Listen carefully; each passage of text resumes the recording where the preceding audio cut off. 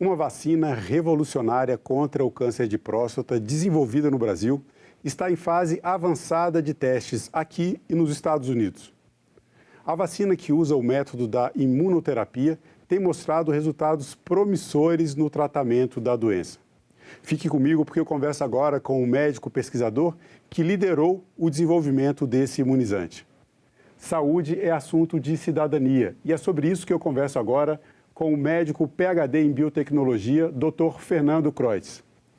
Dr. Fernando, muito obrigado pela sua participação de forma remota em nosso programa. Seja bem-vindo ao Cidadania. Muito obrigado pelo convite. Então, doutor, eu conversava um pouco com o senhor antes da gente iniciar aqui a nossa conversa gravada. A vacina, né, a notícia sobre a vacina tem sido recebida com muita esperança pela comunidade médica, especialmente por pacientes. Mas quando a gente fala em vacina, um senso comum, parece que a gente está falando de um medicamento, não sei se seria exatamente isso, mas enfim, a vacina ela tem normalmente esse caráter de prevenir a doença. Eu gostaria que o senhor falasse, essa vacina contra o câncer de próstata, ela é para prevenir a pessoa de contrair a doença, ela é para melhorar o tratamento ou é para a cura daquelas pessoas que já estão com a doença? Então, esse é um conceito interessante de vacina, né? Essa é o que a gente chama de uma vacina terapêutica. Então, qual é o objetivo dessa vacina terapêutica? Não é de prevenir o desenvolvimento da doença, mas, no caso, é de prevenir a recorrência da doença. A gente sabe que câncer é uma doença que requer múltiplos tipos de tratamento, né? A gente tem radioterapia, a gente tem quimioterapia, a gente tem outros tipos de terapia, no caso, por exemplo, do câncer de próstata, de tratamentos que fazem bloqueio hormonal, mas a imunoterapia, ela se torna mais uma ferramenta para o tratamento. E o objetivo dessa vacina é ativar o sistema imunológico, fazer com que o próprio paciente gere uma resposta imune e essa resposta imune possa prevenir não o surgimento da doença, mas a recorrência, que a doença não retorne após, por exemplo, o procedimento cirúrgico. Então, ela é no sentido uma vacina terapêutica. A pessoa já tem a doença, ela vai fazer o procedimento cirúrgico, que é o procedimento hoje indicado para o tratamento, por exemplo, de câncer de próstata, mas ela vai fazer esse tratamento de forma adjuvante, em conjunto com a cirurgia. E como é que funciona esse tratamento, né? Como é que funciona esse estímulo ao sistema imune do paciente de forma que ele consiga dar essa resposta e evitar, por exemplo, a recorrência da doença, né? Que esse é o objetivo. Em primeiro lugar, o nosso sistema imune ele é tremendamente poderoso no sentido de destruir, né, coisas que estão invadindo o nosso organismo, ou mesmo, né, alterações das nossas células. Então, o sistema imunológico ele é extremamente eficaz em identificar essas mutações ou essas células que estão fazendo algo que elas não deveriam estar fazendo e destruir elas. Qual é o grande desafio? O grande desafio é ativar o sistema imunológico de forma que o sistema imunológico consiga identificar essas são células que eu preciso destruir. E aí, no momento que eu ativo esse sistema imunológico, o próprio paciente, com as suas próprias células, vai lá e vai destruir essas células que ali ficaram. Qual é a dificuldade do câncer? A dificuldade do câncer é fazer com que haja esse estímulo inicial, que o sistema imunológico consiga identificar esses alvos que a gente chama de antígenos e que a resposta imune ela seja suficientemente grande para destruir, então, efetivamente o tumor. E pelos testes que já foram feitos até o momento, quais têm sido os resultados dessa vacina? Então, quando a gente desenvolve uma terapia desse tipo, né, que vai desde a descoberta no laboratório, quer dizer, desde aquele momento onde algo inesperado acontece, né? Até o momento onde a gente te cria uma hipótese de que essa é uma oportunidade, é um novo tratamento disponível, e depois a gente inicia, então, os estudos, primeiro os estudos pré-clínicos, né? Depois a gente entra nos estudos clínicos. Os estudos clínicos que envolvem, então, pacientes, eles são divididos em várias fases diferentes, né? Fase 1, que seria a gente verificar apenas a toxicidade, né, ou a dose limitante de uma determinada terapia. A fase 2, onde a gente quer ver o efeito, a gente quer ver que há um efeito clínico, né? E na fase 3, onde a gente aumenta o número de pacientes, né, para justamente provar estatisticamente que aquele achado ele é significativo, né? O que nós fizemos? Então, nós iniciamos, então nós fizemos a descoberta disso aqui no Brasil, o que muito nos orgulha. Levamos isso para um estudo, fizemos a parte pré-clínica, depois fizemos a parte de fase 1 e fase 2 desse estudo. E o que os resultados demonstraram? Então, qual era o nosso objetivo? O nosso objetivo era demonstrar uma redução na recorrência da doença, ou seja, os pacientes faziam a cirurgia e esses eram pacientes que tinham alto risco de ter recorrência. Então, a gente já pegou uma população, não é qualquer paciente, né? Porque no caso de câncer de próstata, por exemplo, quando eu tenho uma doença bem localizada, bem inicial, só o procedimento cirúrgico já resolve o problema do paciente. Mas existem hoje mais ou menos uns 30% a 40% dos pacientes que já são diagnosticados com a doença com maior risco de haver recorrência da doença. Então, o que esses estudos demonstraram? Esses estudos demonstraram que quando a gente compara um grupo controle, um grupo que foi feito nas mesmas condições do grupo vacinado, a recorrência desse grupo era de aproximadamente 37%. Então, o que nós tivemos? Nós tivemos no grupo controle, né, aquele grupo que recebeu apenas o tratamento convencional, né, ele teve uma recorrência de 37% de recorrência. Já o grupo, nas mesmas condições, que além do tratamento convencional também recebeu a vacina de forma adjuvante, esse grupo reduziu a recorrência para 11,8%. Então, nós tivemos uma redução de mais da metade do número de recorrências. Isso também demonstrou, quando a gente faz uma análise estatística desses dados, de que o fato do paciente ter feito a terapia, ter feito a vacina, ele ganha 37 meses livre da doença, ou seja, sem que haja recorrência da doença. Então, isso é um dado muito significativo em relação a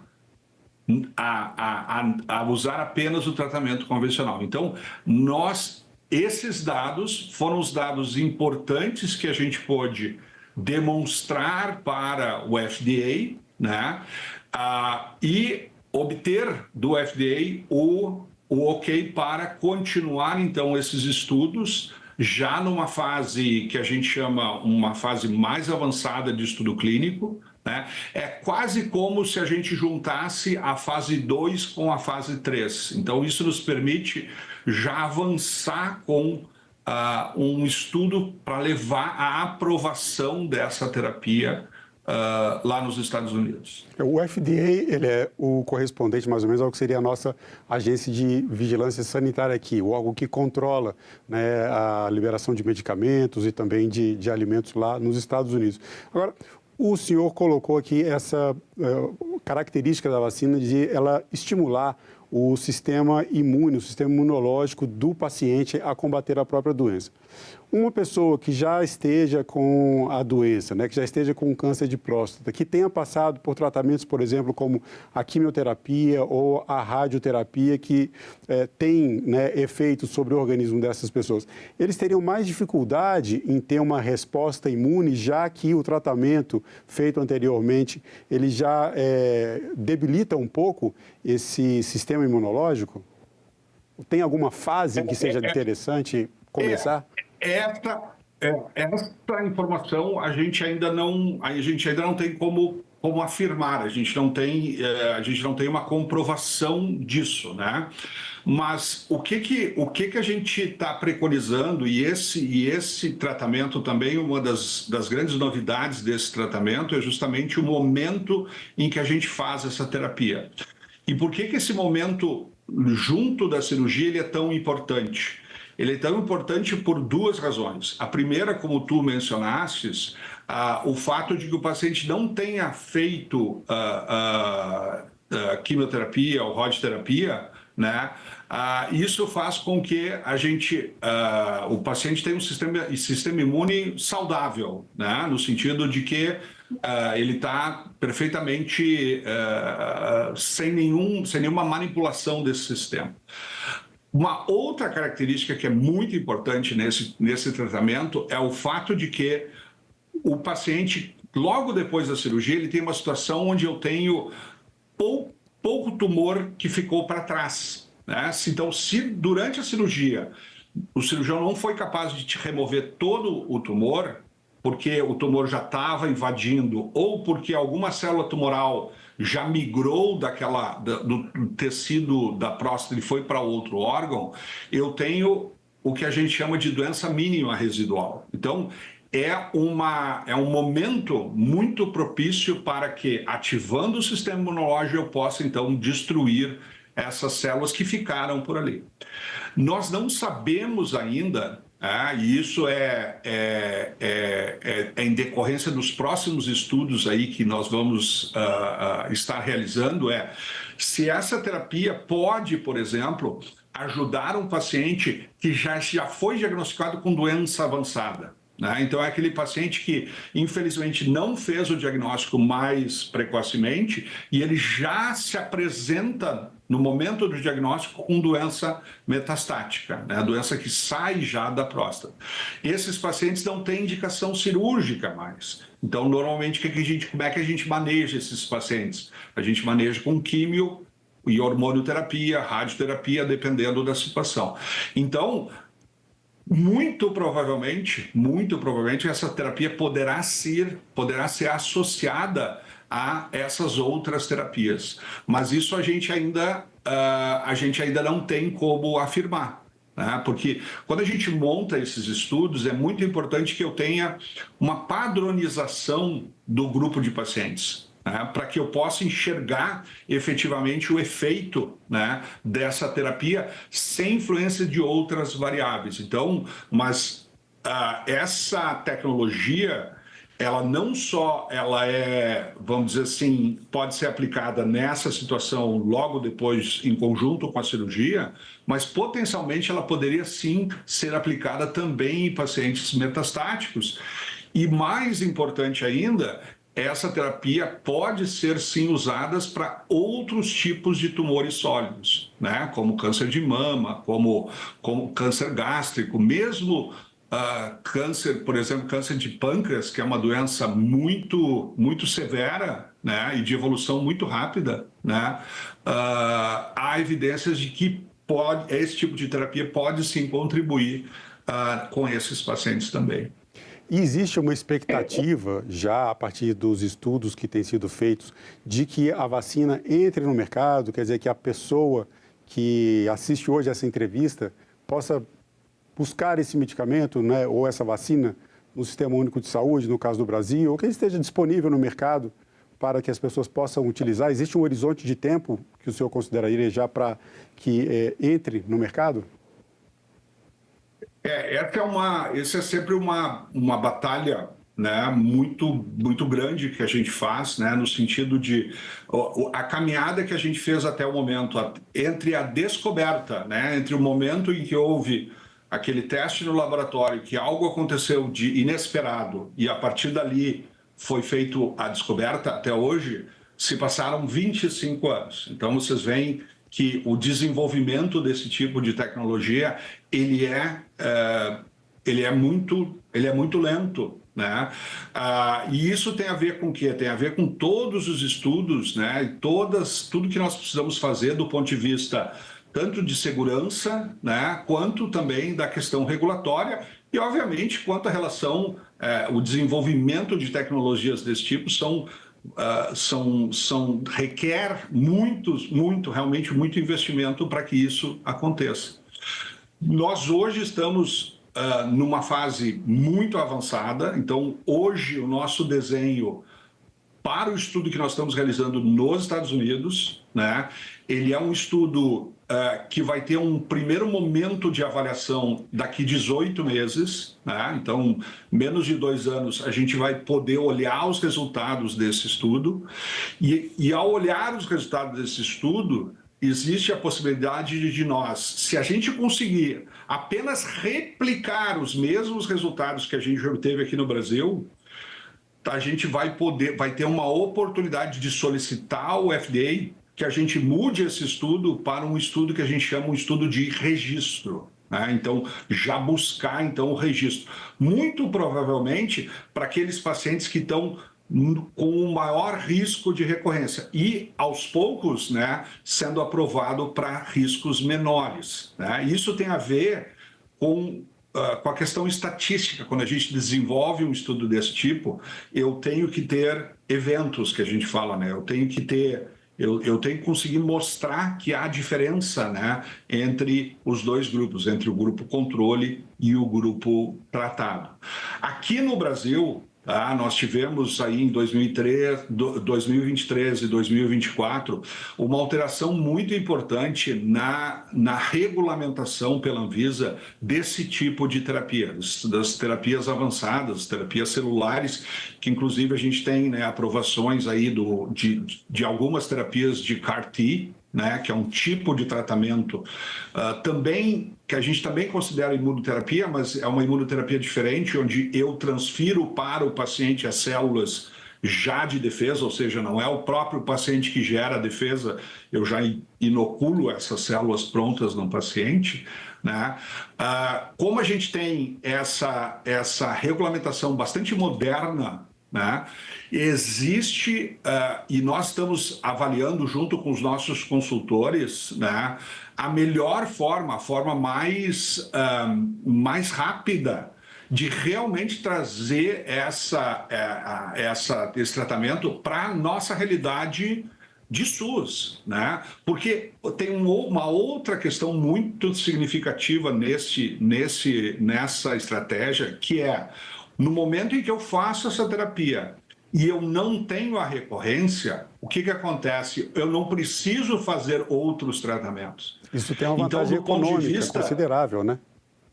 Exatamente o ponto. Então, esse é um tipo de estratégia que traz um benefício que a gente chama farmacoeconômico muito interessante. Isso é que nem a gente vacinar, né? Quer dizer, a vacinação, né, faz com que, no momento que eu vacino um paciente para as doenças infecto-contagiosas e eu não tenho o desenvolvimento da doença, né, isso diminui drasticamente, né? Vejamos, por exemplo, o caso da hepatite B, né? A vacina da hepatite B, que previne a hepatite B, ela elimina a necessidade de eu tratar um paciente, por exemplo, com hepatite crônica, que tem um custo extremamente alto. Então, essas estratégias, elas não é simplesmente dizer, vou fazer mais um tratamento ou mais um medicamento que vai aumentar ainda mais o custo dos tratamentos. Não, o objetivo aqui é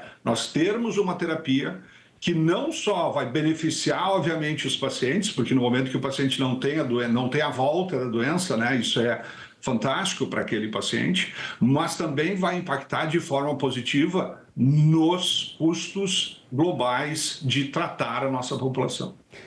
Uma das características que tem sido muito comentada sobre essa vacina é o ineditismo, né? A inovação que essa vacina representa dentro da medicina. Eu queria que o senhor explicasse para a gente, né, o que ela tem de diferente a outras vacinas que já foram desenvolvidas e o que torna essa vacina tão inovadora. Essa terapia, ela é uma terapia... existem vários grupos e várias empresas no mundo todo, né, buscando tratamentos em oncologia, né? A imunoterapia é hoje talvez 40%, 50% de todas essas estratégias terapêuticas novas para tratamento do câncer. Então, desenvolver uma imunoterapia personalizada, que é essa nossa estratégia, é algo que muitas empresas e muitos grupos de pesquisas no mundo todo desenvolvem. O que nós desenvolvemos? Nós desenvolvemos, na verdade, um método completamente novo, né, de fazer com que essas células sejam visíveis ao sistema imunológico.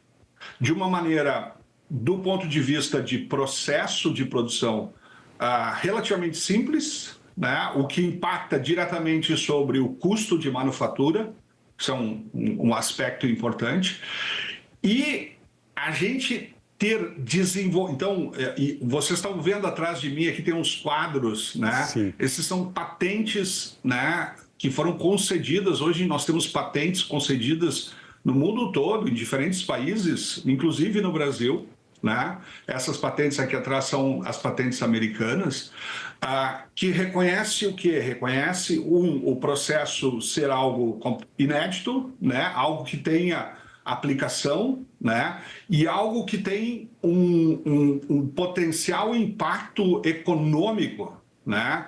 Que é tão importante para que a gente diga, olha, esse processo ele merece ser protegido do ponto de vista de propriedade intelectual. Então, e o fato de nós termos feito isso no Brasil, feito todo esse desenvolvimento no Brasil, e o FDA ter nos reconhecido e dito, ok, você pode continuar isso nos Estados Unidos. O FDA é talvez o órgão, né? Cada órgão regulatório, ele tem a sua jurisdição, ele tem como objetivo pleno proteger a sua população, né?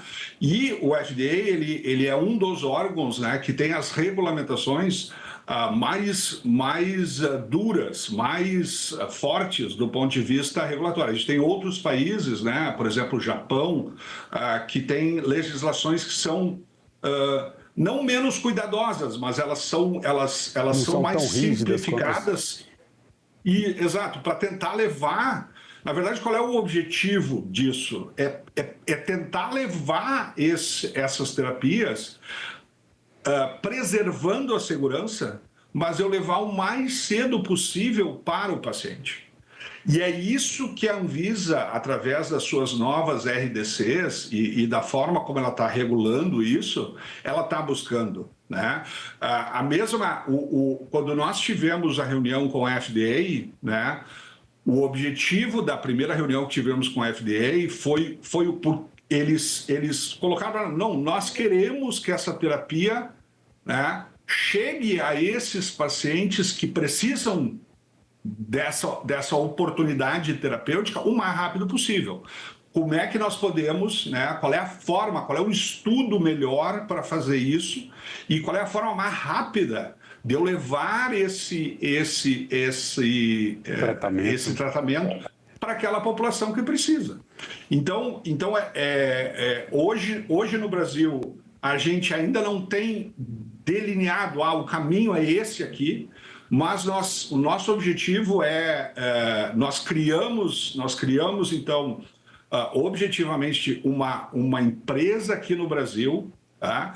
Para que faça o desenvolvimento, para que possa criar a infraestrutura, porque para produzir essa vacina nós temos que ter uma infraestrutura de laboratório bastante avançada, que nós temos muito poucas, né, no Brasil, normalmente estão associadas às universidades, né, mas nós precisamos criar isso de forma que, por detrás de toda essa iniciativa, nós precisamos da iniciativa privada, porque ela é uma impulsionadora desse tipo de desenvolvimento. Porque as nossas universidades, com toda a qualificação que a gente tem de pesquisadores e de grupos de pesquisa, o objetivo delas não é chegar com um produto final, né? Então, é importante que a gente colabore com as universidades e com os centros de pesquisa, mas que a iniciativa privada ela precisa estar por detrás para justamente fomentar e para justamente levar isso, né, até o paciente, né, seja ele do SUS, seja ele do sistema privado. Exato, fazer com que o tratamento chegue às pessoas, que é o grande objetivo. Vamos dar um recado para as pessoas, né, especialmente para a população masculina, especialmente aqueles com mais de 50 anos, sobre a prevenção. Um recado rápido, né, para que as pessoas façam os seus exames regularmente. Eu deixo a palavra com o senhor, que é o especialista da área. No caso de câncer de próstata, o que nós temos? Nós temos,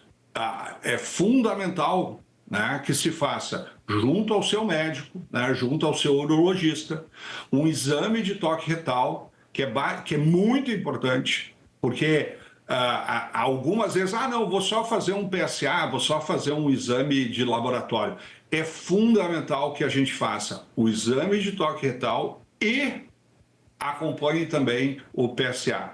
Essa combinação, né, de exame de toque retal e do PSA, juntos, não individualmente, eles precisam estar juntos, precisam ser realizados conjuntamente. Ele mostrou que ele detecta precocemente o câncer. E ao fazer essa detecção precoce e, obviamente, fazer o tratamento a partir daí, o que acontece? Você se lembra lá no início que eu disse, se a doença está bem pequena, ainda bem dentro da próstata, quando eu faço a cirurgia e eu removo todo o tumor, é a minha grande oportunidade de, se eu efetivamente conseguir remover todas as células todas as células tumorais que ali estão, que eu vou efetivamente curar aquele paciente. Se eu demoro mais em fazer o diagnóstico, eu tenho uma chance de que aquele tumor ele possa passar, já sair da próstata, não está mais restrito à próstata, e às vezes o tumor ele tem a capacidade de mandar células, destacar células que vão para outros lugares do nosso organismo que a gente não consegue detectar. Então, a detecção precoce, o diagnóstico precoce, veja, isso não é uma prevenção, isso é detecção precoce, né? Ela é fundamental em qualquer estratégia de tratamento de câncer. Doutor Fernando Kreutz, eu agradeço mais uma vez pelo seu tempo, pela entrevista e parabéns pelo desenvolvimento dessa vacina inovadora. Muito obrigado pela oportunidade. E eu agradeço também a você que acompanha a programação da TV Senado. Assine o canal da TV Senado no YouTube, ative as notificações e acompanhe toda a produção do Poder Legislativo diretamente da fonte. Na TV Senado, democracia todo dia.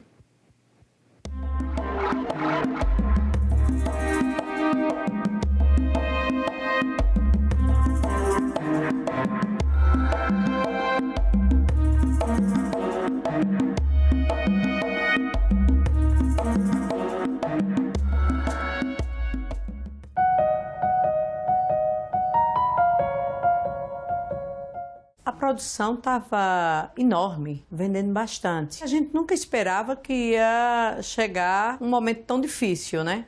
Quando foi decreto para fechar todas as portas, ficou muito difícil. Como vai ser o amanhã? Será que nós vamos conseguir sobreviver? Pandemia entre nós. Neste sábado, 16 horas.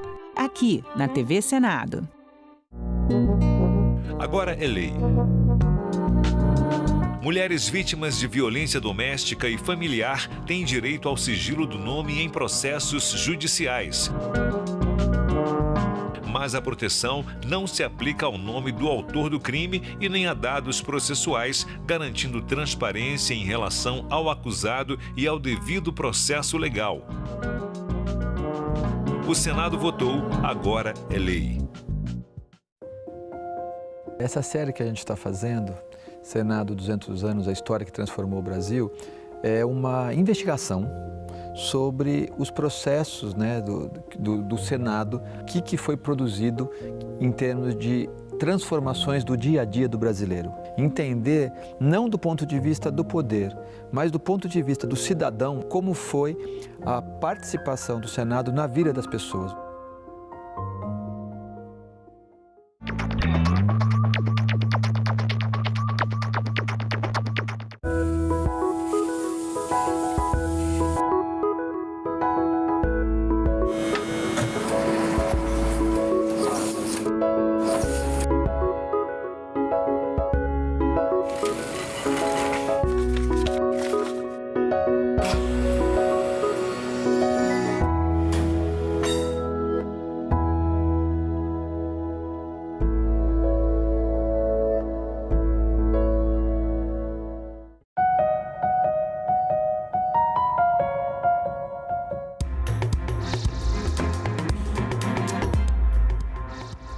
Olá, bom dia. Quinta-feira, 28 de novembro, o Senado Notícias está no ar. Hoje é a pré-estreia do documentário Quando Elas Se Movimentam, produzido pela TV Senado e dirigido pela cineasta Suzana Lira. O filme vai ser exibido às 19h na 20ª Mostra Internacional de Cinema Negro, a Micine, no Centro Cultural da Fiesp, em São Paulo. A produção conta a trajetória de 3 mulheres negras que têm suas vidas impactadas por uma série de episódios da conquista de direitos do Brasil. Antônia, Angélica e Luana. 3 mulheres negras que têm suas vidas impactadas por diferentes momentos na luta pela conquista de direitos no Brasil. A história é contada no documentário Quando Elas Se Movimentam, dirigido pela cineasta Suzana Lira. Queremos proclamar a nossa abolição. Não é ódio, nem rancor, apenas um grito de liberdade.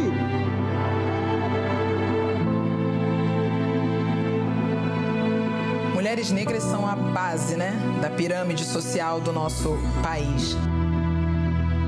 O título do filme vem de uma frase que a filósofa e ativista política Angela Davis tem dito e salientado em diversas ocasiões nos últimos anos. De acordo com a norte-americana, quando a mulher negra se movimenta, toda a estrutura da sociedade se movimenta com ela.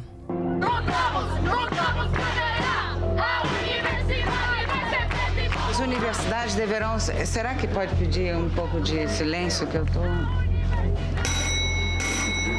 Mas há quem queira colocar na mente dos brasileiros esse veneno, o veneno da raça. O documentário faz parte da comemoração dos 200 anos do Senado.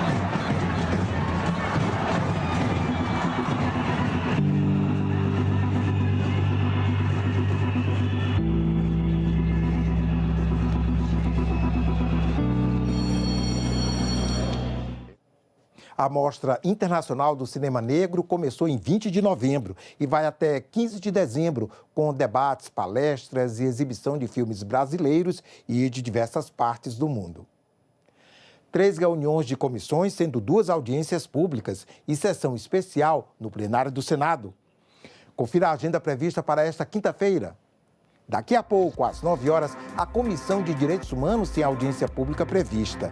O tema, balanço das eleições municipais de 2024 sob a ótica de gênero e raça.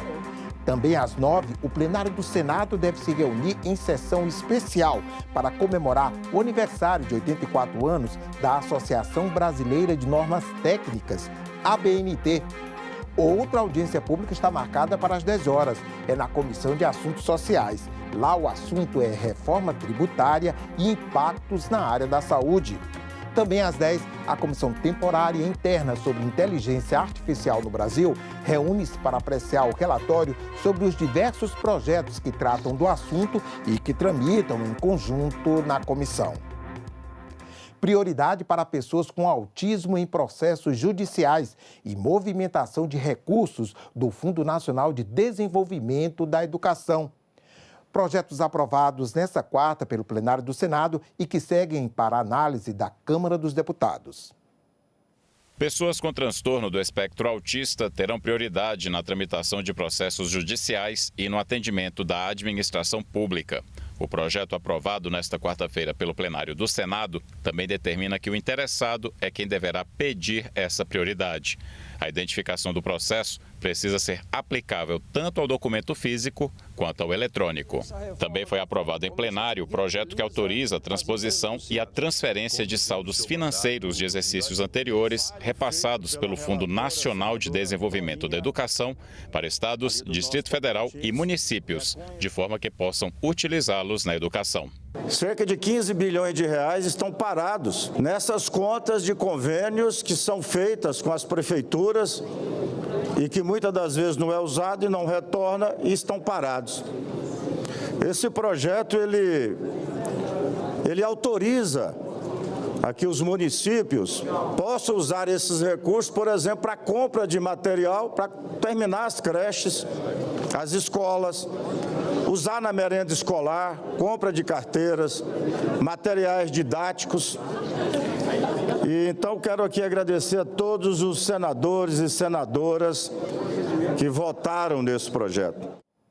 Também foi aprovada em plenário a concessão de descontos para liquidação ou renegociação de parcelas de crédito rural contratado por produtores afetados pelas enchentes no Rio Grande do Sul. O texto, que segue para a sanção presidencial, incorpora artigos de 2 medidas provisórias editadas pelo Poder Executivo.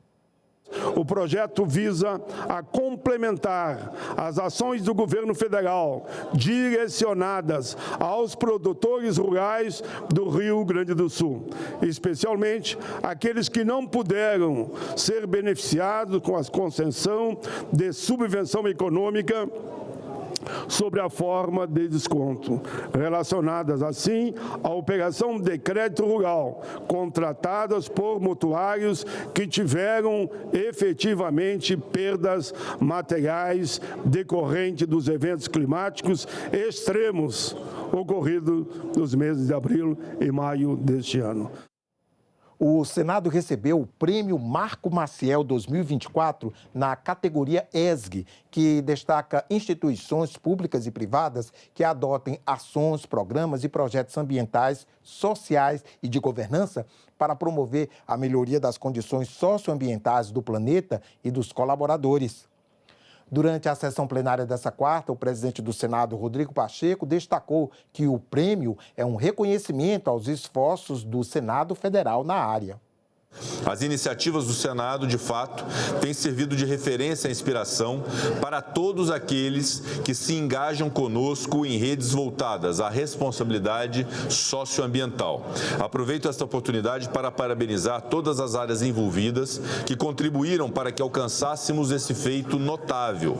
Um agradecimento especial à Diretoria Geral, na pessoa da nossa diretora Ilana Trombica, ao Comitê Permanente pela Promoção da Igualdade de Gênero e Raça e ao Núcleo de Ações de Responsabilidade Social, cujos esforços incansáveis foram fundamentais para que o Senado Federal se destacasse e fosse merecedor deste prestigioso prêmio.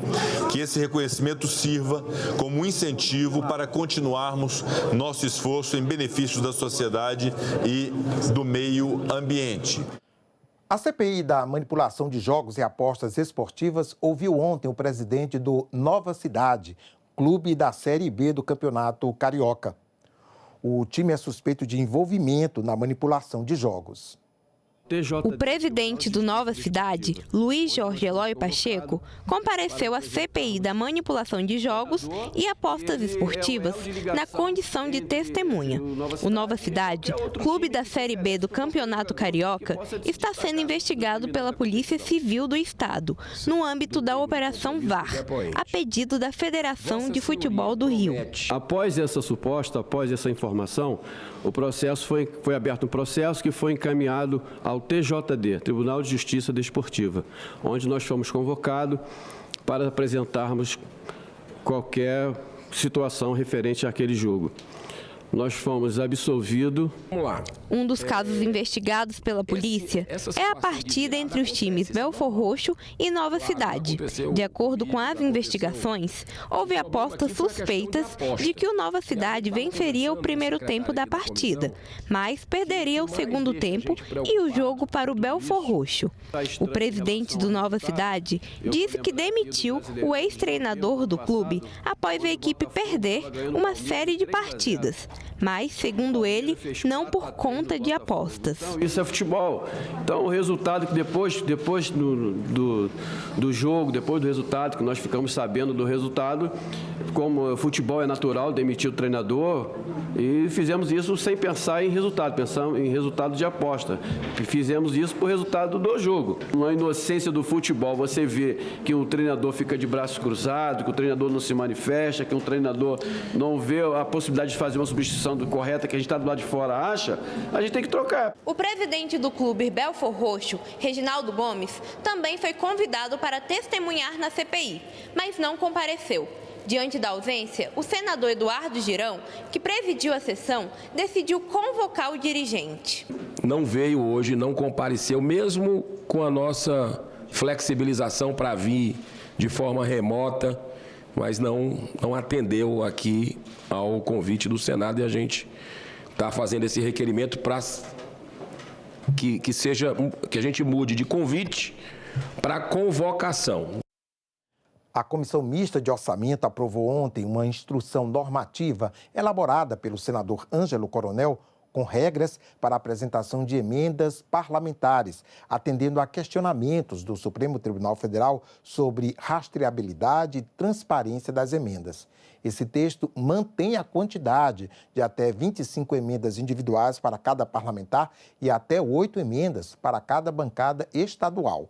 As bancadas também vão poder apresentar outras 3 emendas para dar continuidade a obras inacabadas.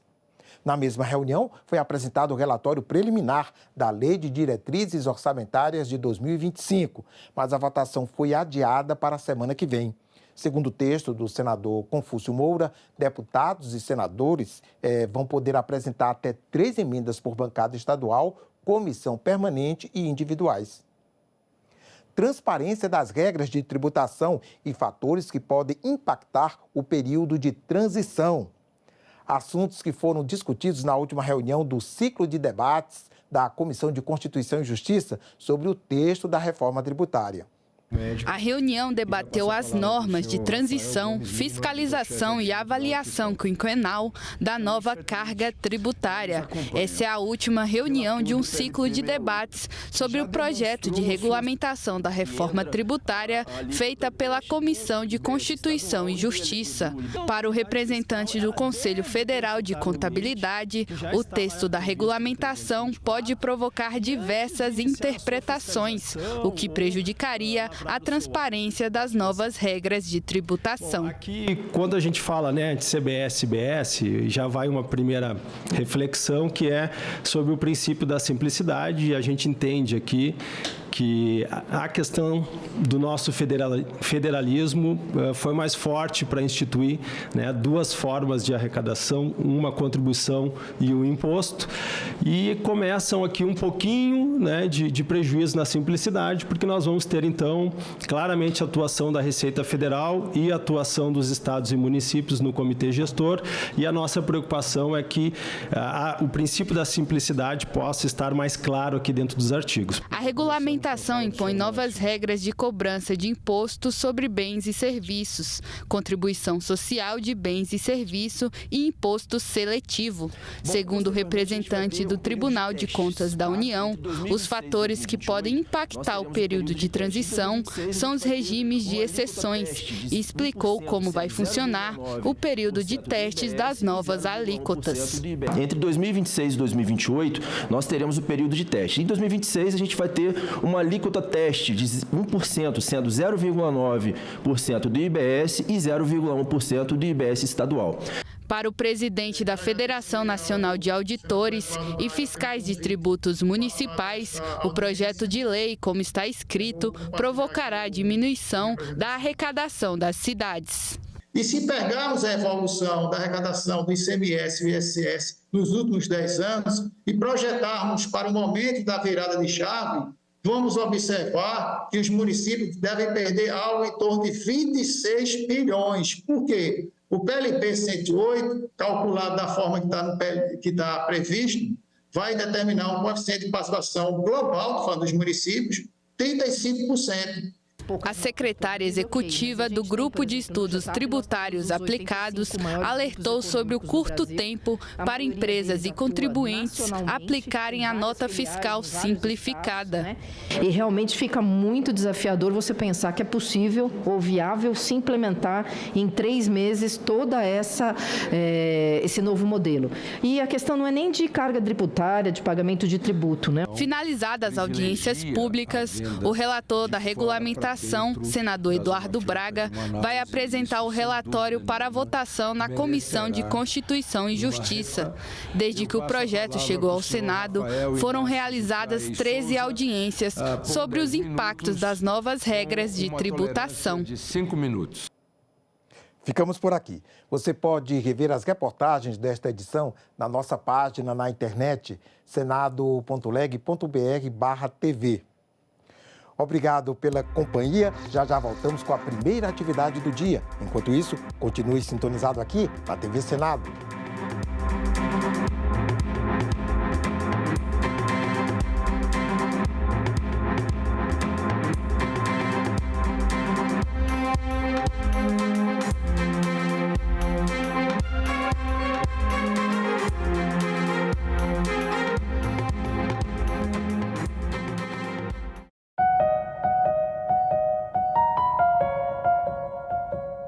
Rios brasileiros e o potencial de exportação, o agronegócio e os benefícios aos ribeirinhos. A gente tem 13 milhões de toneladas que são transportadas. A nossa estimativa é que esse volume chegue a cerca de 28 milhões em 2057. Não faz o menor sentido a gente falar dessas embarcações que já acessam o rio, que já ali navegam sem o menor tipo de restrição, que elas paguem qualquer coisa. Em discussão, hoje, 20h, aqui na TV Senado. Agora é lei. O programa Pé de Meia cria uma poupança para estudantes de baixa renda das escolas públicas do ensino médio. Os alunos vão receber 9 parcelas de R$ 200 mensais e mais um depósito de R$ 1.000 no final de cada ano concluído com aprovação. As escolas devem enviar ao governo federal os dados dos bolsistas do Pé de Meia. O Senado votou, agora é lei. A proclamação da República em 15 de novembro de 1889 representou também o fim da monarquia. Nessa transição histórica, o Brasil mudou seu símbolo, seu hino, sua bandeira e também a sua Constituição. A primeira Constituição da República, professor, é fruto direto da proclamação da República. É fruto direto, porque a proclamação da República ela acontece em 1889 e derrubou a monarquia, que tinha sua própria Constituição. Eu sou Walter Sola, sou professor de História e Educomunicador. E hoje a gente vai falar sobre a proclamação da República e a nova Constituinte. E a proclamação da República acontece no momento em que a monarquia estava muito enfraquecida. Estava enfraquecida. Tinha gente do exército chateada porque não foram reconhecidos depois da Grande Guerra do Paraguai. Tinha gente da igreja chateada e tinha também muito latifundiário. Pessoas que perderam suas propriedades, que na época, veja que tragédia, eram pessoas escravizadas. E a liderança foi do Deodoro da Fonseca, um marechal, um militar, que ele mesmo era monarquista e amigo do Dom Pedro II. Então, proclamação da República, 1889. 2 anos depois, a Constituição. Essa Constituição muda também a forma como os senadores vão trabalhar. Agora eles ficam 9 anos no poder e depois tem que existir um revezamento. Mudanças da nova Constituição. A gente tem a mudança do nome do Brasil, de Império do Brasil para Estados Unidos do Brasil. A gente também tem o fim da Igreja Católica como religião oficial, portanto agora o Brasil seria um Estado laico. O texto dessa nova Constituição foi escrito por 2 senadores muito importantes. É verdade que o nome talvez mais relevante da escrita da Constituição seja o de Prudente de Moraes. E olha que loucura, o Prudente de Moraes depois vai virar mais um presidente do Brasil. O Rui Barbosa também ajudou? O Rui Barbosa ajudou muito, inclusive ele era muito elogiado por ser um grande intelectual. A primeira Constituição, depois da proclamação da República, tem a marca definitiva de senadores que entraram para a história dessa casa. Senado, 200 anos.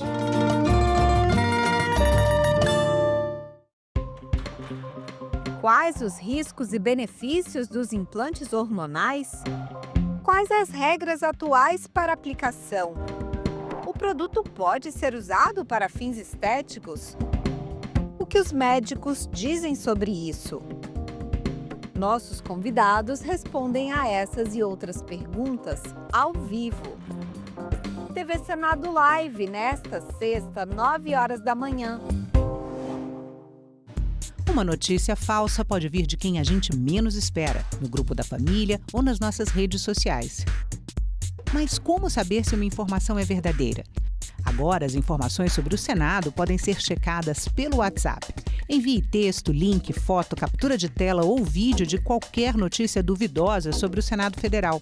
Nossa equipe vai analisar o material e responder se a informação é falsa, verdadeira ou imprecisa. Ficou na dúvida? Senado verifica.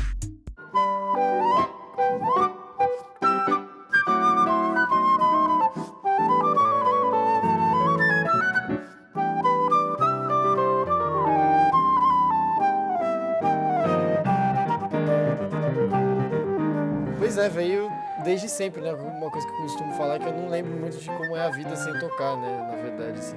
Tipo, como é que foi o começo? Não sei muito, assim. Desde que eu lembro já tá acontecendo a música, sabe? Eu tenho flashes, né, do começo, assim.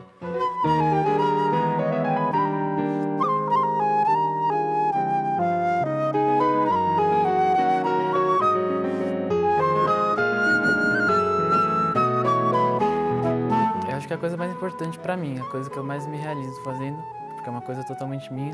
É a criação, né? Sim. Claro que nos arranjos a gente tá criando também.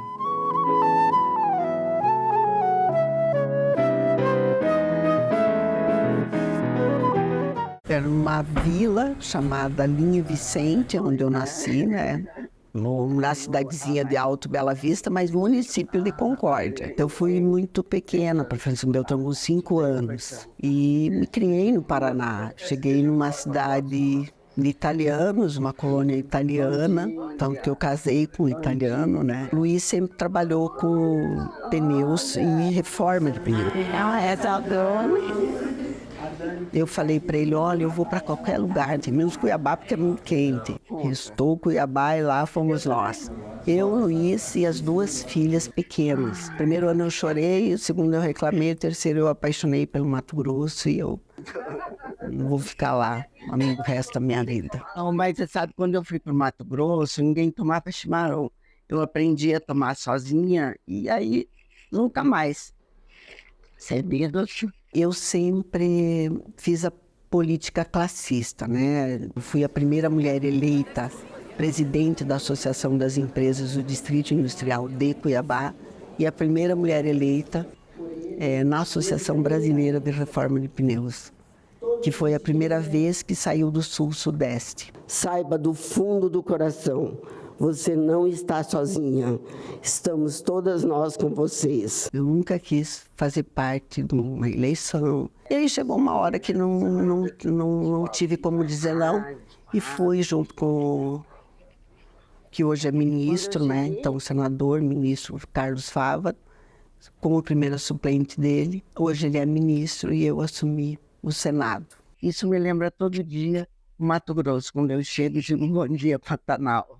Eu estou participando de 5 comissões: meio ambiente, agricultura, assuntos econômicos, comissão de infraestrutura, relações exteriores. São 5 comissões. Que mais mulheres ascendessem a cargos importantes.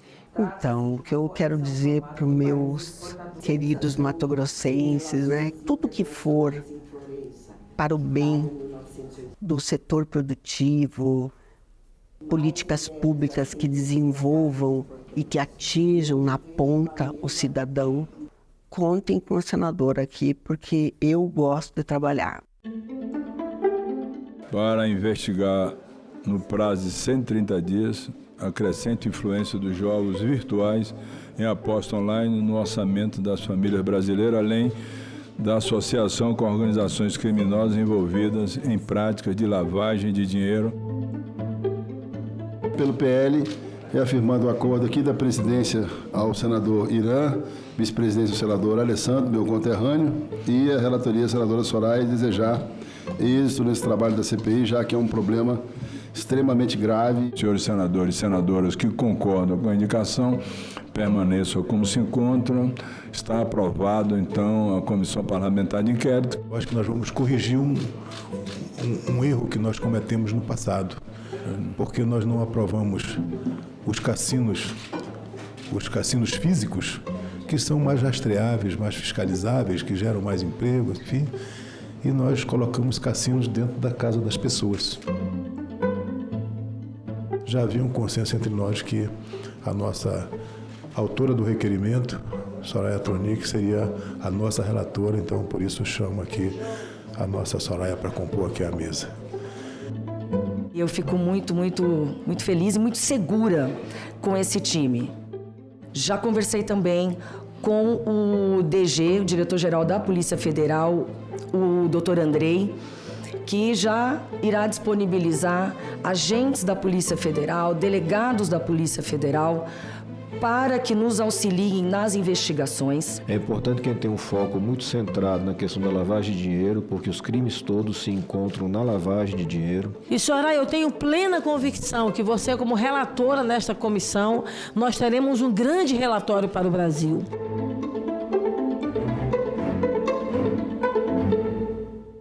Não é possível nem aceitável que alguma instituição, seja o Estado ou qualquer outra, nos defina o que deve ser família. Não cabe ao Estado, por exemplo, definir o que é uma família.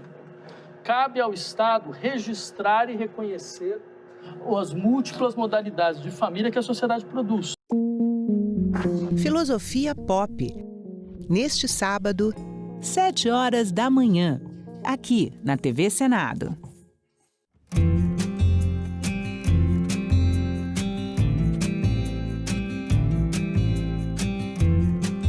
Estar aqui nesse momento, poder estar presidindo esse projeto tão lindo, tão gratificante.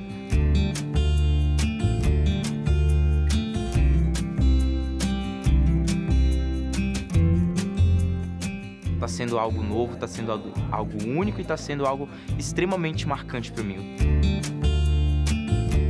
Realmente estar nesse local demonstra a importância que é o jovem estar engajado com a política, um local onde a democracia reina e deve permanecer reinando.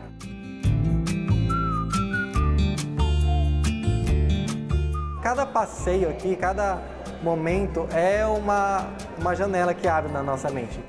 Tivemos acesso às constituições, além de, o mais interessante, a versão original da Lei Áurea.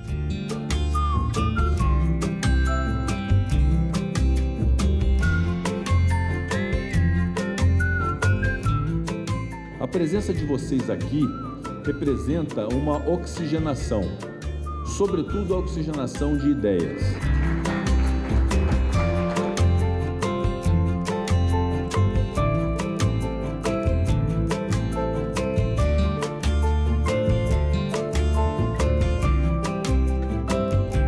As comissões mostraram a importância do diálogo. Todas as ideias foram aprimoradas ali e todo mundo discutindo, concordou até que a gente montou o nosso projeto de lei.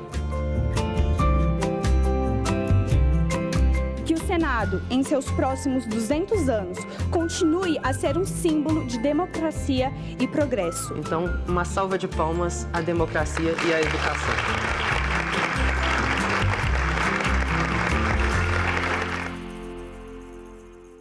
Quando eu pensei nesse universo de Emílio, o que eu estava pensando é que, na verdade, era uma distopia que está se desfacelando. Ou seja, é, na verdade, um universo, digamos assim, autoritário, mas que já não mete medo em ninguém. Então, a Cláudia, que é a protagonista, que volta para esse lugar, que é a aldeia, já desde do começo do... Leituras. Neste sábado, 7h, aqui na TV Senado. Era uma vila chamada Linha Vicente, onde eu nasci, né? Na cidadezinha de Alto Bela Vista, mas município de Concórdia. Eu fui muito pequena para Francisco Beltrão, com 5 anos. E me criei no Paraná. Cheguei numa cidade de italianos, uma colônia italiana, tanto que eu casei com um italiano, né? Luiz sempre trabalhou com pneus e reforma de pneus. Eu falei para ele, olha, eu vou para qualquer lugar, menos Cuiabá, porque é muito quente. Restou Cuiabá e lá fomos nós. Eu, Luiz e as 2 filhas pequenas. Primeiro ano eu chorei, o segundo eu reclamei, o terceiro eu apaixonei pelo Mato Grosso e eu não vou ficar lá o resto da minha vida. Não, mas você sabe, quando eu fui para o Mato Grosso, ninguém tomava chimarrão. Eu aprendi a tomar sozinha e aí nunca mais. Eu sempre fiz a política classista, né? Eu fui a primeira mulher eleita presidente da Associação das Empresas do Distrito Industrial de Cuiabá e a primeira mulher eleita na Associação Brasileira de Reforma de Pneus, que foi a primeira vez que saiu do Sul-Sudeste. Saiba do fundo do coração, você não está sozinha.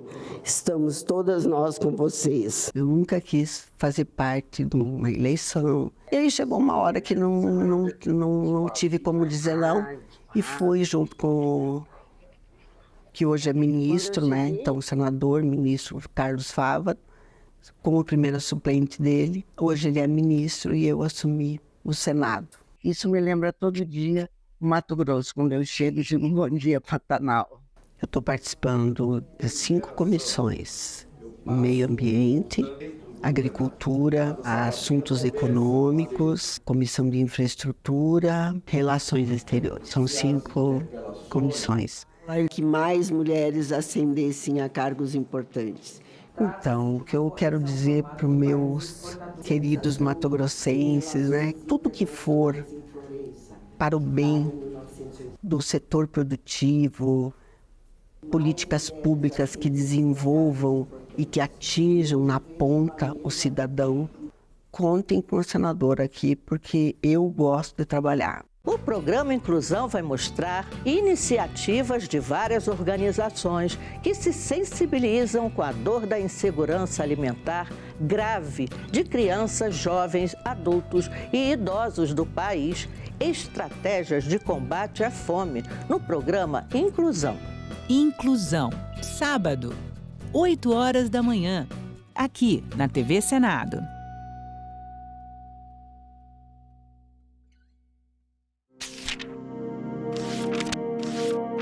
Há 200 anos, o Brasil dava seu primeiro passo na criação do Senado.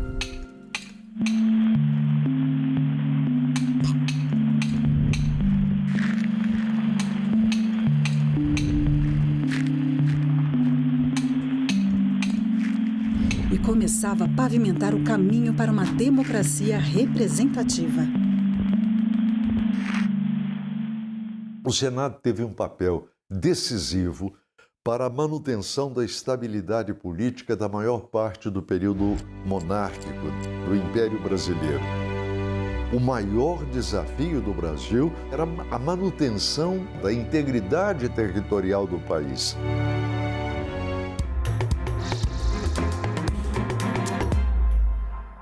Olá, estamos de volta, são 9h12. Está começando nesse instante a reunião na Comissão de Direitos Humanos, uma audiência pública. O tema, Balanço das Eleições Municipais de 2024, sob a ótica de gênero e raça.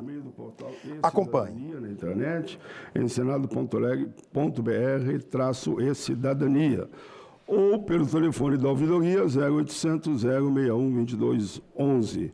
Os palestrantes terão, no início, o tempo de 10 minutos para expor suas falas, com a devida tolerância dessa presidência, naturalmente, e depois teremos um espaço ainda para debate. De imediato, eu convido para a mesa Juliana Araújo, representante da organização Vote LGBT. Seja bem-vindo, Juliana.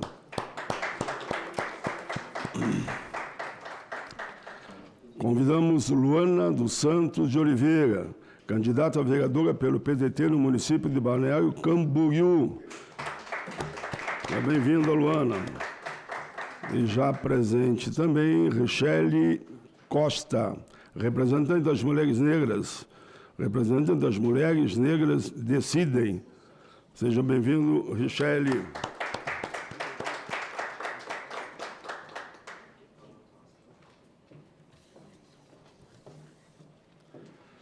Esse daqui é o que eu fiz em cima. Esse daqui é o antigo. Não quero. Guarda. E tira do arquivo lá. Eu pedi para a minha assessoria, que a Isabel me apresentou aqui rapidamente, uma pequena introdução que eu apresento aqui para iniciar em seguida o debate. Essa audiência pública é fruto do clamor dos movimentos sociais, especialmente dos movimentos negros e negras, para que possamos discutir as representatividades em nossos parlamentos. Em 2022, segundo o relatório Luz, o país elegeu 91 deputados federais, 17,7 das cadeiras, um aumento em relação a 77 em 2018. Cabe destacar ainda que candidatas mulheres foram as mais votadas em 8 estados: Acre, Goiânia, Mato Grosso, Pará, Rio de Janeiro, Rio Grande do Norte, Santa Catarina e Sergipe. e também no Distrito Federal. Pesquisa informa que, apesar dos avanços significativos das últimas décadas, o Brasil se encontra na posição 132 entre 193 países no ranking de mulheres em espaços equivalentes a Senado Federal e Câmara dos Deputados. Diante desse cenário, e acionado pelos movimentos negros, a intenção nossa, fruto naturalmente desse debate, se deveremos ou não apresentar uma proposta de emenda à Constituição para que os recursos oriundos do Fundo Especial de Financiamento de Campanha e do Fundo Partidário destinado às campanhas eleitorais aos partidos políticos obrigatoriamente apliquem, que hoje é 30%, e todo mundo sabe que 30%, infelizmente, nem todos cumpriram, né? Apliquem no mínimo 30%. Eu esclareço. Quando esse projeto foi votado aqui no Senado, eu tentei conversar com o relator, falei na tribuna, mas não foi aceita a palavra no mínimo 30%, que daí não haveria o que aconteceu. E foi uma sugestão, inclusive, de banca de advogados negros, olha, pai, se não entrar no mínimo 30%, nosso pessoal, muitos, eu não tenho os dados aqui naturalmente, não receberão, alguns nada, outros receberão 20%, ou 10%, ou 5%. Por isso que tentei, mas infelizmente não deu certo. Eu votei contra a tal PEC 9, né? A PEC 9, eu votei contra porque eu votaria a favor se aceitassem no mínimo 30%. Bom, no mínimo 30% em candidatura de pessoas pretas e pardas, e para mim podia estender as mulheres, que são muito discriminadas, não é só as mulheres pretas, mas a discussão ali se teria ou não 30% para as mulheres pretas e pardas. Bom, na situação que se apresenta, vamos aqui discutir a melhor estratégia para esse debate, para garantir que mais mulheres e homens negros tenham mais espaço na disputa política com condições reais de se eleger e até reeleger. Bom, vamos debater essa situação, a importância do acesso ao Fundo Especial de Financiamento de Campanha, do Fundo Partidário, as violências pela não implantação, ou seja, o que aconteceu onde não foi implantado. Nessas políticas, sob o olhar de especialistas, ativistas, candidatas e candidatos de toda a sociedade, que fiquem todos atentos diante dos desafios para a plena representatividade no nosso país, daqueles que principalmente representam negros, negras, LGBT, né? E os setores mais vulneráveis. Isso aqui é só uma introdução para situar. Vocês é que vão dar o tom e se devemos ou não apresentar essa proposta de emenda constitucional, botando a palavra no mínimo 30%. Porque daí o que alguns partidos fizeram? Aquelas, vou dar um exemplo, mulher negra, a que era mais próxima ao poder partidário, eles centralizaram, então, tanto. E as que não eram muito próximas ao poder, ganhou 0 ou muito pouco, né? Então, esse cuidado, a gente, não estou aqui acusando ninguém, estou apenas levantando uma situação que eu entendo que nós podemos resolver colocando simplesmente na lei que foi aprovada a palavra no mínimo 30%. Mas o debate vai ser liderado por vocês, eu só serei o mediador aqui. Então, vamos de imediato à primeira convidada. Passo a palavra, nesse momento, à representante da organização Vote LGBT, Juliana Araújo.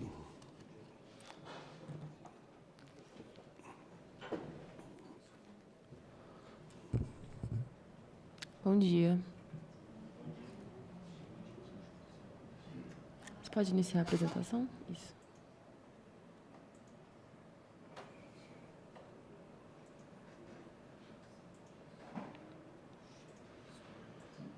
Ok?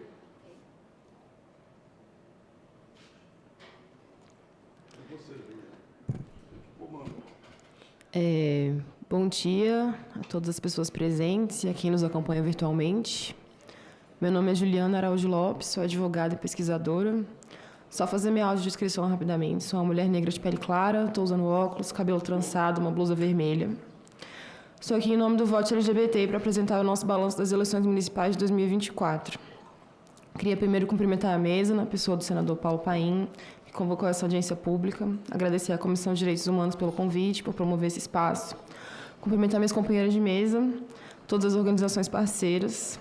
Também queria agradecer nominalmente a equipe de dados do Vote LGBT, as pessoas de Carla Vicno, Beto Brandão, nossa coordenadora de eleições, Alciana Paulino, e Évora Cardoso, sem as quais a análise apresentada aqui não seria possível. Pode passar, por favor. Para quem não conhece, quem é o Vote LGBT? O Vote é uma organização da sociedade civil que atua desde 2014, visando aumentar a representatividade das pessoas LGBT na política e contribuir no debate político nacional sobre diversidade e democracia.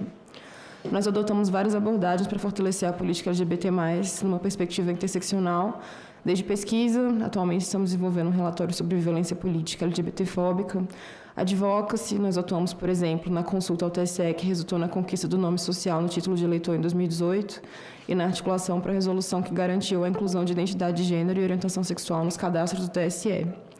Apoio a lideranças, mobilização de eleitoras, campanhas de sensibilização, criação de ferramentas digitais, além de um projeto chamado Cuida LGBT+, que oferece apoio psicológico gratuito para candidatas, mandatárias e assessorias.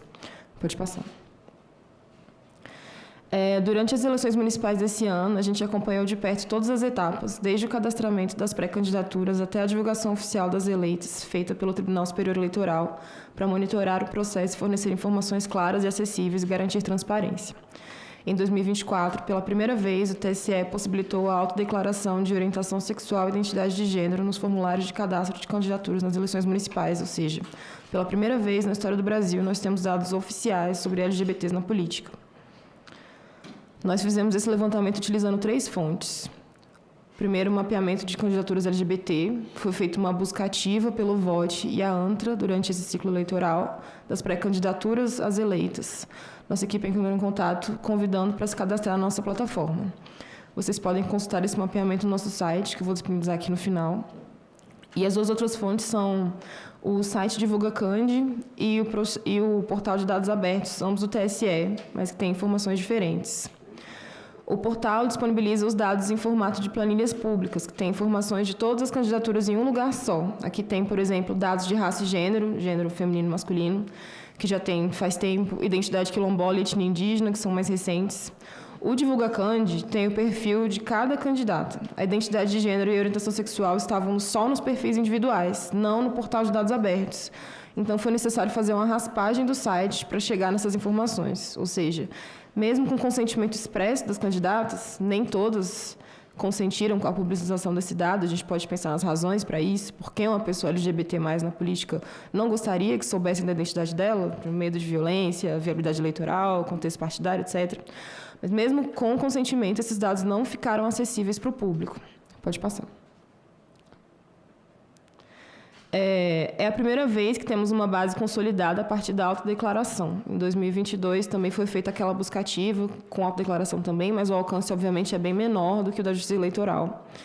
E antes disso, tinham listas elaboradas por organizações da sociedade civil, que utilizavam, inclusive, informações da mídia, mas nem sempre eram confiáveis. O dado oficial do TSE hoje é de 3.323 candidaturas LGBT no ano de 2024. Aqui a gente vai considerar só o número daquelas que consentiram com a divulgação, que dá 2.210 pessoas, somado com o nosso mapeamento. É uma primeira experiência que pode ser melhorada. O TSE não tem campo para registrar, por exemplo, pessoas intersexo, nós achamos 20 candidaturas intersexo, não binárias, nós achamos 28.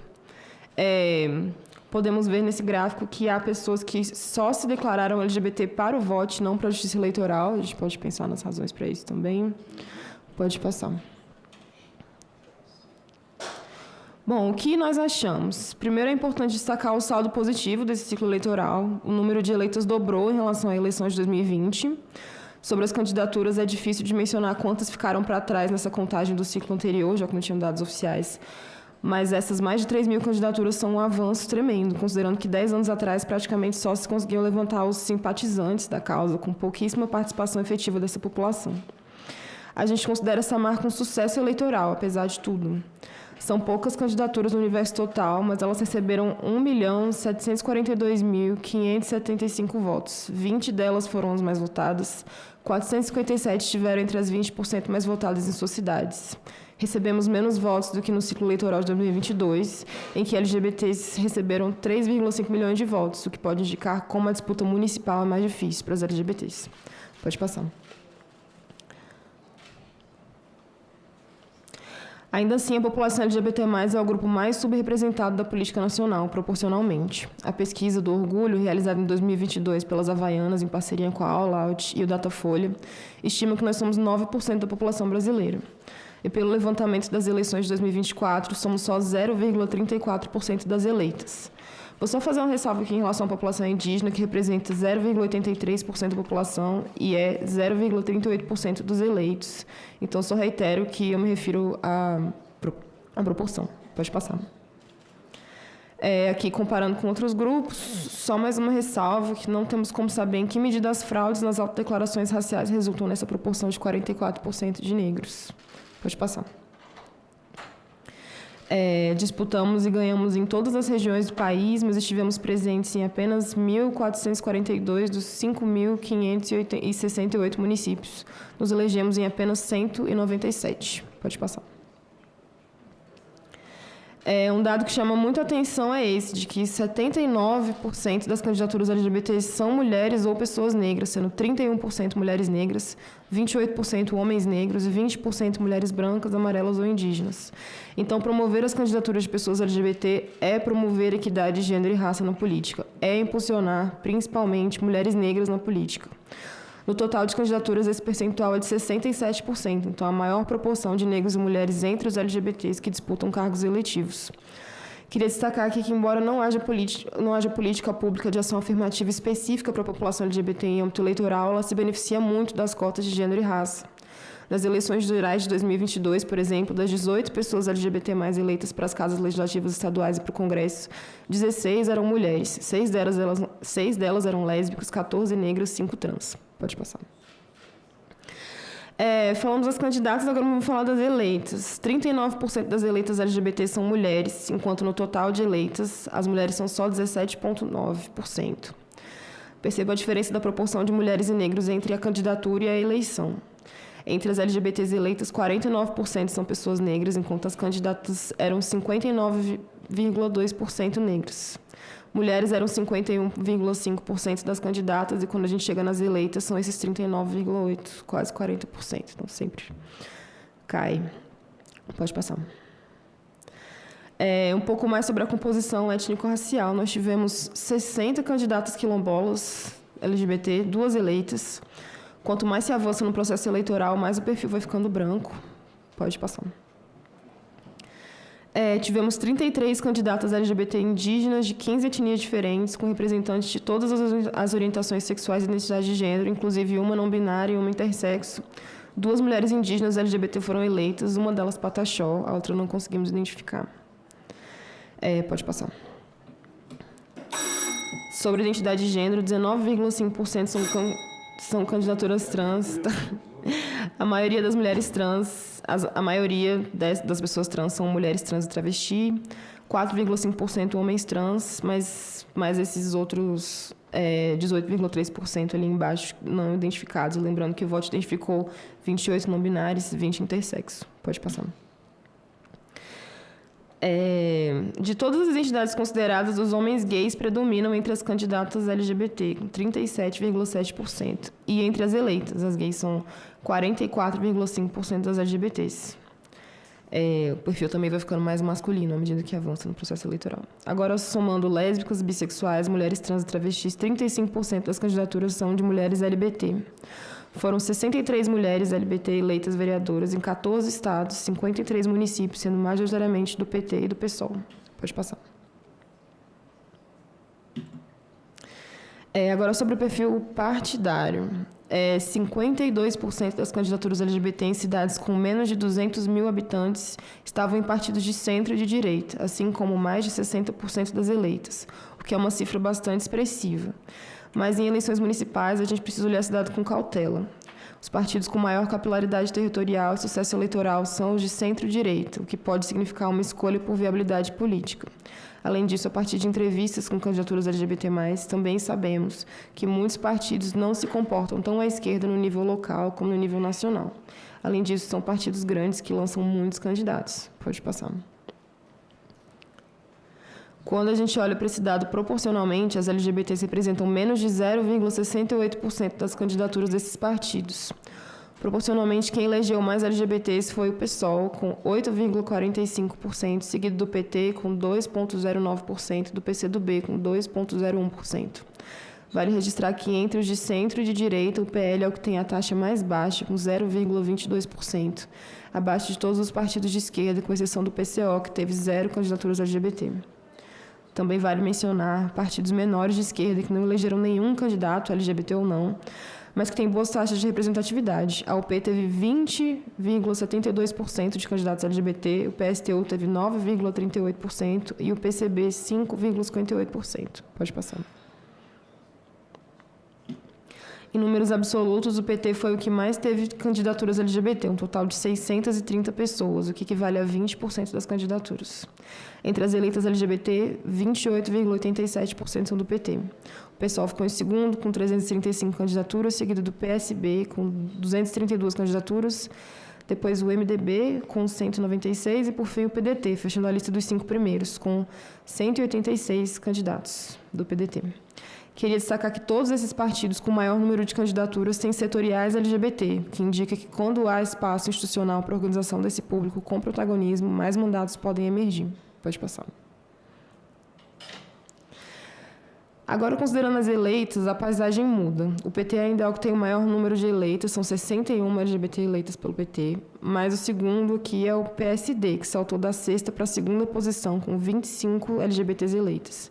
Depois do PSD tem o PSB, com 17, o PSOL com 16, o MDB com 15, MDB que também não estava entre os que tinham mais candidaturas, e o PSDB, que também não tinha muitas candidaturas, com 14 pessoas eleitas, 14 pessoas LGBT eleitas. Pode passar.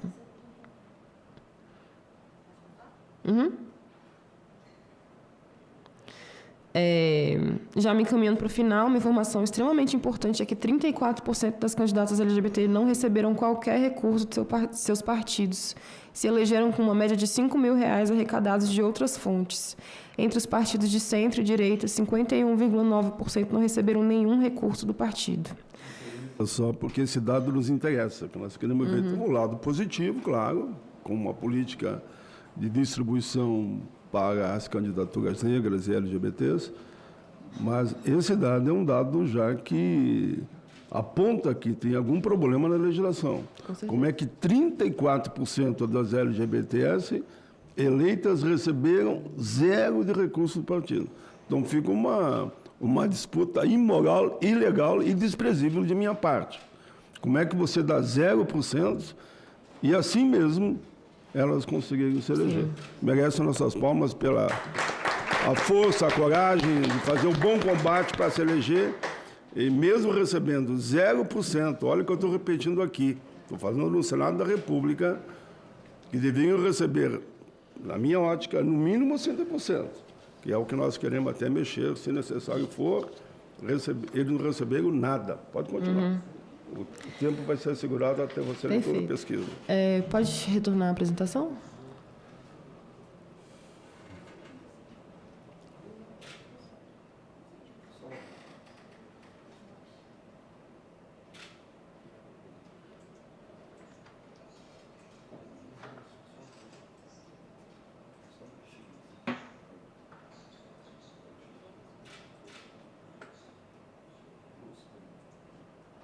Obrigada.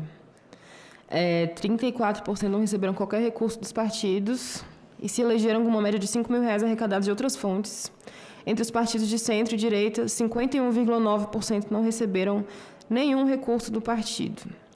Aqui nesse gráfico a gente está considerando só as disputas para vereança. Faço a ressalva de que as prestações de conta ainda não foram concluídas, então esse dado vai ser atualizado. Mas numa semana em que está acontecendo ainda 2 eventos sobre violência política de gênero aqui na Câmara, aqui do lado, com participação de parlamentares e candidatos de todo o Brasil, eu não poderia deixar de falar que subfinanciamento de campanha é violência política, é violência econômica, institucional, intrapartidária, embora não esteja prevista na legislação. E a gente não vai ver essas pessoas denunciando isso para o Ministério Público Federal. A doutora Raquel Branquinho, a coordenadora do GT de Violência Política de Gênero, esteve aqui ontem.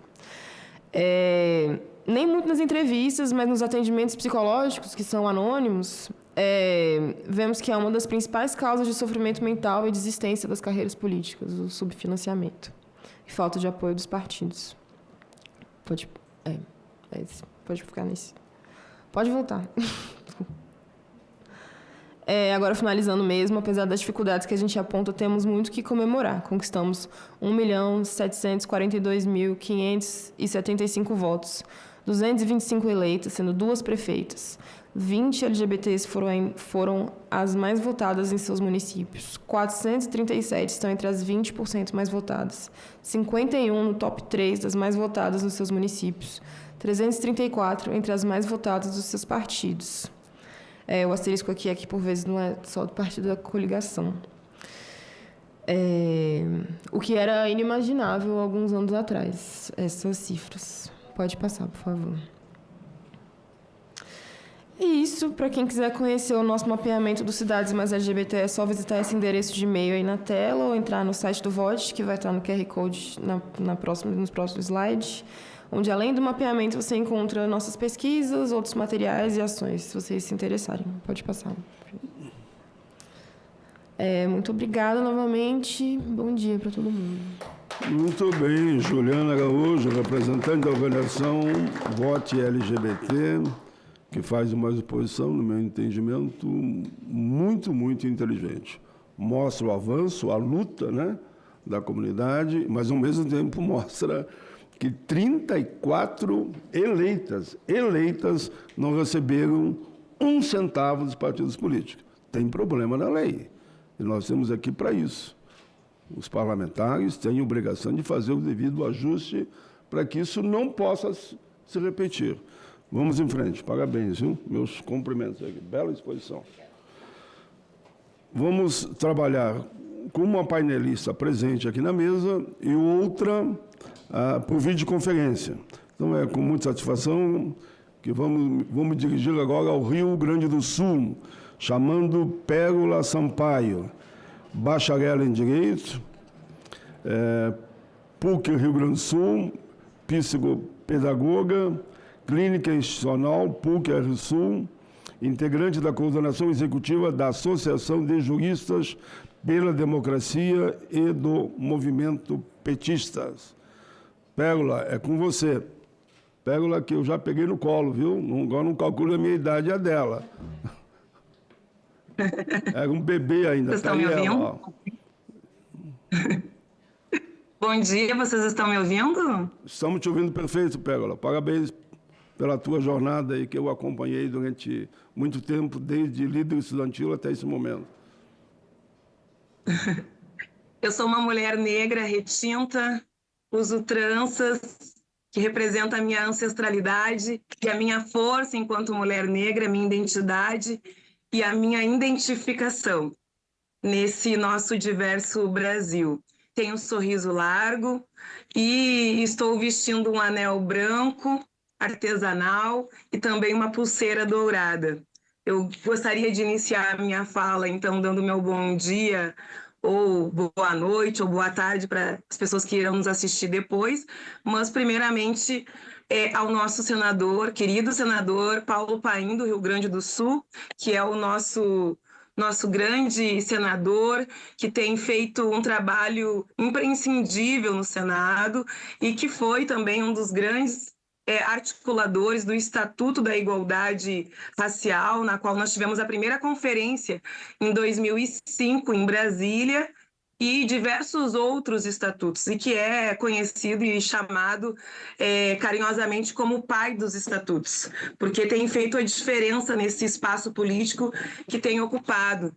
E também quero aqui falar que sou uma mulher negra que fui candidata em 2024. Então, além de nós fazermos uma fala muito técnica um pouco aqui, nós também falaremos com algumas impressões e sensações de quem foi candidata no seu município, na capital gaúcha. Gostaria, então, aqui de falar que nós temos dados... Pego lá só te colocar que nós estamos ao vivo para todo o Brasil. Pode continuar. Obrigada, senador. Temos dados da Comudata. Ao analisar as candidaturas por raça, os dados mostram que 54,6% dos eleitos são brancos, enquanto 44,2% se identificam como negros e negras. Isso identifica que a cada 4 candidatos brancos, 1 é eleito. Isso já mostra uma grande desigualdade.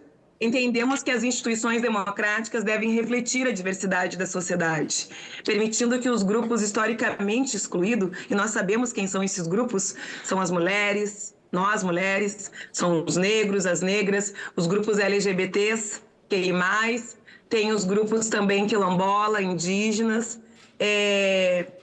participam dos espaços de decisões, eles ficam fora desses espaços, ficam excluídos desses espaços de decisão. Destacamos a importância de uma revisão no sistema eleitoral, bem como o voto em lista com a alternância de mulher, negro, homem, juventude, indígena, quilombola e LGBTQI+.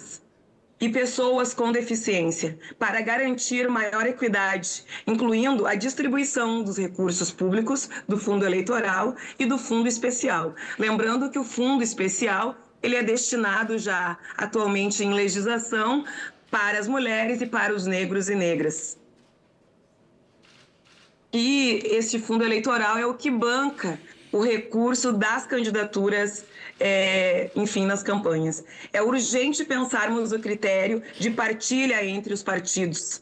Também critérios de partilhas internamente entre os partidos, muito bem aqui falado pelo senador Paulo Paim. Quem está mais próximo do poder acaba recebendo o maior recurso de uma certa forma. E isso nós temos que fazer que se modifique, isso tem que acabar, porque a legislação ela já estabelece que as mulheres, os negros e negras devem receber um aporte diferenciado para que a gente possa ter uma discriminação positiva, que é tratar diferente aquela pessoa que está, aqueles grupos historicamente excluídos que estão em situação de desigualdade.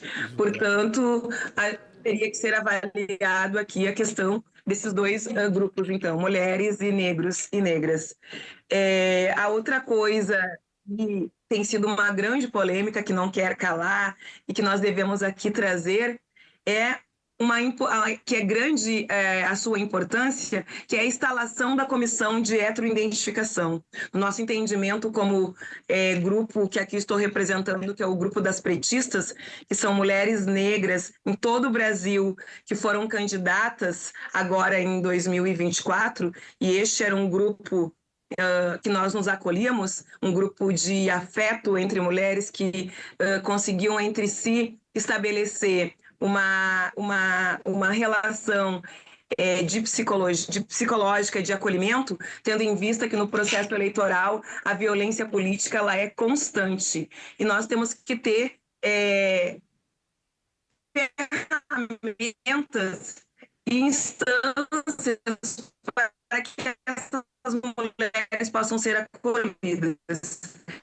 E foi um grupo de pretistas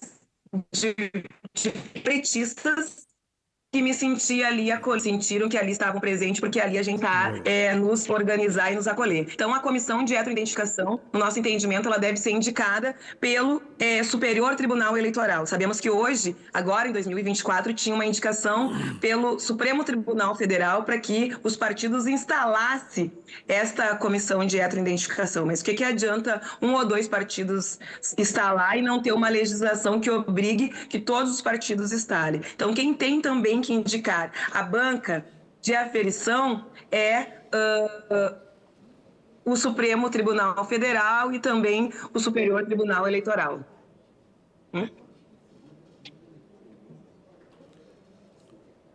Pode continuar, deu um pequeno corte aí, me parece que aí no teu microfone e no teu computador.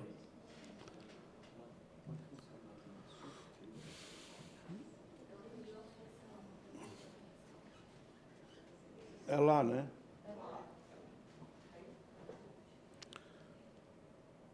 Se caiu, nós vamos, como sempre fizemos, avançamos para um outro convidado. Lembrando que a heteroidentificação... Agora é que você voltou, viu, ferramenta... Pérola? Agora é que você voltou, mas não está na tela, mas estamos te ouvindo. É aí no teu computador, não é aqui. A tua imagem não aparece. Agora assumiu a voz também. Só dizendo que estava muito boa a exposição dela, né? Apontando caminhos, falando real. Olá, voltei. Desculpa, vocês estão me ouvindo? Estamos aqui no Congresso. E você disse voltei, eu posso dizer voltei para ficar, porque aqui é o meu lugar. Gostou? É isso aí.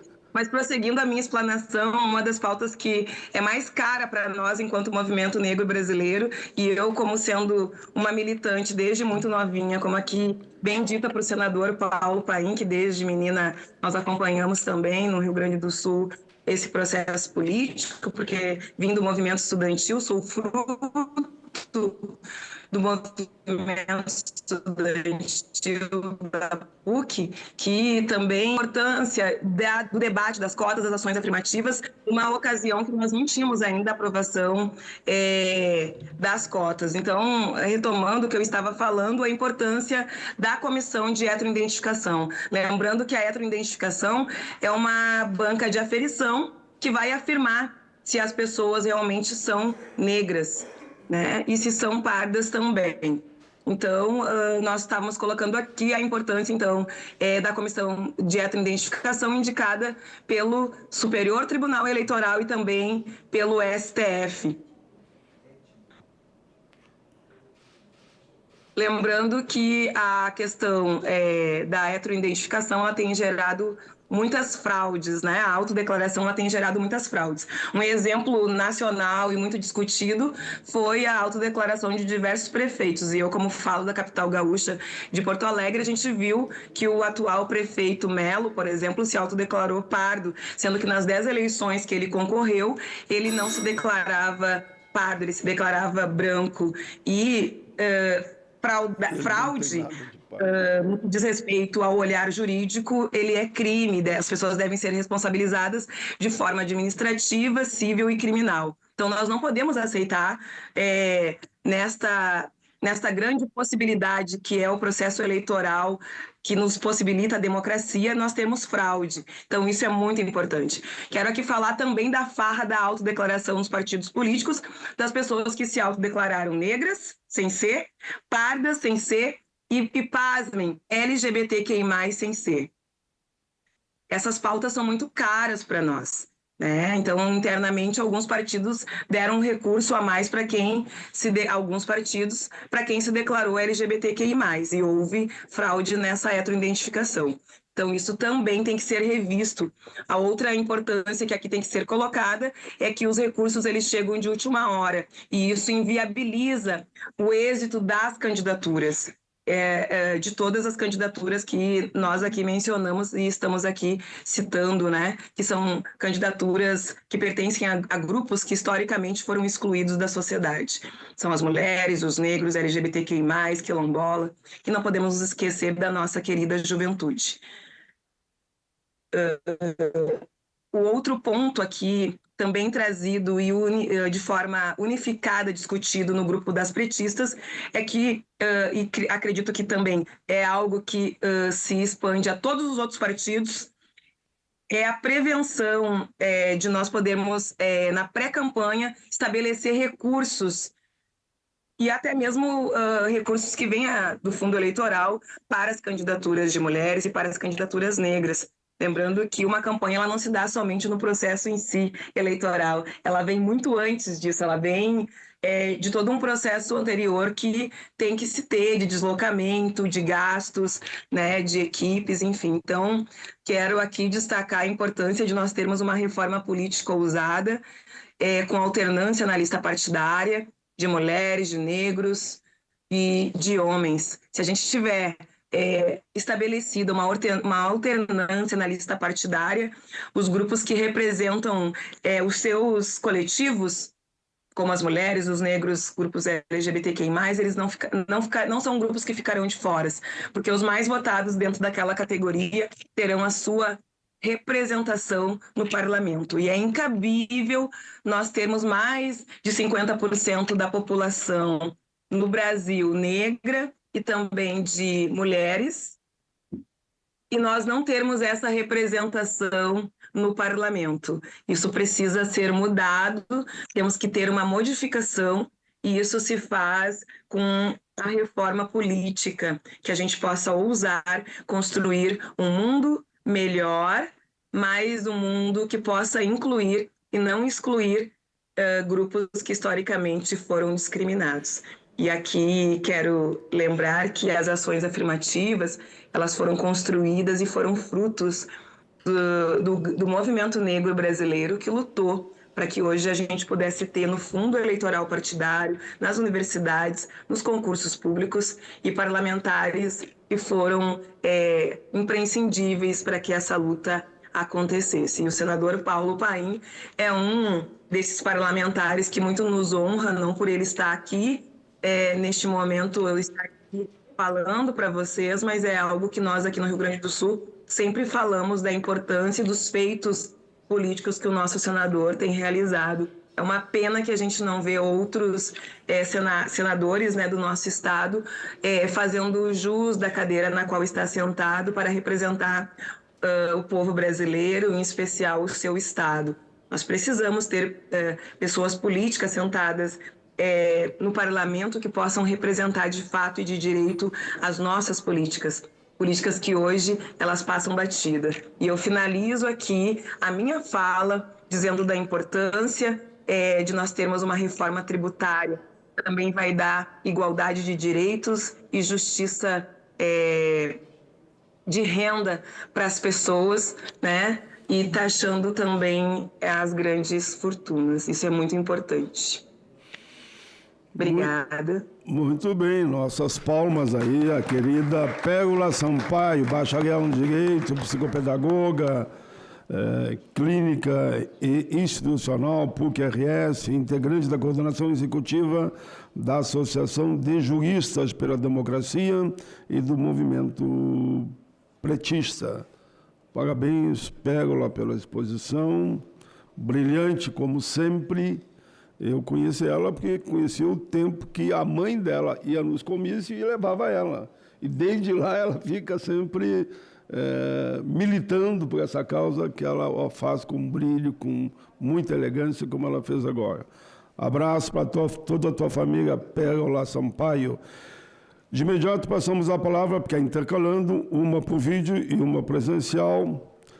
Luana Santos de Oliveira, candidata a vereadora pelo PDT no município de Balneário Camboriú. E permite que eu diga, a Luana é cotista, que passou no concurso do Senado. Está aqui alguns colegas dela, inclusive, presentes. Uma salva de palmas, cotista assumida, está aqui no Senado, assessorando, inclusive, a nós, senadores e senadores na mesa.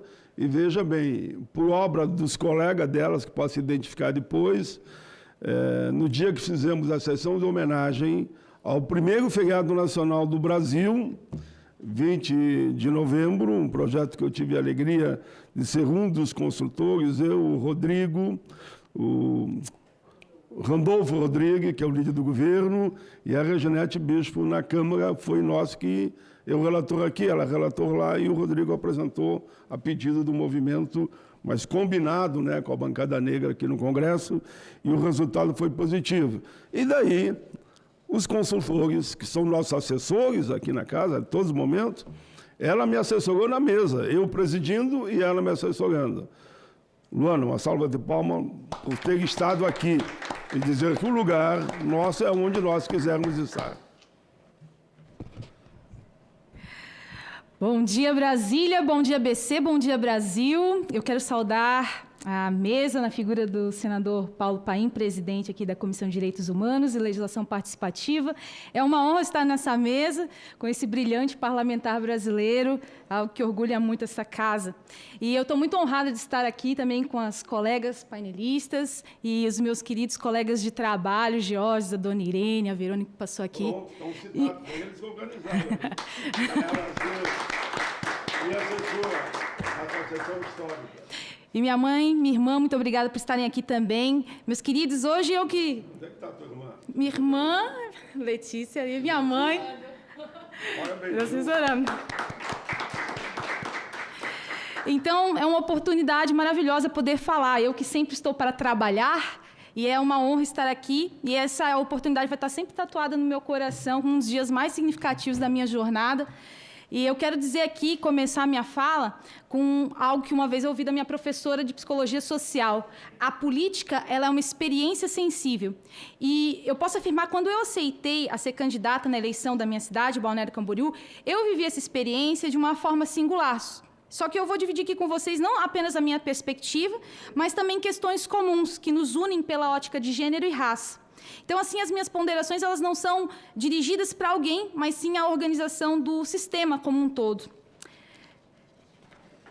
Então, as pessoas vão perguntar, quando tudo isso se inicia, você querer ser candidata a vereadora? E as pessoas podem perguntar, o desejo da Luanita, que é meu nome de urna, ele não começa em 2023, quando o PDT me chamou para ser candidata, mas ele vai começar em 1992, eu tinha 5 anos, 1992, o Brasil efervescente naquela época, e a professora perguntou na sala de aula, eu tinha 5 anos, o que vocês querem ser quando crescer? Eu já era deputado federal. Olha só, né? O que vocês querem ser quando crescer? Uns alunos levantaram, eu quero ser médico, quero ser advogado, quero ser professor, professora, e eu levantei a mão, uma criança, mulher negra, periférica, falei, eu quero ser presidente do Brasil.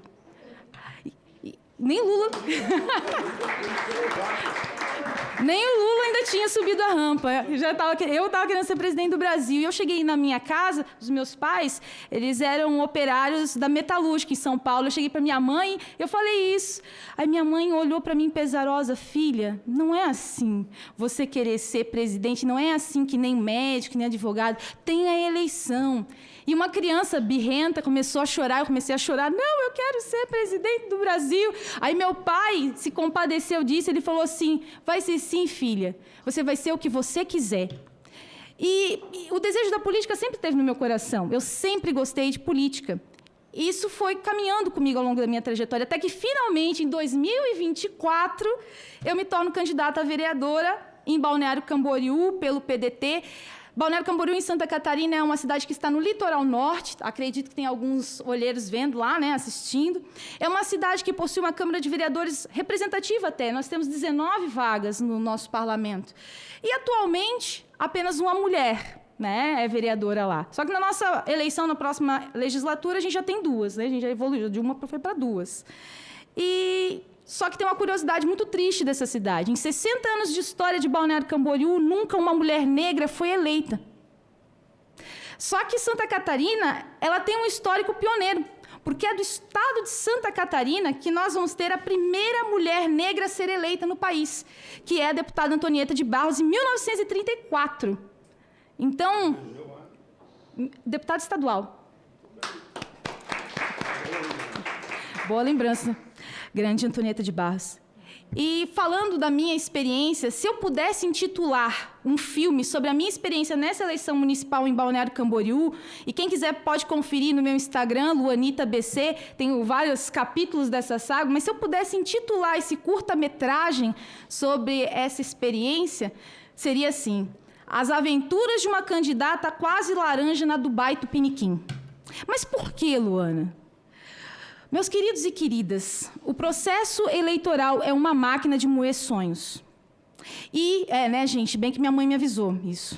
Quando me convidaram para a empreitada, eu aceitei porque eu tinha o desejo genuíno de ser candidata. Só que eu só confirmei isso quando eu tinha estabilidade financeira. E ainda bem que eu tive essa cautela, pois eu vi e eu ouvi relatos. As candidatas com maior vulnerabilidade social, elas enfrentam o maior assédio do poder econômico nas suas manifestações mais despudoradas. A campanha ela é árdua para as mulheres, ela exige uma tripla jornada, em casa, no trabalho e na campanha. E é comum as mulheres autônomas, elas abdicarem do ganha-pão para elas estarem em atividades de campanha, prejuízo ao orçamento doméstico. E as atividades são muitas vezes obrigatórias, dizem que não, mas é obrigatório você estar lá.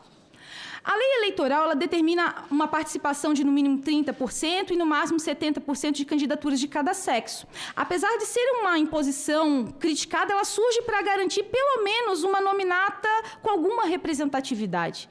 Se não fosse isso, o cenário eleitoral ele seria menos representativo ainda. Olhando para a eleição, nessa eleição o PDT ele lançou 20 candidatos, 6 mulheres. A gente teve uma vitória, sim, de uma mulher que ela ganhou, ela teve 708 votos. Só que observem, das 6 mulheres desse partido, eu fui a segunda mais votada, com 31 votos. E se a gente observar, os outros homens, todos tiveram mais que 31 votos. Só que depois de mim, só tem mulheres. Então, mulheres teve menos de 31 votos. Então, é algo que cabe para a gente refletir. Que sistema é esse? E há questões que eu acredito que a gente precisa avançar para que mais mulheres e mulheres negras consigam se eleger. Na minha experiência, eu acho que a principal barreira para a democrática inclusão no processo eleitoral está relacionada à distribuição de recursos do Fundo Especial de Financiamento de Campanha às candidatas e candidatos. Quando eu fui candidata, me prometeram, né? Prometeram que haveria recursos, que os recursos chegariam. Eu fui esperançosa, até disseram, você precisa abrir 3 contas. Eu falei, nossa, 3 contas. É a conta do fundo, é a conta de doação, é a conta especial. Eu falei assim, nossa, é tanto dinheiro que, nossa, vai ter que usar 3 contas, né? Lê do engano. Os dias foram passando, a campanha foi passando e nada de repasse. Aí eu questionei a situação. Disseram que o partido tem liberdade de escolher para quem fará o repasse. Isso é algo definido numa alta cúpula, que de tão alta que eu teria que ter asas como Ícaro para chegar lá. E como eu não tinha asas, eu acabei bancando eu mesma a minha própria campanha. Apesar de tudo, banquei o aparelho de som, as reuniões, acabei bancando esses gastos de campanha. Pelo menos, assim, o material foi fornecido pela majoritária.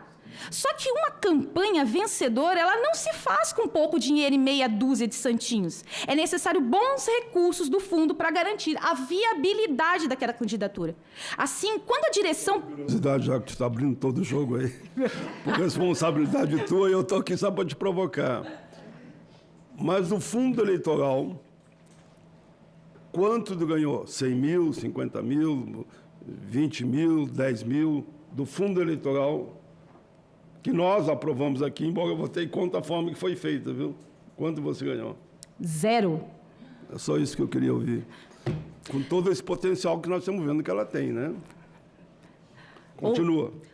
Assim, pessoal, quando a direção partidária ela escolhe não repassar os recursos, repassar R$0 aos candidatos, ela está indiretamente inviabilizando determinadas candidaturas, abandonando essas candidaturas à própria sorte.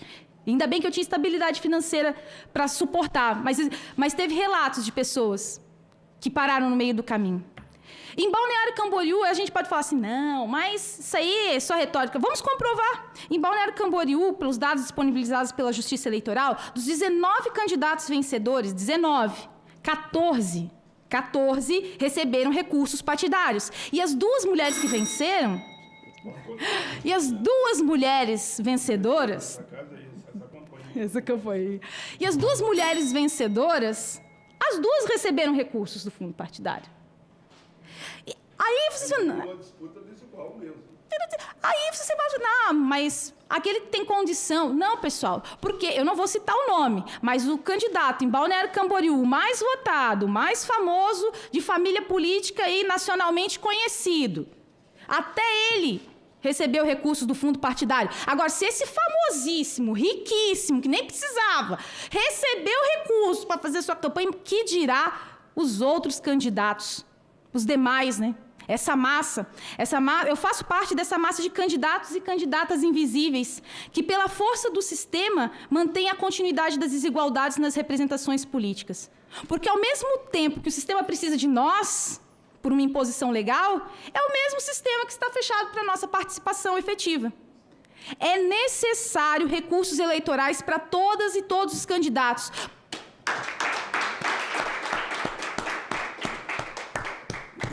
Até porque, então, não digam que tem recurso eleitoral. Pelo que eu estou vendo a tua história, linda história, ainda bem que a TV está passando ao vivo e quero te cumprimentar já pela tua coragem. Iludem as pessoas que têm potencial. Você está demonstrando isso e chega na hora e diz, não, tu não vai ganhar nada. É brincadeira, é brincadeira. E o pessoal ainda não tem nem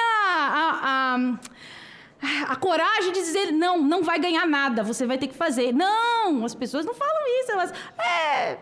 tá chegando, vamos ver. Tá o último dia de campanha, não chegou, que coisa, né?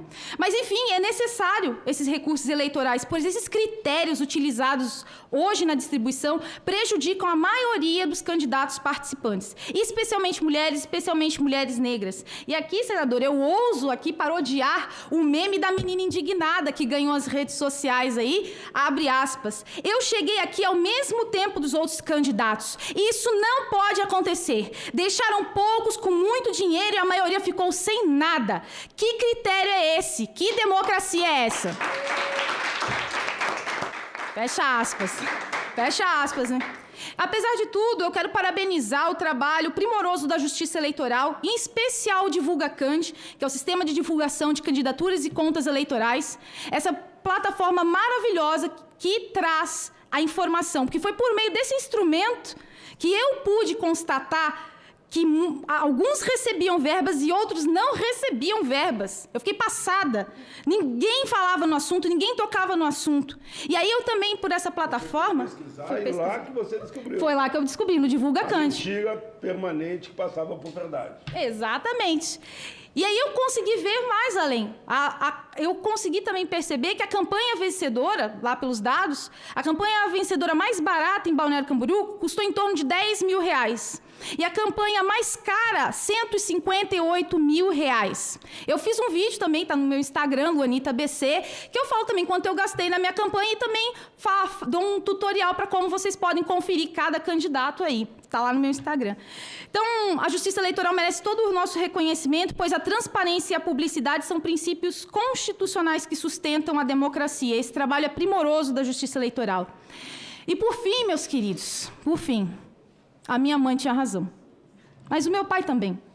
Um cargo político não é assim querer ser como um médico, um advogado, tem a eleição, né? Mas as pessoas precisam me escolher. Mas como elas me escolherão se não me conhecem? Como irão me conhecer se os recursos necessários para impulsionar a candidatura não chegam? Enfim, meus queridos, eu acredito que algum dia o Brasil terá na presidência uma mulher negra. Não sei quando, não sei como, mas um dia haverá. Pode ser que a nossa geração não veja essa mulher subir a rampa do Planalto, mas quando isso acontecer, aquela pequena Luana que sonhou ser presidente estará com ela. Pois eu sou porque nós somos Ubuntu e nós podemos ser o que nós quisermos. Então, muito obrigada aqui à minha mãe Vera, que me apoiou nessa jornada da eleição. Gratidão à minha irmã Letícia, que esteve comigo durante toda a campanha e está até hoje aqui. Essa assessoria, você é o sinônimo, a materialização da palavra lealdade e generosidade, minha irmã. Muito obrigada. E eu queria expressar a minha profunda gratidão aos meus 31 eleitores e eleitoras de Balneário Camboriú, que depositaram em mim sua confiança. Eu sei que eu estou do lado aqui que alguém tem milhões de votos, mas os meus 31 votinhos foi a coisa mais alegre que eu recebi quando fechou o resultado. Meus queridos, para mim o voto é algo sagrado, porque ele simboliza a esperança. Então, muito obrigada, meus 31 eleitores, por honrar a confiança de vocês, e a luta continua. Porque, como disse Freud, um dia, quando olhares para trás, verá que os dias mais belos foram aqueles em que lutaste. Obrigada, pessoal. Convido a tua mãe e a tua irmã para tirar uma foto contigo.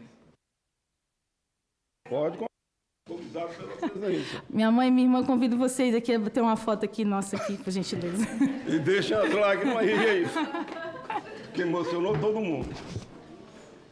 Acabou a live. Não pode levar, pode ficar aí, você vai sair junto. A mesa.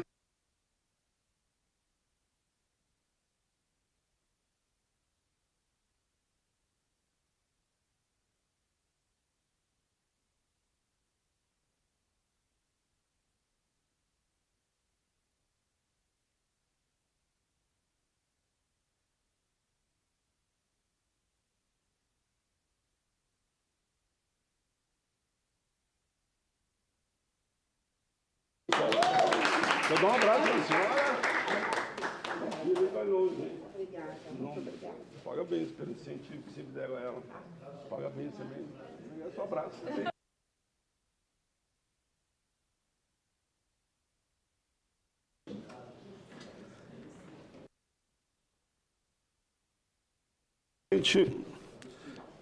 Sem comentário, viu, Luana, da tua fala, sem comentário, né, ô Valci? Sem comentário a fala da Luana, que emocionou a todos, podem crer. Eu me segurei aqui, porque eu sou meio que deixa o coração, a razão e os olhos e as lágrimas trabalhar junto. O coração bate, a lágrima cai, o coração e a voz tranca. Mas dizer, Luana, que a tua fala foi muito, muito, muito.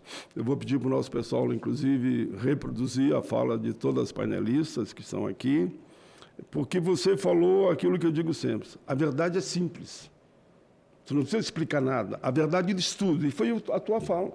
Foi uma fala verdadeira da tua vida, da tua história e do processo eleitoral. Isso há de sensibilizar, espero eu, os próprios parlamentares.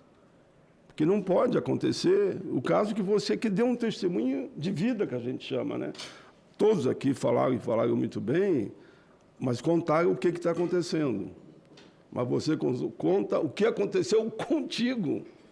Corajosa, parabéns. Eu sempre digo que na vida, para a gente poder caminhar e avançar, a gente precisa de 3 coisas, no mínimo. Seriedade, responsabilidade, competência e coragem. Você tem todas elas. Parabéns, viu? Estamos juntos aí nessa caminhada. De imediato passo a palavra a Muna Malek, co-diretora executiva da tenda das candidatas que aqui as representa nesse momento. Por favor, Muna Malek. Bom dia, bom dia. Bom dia. Todos me escutam? Sim? Você tem 10 minutos com mais 5. Perfeito. Mas, se necessário, eu dou um pouco mais ainda. Bom, obrigada, senador. Primeiramente, eu gostaria de saudar essa mesa e a todos e todas, excelentíssimos e excelentíssimas deputados e deputadas dessa Casa Legislativa, senadores e senadoras, em especial ao senador Paulo Paim, que após uma conversa conosco da tenda das candidatas, na figura da sua representante Isabel, assessora, que nos recebeu sempre muito bem. Daqui é Isabel. Faço menção, porque sempre fomos muito bem recebidas por Isabel no seu gabinete, e após conversa, na oportunidade em que lutávamos contra a aprovação da PEC 9/2023, PEC que estivemos, inclusive, na última audiência pública convocada pelo senhor também um dia antes do registro oficial das candidaturas, lutando desde sempre pela não aprovação da PEC 9, a gente apresentou um requerimento para que essa audiência fosse possível nesse diálogo com o gabinete do senhor e trazendo esse importante debate sobre o pós-eleições após a aprovação dessa nefasta PEC 9/23. Eu gostaria também de saudar a todos e todas que nos estão assistindo, ressaltando a importância desse debate para que a gente possa seguir na luta contra a subrepresentação política de gênero e raça que temos nesse país e que ainda é um obstáculo para que a gente tenha uma democracia mais forte. Meu nome é Muna Malek, sou mãe, mulher negra, socióloga, mestre em História e estou atualmente como co-diretora executiva na Tenda das Candidatas Instituto, a direção que tenho o prazer de compartilhar com a advogada, mestra em Direitos Humanos, Laura Astrolábio. Eu estou aqui hoje em conjunto a outras organizações presentes, que muito nos orgulha trabalhar em parceria, representando a Tenda das Candidatas Instituto. E buscamos contribuir com a proposta dessa audiência no que diz respeito ao balanço das eleições municipais de 2024, sob a perspectiva de gênero e raça. Eu falo do lugar de uma mulher negra, subrepresentada nos espaços de poder, de onde saem as decisões que impactam diretamente a minha vida e a vida das mulheres que são atendidas pela Tenda das Candidatas, que desde 2020 atua em defesa dos direitos políticos das mulheres, sobretudo das mulheres negras, que apesar de sermos 28% da população, somos as mais subrepresentadas. Essa atuação da Tenda das Candidatas, ela acontece em diversas frentes, tais como a formação de mulheres para a política eleitoral partidária, o desenvolvimento de pesquisas sobre gênero, raça e política, o acolhimento e formação pós-eleições para mulheres não eleitas, incidência política e legislativa pelos direitos políticos das mulheres e pessoas negras, além da manutenção e coordenação de uma rede de lideranças, de defensoras dos direitos humanos que estamos lutando para ocupar o campo político eleitoral partidário, considerando que, historicamente, somos tolhidas, afastadas desse espaço. Neste ano, 28 lideranças da rede Atenda, que fizeram a formação política em 2023/24, se candidataram para a disputa eleitoral em municípios de diversas regiões do país. Estamos contentes não só pela Tenda das Candidatas, mas pelo fortalecimento da democracia e pela luta que encampamos contra a subrepresentação de gênero e raça das mulheres, em dizer que 4 dessas 28 lideranças da Tenda das Candidatas foram eleitas.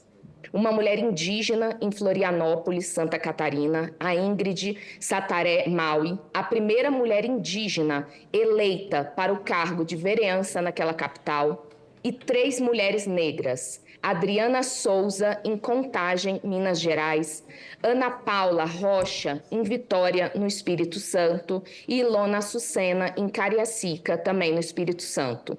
18 dessas mulheres também alcançaram a suplência, em Recife, 2, em Curitiba, Paraná, em Veracruz, Bahia, em Belo Horizonte, no Rio de Janeiro, em Aparecida de Goiânia, em Natal, em São Paulo, em Niterói, em Santo André, em Guarujá, em Tubarão, Santa Catarina, em São Luís, em Macapá, em Aquidauana, no Mato Grosso do Sul. Dessas 18 suplências, 14 são mulheres negras, 1 é uma mulher indígena e 2 são mulheres brancas. O objetivo de trazer esses dados sobre as eleições e suplências que alcançamos na rede de lideranças da Tenda é para mostrar a importância que as formações políticas têm em ensinar o jogo político eleitoral para mulheres, sobretudo negras. Haja visto que esse jogo possui regras explícitas e implícitas, que precisam ser conhecidas para que essas mulheres consigam colocar suas campanhas dignas nas ruas e nas redes. Mas, para além disso, estamos já na nossa segunda formação pós-eleições para candidatas que não foram eleitas. Porque essas candidatas, tal qual a nossa companheira que antecedeu minha fala, são excelentes quadros políticos que não podemos perder para o sentimento de derrota que campanhas subfinanciadas, violência política de gênero e raça e a divisão sexual e racial do trabalho, entre outros fatores, tentam tirar do jogo político eleitoral. Esse é um fato para o qual toda a sociedade e, sobretudo, os partidos políticos e as organizações da sociedade civil precisam lançar seus olhares. Essas mulheres não podem simplesmente serem abandonadas após o pleito. É preciso que continuem sendo engajadas, impulsionadas e apoiadas também no pós-eleições. As eleições não se decidem apenas em anos eleitorais. Adentrando ao mérito dessa audiência, no que cabe à nossa experiência com campanhas eleitorais, análise de cenário político e eleitoral, direitos políticos de mulheres e população negra, Assim, com base nas pesquisas que a gente vem desenvolvendo a partir do Observatório de Candidaturas de 2024, das lideranças candidatas dessa rede de mulheres que a Tenda criou, impulsiona e acolhe, realizamos um monitoramento dessas candidaturas, além de entrevistas anonimizadas. Ainda pesa muito, apesar das ações afirmativas de gênero na política, a marca da violência de gênero e racial. Do total de 69.346 eleitos no primeiro turno, 12.417 foram mulheres. Os outros 82,09%, ou seja, 56.929 eleitos, foram homens. Os dados comparativos entre as eleições de 2020 e 2024 revelam uma dinâmica de mudança, especialmente no que diz respeito à representatividade de gênero e raça. Em 2020, a composição dos eleitos apresentou 6% de mulheres negras, 9% de mulheres brancas, 38% de homens negros e 44% de homens brancos. A que pese os dados e a que pese também as problemáticas no reconhecimento racial, como a Pérola disse anteriormente, a participação das mulheres cresceu apenas 2% nas câmaras municipais, comparando as eleições de 2020 e 2024, passando de 16% para 18% no total de vereadores eleitos no Brasil. Segundo o levantamento de dados oficiais do TSE, 775 municípios brasileiros não elegeram nenhuma vereadora em 2024. O número de prefeitas eleitas, também neste ano, obteve um crescimento mínimo de apenas 1% se comparado aos resultados da eleição anterior de 2020, passando de 12% para 13% do número total de eleitos do país. Em 10 cidades brasileiras, nenhuma mulher é eleita desde os anos 2000.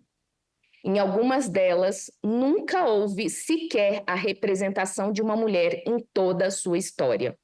Boa Vista, por exemplo, na Paraíba, fundada há 28 anos, nunca elegeu uma mulher, apesar de somente neste ano 11 mulheres de 3 diferentes partidos terem sido candidatas ao cargo de vereadora, representando 36,67% no total de candidaturas dessa cidade.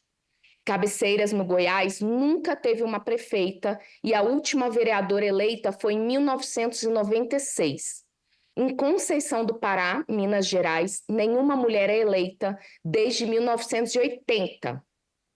E Guaraciama, em São Geraldo do Baixio, e Lagamar, também no mesmo estado de Minas Gerais, nunca elegeram uma mulher em toda a sua história. Ainda em Minas Gerais, a cidade de Oliveira Fortes, há 32 anos, não elege uma mulher para nenhum cargo público. No Piauí, Pau de Arco, mulheres só assumiram cargos após a cassação ou a morte dos titulares homens que assumiram as cadeiras. No Rio de Janeiro, que foi o estado brasileiro com menor proporção de mulheres eleitas no país, a cidade de São Fidélis teve apenas uma única vereadora eleita que cumpriu o mandato entre 1993 e 96. Das 417 cidades que compõem o estado da Bahia, o estado mais negro do nosso país, 72 não elegeram sequer uma mulher para a Câmara de Vereadores. Em Veracruz, onde tivemos uma liderança da Rede Atenda como suplente, a única mulher eleita foi no ano de 1980. Em Aracaju, onde 37% da população é composta por mulheres, nenhuma mulher negra foi eleita vereadora, apesar de terem elegido uma mulher como prefeita pela primeira vez na sua história. A mesma situação se repete em Florianópolis, onde as mulheres negras representam 11% da população, mas não possuem nenhuma representante eleita. Nas eleições para vice-prefeitura, os homens negros e brancos dominam o cenário, com 45,33% e 30,58% das candidaturas, respectivamente. enquanto as mulheres brancas representam 13,76% das vice-prefeituras e as negras têm uma participação ainda menor, de 7,21%. Entre os 5.457 eleitos no primeiro turno, a predominância de homens cis e brancos é evidente, representando 57% do total. Por outro lado, as mulheres cis negras correspondem apenas a 4% dos eleitos. Além disso, 29% dos eleitos são homens cis negros e 9% são mulheres cis brancas, reforçando a desigualdade de gênero e de raça na política brasileira em todas as cidades. Nas candidaturas para prefeituras, o cenário também é desigual. 53,78% das candidaturas foram de homens brancos e 30,19% de homens negros. Em contrapartida, as mulheres brancas representaram apenas 0,33% das candidaturas às prefeituras, enquanto as mulheres negras possuem uma representatividade ainda mais restrita, com apenas 0,18% das candidaturas. Portanto, mulheres, e sobretudo as negras, permanecem gravemente subrepresentadas em todas as cidades brasileiras, em todo o território nacional. Esses números refletem, portanto, um sistema político-eleitoral racista, machista e que historicamente mantém mulheres, principalmente negras, à margem do campo político-eleitoral. E aqui é importante ressaltar que não adianta nosso sistema dispor em lei de cotas de gênero e raça na política para promover a inclusão dos corpos historicamente marginalizados nesse campo, se na contrapartida temos uma linha do tempo que nos remete exatamente a 4 anistias aos partidos que não cumpriram com essas leis, se autoanistiando, como foi o recente caso da PEC 9/2023, aprovada às vésperas do início das campanhas eleitorais. O que tem sido movimentado para aproximar a população da tramitação de emendas constitucionais dessa envergadura, que são aprovadas a toque de caixa, com audiências públicas em que as manifestações das organizações da sociedade civil são completamente desconsideradas. Onde estão, portanto, a gente se pergunta, esse instrumento de participação popular que apenas é utilizado como para inglês ver? Assim, a gente trabalha com a hipótese de que existem barreiras que precisam ser superadas com urgência para que possamos sair desse cenário de crise de representação política. Vejamos, por exemplo, quais são essas barreiras. A violência política de gênero e raça. Em 2024, a Ouvidoria do Ministério dos Direitos Humanos e Cidadania recebeu, através do Disque 100, 387 registros de casos de violência política de gênero, 149 registros sobre participação e democracia e 52 registros sobre violência política de raça. A violência política de gênero e raça dentro dos próprios partidos, incluindo o subfinanciamento de campanhas de mulheres, sobretudo negras, haja visto que tratar de violência política também é preciso dizer sobre violência política econômica. Ao longo destes 4 anos de atuação da Tenda das Candidatas, recebemos diversos relatos de violência política de gênero e raça que são estarrecedores, tais como diretor de partido pedir para que a candidata sente em seu colo para negociar verba de financiamento de campanha, racismo, misoginia e todo tipo de descredibilidade e até mesmo temor à própria vida.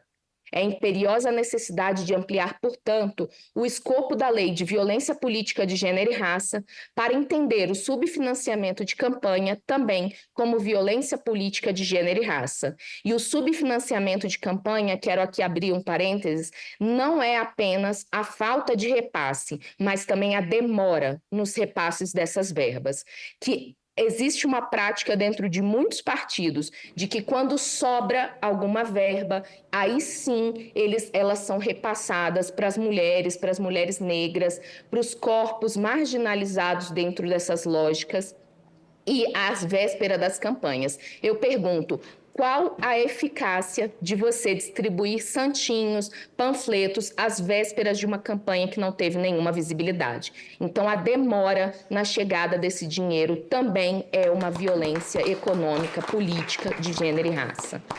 A prática da divisão sexual e racial do trabalho, dentro e fora dos partidos, também é uma problemática que precisa ser enfrentada.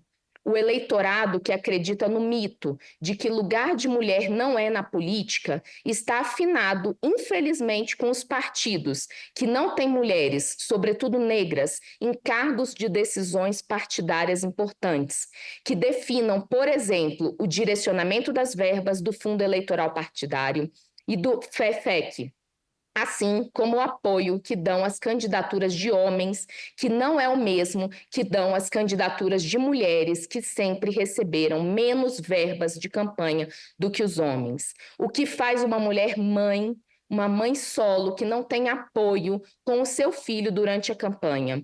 Quem são as mulheres que podem se licenciar de seus trabalhos para fazer campanhas quando a maioria das mulheres, especialmente negras, estão ocupando os cargos mais desvalorizados dentro do nosso sistema social, que recebem menos verba e que têm menos direitos trabalhistas?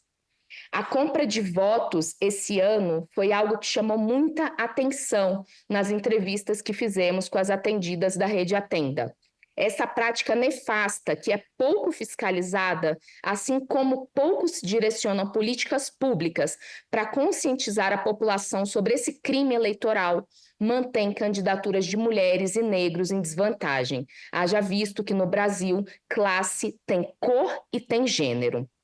A coação eleitoral, que é outra prática comum no Brasil e que também é pouco fiscalizada e pouco direcionada, políticas públicas para que seja combatida, também mantém candidaturas de mulheres e negros em desvantagem, considerando o dito anteriormente de que classe no Brasil tem gênero e tem raça. Em 2024, até setembro, o Ministério Público do Trabalho já tinha registrado um número 4 vezes maior de denúncias sobre coação eleitoral. Foram 300 denúncias. E a Tenda também fez uma pesquisa sobre a coação eleitoral no Brasil. Além disso, chegamos ao ponto das diversas anistias, um ponto que a Tenda das Candidatas sempre esteve encampada na luta contra as anistias aos partidos políticos brasileiros.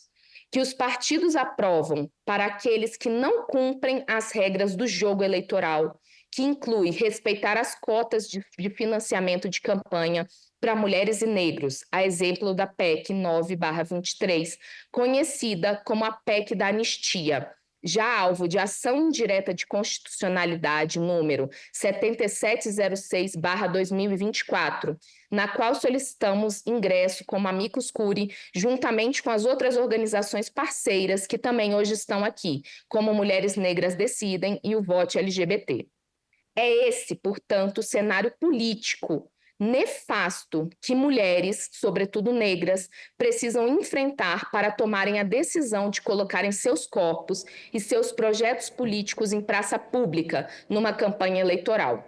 Não é de hoje e não deixou de ser nessas eleições de 2024, infelizmente. As propostas e ação das tendas candidatas para contribuir no combate a esse cenário são, portanto, as seguintes. Primeiro, a violência política de gênero e raça já é prevista como crime. No entanto, conforme nos ensina a criminologia crítica, dispor em lei que uma conduta é crime não tem o condão de fazer com que a conduta pare de ser praticada. Precisamos, para além do vigiar e punir, precisamos investir em políticas públicas de conscientização social, como uma campanha nacional de combate à violência política de gênero e raça. E por isso, desde outubro de 2023, E em setembro deste ano também colocamos nas ruas e nas redes as campanhas Outubro Neon e Setembro Neon contra a violência política de gênero e raça. Respectivamente, aconteceu em 10 cidades espalhadas por todas as regiões do país. Uma ação que envolveu as lideranças da Rede Atenda em seus territórios, panfletando e conversando com a população a respeito do tema.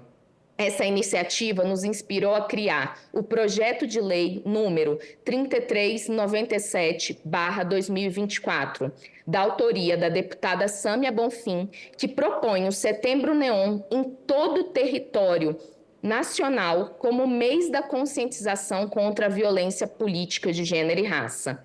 Para além disso, precisamos de mecanismos de monitoramento e proteção para candidatas em risco, especialmente para aquelas que atuam em contextos de alta vulnerabilidade.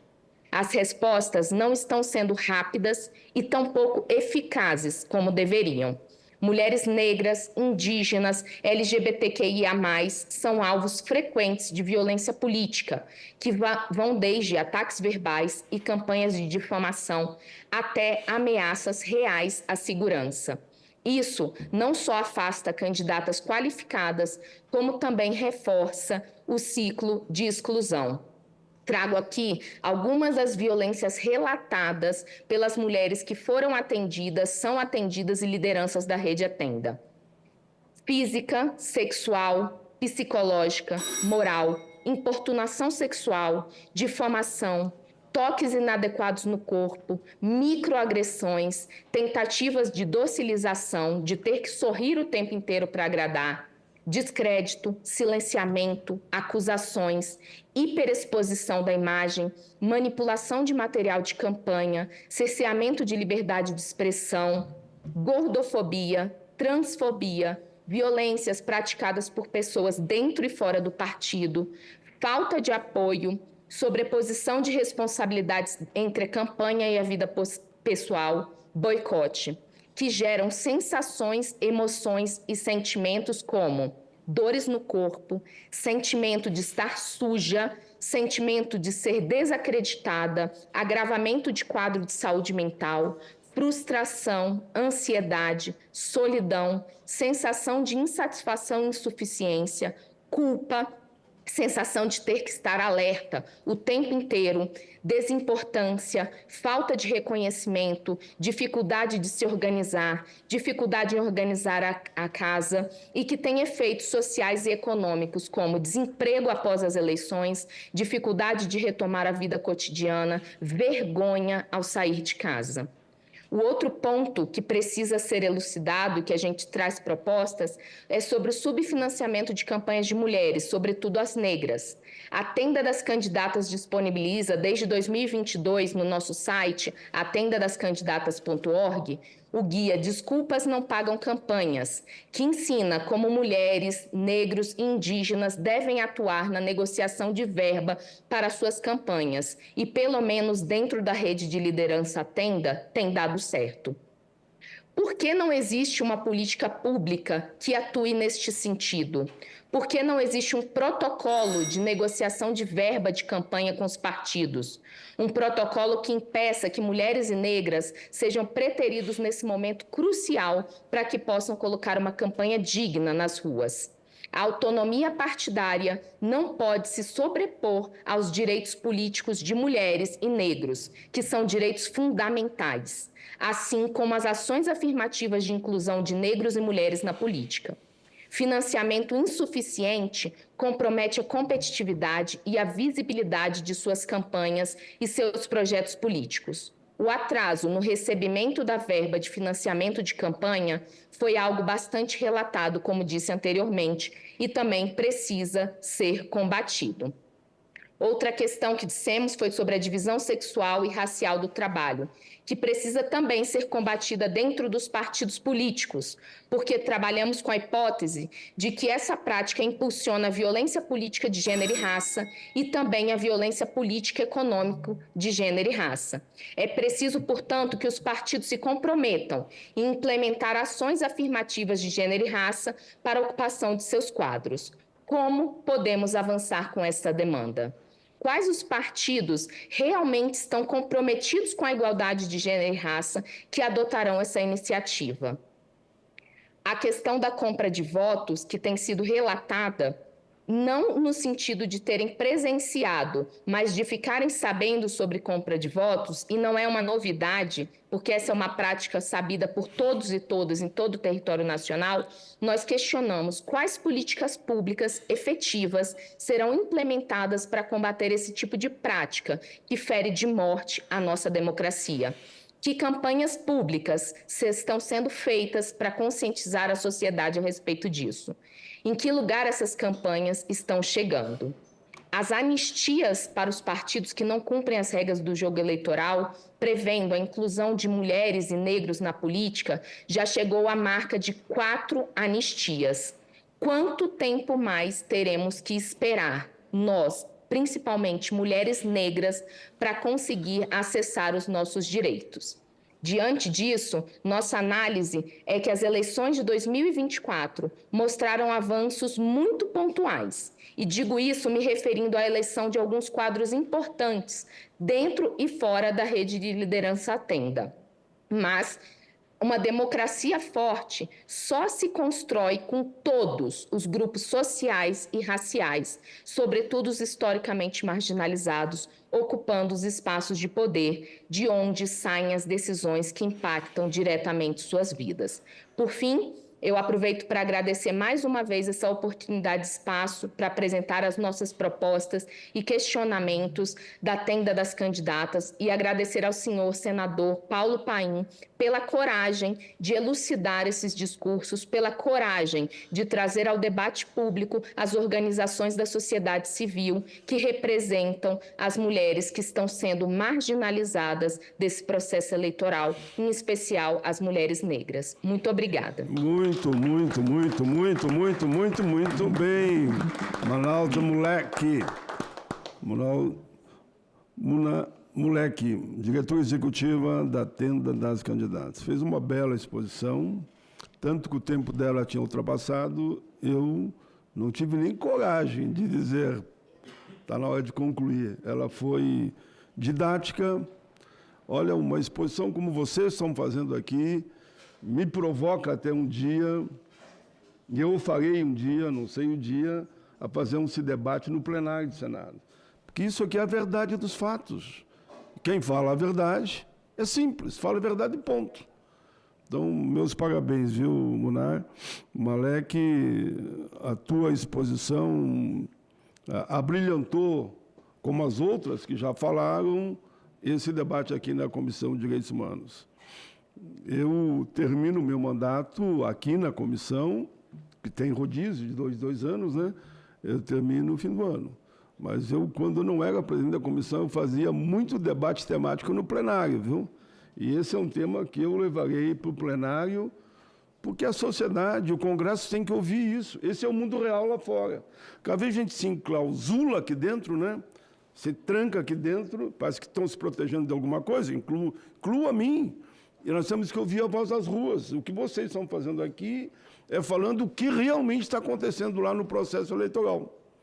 Quando me fizeram a provocação dessa audiência pública, sim, eu farei. Mas quero ouvir a verdade, só a verdade, nada além disso. E foi o que eu ouvi e estou ouvindo aqui ainda. Vamos em frente. Intercalando, agora é Richelle Costa, representante das Mulheres Negras Decidem. Oi, me ouvem bem? Sim. Bom dia. Primeiramente... Ai, esse microfone é difícil. Primeiramente, eu quero mais uma vez cumprimentar o senador. Muito obrigada por abrir essa casa para nós, enquanto sociedade civil, estarmos aqui, né, discutindo a participação de mulheres e pessoas negras na política. Assim também, eu saúdo a todas as senadoras e senadores dessa casa. Eu também, né, saúdo aqui, muito feliz e muito honrada de dividir mesa com essas mulheres, presencialmente, virtualmente, Munar. Nossas organizações irmãs, trabalhamos muito juntas e isso nos orgulha muito.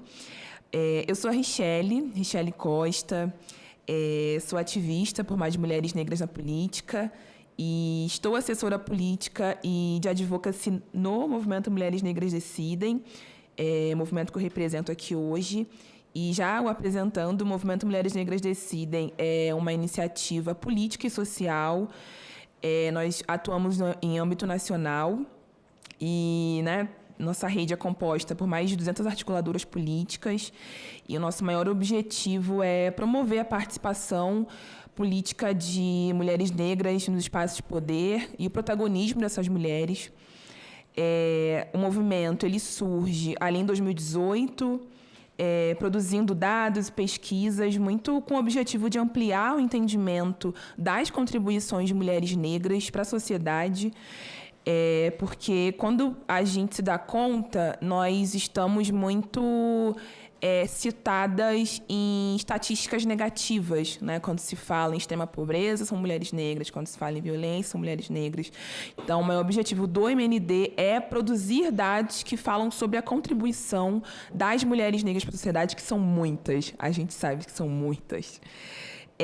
Por isso, o MND ele foi fundado por 5 mulheres, né? 5 mulheres negras muito entusiastas de democracia. E elas criam o MND muito com esse espírito de entregar um projeto que qualificasse o debate da subrepresentação política nos espaços de poder e, sobretudo, na política institucional. Pensando nesse ciclo eleitoral que nós atuamos, né, de forma muito assídua, trouxe aqui essa charge que norteia um pouco como nós vemos o processo eleitoral, de como muito nós boa, vivenciamos. Charge. Eu já estava olhando aqui, muito boa. Se você puder ler ali o que diz as placas. Sim. É uma corrida, né? Corrida eleitoral. E aí, de um lado, nós vemos uma mulher negra com seu tênis, porque ela é uma trabalhadora, ela é uma mãe, ela tem a tripla jornada e ela não tem como viver isso de salto alto, então ela está com seu bom tênis e a sua boa roupa confortável para conseguir dar conta da tripla jornada. E os diversos obstáculos que atravessam o caminho político dela, né, eleitoral, é a tripla jornada, e aí depois ela enfrenta mais uma barreira que é a autoanistia partidária, e depois ela tem outra barreira que é a violência política, e diversas barreiras que impedem com que o jogo eleitoral para ela seja justo. E do outro lado, a gente vê ali muito bem representado que a política atualmente é um homem branco, cis, muito tranquilo, com seu bom terno, chegando na linha de chegada sem nenhuma barreira. Mas os nossos caminhos, a bifurcação de nossos objetivos é completamente diferente, porque mulheres negras estão comprometidas com um projeto político do bem viver, é o bem viver para toda a sociedade, para todas as pessoas. Não queremos a política como projeto individual, mas o nosso projeto político é coletivo.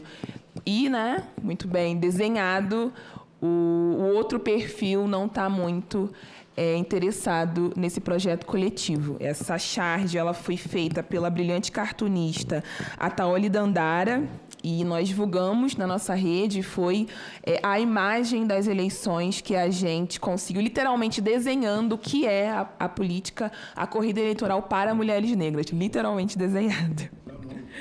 É a Ataoli Dandara, a cartunista. Com certeza. Uma artista brilhante, muito brilhante. A gente fala um pro outro, né? Eu vou precisar desenhar, chama ela, que ela mostra tudo que tu não quer ver. Exatamente, desenhado.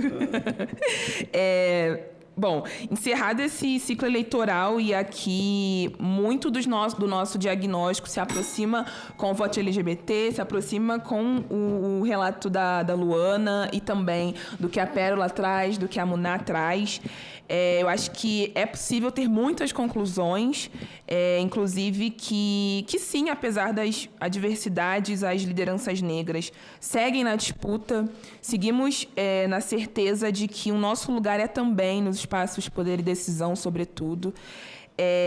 E ainda que esse jogo político ele seja cruel e violento, tentando, né, construído para nos afastar dele, nós seguimos muito bem organizadas e alinhadas a esse projeto político de bem viver coletivo.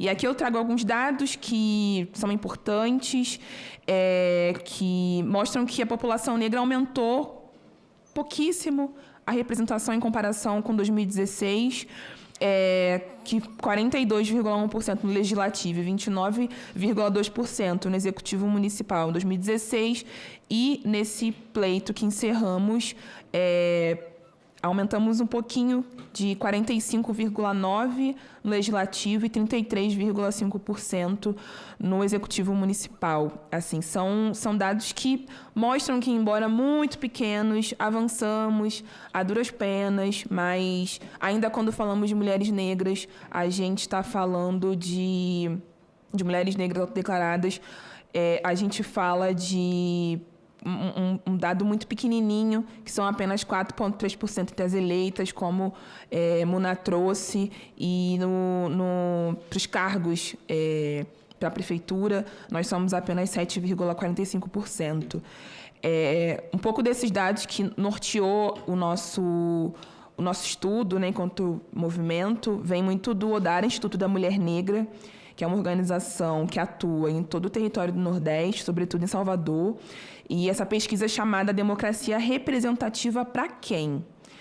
E pensando nesse pequeno avanço, a gente está muito distante de conseguir refletir a composição racial do país, porque há uma desproporção alarmante no que tange a participação de mulheres negras. Enquanto uma mulher branca é eleita a cada 10 candidatas, uma mulher branca é eleita a cada 10 candidatas, uma mulher negra é eleita a cada 26 candidatas. Há um aumento progressivo nas candidaturas de mulheres negras. Nós estamos cada vez mais corajosas em colocarmos nossos corpos, colocarmos o nosso projeto à disposição nos partidos, mas não tem sido acompanhado pelo aumento do índice de elegibilidade, ou seja, ainda que a gente esteja se candidatando mais e colocando os nomes nos pleitos, a falta de garantias de participação justa tem uma ligação muito direta a essa não eleição.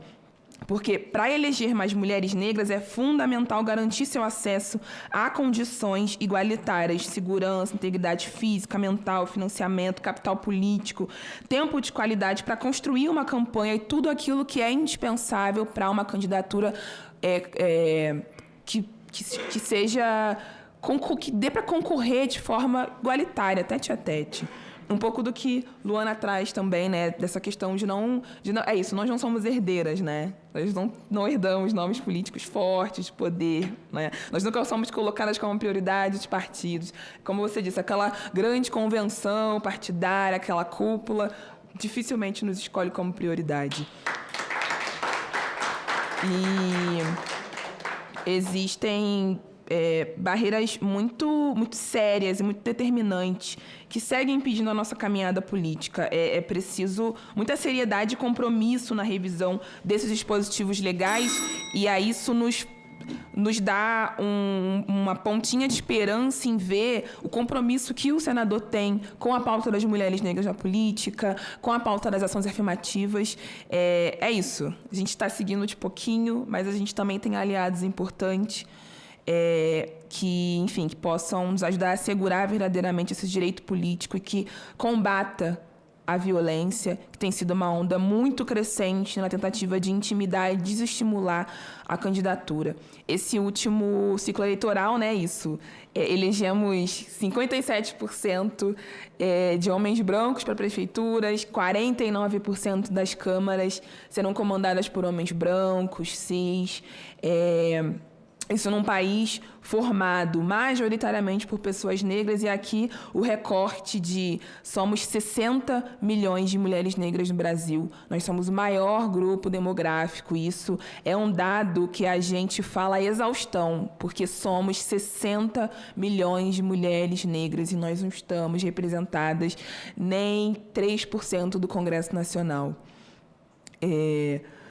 Isso não é sobre relação candidatura, receber voto, mas é sobre uma estrutura que pré-existente desmonta a participação justa no processo eleitoral. É isso, nós não temos sobrenomes conhecidos e poderosos, nós não somos herdeiras de nenhum cargo político. E os partidos, eles não nos priorizam, nem no recurso, nem de forma nenhuma, né?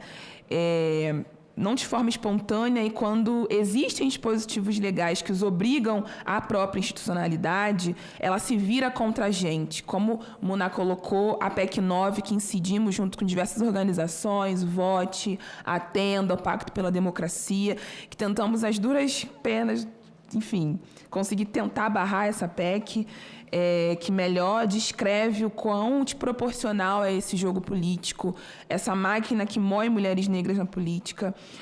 As ações afirmativas dentro do sistema político partidário, elas possibilitam essa consolidação de direitos de mulheres e pessoas negras, ampliarem a possibilidade de transformação do processo eleitoral, tornando mais equânime, mais justo.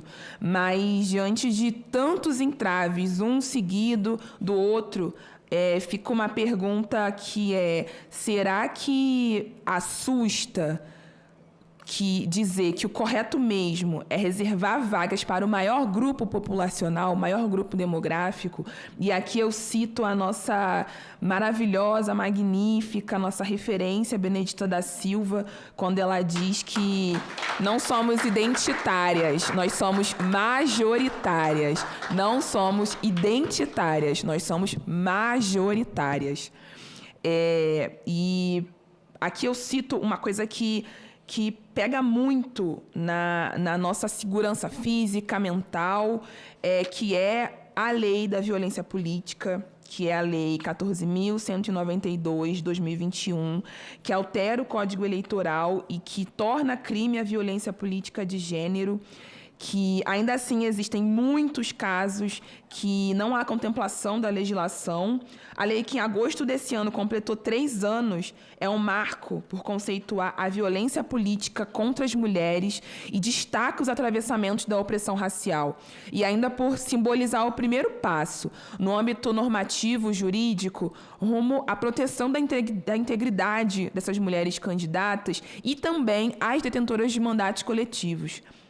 Ainda assim, eu quero ressaltar a importância de que haja um avanço no sentido de não apenas criminalizar a violência política, mas, no processo, precisamos fornecer devida proteção integral à vítima, para que, assim, durante o processo, ela possa ter seus direitos políticos garantidos de maneira plena e restrita, visto que, quando uma mulher é vítima de violência política, a vítima se torna aprisionada, porque ela tem que se resguardar dentro de casa, ela dificilmente pode sair, ela não pode exercer o seu livre arbítrio de ser uma candidata, de viver e desenvolver o seu mandato de forma plena.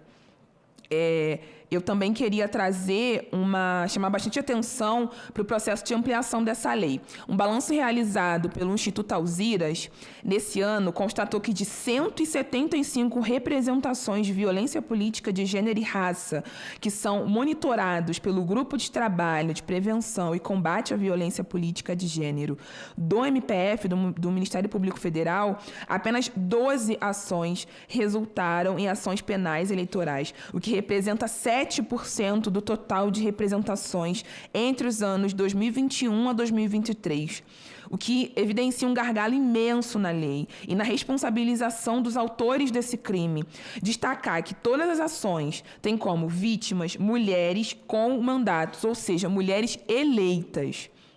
O que, para nós, também configura um ponto de muita atenção, já que sabemos que a violência política ela não se restringe às detentoras de mandato, mas também se estende a apoiadoras, a assessoras e outras mulheres que compõem grupos políticos de mandatas e candidatas e estão igualmente expostas a diferentes tipos de violência.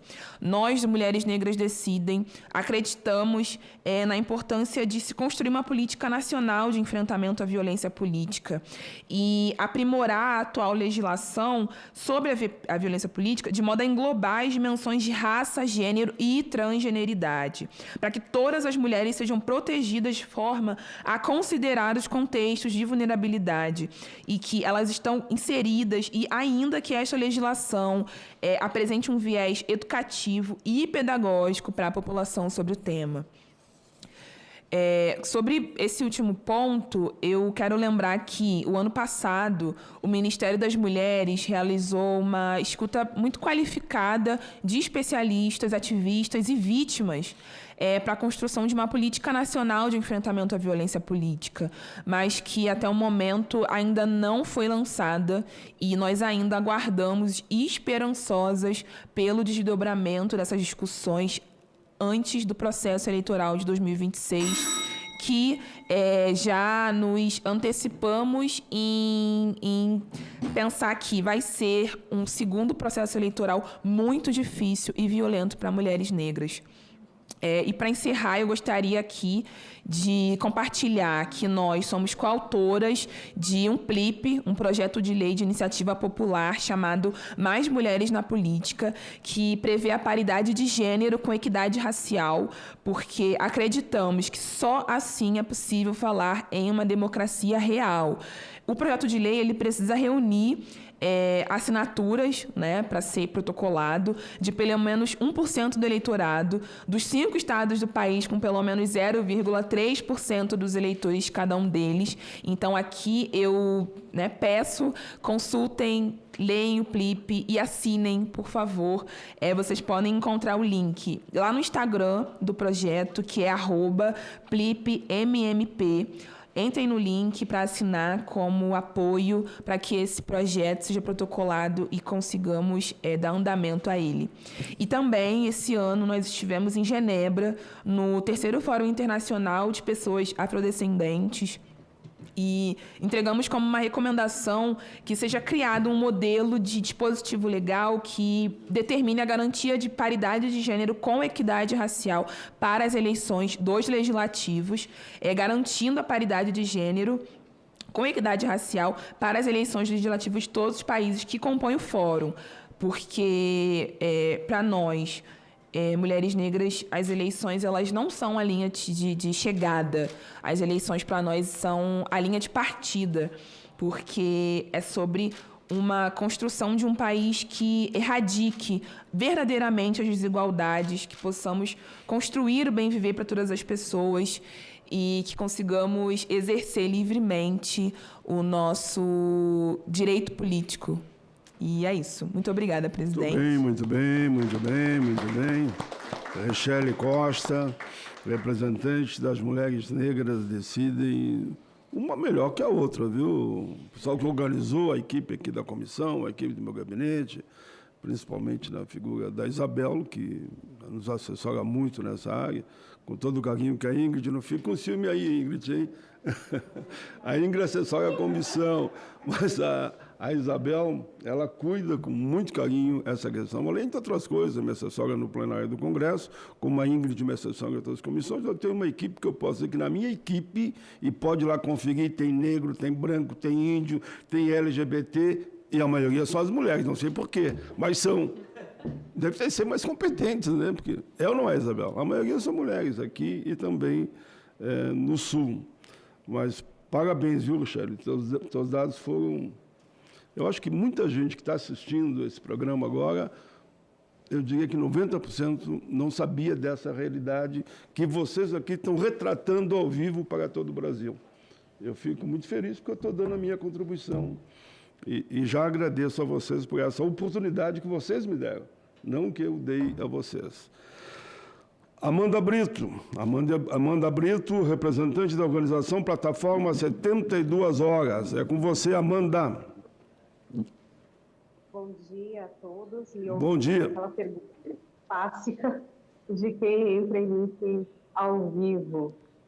Bom, inicialmente eu quero agradecer o convite, parabenizar o senador por essa iniciativa, que, inclusive, nos honra muito falar com a casa e num momento tão importante sobre eleições, né?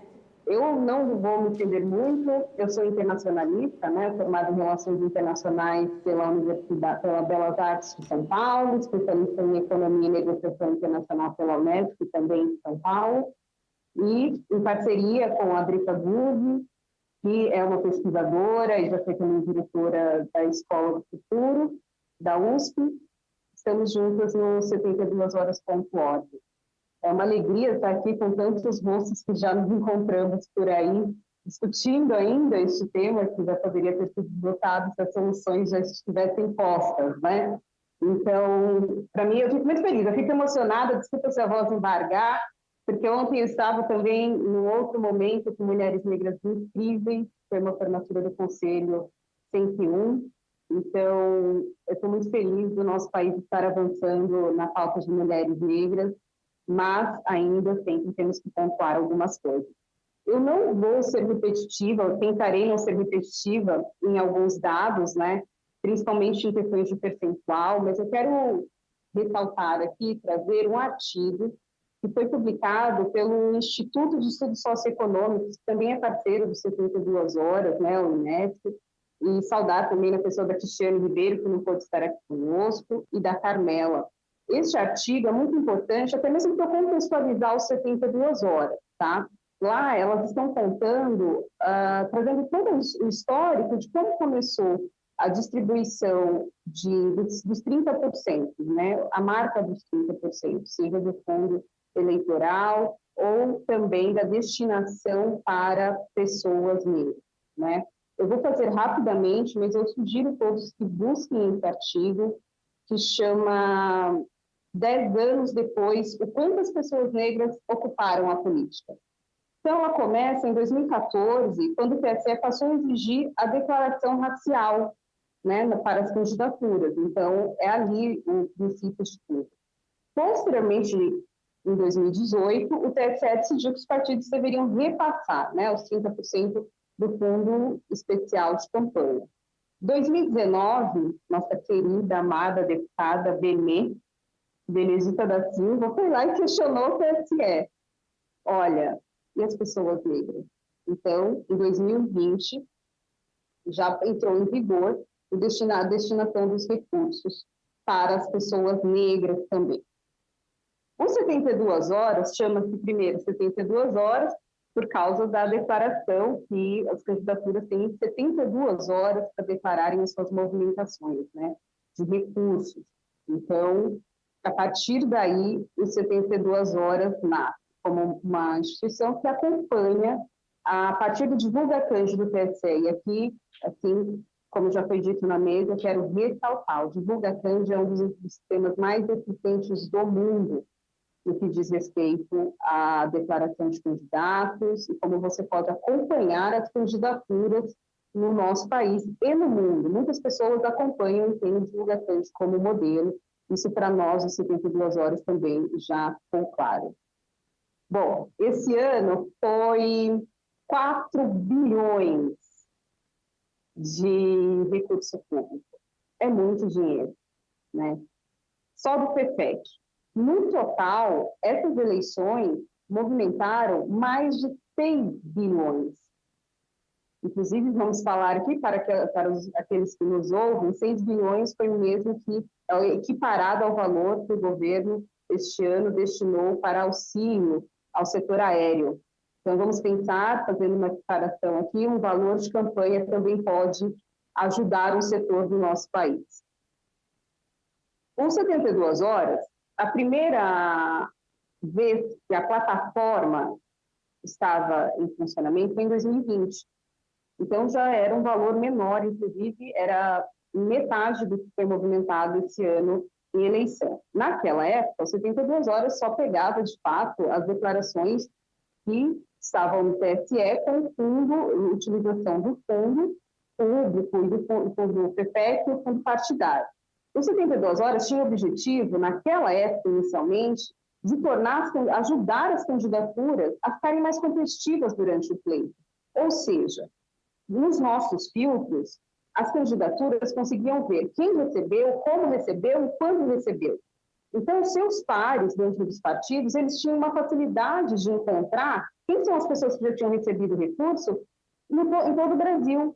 Então, quando uma candidatura não recebia o recurso, ela ia procurar o partido, isso eu estou trazendo relatos, né, que chegavam para nós, e o partido dizia, não, mas o dinheiro ainda não chegou. A partir de 72 horas, a pessoa tinha o filtro, não só do nome, mas com a foto, com a data, o divulgacando já abria automaticamente e dizia, não, mas está aqui, a pessoa declarou que ela recebeu. Então, essa candidatura continha a possibilidade de brigar ainda no pleito para ela receber ali o recurso que havia sido combinado com ela inicialmente, certo? Em 2022, foi uma campanha diferente, porque aí nós estamos mais...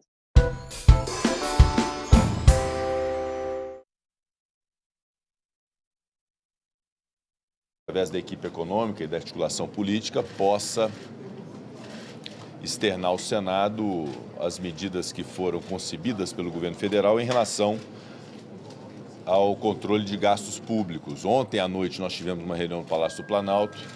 Na ocasião eu pude externar ao ministro Fernando Haddad a minha particular boa impressão em relação às medidas, mas obviamente nós estamos numa casa colegiada e essa oportunidade de falar aos líderes é uma oportunidade, além de indispensável, muito conveniente. Então foi uma reunião muito produtiva, muito esclarecedora. O ministro Haddad pontuou cada uma das propostas que está sendo, do pacote que está sendo feito pelo governo federal, e o nosso compromisso no Senado é que tão logo a Câmara dos Deputados aprecie a proposta de emenda à Constituição e o projeto de lei complementar, o Senado submeta diretamente ao plenário para que possa ser ratificado em revisão aquilo que a Câmara fizer em relação a esse pacote. Então, esse compromisso foi feito com o ministro Fernando Haddad, com o ministro Padilha, com o próprio presidente Lula ontem, do nosso engajamento para que até o final do ano, antes do recesso, possamos ver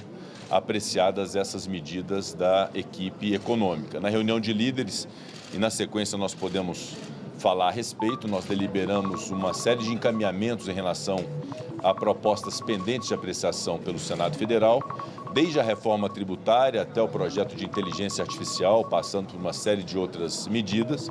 Portanto, nós vamos ter 3 semanas de muito e intenso trabalho no Senado Federal para que possamos chegar ao recesso parlamentar com a lei de diretrizes orçamentárias, com a lei orçamentária anual aprovadas e também com todas essas medidas legislativas apreciadas pelo Senado Federal. E agora se inclui esse pacote de governança, de controle, de conformidade que em boa hora o governo apresenta para poder ter o controle de gastos públicos. Essa medida também entra como prioridade do Senado para as próximas 3 semanas. Portanto, quero pedir ao ministro Fernando Haddad que possa externar o balanço dessa visita ao Senado e, na sequência, podemos debater os demais pontos com a imprensa para que vocês fiquem sabendo exatamente do que foi ajustado na reunião de líderes em relação a outros temas. Ministro. Bom, conforme o presidente adiantou, nós tivemos uma reunião bastante produtiva. Nós conseguimos, ao longo dessa hora, detalhar cada uma das medidas. Evidentemente que chegará o texto para análise, né, do Senado Federal, primeiro na Câmara, depois no Senado. Mas eu senti um clima muito receptivo, uma compreensão bastante grande daqueles que se manifestaram, foram vários que se manifestaram, dizendo que as medidas são equilibradas, que vão ao encontro daquilo que vem sendo debatido na casa por vários parlamentares. Há até uma cobrança legítima em relação a alguns temas que precisam realmente ser ajustados. Conforme diz, vou até utilizar uma expressão feliz aqui do nosso presidente, é quase um programa de conformidade, né? E é conformidade não só ao espírito das leis aprovadas, mas também conformidade ao arcabouço fiscal, que é o que vai ancorar as expectativas. Eu senti uma grande receptividade, uma grande boa vontade da parte daqueles que se manifestaram nessa reunião e, inclusive, com sugestões de aperfeiçoamentos futuros, né, de legislações que não estão sendo trabalhadas nessa leva de medidas, mas poderão vir a ser oportunamente apresentadas. Tanto ontem com o presidente Lira quanto hoje com o presidente Pacheco, a reação dos líderes foi bastante favorável, assim, um espírito de abertura muito grande para o diálogo. Então, saímos daqui com esperança de que vamos concluir um bom arranjo até o final do ano para ter um orçamento de execução mais tranquila no ano que vem. Tá bom? Quais foram as sugestões de aperfeiçoamento, ministro? Oi? Quais foram as sugestões de aperfeiçoamento que o senador... Não, de outros temas que não foram considerados nesse conjunto de medidas. A gente falou muito, o senador Otto falou de aposentadoria rural, tem várias, inclusive projetos em tramitação aqui, tentando regular outras matérias. Mas as matérias que foram trazidas foram bem recebidas. Ministro, durante a sua primeira fala lá no Planalto, o dólar chegou ao máximo de 5,99. Como é que o senhor vê essa reação do mercado e o impacto que isso tem na inflação e que acaba contaminando a economia toda, não só o mercado? Vamos ver como é que isso acomoda. A partir do momento em que você vai explicando e as pessoas vão entendendo. Havia também uma confusão muito grande em relação à reforma da renda, que eu acredito que seja o que está dando o maior ruído. Não é a questão das medidas que estão sendo apresentadas aqui. É o debate sobre a renda. Agora, nós sabíamos que o debate sobre a renda ia exigir um aprofundamento da questão. Mas não é uma coisa que vai ser votada esse ano, nem deveria mesmo ser votada esse ano, pelo fato de ser uma matéria que tem que contar com o debate da opinião pública. O presidente Pacheco já falou, o número de audiências públicas necessário para debater a matéria, especialistas que vão ser chamados, entende? Não é uma coisa, uma matéria que nunca foi enfrentada, a rigor, conforme está sendo proposto. Então, nós vamos abrir aí um debate importante no país sobre a questão da justiça tributária no Brasil. Mas não é um assunto que vai ser resolvido em 3 semanas, é um assunto que vai contar com um ano de 2025 que nós pretendemos que esteja bastante leve do ponto de vista da agenda legislativa. E como não há eleição no ano que vem, nós vamos ter tempo para discutir, abrir os números, fazer com que as pessoas se defrontem com a realidade tributária do Brasil para tomar a melhor decisão. E ela é preciso reforçar. A reforma, tanto do consumo quanto da renda, é neutra do ponto de vista fiscal. Ninguém está disposto a votar uma reforma que não seja neutra. Isso foi observado pelos relatores das duas casas e pelos plenários na emenda constitucional, está sendo observado agora nas leis complementares e será observado na lei ordinária que regula a matéria da reforma da renda. O Collor tinha dito que a previsão de economia podia ser até 2 bi por ano, mas depois disso podia ser até 1 bi por ano. Eu queria entender como que vai ser essa economia, então, com essa mudança dos militares. O Ministério do Planejamento está, de novo, fazendo toda a checagem com base na redação que foi terminada, mas os números não devem mudar muito daquela planilha que vocês receberam. É pouca diferença. Na verdade, nós subestimamos algumas, até para não aumentar as expectativas sobre a economia, nós até chegamos a subestimar algumas coisas. Mas com base na experiência de julho para cá, eu diria que está mais para mais do que para menos a economia que vai ser feita. Porque o que a gente tem visto nas amostragens que nós estamos fazendo, e já estamos num estágio avançado disso, as correções e distorções chegam a 20%, 30% em alguns casos. Então, eu acredito que os números estão adequados, mas eu apostaria que eles podem ser mais significativos no ano que vem. Ministro, alguns parlamentares avaliam que o tempo de debate vai ser muito curto, considerando que a gente está falando de uma matéria que tem que passar pelas duas casas. É que as Qual matérias... é o calendário exato que vocês têm em mente na Câmara e que dia que vai para o Senado? Isso o ministro Padilha... É o rito pacífico que a gente espera, é o rito... Sabe uma coisa interessante das medidas? Não tem novidade. O que foi apresentado aqui é sobejamente conhecido pelos parlamentares. Todos dominam esse assunto. Não são temas estranhos ao dia a dia dos parlamentares. Tem surpresa, não tem... E enquanto eu falava, o presidente testemunhou, era uma reação de assentimento, dizendo realmente isso tem que ser corrigido, realmente isso está descalibrado, realmente isso precisa de um ajuste. as respostas, as reações foram sempre no sentido de realmente precisamos fazer alguma coisa a respeito.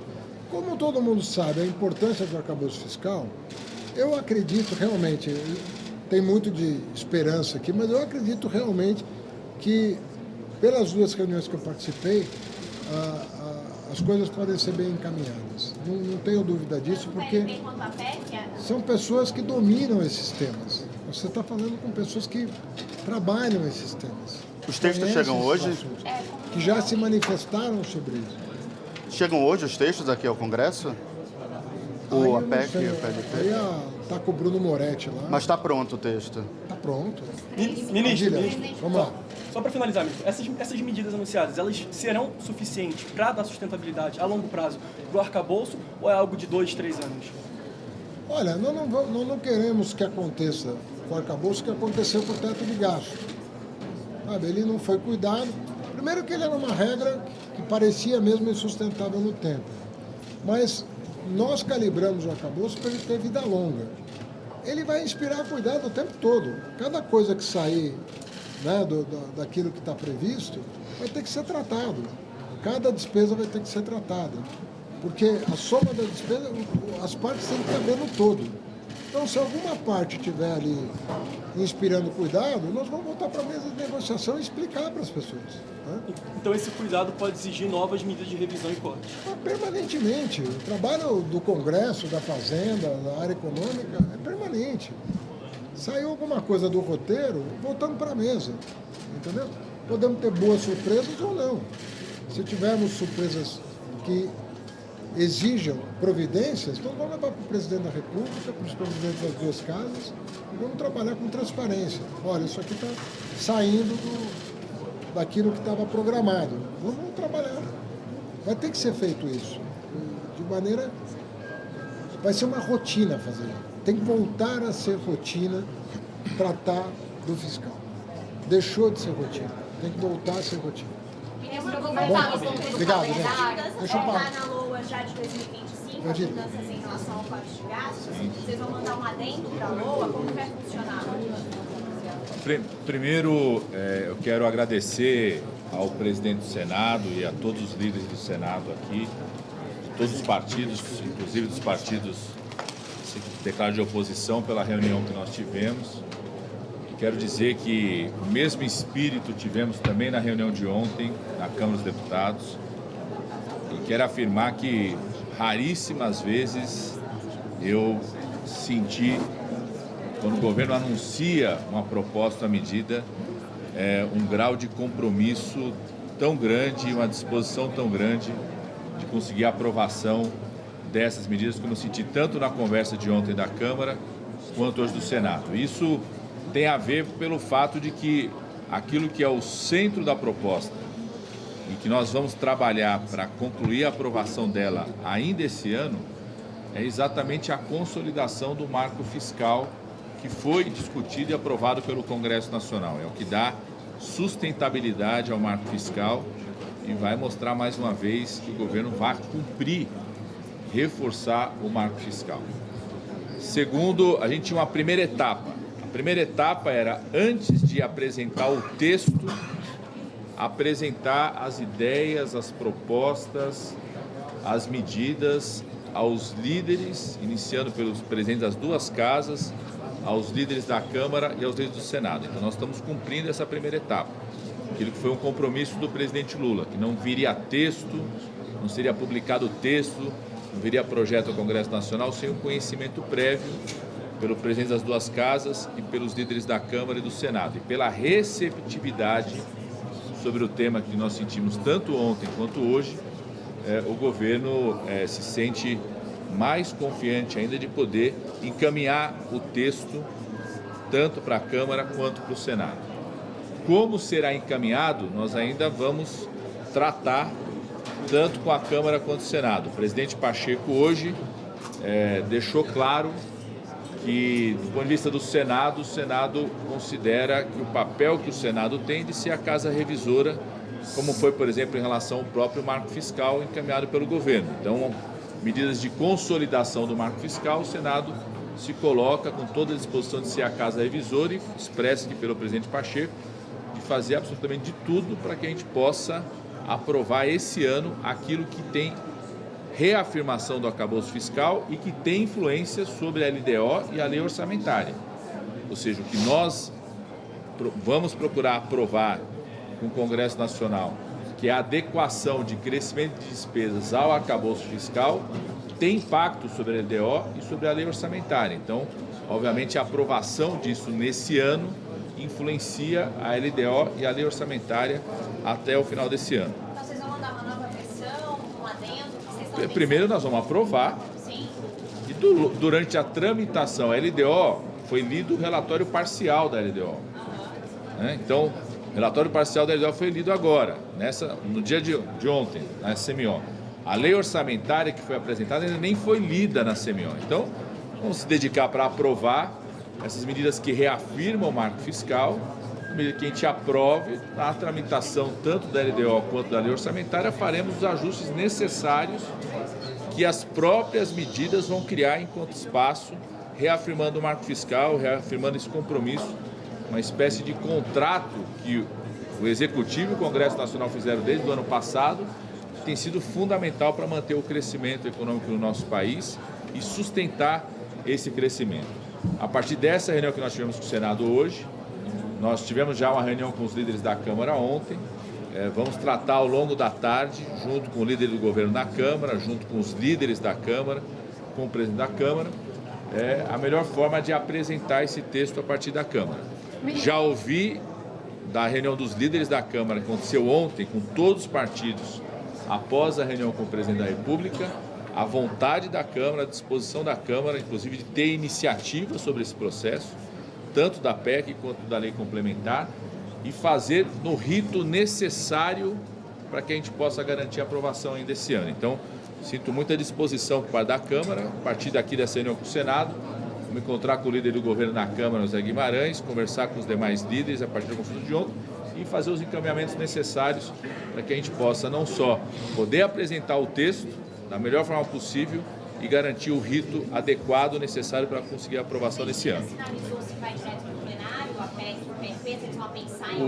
O presidente Lira e todos os líderes sinalizaram ontem que a Câmara está disposta a fazer aquilo que for necessário, compromisso da Câmara, para a gente consolidar o marco fiscal, aprovando até o final desse ano. Então, será feito aquilo que for necessário para consolidar, eventualmente aproveitar alguma PEC que já tramitou na comissão especial, já está pronta para o plenário, eventualmente, se necessário, dependendo do texto, iniciar desde o começo a comissão especial, mas compromisso da Câmara, envolvimento da Câmara, não esperava outra coisa do presidente Lira, dos líderes da Câmara, de fazermos o que for necessário para terminar esse ano com o marco fiscal ainda mais consolidado, podendo dirigir a apresentação do orçamento, a apresentação da lei de diretrizes orçamentárias e sustentar ainda mais um bom momento de crescimento econômico do nosso país. Ministro, algumas medidas, como mudança no salário mínimo, nas regras do salário mínimo, do abono salarial, podem impactar dentro do próprio PT. Como é que o partido está internamente nessa questão? Eu acho que se você vê a manifestação da presidenta Gleice do PT, não sei se você viu, comemorando os anúncios feitos ontem, apresentados ontem, dando total apoio da bancada do PT na Câmara. Ouvi isso aqui do líder Beto Faro e do senador Rogério Carvalho, que vai assumir a liderança aqui no Senado, a mesma coisa. Então, o PT absolutamente comprometido, como já foi com a aprovação do marco fiscal, porque é um partido absolutamente comprometido com a sustentação dessa política econômica e do crescimento econômico do país. Até porque o conjunto dos anúncios já foram anunciados pelo presidente Lula durante a campanha eleitoral. O compromisso do presidente Lula de aumento real do salário mínimo, que esse é o compromisso, está mais do que estabelecido nas medidas propostas. Ministro, duas dúvidas, por favor. O senhor vê a possibilidade de começar esse debate pelo Senado ou a ideia do governo é iniciar isso pela Câmara de fato? Não, a ideia, desde ontem, estava aberto a consultas, tanto no Senado quanto na Câmara, da sinalização. O próprio presidente Pacheco afirmou aqui publicamente para os senhores e para as senhoras que o Senado quer ter o papel de casa revisora, como teve na questão do marco fiscal. Se são medidas que consolidam o marco fiscal, né, tanto a PEC quanto a lei complementar dão mais força ainda para o marco fiscal. O presidente do Senado sinalizou aqui, foi opinião consensual de todos os líderes que participaram da reunião, que o Senado está absolutamente comprometido em tramitar para garantir a votação nesse ano dessas medidas, mas que vai cumprir o seu papel de casa revisora, como foi com o marco fiscal que foi aprovado ano passado. Perfeito, respondido. Outra dúvida, a segunda dúvida.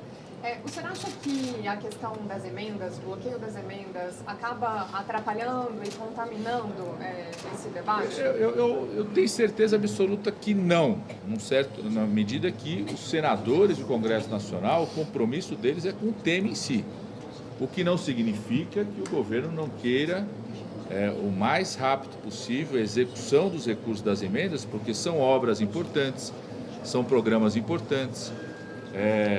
Os municípios estão fechando o ano, fechando o seu mandato, então receberem esses recursos das emendas é importante para os municípios. Então, no esforço do conjunto do governo, eu quero agradecer aqui ao Congresso Nacional por ter aprovado o PLP. O presidente Lula sancionou de imediato o PLP, de que sejam liberados esses recursos por conta das escolas integrais, das obras na educação, da saúde, os investimentos em universidades federais, as obras estão acontecendo.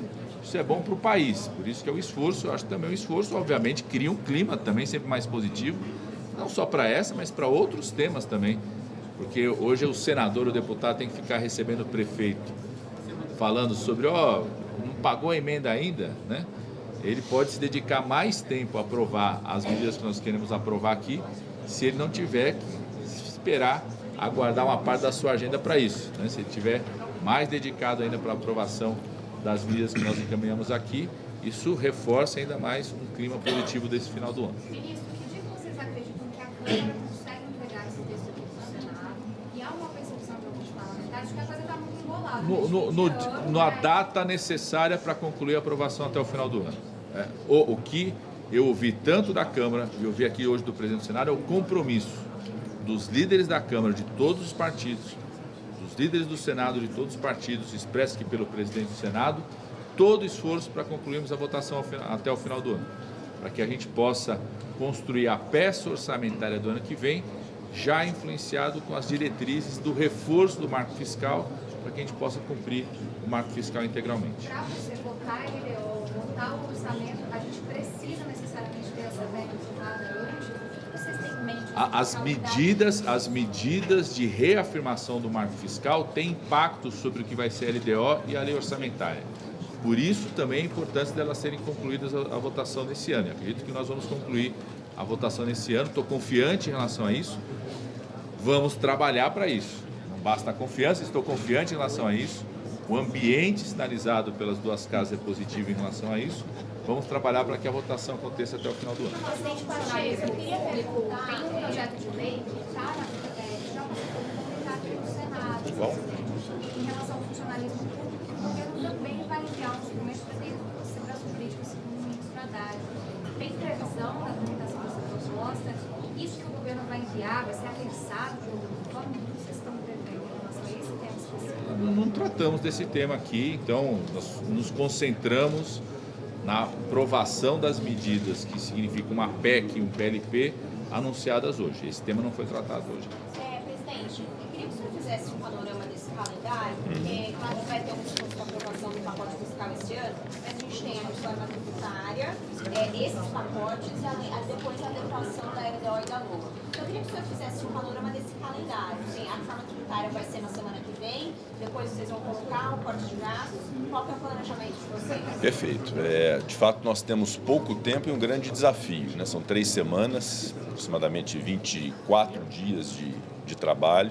Eu fiz um apelo aos líderes que pudéssemos, de fato, fazer um esforço concentrado nessas próximas 3 semanas para fazer as entregas necessárias. Há uma prioridade, de fato, que é a reforma tributária, a sua regulamentação. Na verdade, a reforma mais importante, que era a reforma constitucional, foi concebida pelo Congresso Nacional e promulgado no ano passado, e agora a sua regulamentação. Esse trabalho tem sido objeto de muita dedicação do senador Eduardo Braga, que é o relator da matéria na Comissão de Constituição e Justiça, e tanto o relator Eduardo Braga quanto o presidente da CCJ, Davi Alcolumbre, afirmaram essa disposição de, nas próximas semanas, apreciarem na CCJ o projeto de lei complementar, e apreciado na CCJ será imediatamente submetido ao plenário para apreciação do plenário a regulamentação da reforma tributária. Agora se insere uma outra prioridade, que é a questão do pacote de disciplina de gastos públicos, que é o debate de hoje, né, no Senado,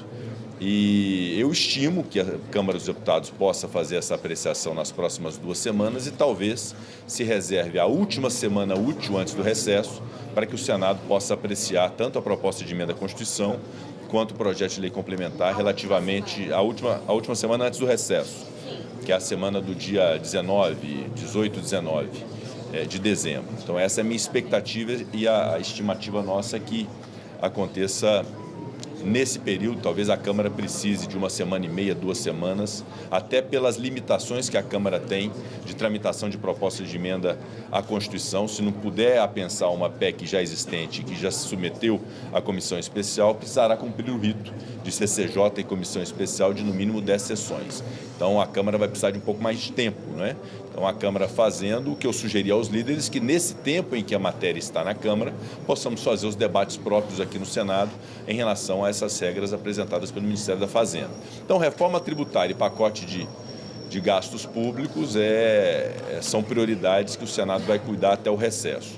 Uma premissa fundamental, e é bom que se diga, as propostas relacionadas à alteração do imposto de renda, essas propostas não serão submetidas à apreciação esse ano.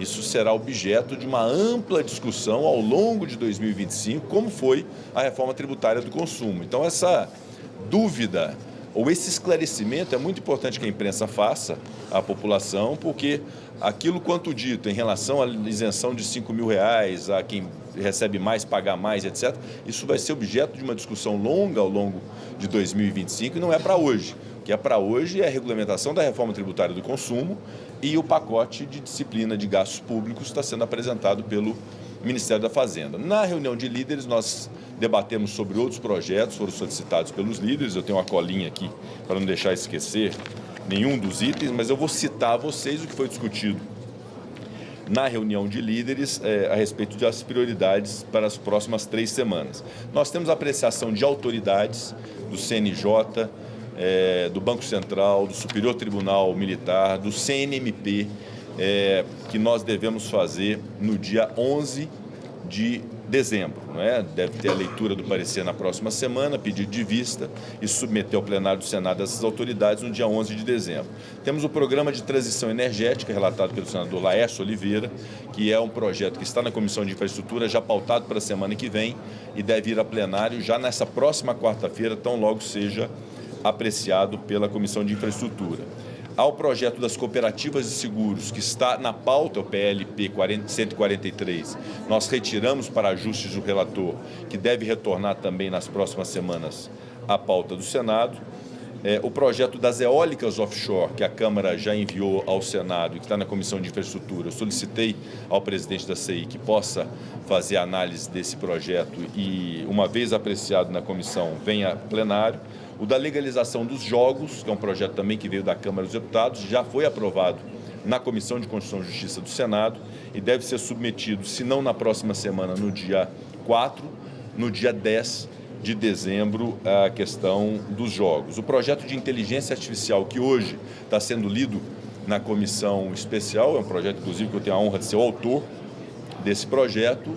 Ele também, nós devemos até o recesso fazer entrega pelo Senado para encaminhar à Câmara um projeto que regulamenta e disciplina a inteligência artificial no Brasil.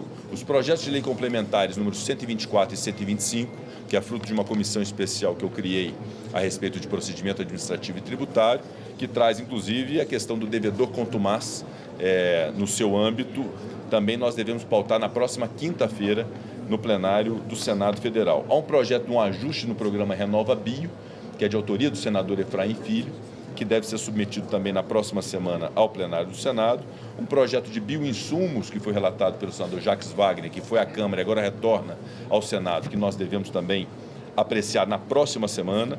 Na próxima semana também um programa do Mover, relatado pelo senador Cid Gomes, também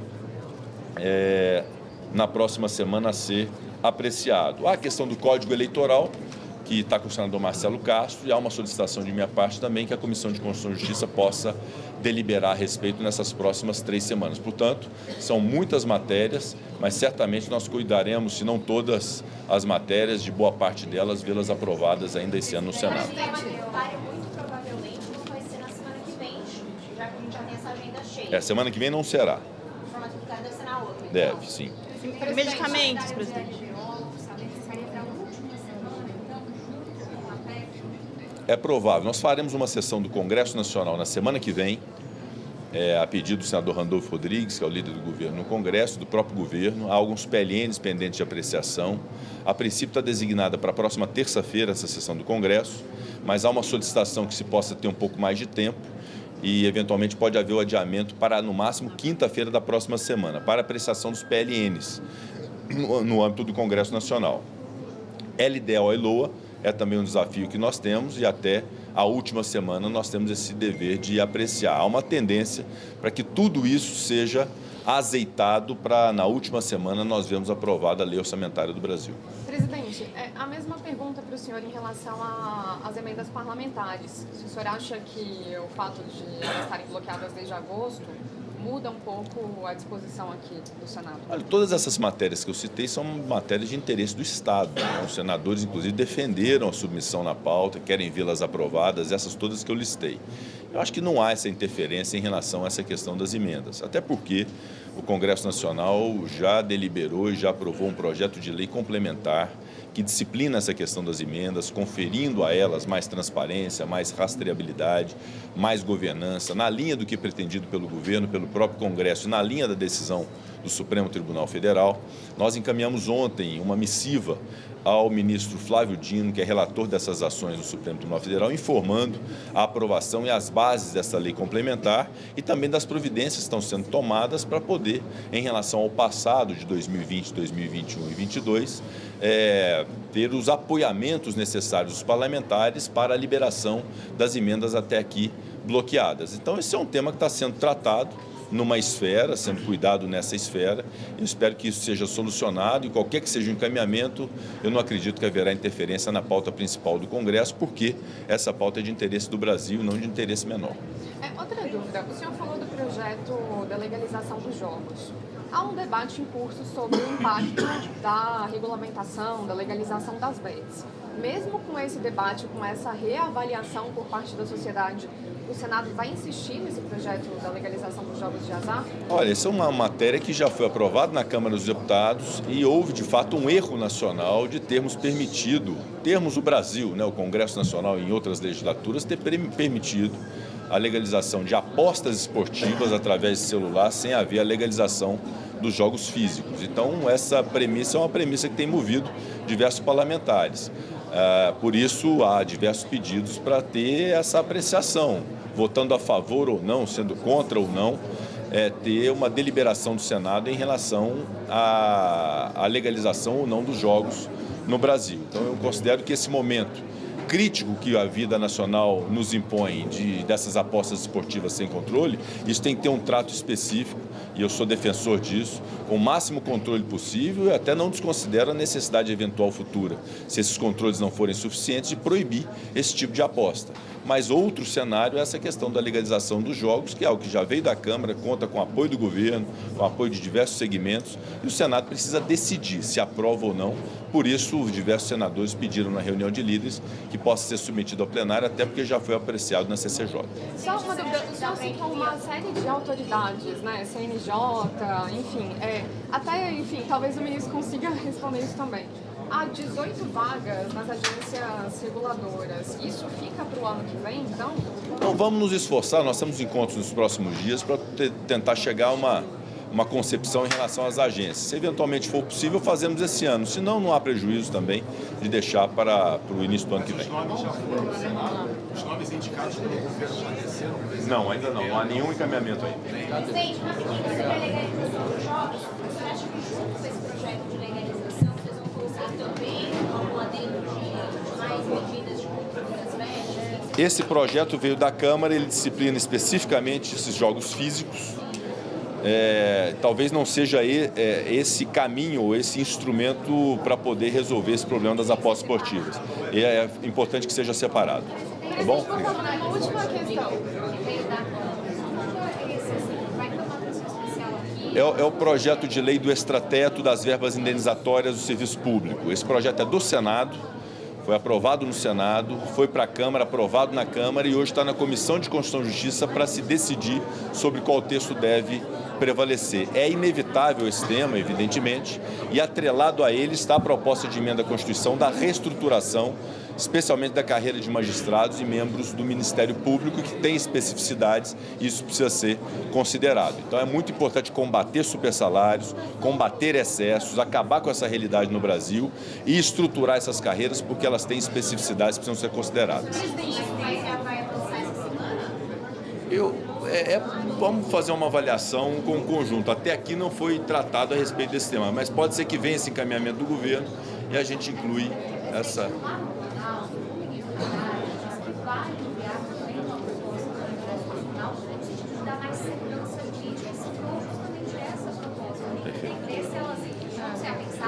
Aí nós precisamos aguardar a proposta do Executivo. O que nós temos hoje é um projeto de lei aprovado no Senado, aprovado na Câmara e pendente agora na CCJ do Senado. Vamos aguardar agora a posição do governo e entabular o melhor encaminhamento. Agora é fato que é preciso disciplinar verbas indenizatórias, que não se pode romper o teto remuneratório de carreiras de serviço público e é preciso compreender que cada carreira tem suas especificidades e precisa ser tratada com essas especificidades. Por isso a combinação desse PL que limite os supersalários com a reestruturação de carreiras específicas, eu acho que é um bom remédio, uma boa concertação, é um bom encaminhamento para essa solução desse problema. Bom, obrigado. O que o senhor sentiu de maior resistência em relação aos pontos que foram apresentados agora de manhã? Até agora nenhuma resistência. Nenhuma? O pacote de disciplina de gasto público, todos os pontos me parecem muito óbvios.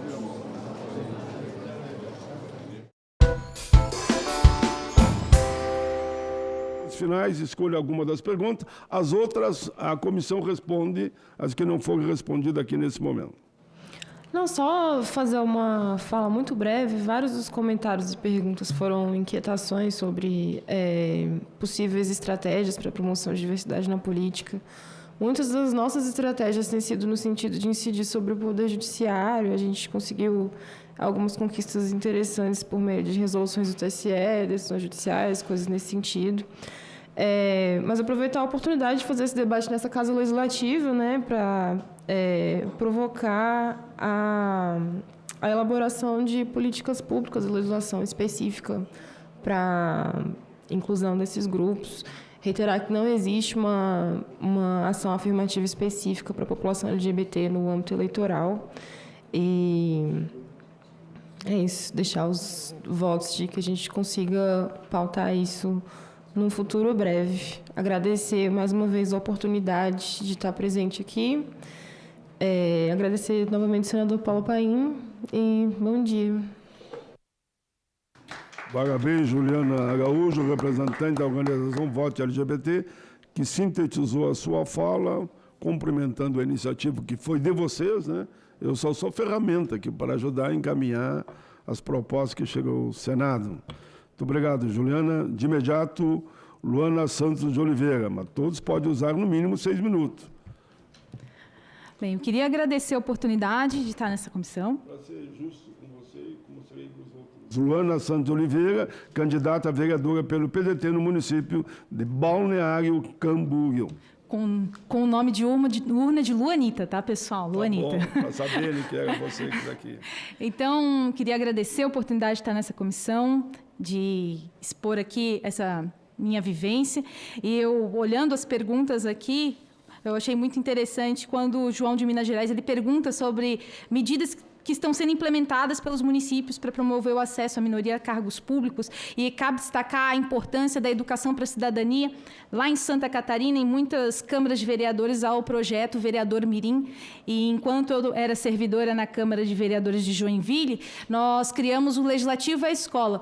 A ideia é desencastelar o legislativo, levar o legislativo para dentro das escolas, para que a gente possa fazer a educação voltada para a cidadania, explicar qual que é a função do vereador, do prefeito, do juiz, para que a nossa juventude, os jovens, eles possam entender o que é, qual que é o trabalho e qual a importância para mudar a vida das pessoas da comunidade. E quando a gente ia até lá, a gente falava sobre problemas muito simples, por exemplo, como a merenda, que é algo que traz esse entrelaçamento da cidadania, da juventude. E eles, nós queremos uma merenda melhor. Então, a gente, a partir disso, começava um debate político. Então, a importância para a educação, para a cidadania, para que mais jovens queiram participar e, consequentemente, né, os jovens periféricos, as mulheres negras. Eu fico imaginando se eu lá em 92, tivesse já participado de um programa desse, né? Eu acho que eu não seria servidora pública, né? Eu acho que eu já seria um deputado, alguma coisa assim.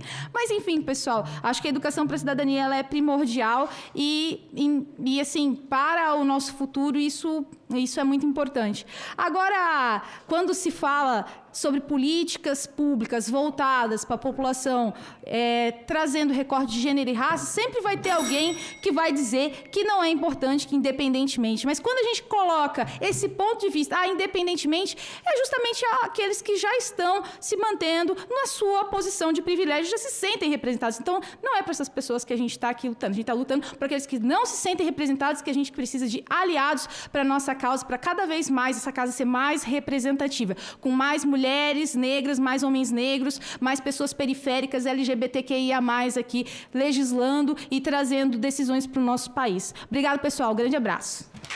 Tudo bem, Luana Santos de Oliveira, candidata vereadora pelo PDT no município de Balneário Camboriú, direta, objetiva, cumprimentando o evento, que foi ao vivo para todo o Brasil, viu?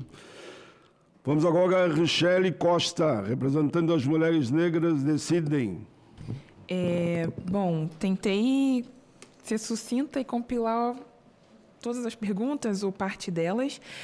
Eu acho que uma coisa, né, algo na ordem bem prática, é revisitar um pouco as legislações e as ações afirmativas que tramitam nessa casa, que tramitam na Câmara e também algumas ações publicadas pelo TSE em relação às candidaturas, né, às regras para processo eleitoral, e considerar muito as questões de raça, de gênero, né, pensando nessa equidade. E acredito que nós, né, enquanto movimento de mulheres negras, né, o movimento negro, no geral, com certeza estamos e sempre estaremos à disposição de criar e afinar o máximo possível esses dispositivos legais que possam, né, fortalecer e impulsionar as candidaturas. Acho que também uma coisa que é muito importante, né, e a gente tem discutido muito, é fiscalizar e punir verdadeiramente partidos que não cumprirem as regras, que não cumprirem o que está na lei. Não dá mais para a gente ver sendo aprovada uma outra anistia partidária. É isso, a PEC 9 foi aprovada e a gente já percebe que uma nova PEC pode acontecer a qualquer momento, já pensando no pleito de 2026, né? Encerrando o 24, pensando no 26. Então, eu acho que pensando nessa revisão desses dispositivos legais, pensar em como enfrentar e como barrar a possibilidade mínima de anistiar, mais uma vez, partidos políticos. E acho que, né, também não é possível. Há uma pergunta que fizeram aqui sobre as políticas públicas, né, para superar desigualdades e tal. Acho que não é possível construir políticas públicas justas e igualitárias apenas na perspectiva de um grupo social, racial e que é minoria populacional, né, que são homens brancos, que são a esmagadora maioria dos eleitos nesse país. E há um mito muito grande que mulheres negras governam apenas para si mesmas. Primeiro que não tem como governarmos para nós mesmas, visto que, como já disse anteriormente, como o Munay, como todas falamos, somos maioria populacional. Inclusive, o Mulheres Negras Decidem lançou uma pesquisa chamada Balanço de Parlamentares. A gente analisou os mandatos de mulheres negras eleitas em algumas partes do país, não deu para contemplar todas, óbvio, pensando nos mandatos de 19 a 22 e muito para poder contrapor esse discurso, né, que não tem o menor cabimento. E analisando esses mandatos, a gente conseguiu identificar que todas essas mulheres negras eleitas são pioneiras em aprovar e ter compromisso com pautas que atingem a população no geral. Nós fizemos também um levantamento que a gente chama mais ou menos de a ODS das mulheres negras. A gente elencou ali 10 maiores temas que abarcam a população e que são temas que as mulheres negras eleitas priorizam nos seus mandatos, que é mobilidade urbana, mobilidade urbana, enfrentamento à insegurança alimentar, violência doméstica, violência política, que são pautas que atravessam o nosso dia a dia, né? Falar da saúde, do postinho de saúde ali do município pequeno, é falar do transporte que funciona, que não funciona, é falar da passagem, que é caríssima. Enfim, acho que também, e pensando na atuação dessas mulheres, que é uma atuação brilhante, eu também acredito que um desdobramento muito importante é o compromisso no enfrentamento à violência política, né? Então, eu incluo essa revisita, né, desses dispositivos e ações que seja incluído de forma muito séria o enfrentamento à violência política, porque é isso, fazer legislações que permitam que essas mulheres acessem a política, se candidatem e tenham seus mandatos, tá, mas quando elas são eleitas, o que a gente pode fazer para cuidar dessas mulheres, assegurar que elas consigam fazer o seu mandato com segurança, sem temer a própria vida e sem temer o seu discurso político, né? E ter essa insegurança, como eu disse. Tem mulheres que são revitimizadas porque elas sofrem a violência, são ameaçadas e isso meio que volta para elas mesmas porque elas ficam enclausuradas, sem poder exercer esse poder. Então, eu acho que precisamos cuidar dessas mulheres, precisamos também fortalecer os programas de proteção a defensoras e defensores de direitos humanos. E aqui eu friso muito, porque é isso, né? Assim como a Tenda, assim como o MND, nós trabalhamos com mulheres, acompanhamos, somos parceiras de mulheres de territórios muito deflagrados. Mulheres, inclusive, da região amazônica, que sofrem ameaças do agro de forma muito ferrenha. Então, como cuidar dessas mulheres para além do eixo sudeste, né? Para além das grandes capitais, ali como a Mazé trouxe, né? Então, eu acho que pensar nesse fortalecimento do programa de proteção a defensoras e defensores de direitos humanos é importante, muito pensando na atuação do Senado, muito pensando na atuação do Ministério dos Direitos Humanos. E é isso, assim, tentei compilar para não atravessar o tempo. E aí, mais uma vez, eu gostaria muito de agradecer a Isabel, né, maravilhosa em abrir essas portas para nós, e o senador Paulo Paim, por se colocar muito nesse lugar de estar andando lado a lado com o movimento de mulheres negras e pensando em como fortalecemos, como impulsionarmos esse protagonismo. É isso. Obrigada. Muito bem. Rachele Costa, representando as Mulheres Negras Decidem. E, mediante a votação unânime dos que falaram à distância, eu passo a palavra a Pérola Sampaio, bacharel em Direito, PUC-RS, psicopedagoga, clínica institucional, PUC-RS, PUC-RS também, e integrante da coordenação executiva da Associação de Juristas pela Democracia e do Movimento Pretistas. É com você, Pérola. Primeiramente, senador, quero agradecer a iniciativa desse importante debate. Ele é imprescindível e temos que continuar fazendo, mas quero aqui também agradecer ao nosso coletivo de pretistas que nos indicaram para estar aqui neste espaço tão importante. E aí quero fazer referência a uma das idealizadoras do grupo pretista, que foi a Mariana, que mora aí em Brasília, trabalha no Senado, deve estar por aí ou em alguma sala, que a nossa rede ela é muito grande, nós estamos em todo o Brasil, como mulheres negras e articulada. E também fazer aqui referência nas considerações finais que o racismo estrutural ele nos mata diariamente e nós temos que enfrentá-lo, tanto o racismo institucional quanto o racismo estrutural.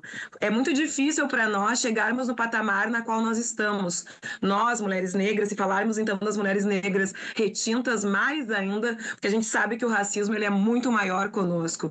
Então, a autoestima que nós temos de não baixar literalmente a nossa cabeça, mas falarmos olhando, olho no olho, falarmos com a cabeça para cima, porque o corporal também fala, ter a capacidade de pegar o microfone, solicitar a intervenção, falar em espaços públicos, nos demandou para muitas terapias e muitas formações políticas e muitas ingressos em vários grupos sociais. Também falar aqui que nós não somos herdeiras e herdeiros não, nem economicamente, nem politicamente de quadros políticos. E também tão pouco de amigos políticos. O que nós temos são pessoas que admiram o trabalho de construção política coletiva que nós fazemos dentro dos movimentos sociais na qual nós estamos, porque muitas se afastaram e, como diz o senso comum, vazaram, para não dizer abandonaram a luta, né? E falo isso porque trago também aqui comigo a luta do hip hop. Então, falar que muitas pessoas chegam também de um ano para o outro e se filiam no partido político para ser candidatas, enfim, por interesses outros, às vezes até interno. E quem tem que ser valorizado é quem constrói essa luta desde muito. Quem estava nos momentos mais difíceis, abraçando o partido, levando a bandeira e defendendo as pautas de lutas, como as cotas, que já aqui falei, não vou me estender, que foram grandes embates, inclusive no Supremo Tribunal Federal, em momentos anteriores, e que nós estávamos ali para defender. E que muito foi falado também da questão econômica da mulher e da não participação dela na política. E aí, por isso que eu fiz referência lá no início da minha fala, do quão importante é da gente fortalecer e empoderar as medidas do governo federal agora com relação à reforma tributária, né? Então, dizer que a nossa campanha ela foi coletiva, nós tivemos o apoio do Movimento Negro Unificado, da Marcha Mundial de Mulheres, da Associação de Juristas pela Democracia, do Fórum Permanente do Hip Hop, Instituto Ecovida, Frente Negra Gaúcha, Movimento 50-50 de advogados e advogadas, Juventude Kizomba, Coalizão Nacional de Mulheres, Rede de Mulheres Negras, minhas grandes irmãs, Fórum Nacional de Juventude Negra. E aí, não foi fácil, não, uma campanha política, como a Amanda colocou, com muita propriedade técnica aqui colocada, com pesquisas, a gente fazer 2.612 votos. Isso que desde menina eu participo desta luta e sou filiada ao Partido dos Trabalhadores e das Trabalhadoras.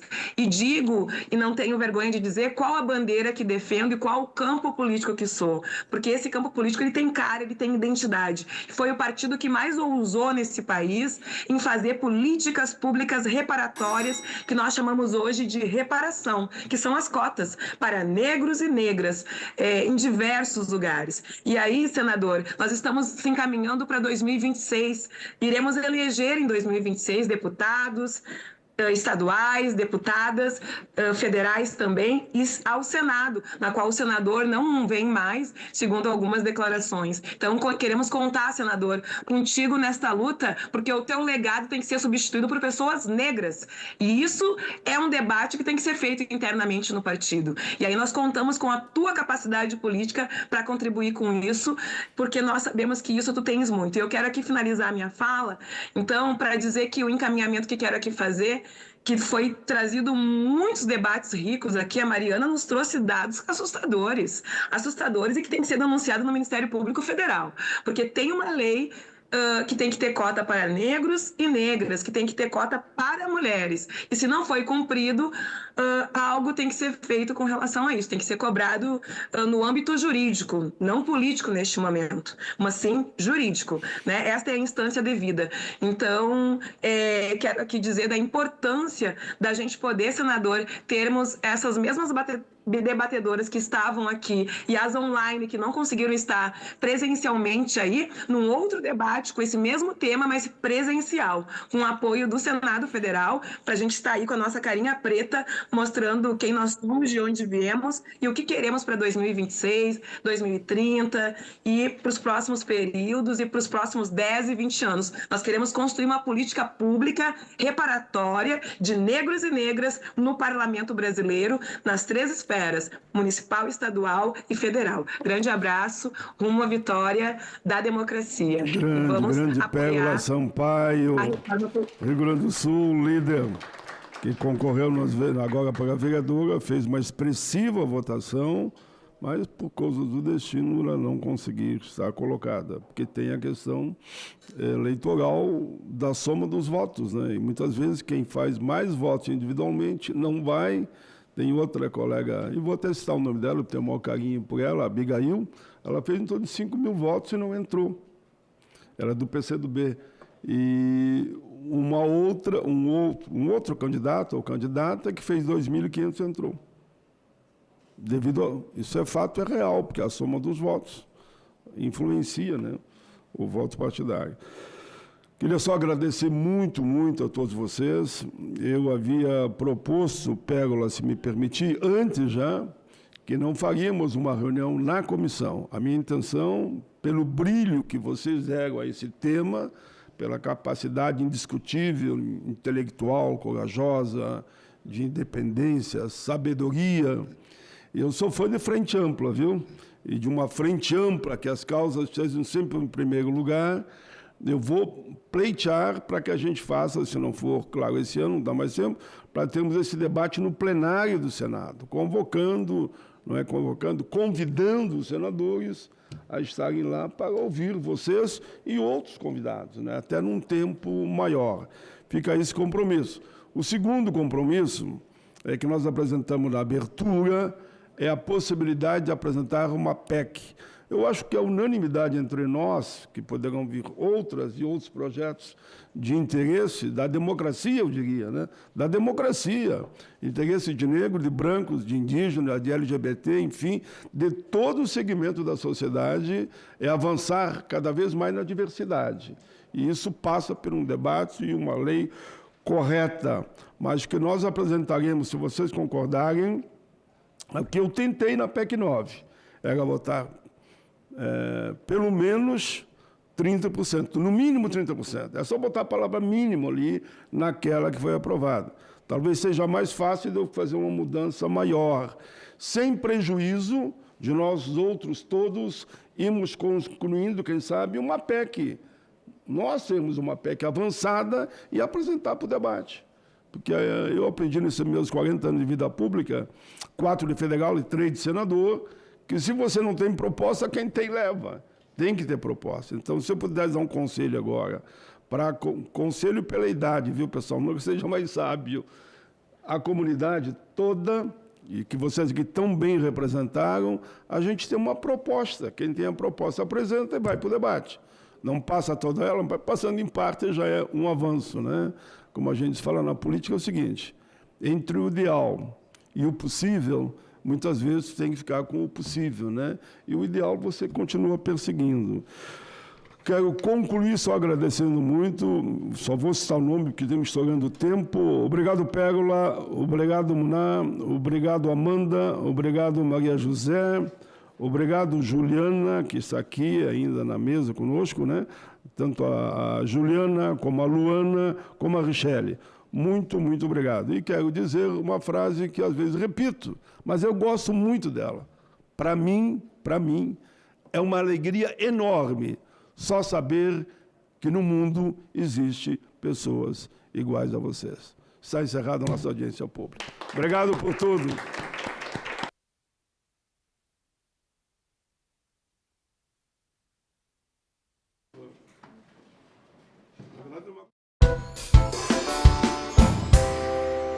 inicialmente aqui a gente tem os resultados para a PNS de 2013, né, nessas duas colunas, primeiras colunas numéricas. No meio a gente tem as duas reunidas, aqui é uma amostra grande, né, de mais de 3.500 indivíduos no país inteiro, 2013 e 2019, e nas duas últimas colunas, 2019.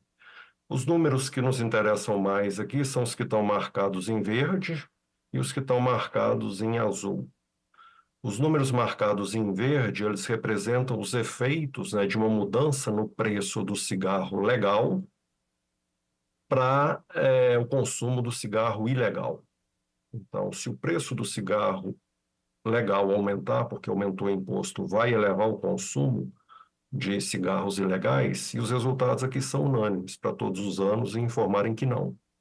Por que não? Porque nenhuma das estimativas foi estatisticamente significante. Pode até haver uma mudança marginal, mas estatisticamente não é significante. Então não provoca essa migração. Tá? Por outro lado, se a gente considera o efeito do preço do cigarro ilegal sobre o mercado legal, sobre o consumo legal, aí é um efeito interessante.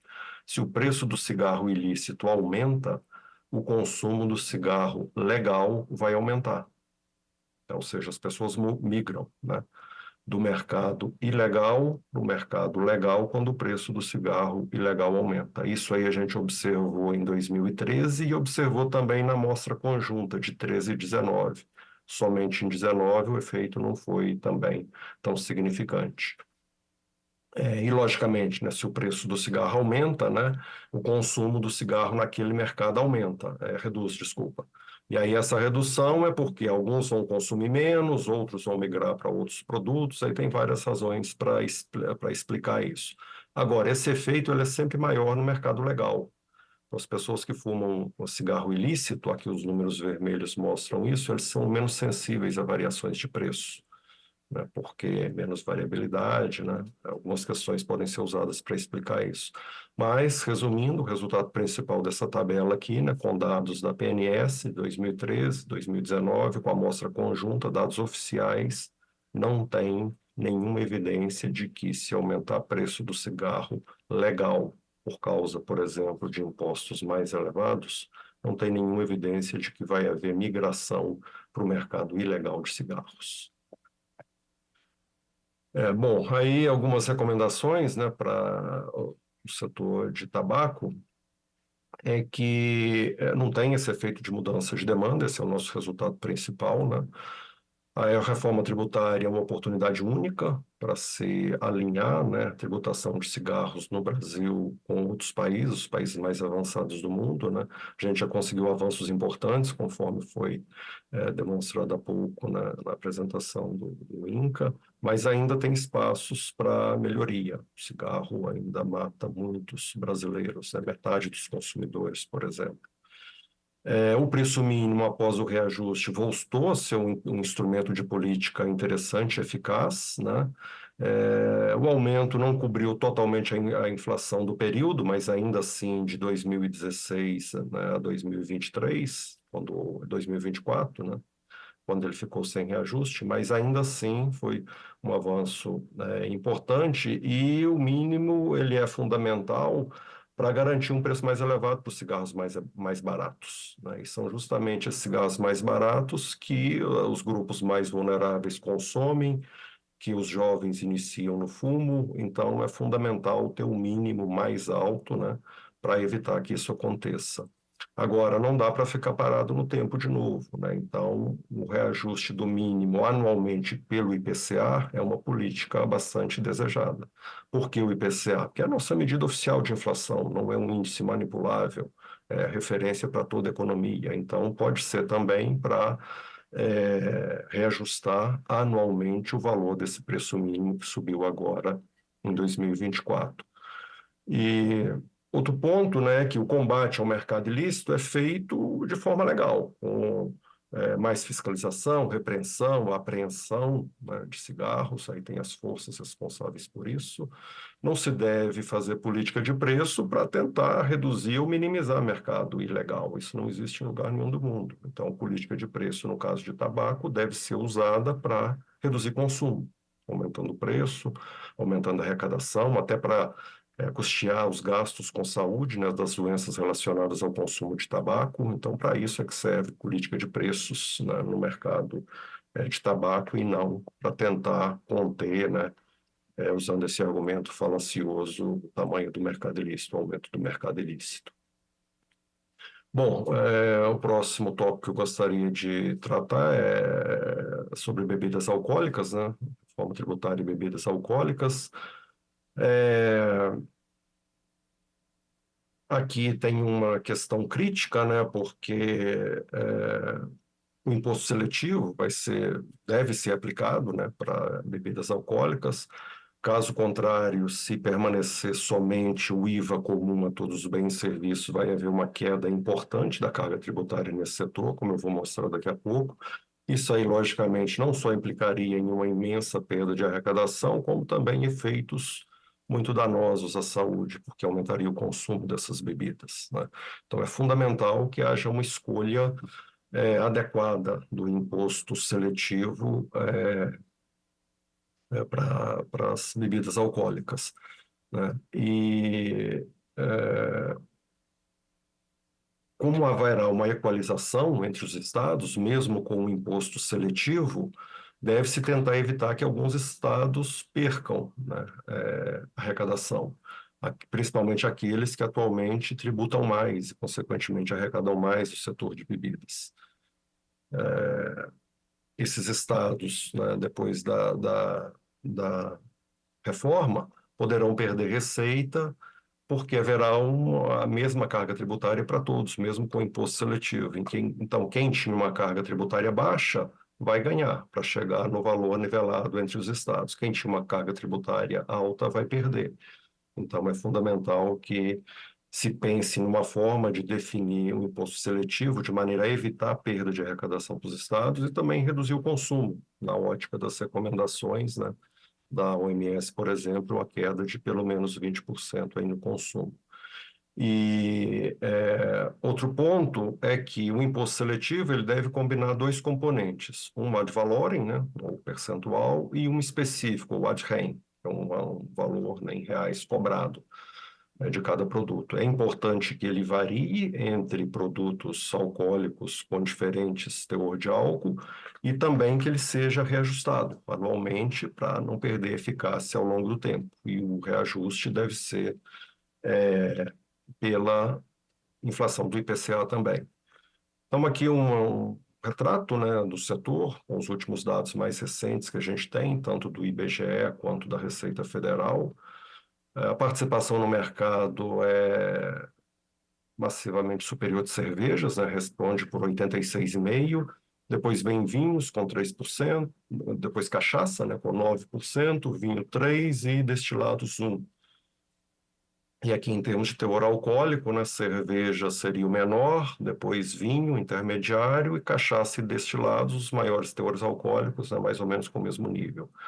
Preço médio tem uma variação entre eles e a carga tributária, né? A carga tributária de cerveja é aproximadamente 37, 47 para destilados, 39 para vinhos e 43 para cachaça.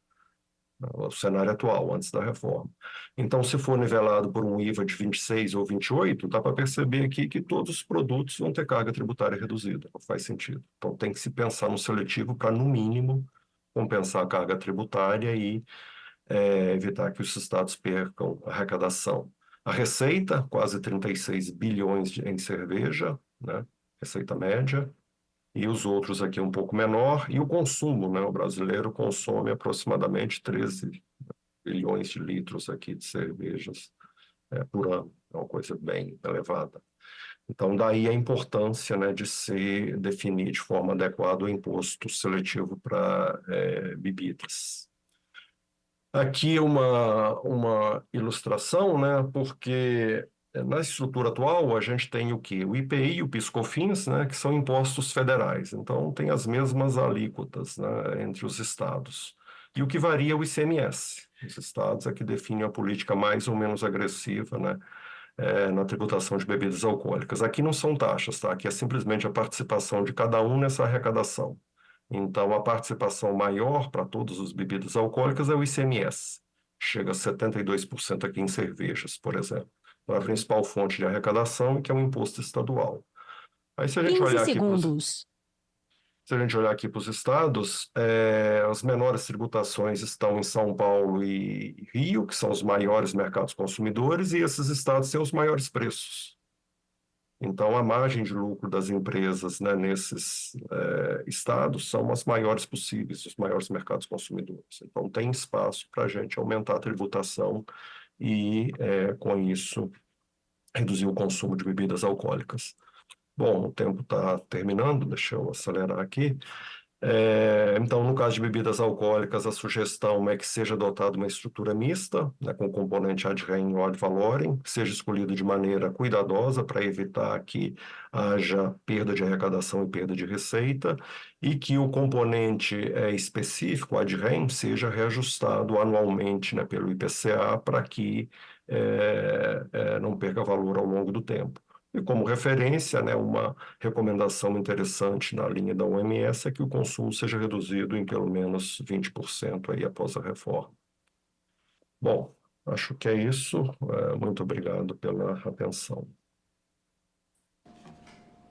Nós que agradecemos, professor. Estávamos aqui comentando como a cerveja é a rainha do consumo de bebidas alcoólicas, não é? E isso muito ligado também a patrocínios de festas, de shows, de carnaval, de eventos, que esse patrocínio é feito por cervejas. Dentre as bebidas alcoólicas, é a que mais patrocina. Na minha cidade, que tem o melhor carnaval de Pernambuco, lá em Olinda, não é? Se fecha o patrocínio para uma marca de cerveja só. E é uma coisa impressionante, impressionante. Mas vamos adiante, né? Vamos ouvir agora Mônica Andrés, diretora-geral da ACT, Promoção da Saúde. Mônica é a nossa última convidada a se expressar e ela vai por videoconferência também. Muito obrigada, bom dia a todos e todas, especialmente a senadora, pela oportunidade, né, da gente estar aqui. Queria também cumprimentar todas as pessoas que falaram, me antecederam aqui nessa audiência, dizer que, enfim, o conteúdo, acho que de todas as apresentações foram excelentes, né, e mesmo sem combinar, eu acho que elas acabam sendo complementares, né. Então, eu vou falar um pouquinho também aqui, vou dividir a apresentação para comentar um pouquinho também a respeito desse tema, representando a ACT Promoção da Saúde, que é uma organização não governamental brasileira, né, que trabalha pelas políticas públicas de prevenção, promoção da saúde, especialmente o controle dos fatores de risco das doenças crônicas não transmissíveis.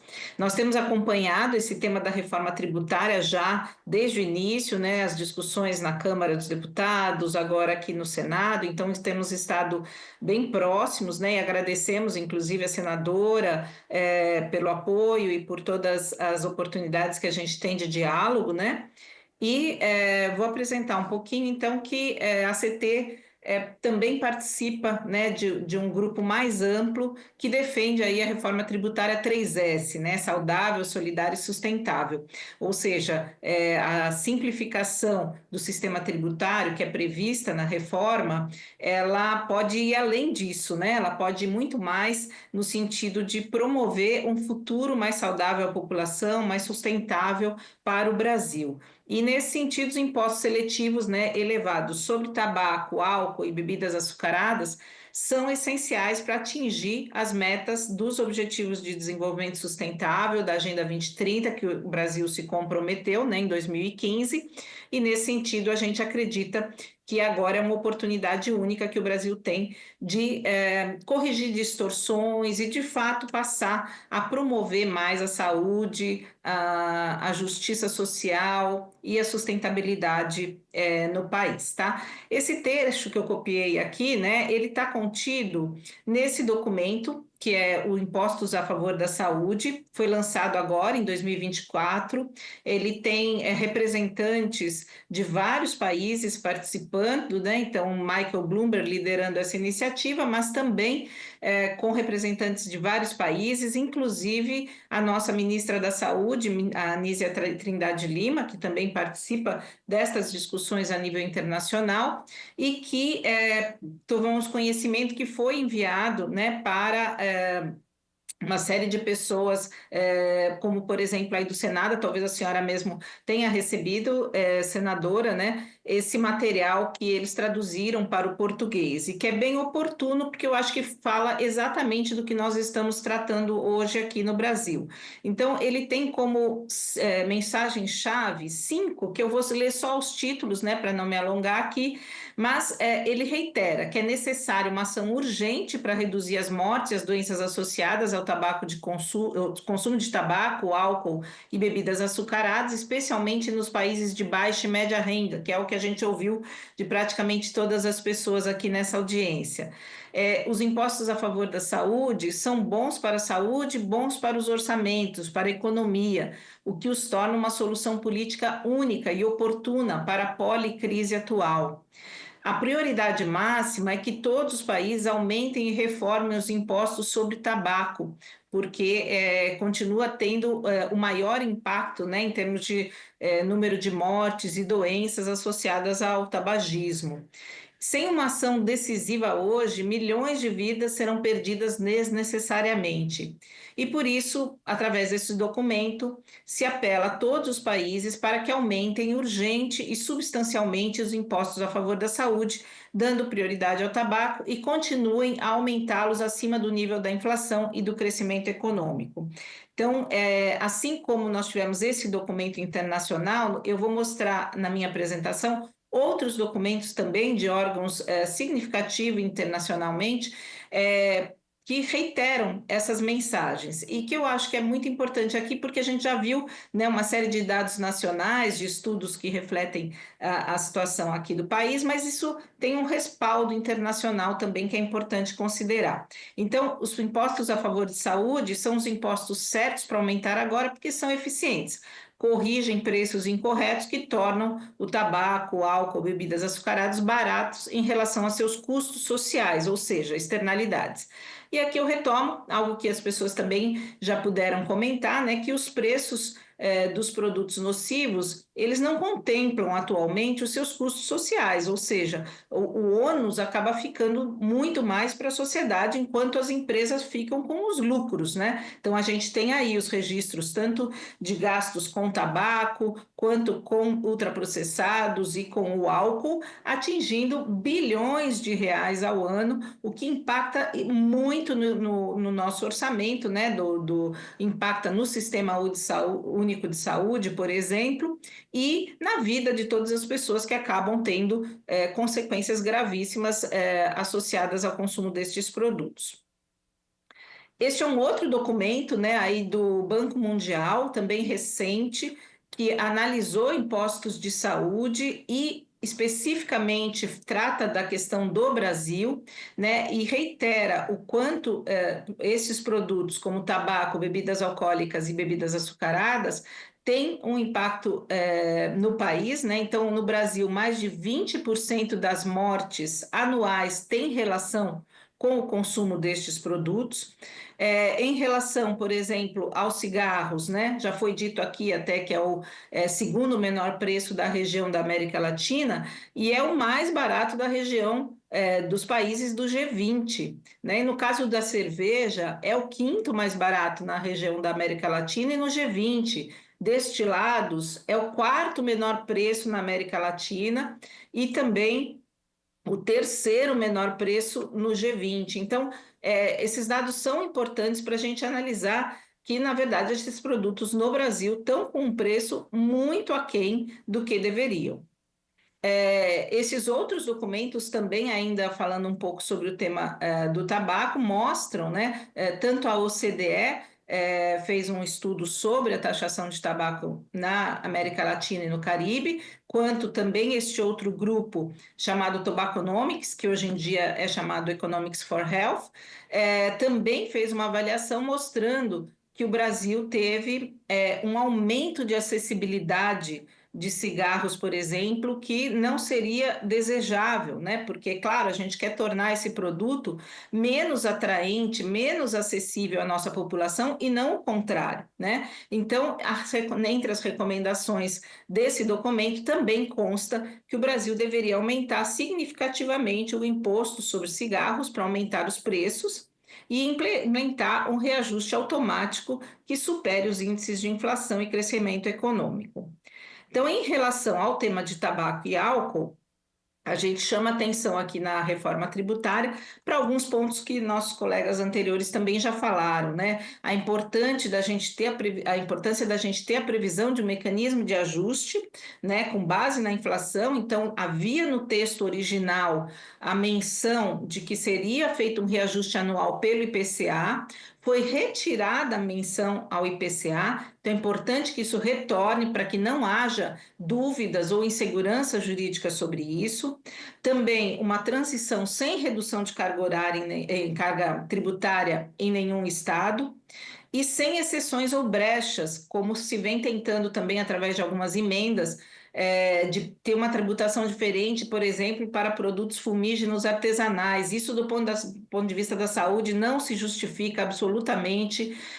Todos esses produtos são maléficos à saúde, independente até de serem legalizados ou não, independente de serem produzidos de uma forma ou de outra. Então, não cabem essas brechas, né? E o modelo misto com componentes específicos e ad valorem para todos os produtos fumígenos.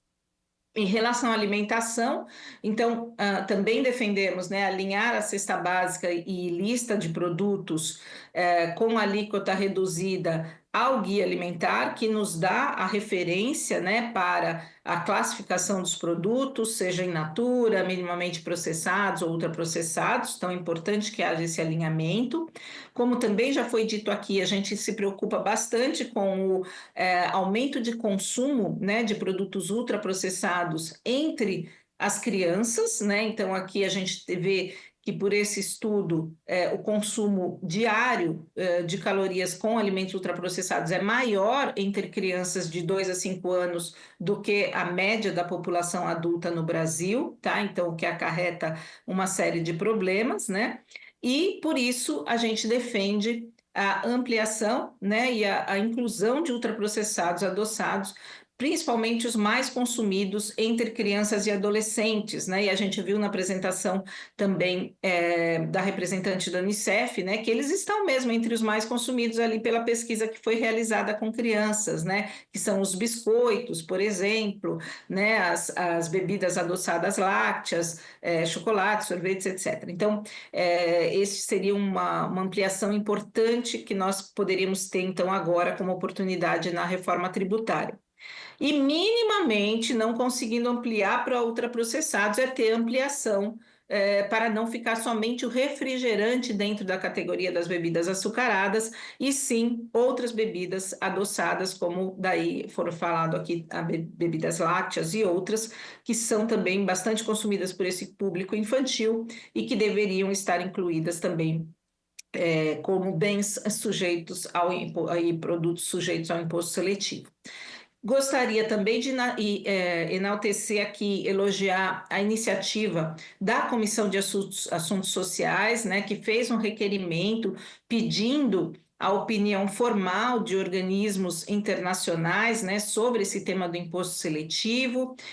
Então, nós tivemos a manifestação, né, pelo que a gente pôde acompanhar na tramitação da OPAS, da Unicef, do Banco Mundial, todos reiterando essas recomendações que a gente está apresentando aqui hoje. Tivemos de forma complementar também uma outra carta da Campaign for Tobacco Free Kids, que é uma organização americana que também reuniu uma série de assinaturas de outras organizações recomendando que a gente adote, né, o imposto seletivo para produtos de tabaco, bem como outros produtos nocivos à saúde e meio ambiente. e, como eu mencionei anteriormente, também a iniciativa da Força Tarefa sobre impostos saudáveis, que também encaminhou a mesma recomendação a parlamentares do Brasil. Então, veja que várias organizações, tanto em âmbito nacional quanto internacional, apoiam essa iniciativa do imposto seletivo, tal como está sendo discutida e proposta atualmente.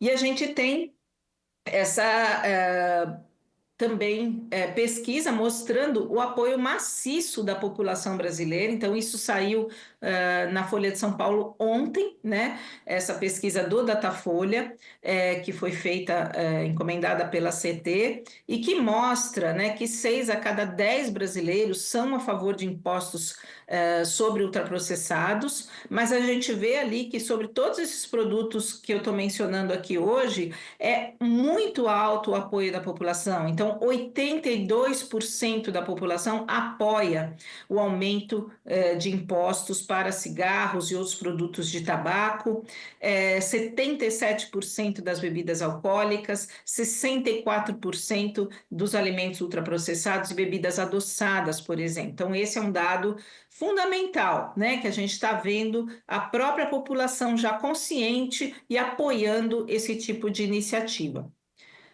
E o que a gente não quer ver, né, são notícias como esta, né, manchetes como essa. Alimentos saudáveis têm aumento de preços superior a ultraprocessados no Brasil. A gente precisa corrigir essa distorção pensando no futuro da nação, como bem disse a colega da Unicef, né? Nós temos que reverter isso. Nós não queremos esse tipo de notícia. E nem esta, de que o preço de arroz e feijão sobe mais que cerveja e cigarro, por exemplo. Isso é uma distorção, né? O que nós estamos estimulando a população a consumir? Cerveja, cigarro e ultraprocessados?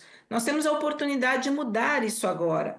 E essa outra matéria que saiu ontem, também falando que a cesta do brasileiro tem mais cigarro e menos café em outubro, diz a pesquisa. Então, é tudo isso que nós queremos e podemos mudar agora com a reforma tributária. E aí a gente levanta essa pergunta, né? Quanto custa pagar pouco com produtos que destroem a saúde, né? Então, na verdade, é o barato que sai caro, né? Esses produtos, eles vão causar impacto muito grande, não só na saúde, mas na vida de todos os brasileiros. E a gente tem a oportunidade de reverter e transformar esse futuro agora. Então, para finalizar, o momento é agora, uma política vencedora com estratégias políticas de sucesso e a importância da gente, então, usar essa oportunidade e promover uma reforma tributária saudável, solidária e sustentável. Obrigada mais uma vez pela atenção. Muito obrigada, Mônica. Agradeço demais a sua participação. Combinei aqui com quem está presente da gente fazer tão somente a leitura das contribuições do E-Cidadania, até porque muita coisa, ou a maioria das perguntas foi respondida. Nós temos aqui um grupo de pesquisadoras também, né, da Fundação Getúlio Vargas, que depois a gente vai atender, né? E da USP também. Depois a gente vai atender no nosso gabinete devido ao adiantado da hora. Eu vou rapidamente ler as contribuições. Como a reforma tributária está considerando, junto ao SUS, os objetivos do desenvolvimento sustentável da Agenda 2030. Isso foi falado explicitamente, não é? De Bruna, do Rio de Janeiro. Antônio, do Ceará.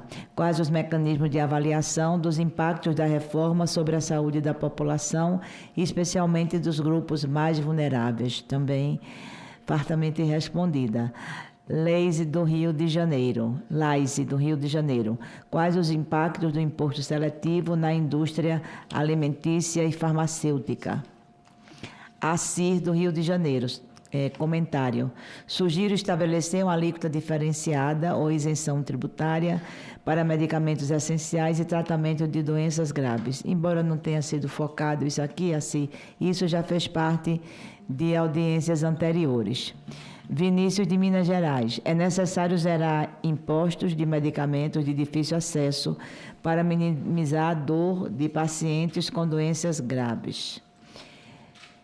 Leão do Paraná. Existe uma cadeia de consumo de bebidas alcoólicas que influenciam no turismo, como no Rio Grande do Sul, a terra do vinho, né, Leão?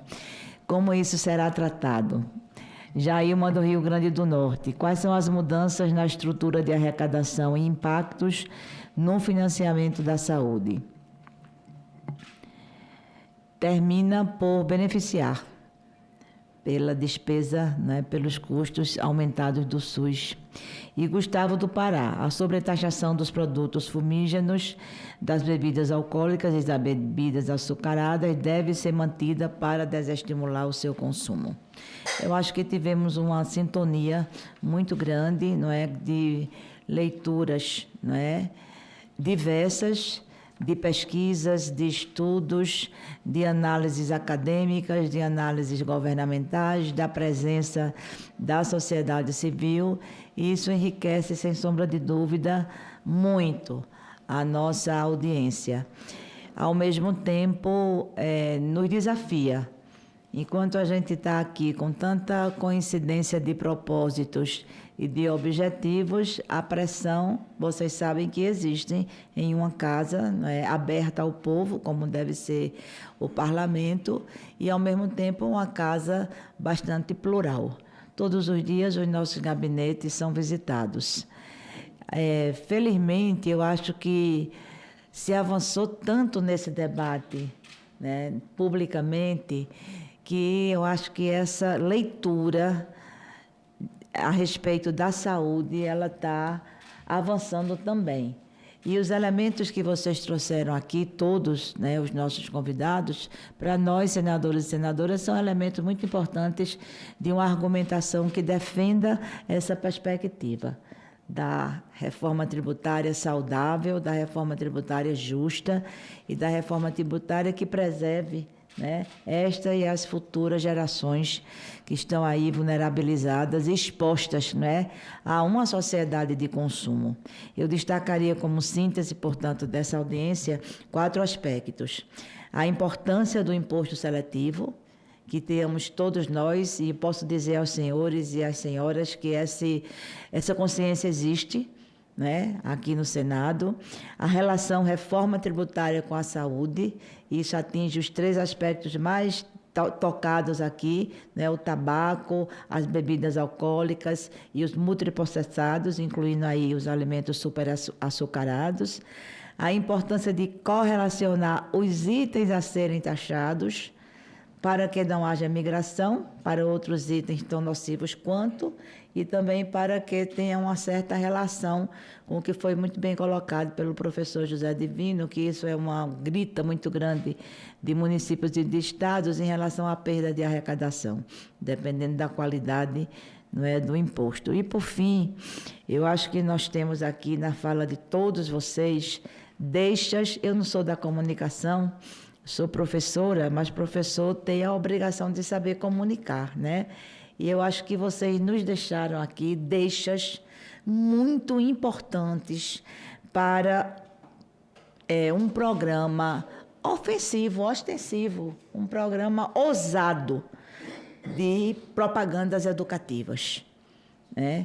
Nós temos que utilizar isso com mais força, com mais articulação, com mais objetivo estratégico, porque a gente briga contra a propaganda que eleva isso, né, a alta potência. Não foi fácil, por exemplo, nós mulheres tirarmos a imagem feminina das propagandas de cerveja, né? Foi luta.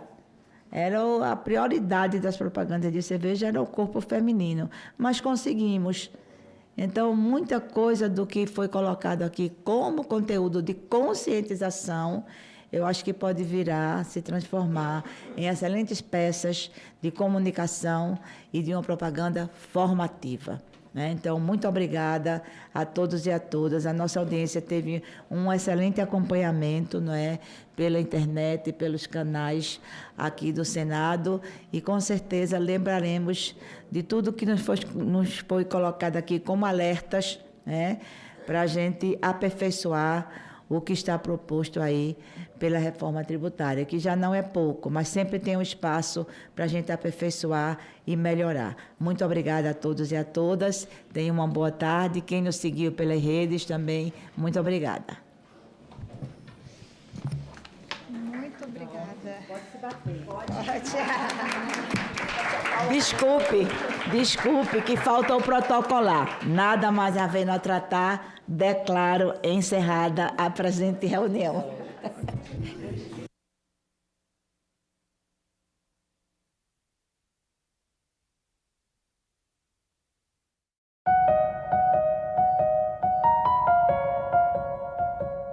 Rios brasileiros e o potencial de exportação, o agronegócio e os benefícios aos ribeirinhos. A gente tem 13 milhões de toneladas que são transportadas. A nossa estimativa é que esse volume chegue a cerca de 28 milhões em 2057. Não faz o menor sentido a gente falar dessas embarcações que já acessam o rio, que já ali navegam sem o menor tipo de restrição, que elas paguem qualquer coisa. Em discussão, hoje, 20h, aqui na TV Senado.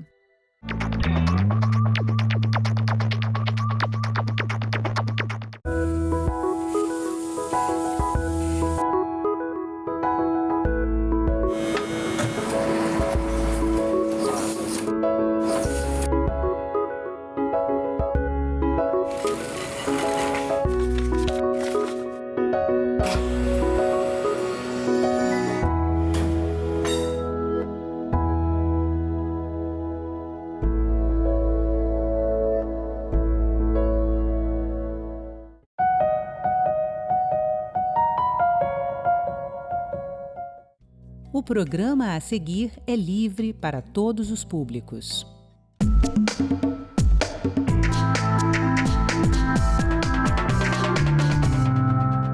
Indígenas são eleitos para todos os cargos de vereadores e também para a prefeitura da cidade de Marcação, na Paraíba.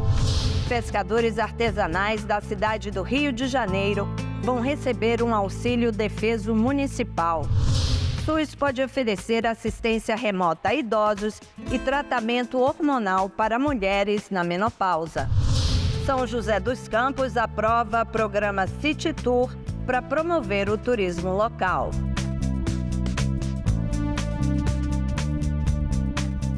Oi, pessoal! Que tal saber o que parlamentos como este têm feito país afora? Afinal, são decisões que impactam a sua vida, o dia a dia do brasileiro. Eu sou Andréa Alves e este é o Parlamento Brasil, um programa que há 18 anos é feito em parceria com as TVs legislativas de todo o país. Vamos lá?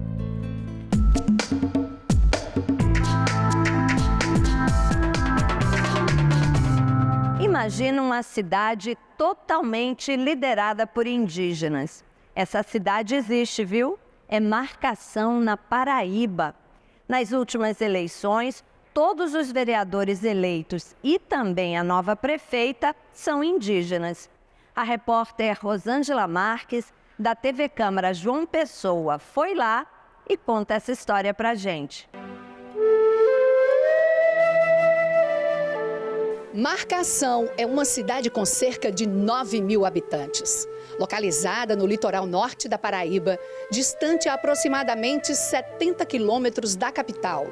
A área urbana é cercada de aldeias indígenas de etnia potiguara. Nas aldeias e na cidade, o povo preserva costumes ancestrais, se conecta com a terra e estreita uma saudável convivência entre indígenas e não indígenas, que se fortalece em espaços como mercados, festas e eventos culturais. Segundo o último censo de 2022, 88,08% da população que mora na cidade de Marcação declaram-se indígenas. Marcação é uma das 10 cidades com maior proporção de habitantes indígenas no Brasil. Dos quase 9 mil habitantes, mais de 8 mil são indígenas e mais de 5 mil têm idade para votar. Marcação é banhada pelo rio e pelo mar. A maior parte da população vive da agricultura e da pesca. São 15 aldeias. É uma cidade bastante jovem, emancipada há apenas 30 anos. Mas desde o início da história, sempre teve na prefeitura um representante indígena. Em 2016, uma mulher indígena foi eleita. Durante a pandemia, em 2020, ela se reelegeu. Em 2024, nas eleições desse ano, Ninha foi eleita a única mulher prefeita indígena no Brasil. Eli Sônia Oliveira Gomes da Silva, casada, 43 anos, pedagoga e agora prefeita eleita de Marcação. É um orgulho. Marcação hoje, 88,8% é indígena. Temos também os brancos, né? A administração ela é para todos, mas representa 88% de uma população que é o quê? Mais de 7.900 pessoas. Então, assim, é desafiador, ao mesmo tempo é uma honra poder trazer essa representatividade, né? Como mulher, ainda por cima indígena. Ninha, como é mais conhecida, disputou a prefeitura com uma outra mulher indígena. Foi eleita com 76,79% dos votos válidos. Marcação também elegeu 9 vereadores, todos indígenas, 5 homens e 4 mulheres. A maioria dos vereadores eleitos é do mesmo partido da prefeita Ninha, PSD. Mas tem também vereadores do Republicanos e União Brasil. Tanto a prefeita Ninha como os vereadores têm metas comuns: dar visibilidade à cidade, desenvolver o turismo e melhorar as estradas para o escoamento da produção agrícola e da pesca. É que no período de chuvas, as aldeias passam por dificuldades. No tempo de chuvas, a gente não tem acesso, né? E isso aí a gente está trazendo para aqui. Vamos ver o que aqui a gente pode fazer. Já temos ladeiras aí feitas, né? Graças a Deus, ao nosso governo. A gente precisa que o investimento entre dentro das nossas áreas para que a gente faça as coisas acontecer, tanto no turismo como na agricultura e em todas as áreas do nosso município. A gente precisa fortalecer esse apoio, trazendo o toré, trazendo o artesanato, as danças culturais, para que nosso povo seja visto aqui e lá fora. Trazer políticas públicas na área da saúde, da educação, do esporte, do lazer e também da cultura, né? Os desafios, eles são diários. Administrar não é fácil, não é? Fazer gestão é cuidar das pessoas. Acredito que a gente não consegue agradar 100%, mas a gente vai se dedicar para fazer o máximo que a gente puder. A produção de arte indígena é um outro pilar do sustento das famílias em Marcação. E um dos projetos da nova prefeita é construir um polo de arte indígena. Ter um local de escoamento, de venda do nosso artesanato, num local que seja acessível, num lugar que dê suporte aos turistas que cheguem, com infraestrutura. Eicové, Ixé, Romildo, Guiracanga, Potiguara, Tupini, Engarecé, Morombo e Sara. Na cidade de Marcação, as escolas municipais têm na grade curricular obrigatória o ensino da língua tupi, do povo originário do litoral brasileiro. É muito importante a língua nas escolas e tem um papel fundamental para fortalecer a nossa identidade, a nossa unidade como munícipes da demarcação e também indígenas da região do litoral norte da Paraíba. Juntos, prefeita e vereadores compartilham a missão de conectar raízes culturais e o respeito à diversidade. Querem trabalhar para fortalecer os direitos do povo indígena, sem esquecer de atender às necessidades comuns a qualquer outra cidade, como educação, saúde e infraestrutura. Compromisso de promover a cidade de maneira mais próspera para todos. As mulheres elas têm um poder muito grande, poder de convencer, o poder de dizer o que quer, o poder de dizer o que serve para comer e o poder de dizer quando quer ter ou não os curumins. Então isso é muito importante dentro de um povo, né, que respeita a mulher por ela ser diferente no sentido de ser a única que pode procriar. É desafiador, ao mesmo tempo muito satisfatório, é uma conquista muito grande, né? Eu diria que hoje eu sou a mãe de 8.999 habitantes dessa cidade, né?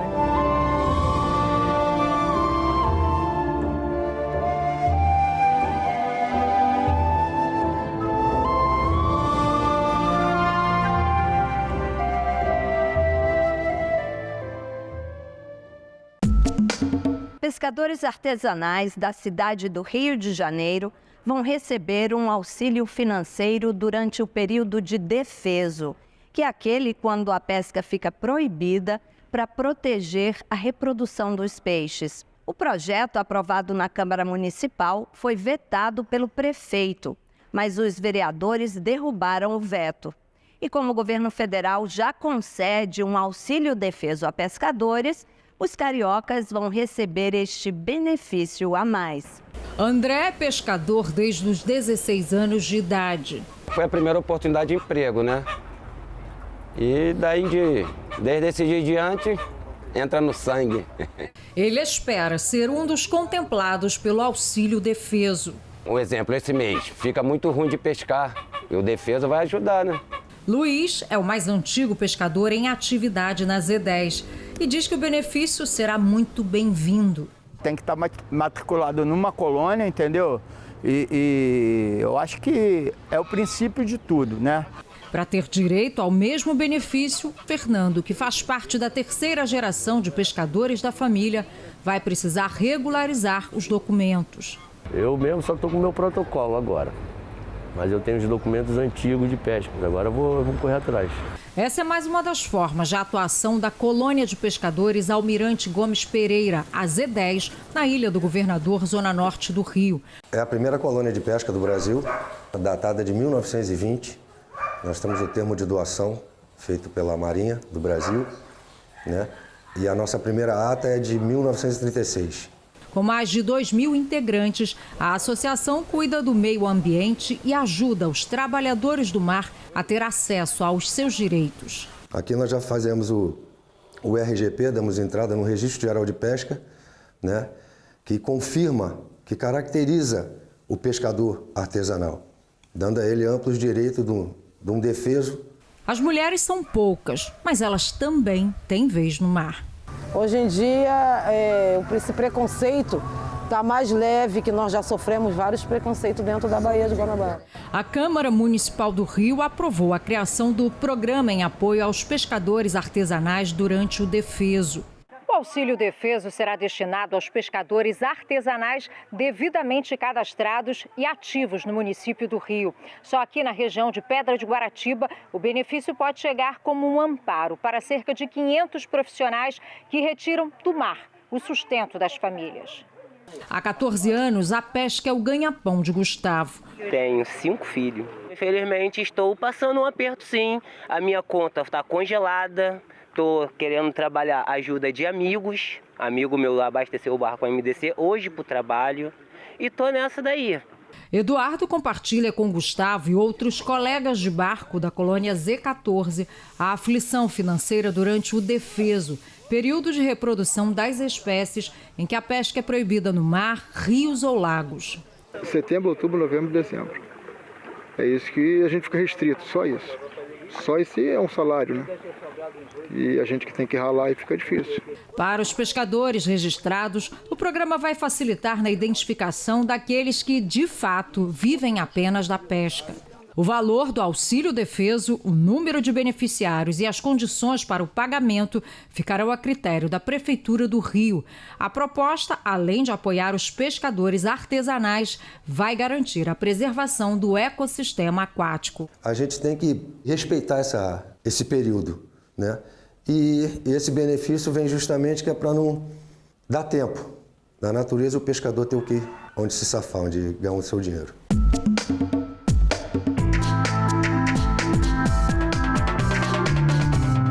Idosos recebendo assistência médica do SUS em casa por meio de um aplicativo. Esse é o objetivo de um projeto de lei que está sendo analisado aqui na Câmara dos Deputados. A Comissão de Defesa dos Direitos da Pessoa Idosa da Câmara dos Deputados aprovou um projeto de lei que pretende garantir à população idosa do Brasil assistência de saúde remota, acessível por meio de aplicativo. A iniciativa inclui também canais digitais, como o WhatsApp e um número 0800, para que os idosos tenham suporte em qualquer lugar do país. O projeto prevê que esse sistema será integrado ao SUS e gerido pela Secretaria Nacional dos Direitos da Pessoa Idosa. Com ele, será possível monitorar indicadores importantes de saúde, como pressão arterial e glicose, além de receber lembretes de medicamentos e consultas médicas. E mais, os usuários poderão agendar consultas remotas, solicitar atestados e até pedir socorro em emergências. Segundo a relatora da proposta na comissão, deputada Aneli Aquino, do Podemos de Minas Gerais, o projeto garante ao idoso a autonomia para cuidar da própria saúde, de maneira inclusiva e adaptada à realidade digital. Cada dia que passa, os idosos ficam mais sozinhos e é uma forma de incluí-los um pouco mais e que eles consigam resolver as suas situações, os seus problemas, principalmente de saúde. Nós já temos aí o Conect SUS, que é um sucesso. Eles poderão fazer sozinhos, independentes e mais inclusos. De acordo com dados do IBGE, a população idosa já corresponde a 15,8% da população brasileira. A proposta, além de atender a necessidade crescente de políticas públicas voltadas para essa faixa etária, tem como objetivo promover mais inclusão digital, auxiliando idosos que muitas vezes não têm acesso fácil à tecnologia e principalmente à saúde. O projeto segue para análise nas comissões de Finanças e Tributação e de Constituição e Justiça da Câmara dos Deputados. Se aprovado, será incorporado ao Estatuto da Pessoa Idosa. O assunto é menopausa. Especialistas defendem que o SUS ofereça tratamento hormonal para mulheres. Em uma audiência pública aqui no Senado, eles relataram que, quando graves, os sintomas podem até levar ao suicídio. Médicos, sociedade civil e representantes dos Ministérios da Saúde e das Mulheres participaram da audiência pública na Comissão de Assuntos Sociais para debater a saúde da mulher. A senadora Tereza Leitão, relatora do projeto de lei que determina que o Sistema Único de Saúde deverá oferecer tratamento para mulheres no climatério e na menopausa, foi uma das autoras do requerimento para a discussão do texto. Nosso perfil etário tem mudado. Nós estamos vivendo mais no Brasil. Enquanto a taxa de natalidade é reduzida, há maior expectativa de vida. Vivemos mais e queremos viver bem, com saúde plena e felicidade. Há alguns anos, as políticas de saúde da mulher estavam concentradas na mulher mais jovem. Com o envelhecimento da população brasileira, é natural e absolutamente necessário que as políticas públicas se adaptem às novas demandas sociais. Dados do Instituto Brasileiro de Geografia e Estatísticas, o IBGE, mostram que o Brasil tinha aproximadamente 29 milhões de mulheres entre climatério e menopausa em 2014, totalizando quase 30% da população feminina brasileira. O PL determina que caberá ao SUS, por meio de sua rede de unidades públicas ou conveniadas, prestar serviços específicos para essas mulheres. Menopausa não é só um momento de fogachos e ressecamento íntimo. Ela mexe na expectativa de uma mulher, porque uma mulher com uma menopausa não assistida, ela tem risco de suicídio. De 48 a 54 anos, 2023, não foi falado em nenhum momento que as mulheres cometeram suicídio no seu recorde, pelos sintomas da menopausa. E a gente vai ficar olhando para isso até quando? Em silêncio. Se você pega uma mulher com 45 mais e você faz uma menopausa preventiva de uso de uma terapia hormonal eficiente, ou às vezes não hormonal, mas que possa trazer benefícios para aquele terreno biológico, qual é o impacto que nós temos dessas mulheres no futuro? Será que as idas aos psiquiatras, aos cardiologistas, aos médicos de assistência com várias doenças que a menopausa nos propõe, será que o impacto não seria menor? A principal justificativa para a viabilidade do projeto é que a terapia hormonal, por exemplo, o principal tratamento que ajuda as mulheres amenizando os sintomas, não está disponível na rede pública de saúde. Hoje o mercado oferece várias opções, tem hormônios em gel, injetáveis, hormônios em adesivos, mas, segundo o texto, o SUS tem apenas um medicamento e que não atende a todas as mulheres. O tempo importa muito na saúde das mulheres. Por que o tempo importa? Porque o estradiol ele tem um papel fundamental na saúde das mulheres. Fundamental. A falta do estradiol, o estradiol ele tem um papel de defesa celular. Quando a mulher começa a perder a produção de estradiol, ela tem lesões em 4 órgãos que são muito importantes: osso, músculo, cérebro e coração. As complicações são infarto, sarcopenia, que é a perda de massa muscular, osteoporose e as complicações relacionadas à demência. Repor o estradiol não é só melhorar a qualidade de vida da mulher. Repor o estradiol com qualidade é diminuir custo. A gente quer saber mais e fazer esse compilado como uma amostra, e a partir dessa amostra, desse compilado, o manual do climatério vai ser atualizado e um novo curso especificamente direcionado para o climatério, para profissionais da PS, um curso também em formato EAD e instrucional, vai ser disponibilizado, acredito que para o segundo semestre de 2025.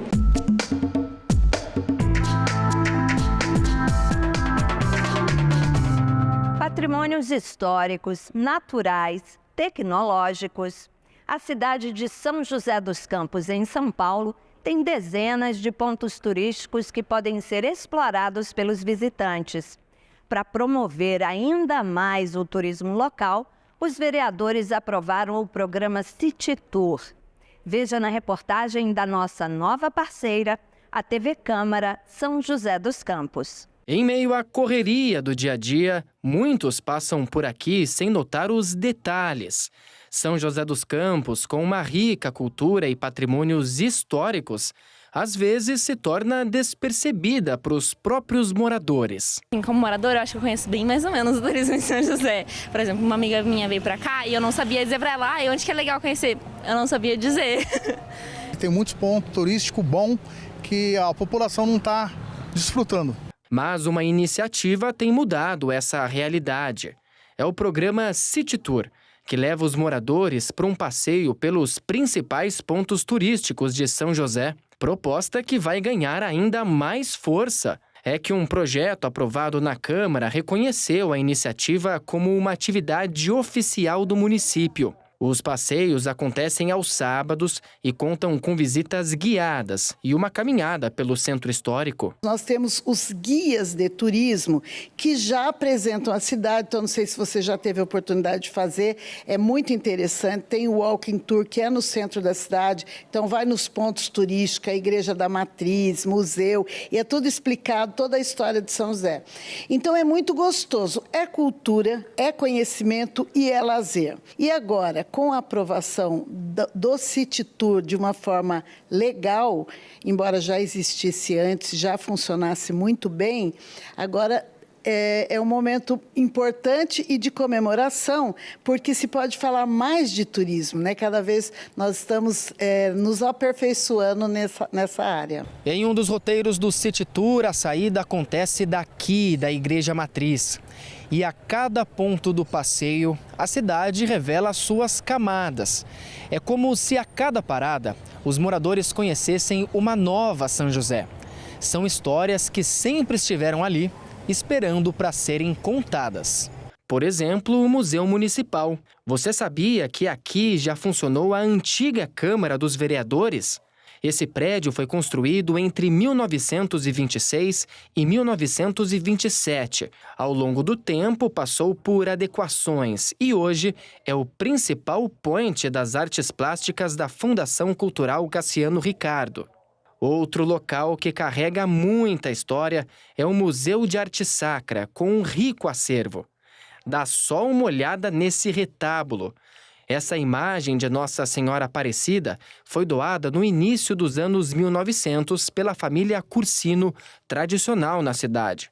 A partir da construção do retábulo, surgiu a capela, transformada em museu em 2007. Muita gente tinha dificuldade de imaginar São José turística, né? São José sempre foi tecnológica, São José da indústria, mas São José turística era uma coisa que as pessoas não viam dessa forma. Então, o Contour vem trabalhando nesse sentido. E o desenvolvimento local também agradece. O City Tour contribui com a economia criativa. A economia do comércio existente e daquelas pessoas que podem participar através das feiras, através dos eventos. Então, sem dúvida, o turismo é fonte de economia. E para quem ficou interessado, o convite está feito. São José é turística. Então, nós temos aqui, seguramente, São José dos Campos, mais de 40 pontos turísticos que podem ser visitados. Então, o convite que eu faço é venha fazer o Walking Tour no centro da cidade e os roteiros turísticos. Nós temos 4 roteiros que são feitos com ônibus, também com guia de turismo, que vai explicar todos os pontos, Parque Tecnológico, Museu da Aviação. É incrível, nós temos muitas possibilidades de turismo. Além de ser um passeio turístico, o City Tour também é uma oportunidade de conexão, uma união entre o passado e o presente. Uma iniciativa bem bacana, hein? Fica aí a dica para as outras cidades. Você vai ver agora os visitantes do Congresso Nacional. Sabia que são mais de 3.000 todas as semanas? A visitação é bem bacana, viu? Você sabe que se quiser rever este ou qualquer outro programa da TV Senado, tem tudo na internet, no site da TV ou no YouTube. Até semana que vem, pessoal. Tchau! Um congresso é um lugar histórico, né? Então faz parte da nossa história. E havia tempos que eu queria fazer essa visitação, então eu aproveitei a estadia na cidade para poder conhecer, e é um lugar importante que a gente tem que ter mais consciência de quem a gente coloca aqui, né? Consciência no sentido de ter pessoas certas para que possam direcionar o rumo do país, né? Então a visita foi excelente, eu gostei muito do tour, a explicação do Vitor é perfeita, então a gente passa a conhecer, entender mais e ver o que realmente acontece aqui dentro das casas, né? A partir de uma visita dessa. Eu curso Direito, estou no 8º semestre, eu sempre quis conhecer, porque a gente vê na televisão, né, e vê toda essa magia do Congresso, e é incrível, é um espaço bonito, é lindo ver a história do Brasil, é lindo ver como funcionam as coisas por trás, e, enfim, é melhor do que eu imaginava. Quem gosta de política, quem não gosta de política, quem cursa Direito, quem não cursa Direito, eu acho muito interessante saber como funciona o Brasil, né, de fato, o Brasil prático, eu acho muito interessante. Várias coisas me chamaram a atenção. O prédio, em primeiro, né, o prédio, e conhecer as cúpulas, né, que a maior é dos deputados e a menor é do Senado, coisa que a gente vê pela TV e não tinha noção, eu não sabia. E a história, toda a história, do carpete, que embaixo são os tacos e o carpete, toda a história, toda a beleza, e Oscar Niemeyer e os artistas, aqui tem muita cultura e muita história. Eu estou impressionada e encantada e quero voltar. Uma visita assim obrigatória para quem passa por Brasília, conhecer o Congresso, o Senado, a Câmara, porque é uma parte muito importante da nossa história, né, enquanto cidadãos. Cumprindo o meu dever de cidadã, entendendo onde as leis são criadas, onde os projetos são aprovados, onde eles são desenvolvidos, é algo assim muito importante, né, para a gente estar conhecendo, compreendendo como tudo é feito, os debates que acontecem aqui, né, o berço da democracia. Meu nome é Pedro Lima, eu tenho 10 anos e eu sou de Aracaju. Eu vim aqui em Brasília para eu conhecer o Congresso. Eu gostei muito daqui, eu recomendo vocês a virem. Adorei muito os prédios, tudo. Eu fui no Salão Verde, no Salão Azul, no Salão Negro e no Salão Branco. Todos são muito legais. Achou bonito? Muito bonito. Venha conhecer o Congresso.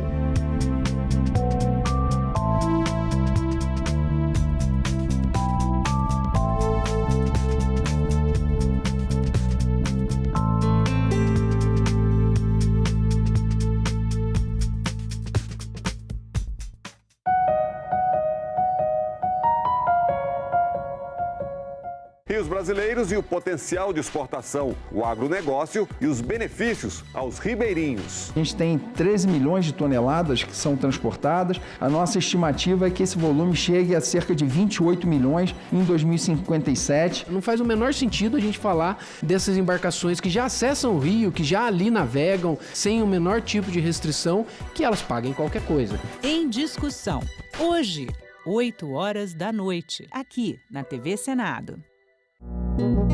Agora é lei. A carga horária da formação geral básica do ensino médio, com matérias como português, matemática, história e geografia, passa a ser de 2.400 horas nos 3 anos letivos. A carga total é de 3.000 horas. Caberá ao aluno escolher uma área de estudo nas 600 horas restantes.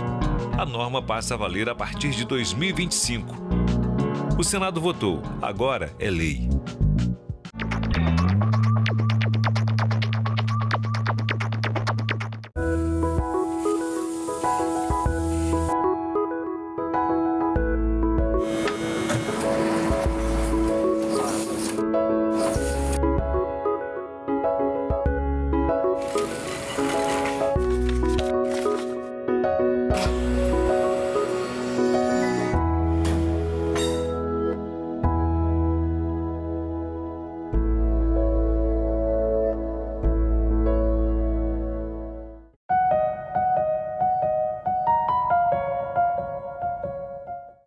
O programa a seguir é livre para todos os públicos.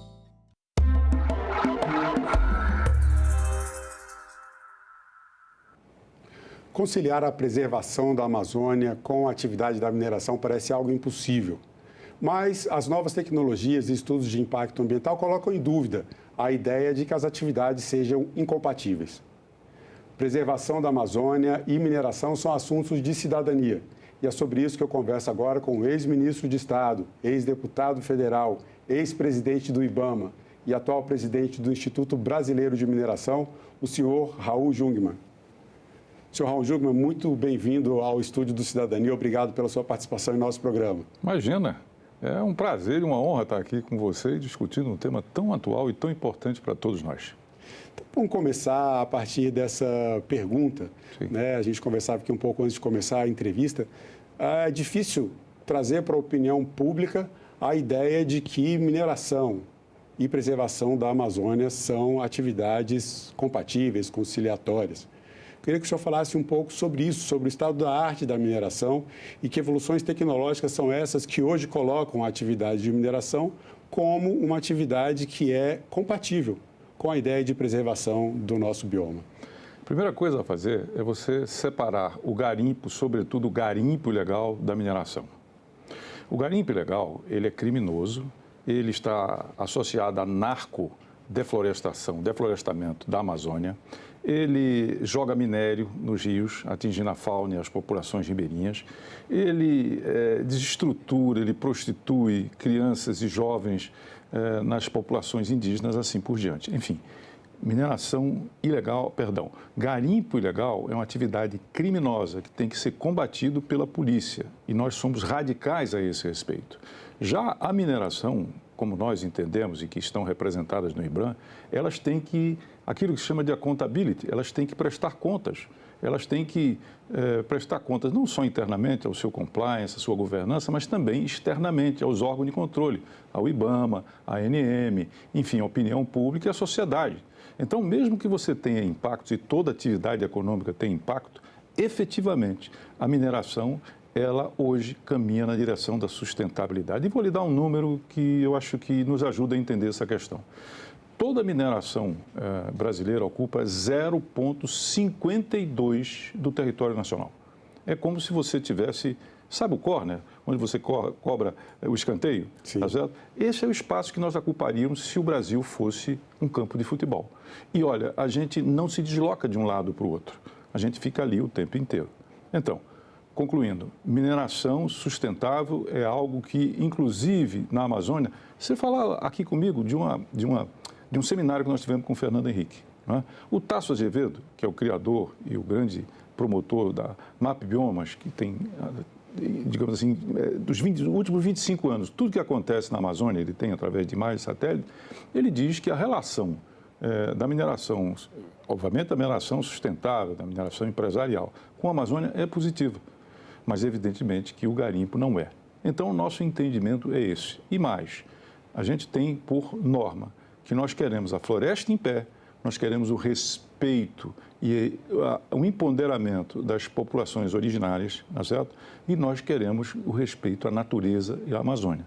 Este é algo que está escrito, inclusive, nas nossas políticas públicas. Então, eu sei que existe essa imagem, mas eu acredito que a gente pode demonstrar na prática que ela não representa a realidade que nós temos hoje na mineração brasileira. E do ponto de vista da legislação brasileira, sim, ela hoje, o que temos em termos de legislação ambiental, uma legislação bastante avançada, sem reconhecida dúvida, internacionalmente pelos avanços que tem. Mas a legislação estaria sendo incapaz de coibir, por exemplo, a atividade ilegal do garimpo. É preciso regulamentar essa atividade que está prevista na Constituição, especialmente em terras indígenas? Olha, eu diria que, sobretudo, trabalhando com cooperativas. Nós entendemos que não dá para resolver o problema do garimpo ilegal só com repressão, tá certo? Não, é preciso ter um projeto para um garimpo sustentável e, sobretudo, através de cooperativa. E, infelizmente, nós não temos esse estímulo como gostaríamos de ter. Mas é fundamental entender isso, que existe, sim, um garimpo através de cooperativas que tem preocupações com sustentabilidade, tá certo? Mas nós temos, sobretudo, essa grande chaga que é o garimpo ilegal que destrói a floresta, as populações indígenas. E outra coisa, está associada ao crime organizado. Como você sabe, eu fui ministro da Segurança. E eu sei que esse garimpo está associado ao PCC, ao Comando Vermelho e às outras facções criminosas que ocupam, infelizmente, uma boa parte da Amazônia. O senhor tem uma trajetória que parece que foi desenhada para que o senhor chegasse exatamente onde chegou hoje na presidência do Instituto Brasileiro de Mineração. O senhor passou pelo Ministério do Desenvolvimento Agrário, o senhor passou pelo Ministério da Defesa, presidência do IBAMA. Então, quer dizer, o senhor tem aqui meio ambiente, regularização fundiária e defesa. E segurança. E segurança pública. Também, então, são questões que dizem respeito, são diretamente relacionadas a essa chaga, né, como o senhor colocou, que causa prejuízos à imagem da mineração da Amazônia. Agora, dentro do Instituto Brasileiro de Mineração, o Instituto tem promovido uma série de diálogos, né? O Instituto vai promover agora em novembro, nós estamos gravando essa entrevista em final de outubro, uma conferência, a Conferência Internacional Amazônia e Novas Economias. Um dos objetivos dessa conferência é justamente fazer uma concertação, trazer vários atores envolvidos nessa questão, desde as comunidades tradicionais, povos indígenas, ambientalistas, as empresas interessadas na mineração, setor público, setor privado. Como começou o desenho dessas conferências e em que situação que se encontra esse diálogo com todos esses atores? Começou com uma reflexão. O que é a Amazônia para nós e para o mundo? Para o Brasil, é um grande desafio que nós temos. Da maneira como nós vamos enfrentar e solucionar a questão do desenvolvimento sustentável da Amazônia, o Brasil vai se encaminhar para o futuro ou, enfim, ele vai permanecer no passado. Então, para o Brasil, é absolutamente fundamental a questão amazônica. Mas a Amazônia também é importante para o mundo, porque ela tem uma grande capacidade de reter carbono, ela tem uma diversidade que é das maiores do planeta, ela tem uma reserva hídrica que é simplesmente fundamental para todos nós. Enfim, a Amazônia é o nosso presente, mas é sobretudo o nosso futuro. E ela é essencial para aquele que é o maior desafio da humanidade, que é superar a emergência climática. Ou seja, o grande desafio da humanidade hoje é exatamente esse. E no centro desse desafio está a Amazônia. Daí que nós saímos com o que eu chamo de uma decisão de abraçar a Amazônia. Então, essa conferência que você falou, ela não tem nenhum objetivo de negócio. O negócio se faz em outro lugar. O que aqui nós queremos discutir, como você disse, com indígenas, com ambientalistas, com governo, com militares, com empresas, com todos, é como a gente encaminha soluções para a Amazônia. Fizemos a primeira no ano passado, que foi, permita, um extraordinário sucesso, e vamos fazer esse ano novamente. São 150 palestrantes, são mais de 30 palestras que vão acontecer. São aproximadamente quase 2.000 pessoas que vão participar. E lá estarão, inclusive falando para os nossos participantes, estará o John Kerry, que foi a autoridade climática dos Estados Unidos, o secretário de Defesa. Lá vai estar exatamente também a ex-presidente da Libéria, prêmio Nobel, tá certo? Em termos, enfim, da paz, etc, etc. E vamos ter também, além disso, a Emily Tubaini, que vem a ser a CEO da European Climate Foundation, e que foi uma grande negociadora na COP de Paris, para você ter um exemplo. Mas, além disso, você vai ter o Mia Couto, um dos maiores... Fazendo um pouco de cultura também. Muita cultura lá dentro, tá certo? Você vai ter lideranças indígenas, você vai ter ministros, você vai ter presidentes das nossas mineradoras, como, por exemplo, o novo presidente da Vale, que vai estar lá. Enfim, você vai ter o maior evento pré-COP 30 vai se realizar lá. E qual é o objetivo? É encontrar soluções estruturadas e respostas para a Amazônia. Volto a repetir, nenhuma preocupação em mineração em terra indígena, nenhuma preocupação com o negócio. Isso a gente faz na Expo Zibran, que é a grande feira anual que a gente tem, mas lá não, a preocupação é com a Amazônia.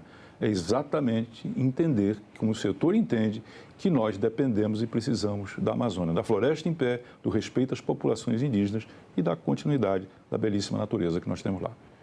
A mineração no Brasil está migrando da região sudeste, especialmente o estado de Minas Gerais, para a região norte. Hoje, a produção mineral da região norte é bastante expressiva. O Pará como carro-chefe nessa produção de minério, na exploração de minério. Quais as lições que acidentes como o de Mariana e de Brumadinho trazem para essa nova fronteira da mineração no país? Mariana e Brumadinho são tragédias que nos ensinaram muito e que não pode se repetir. Eu, particularmente, em todo o IBRAM, tenho uma grande preocupação com a questão da segurança. Tanto que nós, para você ter uma ideia, nós criamos um aplicativo chamado Proxy. Você entra na loja da Apple e gratuitamente você baixa ele. Ele permite saber a situação em que se encontra todas as barragens.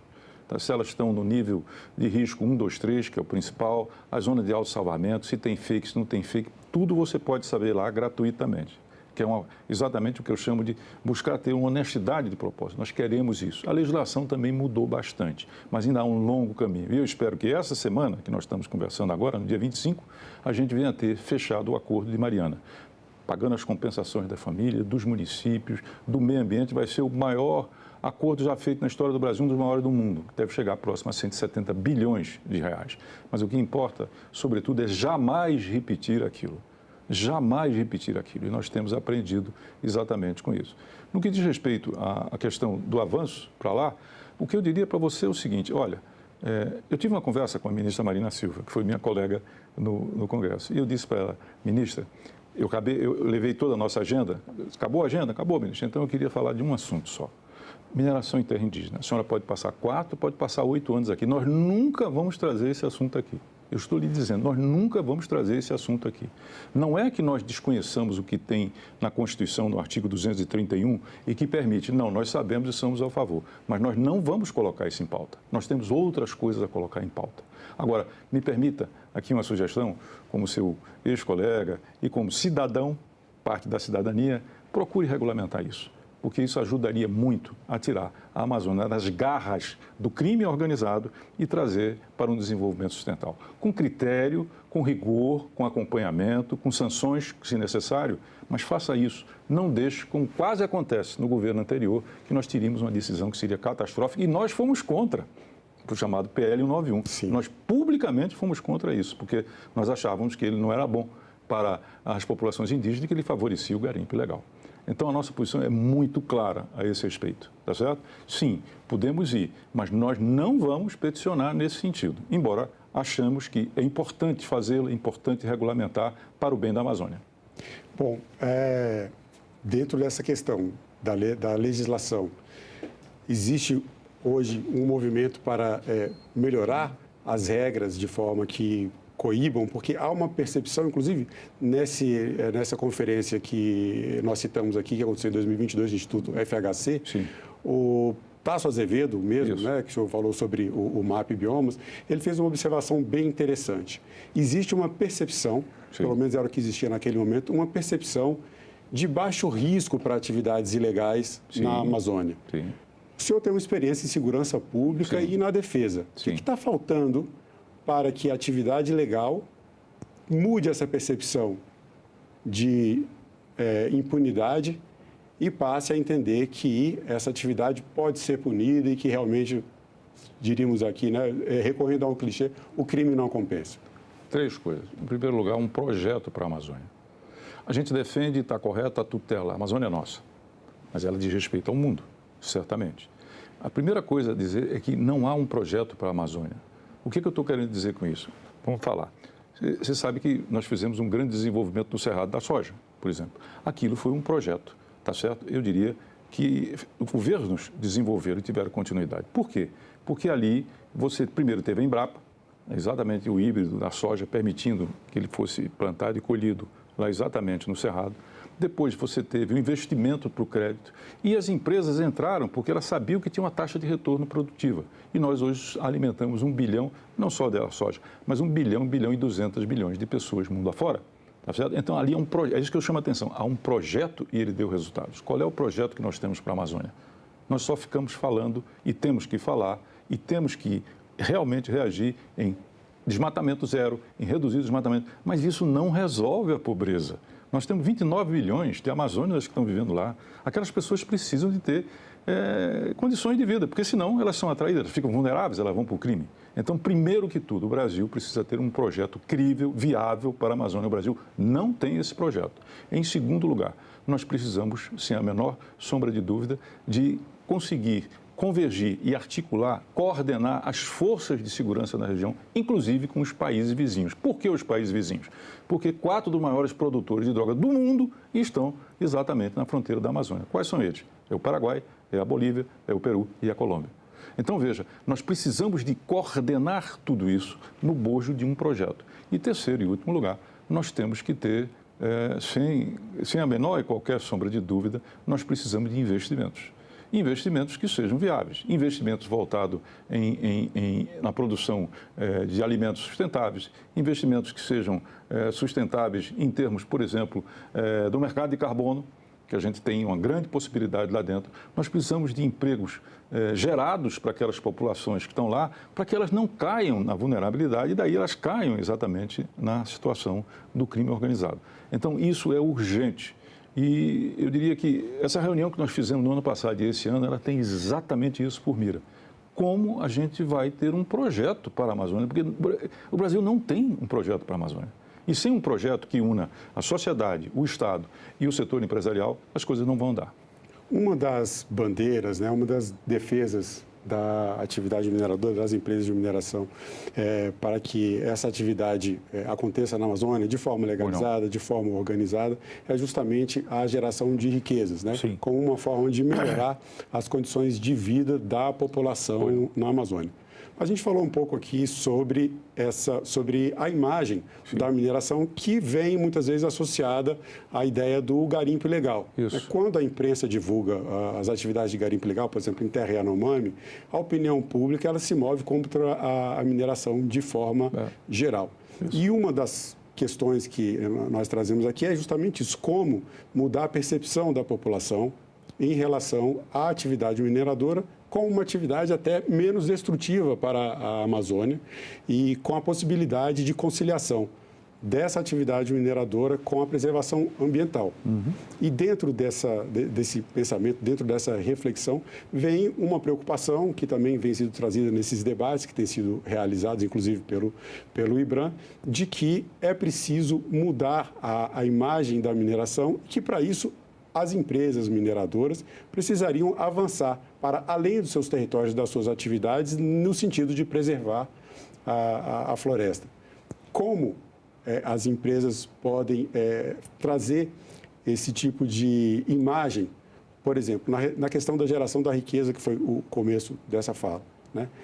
A geração de riqueza parece que as empresas estão chegando, mas a realidade da população ainda não está sentindo de fato esses impactos. Eu conversava com o senhor aqui, por exemplo, o estado do Pará é o estado que mais produz minério hoje, na região norte, mas é o estado que tem o município com o pior IDH do Brasil.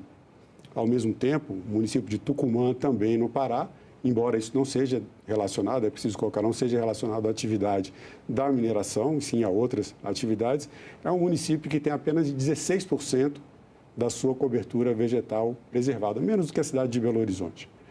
Como a mineração pode atuar, como o IBRAM, né, enquanto um instituto que reúne as empresas mineradoras, pode atuar no sentido de minimizar esses impactos e gerar riquezas, diminuindo essa situação, por exemplo, de pobreza para a região norte. Primeira imagem, o que é isso aqui? É um copo d'água. Pois é, um mineral dentro de outro mineral. Ou seja, como a mineração ela é uma atividade de empresas para empresas, ela não tem consumidor final. Portanto, ela é invisível. Mas eu quero lhe dizer que não existe sequer civilização sem a mineração. Seus pés estão sob minérios. Em cima da sua cabeça existem minérios. No celular, aí, nesse laptop que você tem pelo menos 14 minérios. Não existe saúde sem minérios. Não há segurança alimentar sem minérios. Fosfato, potássio, que nós somos grandes importadores. E, sobretudo, não tem como você superar a emergência climática que ameaça nós. Está aí o que aconteceu esse ano em termos de incêndio, está aí o que aconteceu no nosso Rio Grande do Sul, tão sofrido, sem minérios. Por quê? Porque não tem bateria, não tem eletrificação, não tem aerogeradores, por exemplo, não tem placas volcaicas. Ou seja, aqui é o nosso drama. Nós estamos em tudo, não somos percebidos em nada. Então, a tendência é que a percepção, e eu não estou discutindo ela, se foque nas tragédias. E Mariana e Brumadinho foi uma ruptura que nós tivemos com a opinião pública brasileira. Nós sabemos disso, nós aprendemos com relação a isso, tá certo? Agora, no que diz respeito à questão de como você procurar essa compatibilização, nós estamos fazendo um levantamento de todos os municípios. O IPS, que é um instituto muito bacana do Ibérico Veríssimo, ele está levantando a situação social e econômica em 12 indicadores em todos os municípios mineradores brasileiros, para que a gente possa orientar exatamente o que fazer, né, com relação a essa coisa. Mas vou lhe dar um dado também de município. Conhece Paraupebas, onde fica Carajás? Eu conheço de nome, nunca estive lá pessoalmente. Sabe quanto ela recebe de royalties, ou seja, CEFEM? 2 bilhões e 100. Sabe que ela não tem saneamento?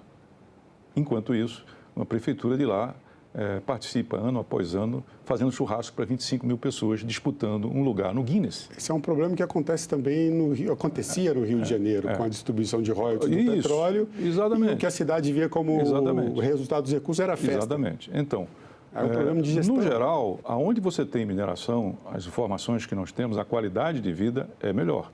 O que não quer dizer que precisa melhorar e muito. É preciso ter aquilo que a gente chama de licença social. A população tem que participar, você tem que contribuir com saúde, com educação e tudo mais. Mas nós temos uma questão no Congresso Nacional, é que a lei dos royalties, que eu me referi ainda há pouco, ela permite, por ser frouxa, que você desvie para contratar terceirizados em época política, para que você faça disputa em termos de churrasco, para que você use para fonte, sei lá, para o que você quiser. Não, ela tem que ser aplicada, a CEFEM, totalmente, os royalties, em atividades produtivas para o futuro, para quando a mineração acabar, porque ela acaba e a cidade não pode virar uma cidade fantasma. Então, nós lutamos, inclusive, contra isso, tá certo? Contra isso. E eu posso lhe dizer que hoje há uma consciência muito arraigada de que a mineração, sem licença sócio e ambiental, ela não vai para frente. Eu diria que, inclusive, citando Paul Coleman, que é um grande papa, né, da administração, hoje não é você ir do lucro para a sustentabilidade, hoje é da sustentabilidade o lucro. O seu lucro tem que ser sustentável. E quem não aceitar isso e quem não quiser isso, vai ficar no passado. Não vai ter lugar no futuro.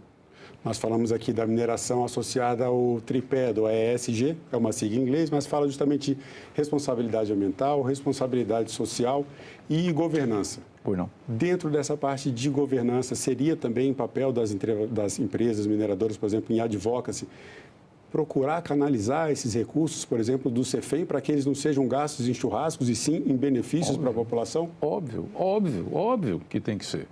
E por isso mesmo que a gente está fazendo um levantamento com 12 indicadores para poder chegar para cada minerador e dizer, olha, o que está faltando aqui na sua cidade é isso. E também chegar para os prefeitos e dizer, olha, prefeito, uma cidade igual a sua, que tem a mesma arrecadação que a sua, que tem a mesma população que a sua, ela vai muito bem em saúde e educação, o senhor não vai, por quê? O que está acontecendo? exatamente para criar essa consciência, essa discussão. E lhe digo mais, nós somos o único setor hoje na economia brasileira que já levantou a sua pegada de carbono. Nós sabemos que é fundamental. Nós fizemos um trabalho com o Reino Unido e empresas que levantaram a pegada de carbono no escopo 1, 2 e 3 da mineração brasileira. E agora nós vamos exatamente fixar as nossas metas em função disso. Nós temos hoje um conselho socioambiental, né? Conselho socioambiental formado só de pessoas, a maior parte, que são exatamente de fora da mineração, para nos ajudar a discutir as nossas metas. Nós reunimos esse conselho, tá certo? Que, por exemplo, conta com figuras como a ex-ministra Isabela Teixeira, que, aliás, Isabela Teixeira é a curadora do evento lá, com Marília Marreco, que, como eu, fui presidente nacional do IBAMA. Então, eu diria, sem querer aqui dizer, não, está tudo bem, está tudo ótimo, mas nós estamos, o que me parece mais importante, no caminho certo de procurar dotar a mineração brasileira cada vez mais de responsabilidade social e ambiental. Esse é o nosso propósito e eu acredito que estamos dando passos firmes nessa direção.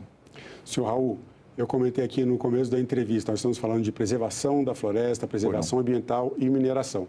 Preservação da floresta e mineração são assuntos de cidadania. Sem dúvida. Eu gostaria de saber, nas suas palavras, o que é cidadania. Cidadania é uma via de mão dupla. É o Estado, ele seguir a Constituição e as leis, portanto, respeitando os direitos dos cidadãos que compõem a cidadania e da parte dos cidadãos, também reciprocamente, não é certo? Respeitando a Constituição e as leis do nosso país. E, no que diz respeito à cidadania, ser uma cidadania ativa, uma cidadania que se associa, que se organiza e que defende o avanço da nossa democracia. Porque fora da democracia não há absolutamente nenhuma saída para nenhum povo, nenhuma nação, nenhum país. Para mim, cidadania é isso. Senhor Raul, muito obrigado mais uma vez pela sua presença e pela sua entrevista. Eu agradeço muitíssimo. Foi ótimo. Obrigado. E eu agradeço também a você que acompanha a programação da TV Senado. Assine o canal da TV Senado no YouTube, ative as notificações e acompanhe toda a produção do Poder Legislativo diretamente da fonte. Na TV Senado, democracia é todo dia.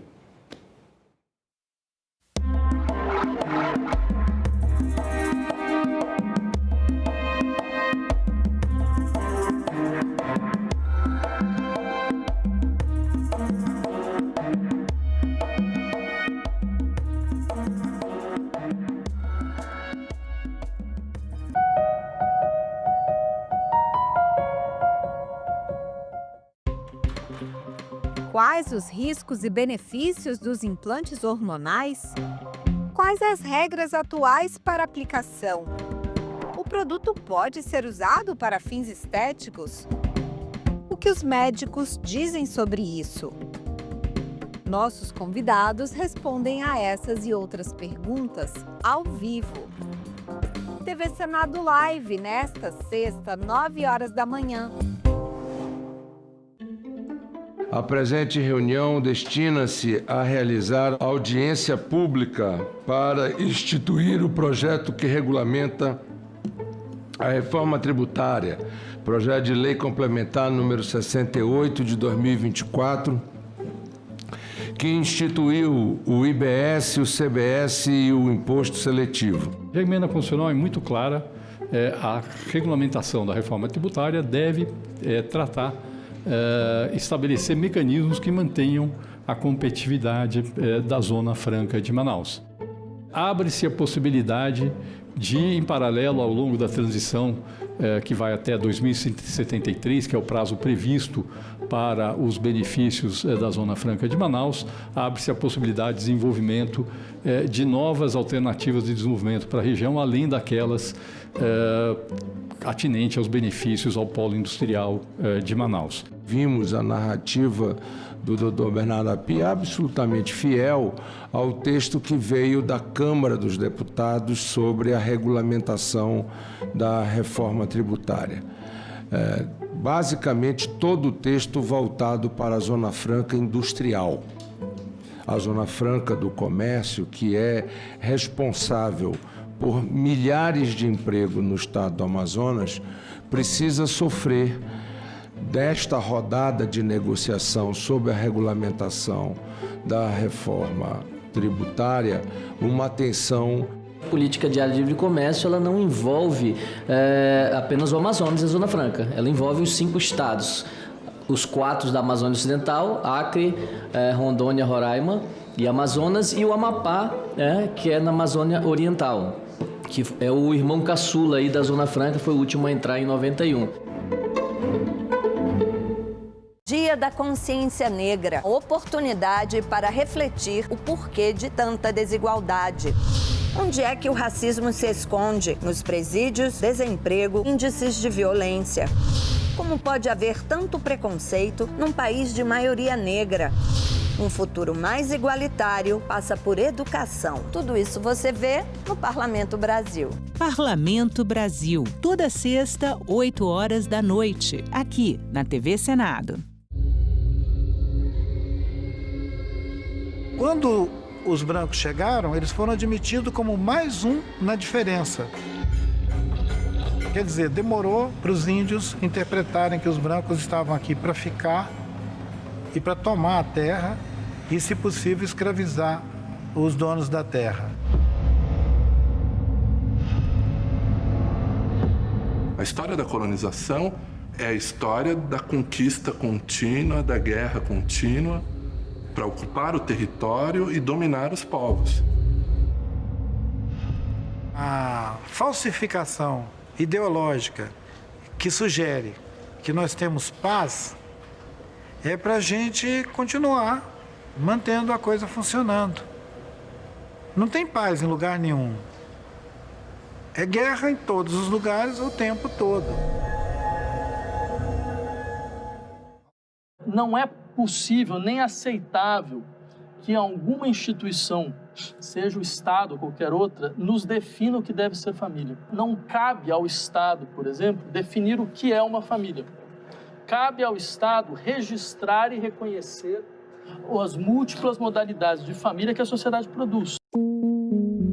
Filosofia Pop. Neste sábado, 7 horas da manhã, aqui na TV Senado.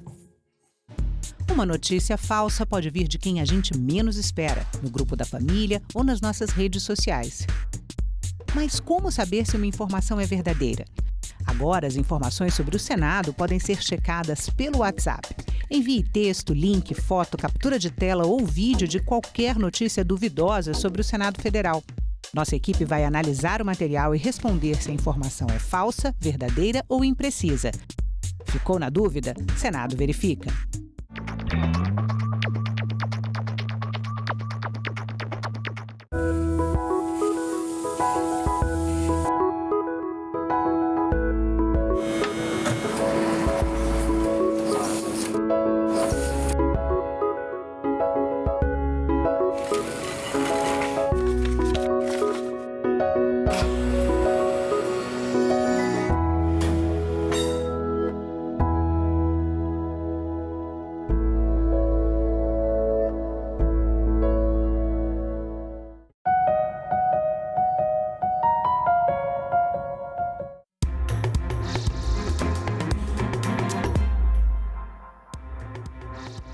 Olá, boa tarde. Em Brasília, 13 horas e 30 minutos e o Senado Notícias está no ar.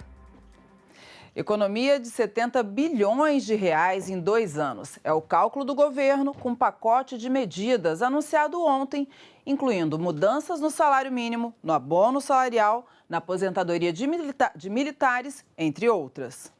O salário mínimo continuará sendo reajustado acima da inflação, mas com um limite de até 2,5% para respeitar as regras do arcabouço fiscal. Há uma proposta para acabar com os chamados supersalários de servidores públicos, que recebem acima do teto constitucional, que atualmente é de R$ 44 mil. Há a previsão de mudanças nas regras de aposentadoria e pensão dos militares, como o fim do pagamento de pensão para parentes de quem foi expulso das Forças Armadas. A proposta também prevê mudanças na idade mínima para a aposentadoria, que atualmente é de 50 anos e passaria para 55 com regra de transição. mudanças na concessão de benefícios fiscais, que só poderão ser concedidos se as contas públicas apresentarem resultado positivo. Haverá a redução do limite de renda para quem tem direito ao abono salarial. Atualmente tem direito quem recebe até 2 salários mínimos. A proposta apresentada pelo governo vai garantir o abono para quem tiver renda de até 1,5 salário mínimo de forma gradual. As medidas incluem ainda regras para as emendas parlamentares, que não poderão crescer mais do que 2,5% acima da inflação. E 50% dos recursos das emendas de comissões serão obrigatoriamente destinados para a saúde pública. O ministro anunciou ainda a isenção do imposto de renda para quem ganha até R$ 5.000. Mas, segundo o governo, essa medida não terá impacto fiscal, porque para compensar a perda de arrecadação com essa isenção, haverá aumento de imposto de quem ganha acima de R$ 50.000. As medidas serão analisadas pelo Congresso Nacional na forma de uma proposta de emenda à Constituição e de um projeto de lei. O ministro da Fazenda, Fernando Haddad, veio ao Senado para apresentar aos líderes partidários o pacote de corte de gastos. E o pacote do governo será votado ainda este ano. Foi o que anunciou o presidente do Senado, Rodrigo Pacheco, após reunião de líderes, que contou com a presença dos ministros da Fazenda, Fernando Haddad, e das Relações Institucionais, Alexandre Padilha. O nosso compromisso no Senado é que, tão logo a Câmara dos Deputados aprecie a proposta de emenda à Constituição e o projeto de lei complementar, o Senado submeta diretamente ao plenário para que possa ser ratificado em revisão aquilo que a Câmara fizer em relação a esse pacote. Então, esse compromisso foi feito com o ministro Fernando Haddad, com o ministro Padilha, com o próprio presidente Lula ontem, do nosso engajamento para que até o final do ano, antes do recesso, possamos ver apreciadas essas medidas da equipe econômica. Tivemos uma reunião bastante produtiva. Nós conseguimos, ao longo dessa hora, detalhar cada uma das medidas. Evidentemente que chegará o texto para análise do Senado Federal, primeiro na Câmara, depois no Senado. Mas eu senti um clima muito receptivo. O que eu ouvi tanto da Câmara e ouvi aqui hoje do presidente do Senado é o compromisso dos líderes da Câmara, de todos os partidos, dos líderes do Senado, de todos os partidos, expresso aqui pelo presidente do Senado, todo esforço para concluirmos a votação até o final do ano, para que a gente possa construir a peça orçamentária do ano que vem, já influenciado com as diretrizes do reforço do marco fiscal, para que a gente possa cumprir o marco fiscal integralmente. E as mudanças no imposto de renda, como a isenção para quem ganha até R$ 5.000 e o aumento para quem ganha mais de 50 mil, serão analisadas pelo Congresso somente no ano que vem. O governo, ele tenta oferecer uma medida que vai no sentido de corte de gastos, numa direção que aponta para algo em torno de 70 bi, o que nós estamos levantando os dados, apurando todas as equações, porque a leitura que nós temos é de que não terá esse saldo, mas, por outro lado, aquilo que ele aponta como sendo o cumprimento de uma promessa de campanha representa um rombo nas contas públicas superior a 90 bilhões de reais. Por que o mercado age de forma desconfiada, desconfortável, negativa? Porque o governo, ele tira com a mão e dá com a outra. Nós sabíamos que o debate sobre a renda ia exigir um aprofundamento da questão. Mas não é uma coisa que vai ser votada esse ano, nem deveria mesmo ser votada esse ano, pelo fato de ser uma matéria que tem que contar com o debate da opinião pública. O presidente Pacheco já falou, o número de audiências públicas necessário para debater a matéria, especialistas que vão ser chamados, entende? Não é uma coisa, uma matéria que nunca foi enfrentada, a rigor, conforme está sendo proposto. Nós não temos esse compromisso de aprovar até o 21 de dezembro. Os senadores de oposição que estavam lá, inclusive o próprio presidente Pacheco, todos disseram que iriam estudar a possibilidade, mas não tivemos como fazer uma garantia de que isso será aprovado até o dia 21 de dezembro, quando o Congresso entra de recesso. Faremos o possível e votaremos se for de fato favorável ao país e à população. Não haverá cortes, não haverá redução. Por exemplo, o abono abono salarial. Não vai ter corte no abono salarial, mas ele precisa ter como o salário mínimo aumentou bastante o seu poder de compra e ele cresce todo ano acima da inflação, né? Esse abono salarial, uma hora ele precisa ter uma estabilizada e crescer numa proporção que possa ser pago, que possa caber dentro das contas do governo, mas não vai ter corte. E na entrevista, depois da reunião de líderes, o senador Rodrigo Pacheco falou sobre as prioridades das votações do Senado até o final do ano. A reforma tributária e o pacote de corte de gastos anunciado pelo governo são os destaques. Há uma prioridade, de fato, que é a reforma tributária, a sua regulamentação. Na verdade, a reforma mais importante, que era a reforma constitucional, foi concebida pelo Congresso Nacional e promulgada no ano passado, e agora a sua regulamentação. Agora se insere uma outra prioridade, que é a questão do pacote de disciplina de gastos públicos, que é o debate de hoje, né, no Senado, e eu estimo que a Câmara dos Deputados possa fazer essa apreciação nas próximas 2 semanas e talvez se reserve a última semana útil antes do recesso para que o Senado possa apreciar tanto a proposta de emenda à Constituição quanto o projeto de lei complementar relativamente à última semana antes do recesso, que é a semana do dia 18 e 19 de dezembro. As propostas relacionadas à alteração do imposto de renda, essas propostas não serão submetidas à apreciação esse ano.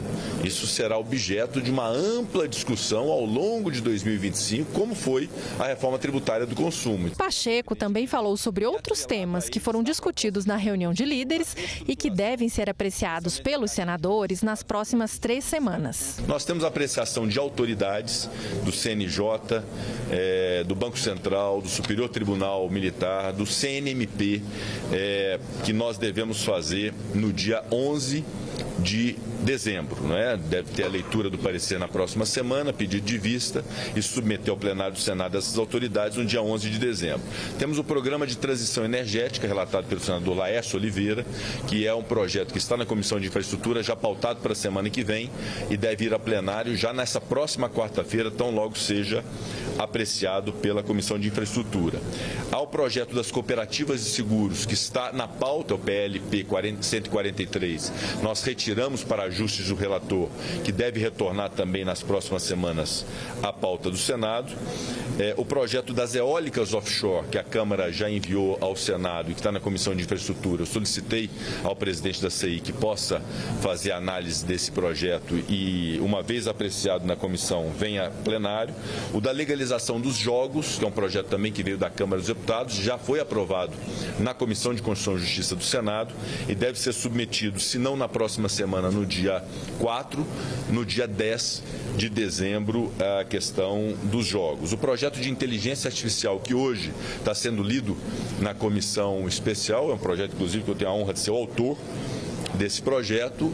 Ele também, nós devemos até o recesso fazer entrega pelo Senado para encaminhar à Câmara um projeto que regulamenta e disciplina a inteligência artificial no Brasil. Os projetos de lei complementares número 124 e 125, que é fruto de uma comissão especial que eu criei a respeito de procedimento administrativo e tributário, que traz inclusive a questão do devedor contumaz no seu âmbito, também nós devemos pautar na próxima quinta-feira no plenário do Senado Federal. Há um projeto de um ajuste no programa Renova Bio, que é de autoria do senador Efraim Filho, que deve ser submetido também na próxima semana ao plenário do Senado.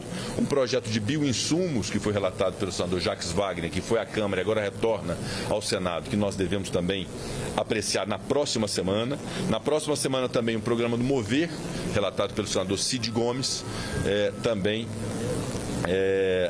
na próxima semana a ser apreciado. Há a questão do Código Eleitoral, que está com o senador Marcelo Castro, e há uma solicitação de minha parte também que a Comissão de Constituição e Justiça possa deliberar a respeito nessas próximas 3 semanas. Portanto, são muitas matérias, mas certamente nós cuidaremos, se não todas as matérias, de boa parte delas, vê-las aprovadas ainda esse ano no Senado. Leis orçamentárias também devem ser votadas antes do recesso parlamentar. Nós faremos uma sessão do Congresso Nacional na semana que vem, a pedido do senador Randolfo Rodrigues, que é o líder do governo no Congresso, do próprio governo. Há alguns PLNs pendentes de apreciação. A princípio está designada para a próxima terça-feira essa sessão do Congresso, mas há uma solicitação que se possa ter um pouco mais de tempo e, eventualmente, pode haver o adiamento para, no máximo, quinta-feira da próxima semana, para apreciação dos PLNs no âmbito do Congresso Nacional. LDO e LOA é também um desafio que nós temos e até a última semana nós temos esse dever de apreciar. Há uma tendência para que tudo isso seja azeitado para, na última semana, nós vermos aprovada a Lei Orçamentária do Brasil. Um balanço do resultado das eleições municipais sob a ótica de gênero e raça. Esse foi o tema da reunião que a Comissão de Direitos Humanos realizou na manhã de hoje. De acordo com o último censo, as mulheres são a maioria da população, com 51,5% dos habitantes. Mas sua representação na política é bem diferente disso. Do total de 69.346 eleitos no primeiro turno, 12.417 foram mulheres. Os outros 82,09%, ou seja, 56.929 eleitos, foram homens. Incabível nós termos mais de 50% da população no Brasil negra e também de mulheres, e nós não termos essa representação no parlamento. A audiência pública foi solicitada pelo senador Paulo Paim. Ele citou dados que mostram a diferença da representação entre homens e mulheres na ocupação de cargos políticos. Apesar dos avanços significativos das últimas décadas, o Brasil se encontra na posição 132 entre 193 países no ranking de mulheres em espaços equivalentes a Senado Federal e Câmara dos Deputados. A intenção nossa, fruto naturalmente desse debate, se deveremos ou não apresentar uma proposta de emenda à Constituição para que os recursos oriundos do Fundo Especial de Financiamento de Campanha e do Fundo Partidário destinado às campanhas eleitorais aos partidos políticos obrigatoriamente apliquem, que hoje é 30%, e todo mundo sabe que 30%, infelizmente, nem todos cumpriram, né? Apliquem no mínimo 30%. A principal barreira para a democrática inclusão no processo eleitoral está relacionada à distribuição de recursos do Fundo Especial de Financiamento de Campanha às candidatas e candidatos. Quando eu fui candidata, me prometeram, né? Prometeram que haveria recursos, que os recursos chegariam. Eu fui esperançosa, até disseram, você precisa abrir 3 contas. Eu falei, nossa, 3 contas. É a conta do fundo, é a conta de doação, é a conta especial. Eu falei assim, nossa, é tanto dinheiro que, nossa, vai ter que usar 3 contas, né? Lei do engano. Do fundo eleitoral que nós aprovamos aqui, embora eu votei contra a forma que foi feita, viu? Quanto você ganhou? 0. É só isso que eu queria ouvir. Com todo esse potencial que nós estamos vendo que ela tem, né? A audiência pública mostrou também a participação dos candidatos LGBT nas eleições de 2024. No último pleito, pela primeira vez, a Justiça Eleitoral possibilitou a autodeclaração de orientação sexual e identidade de gênero nos formulários de cadastro de candidatos. 79% das candidaturas LGBT são mulheres ou pessoas negras, sendo 31% mulheres negras, 28% homens negros e 20% mulheres brancas, amarelas ou indígenas. Então, promover as candidaturas de pessoas LGBT é promover equidade de gênero e raça na política. Mas as candidaturas LGBT também têm pouca participação na distribuição dos recursos partidários para a campanha política. 34% das candidatas LGBT não receberam qualquer recurso de seus partidos.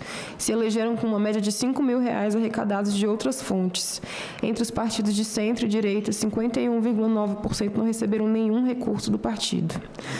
Só porque esse dado nos interessa, que nós queremos ver um lado positivo, claro, com uma política de distribuição para as candidaturas negras e LGBTs, mas esse dado é um dado já que aponta que tem algum problema na legislação. E em sessão solene no plenário, o Senado homenageou os 84 anos da Associação Brasileira de Normas Técnicas, instituição que colocou o Brasil entre as nações mais respeitadas do mundo pelos padrões de produção e procedimentos. A sessão solene que celebrou os 84 anos da ABNT cumpriu um requerimento do segundo secretário do Senado, senador Everton, que fez uma síntese da história e da importância da instituição.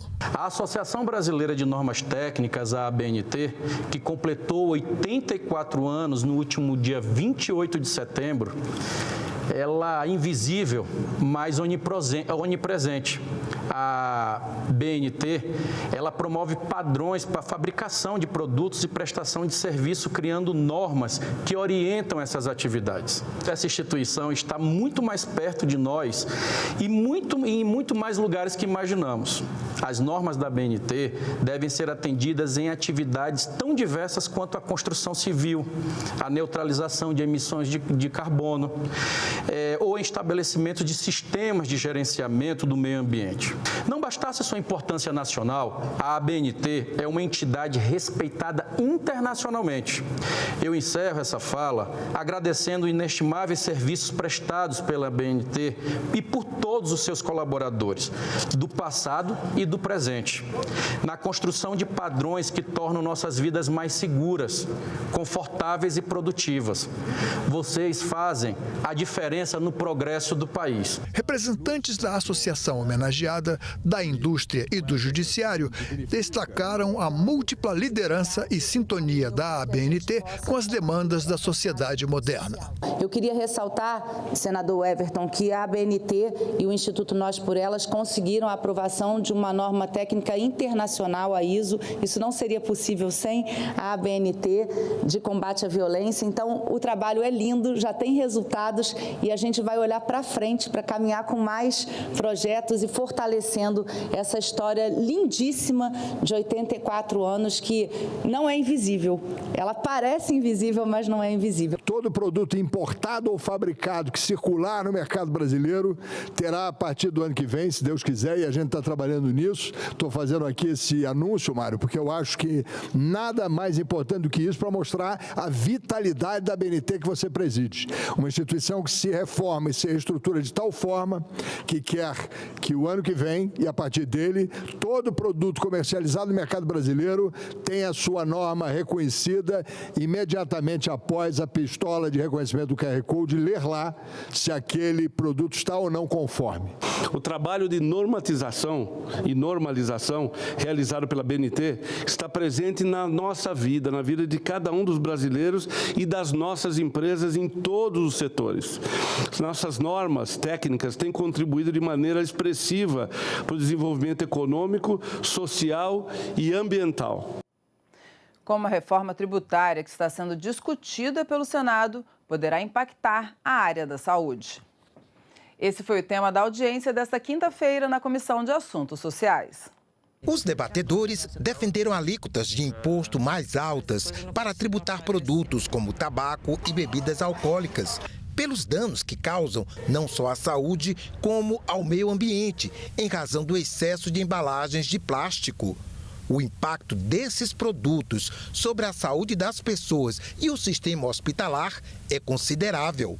Algo parecido acontece também com as bebidas açucaradas. E é recomendado adotar uma estrutura que inclua uma alíquota específica justamente para minimizar essa manipulação de preços e a migração do consumidor para marcas que poderiam ser mais baratas, mas ainda assim bastante nocivas para a população por se tratarem de bebidas açucaradas. Em relação ao tabaco, vamos muito bem e eu acho que nesse momento aproveitar para parabenizar o Brasil, uma liderança nessa matéria e segue avançando nessa busca de melhorar a tributação desse produto no país, né? Então, acho que manter impostos equivalentes sobre todos os produtos é fundamental, evitar que os consumidores possam ter alternativas menos tributadas. Seriam evitadas 145 mil mortes, seriam evitados o custo direto para a saúde de 64 bilhões de reais ao ano, aumentaria a arrecadação tributária em 26 bilhões de reais. Também haveria uma redução nos anos perdidos por morte prematura de 5,5 milhões. casos evitados de doenças cardíacas de 113 mil, casos evitados de acidente vascular cerebral de 97 mil, casos evitados de doença pulmonar obstrutiva crônica de 270 mil. Só com o aumento de 50% que temos hoje, em 10 anos já teríamos essa redução desse impacto para a sociedade e para o governo federal. Essa participante defendeu alíquotas escalonadas de acordo com o teor alcoólico das bebidas. Os produtos alcoólicos eles devem ser cobrados com taxas mais altas para os produtos com maior teor alcoólico. Outra preocupação foi com o fato de as armas de fogo ficarem de fora do imposto seletivo. Na prática, haveria barateamento do preço do armamento, facilitando o acesso e consumo de munições, trazendo consequências para a sociedade como um todo. As armas hoje, elas têm, a exemplo dos revólveres, uma tributação de quase 90%, somando IPI, PIS/COFINS e ICMS. Com a reforma, elas passarão a ser tributadas na alíquota padrão e deveria haver a inclusão no seletivo justamente para tentar manter essa tributação. Como as armas não estão incluídas no seletivo, nós teremos uma redução de 70% na tributação de armas. Isso significa uma ampliação do acesso a armas, isso pode ampliar a violência contra a mulher, isso pode ampliar os gastos do SUS, como nós veremos aqui, isso pode ampliar a violência nas escolas, então é um dano que a gente vai ter muito grave. Prioridade para pessoas com autismo em processos judiciais e movimentação de recursos do Fundo Nacional de Desenvolvimento da Educação. Projetos aprovados nesta quarta no plenário do Senado e que seguem para análise da Câmara dos Deputados. Pessoas com transtorno do espectro autista terão prioridade na tramitação de processos judiciais e no atendimento da administração pública. O projeto aprovado nesta quarta-feira pelo plenário do Senado também determina que o interessado é quem deverá pedir essa prioridade. A identificação do processo precisa ser aplicável tanto ao documento físico quanto ao eletrônico. Também foi aprovado em plenário o projeto que autoriza a transposição e a transferência de saldos financeiros de exercícios anteriores repassados pelo Fundo Nacional de Desenvolvimento da Educação para estados, Distrito Federal e municípios, de forma que possam utilizá-los na educação. Cerca de 15 bilhões de reais estão parados nessas contas de convênios que são feitas com as prefeituras e que muitas das vezes não é usado e não retorna e estão parados. Esse projeto, ele autoriza a que os municípios possam usar esses recursos, por exemplo, para a compra de material, para terminar as creches, as escolas, usar na merenda escolar, compra de carteiras, materiais didáticos. E então quero aqui agradecer a todos os senadores e senadoras que votaram nesse projeto. E também foi aprovada em plenário a concessão de descontos para liquidação ou renegociação de parcelas de crédito rural contratado por produtores afetados pelas enchentes no Rio Grande do Sul. O texto que segue para a sanção incorpora artigos de 2 medidas provisórias editadas pelo Poder Executivo. O projeto visa a complementar as ações do governo federal direcionadas aos produtores rurais do Rio Grande do Sul, especialmente aqueles que não puderam ser beneficiados com a concessão de subvenção econômica sobre a forma de desconto, relacionadas assim à operação de crédito rural, contratadas por mutuários que tiveram efetivamente perdas materiais decorrentes dos eventos climáticos extremos ocorridos nos meses de abril e maio deste ano. E olha que bacana, o Senado recebeu o prêmio Marco Maciel 2024 na categoria ESG. A classificação destaca instituições públicas e privadas que adotem ações, programas e projetos ambientais, sociais e de governança para promover a melhoria das condições socioambientais do planeta e dos colaboradores. Durante a sessão plenária dessa quarta, o presidente do Senado, Rodrigo Pacheco, destacou que o prêmio é um reconhecimento aos esforços do Senado Federal na área. As iniciativas do Senado, de fato, têm servido de referência e inspiração para todos aqueles que se engajam conosco em redes voltadas à responsabilidade socioambiental. Aproveito esta oportunidade para parabenizar todas as áreas envolvidas que contribuíram para que alcançássemos esse feito notável. Um agradecimento especial à Diretoria-Geral, na pessoa da nossa diretora Ilana Trombica, ao Comitê Permanente pela Promoção da Igualdade de Gênero e Raça e ao Núcleo de Ações de Responsabilidade Social, cujos esforços incansáveis foram fundamentais para que o Senado Federal se destacasse e fosse merecedor deste prestigioso prêmio. Que esse reconhecimento sirva como um incentivo para continuarmos nosso esforço em benefício da sociedade e do meio ambiente. E hoje a pré-estreia do documentário Quando Elas Se Movimentam, produzido pela TV Senado e dirigido pela cineasta Suzana Lira. O filme vai ser exibido às 19h na 20ª Mostra Internacional de Cinema Negro, a Micine, no Centro Cultural da Fiesp, em São Paulo. A produção conta a trajetória de 3 mulheres negras que têm suas vidas impactadas por uma série de episódios da conquista de direitos no Brasil. Antônia, Angélica e Luana. 3 mulheres negras que têm suas vidas impactadas por diferentes momentos na luta pela conquista de direitos no Brasil. A história é contada no documentário Quando Elas Se Movimentam, dirigido pela cineasta Suzana Lira. Queremos proclamar a nossa abolição. Não é ódio, nem rancor, apenas um grito de liberdade.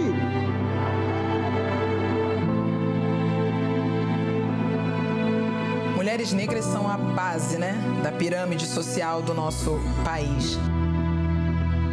O título do filme vem de uma frase que a filósofa e ativista política Angela Davis tem dito e salientado em diversas ocasiões nos últimos anos. De acordo com a norte-americana, quando a mulher negra se movimenta, toda a estrutura da sociedade se movimenta com ela.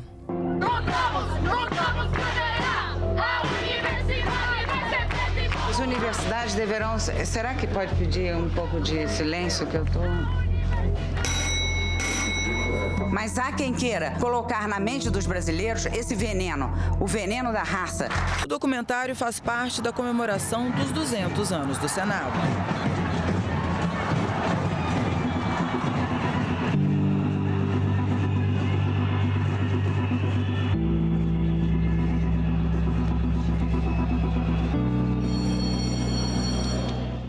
A Mostra Internacional do Cinema Negro começou em 20 de novembro e vai até 15 de dezembro, com debates, palestras e exibição de filmes brasileiros e de diversas partes do mundo. E nós ficamos por aqui. Você pode rever as reportagens dessa edição na nossa página na internet, senado.leg.br/tv. Muito obrigada pela companhia e até a próxima.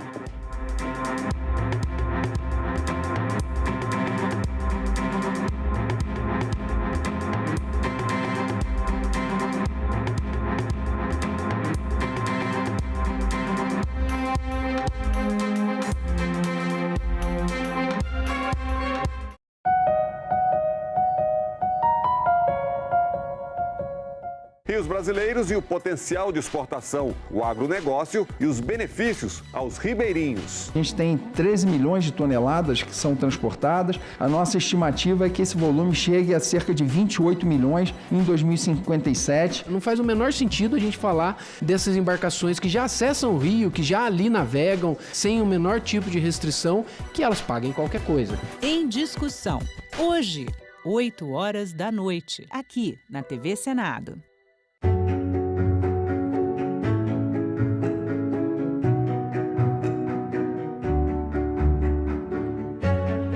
Poucas mulheres se aventuravam na carreira política, não era considerado de bom tom. A luta da mulher não é apenas um princípio, é uma questão social. Temos os mesmos direitos, devemos também ocupar os mesmos espaços. Nós estamos chegando à conclusão que não basta reivindicar os nossos direitos, que é preciso gritar. Nós somos 52% da população e temos uma representatividade no Senado de 13%. Nós estamos falando abertamente que nós queremos sim espaços de poder. Liderança no Senado Federal, não há dúvida nenhuma, é uma grande conquista, nós conseguimos avançar. A gente não quer privilégio, a gente quer justiça, né? TV Senado. Democracia todo dia. Quais os riscos e benefícios dos implantes hormonais? Quais as regras atuais para aplicação? O produto pode ser usado para fins estéticos? O que os médicos dizem sobre isso? Nossos convidados respondem a essas e outras perguntas ao vivo. TV Senado Live, nesta sexta, 9 horas da manhã.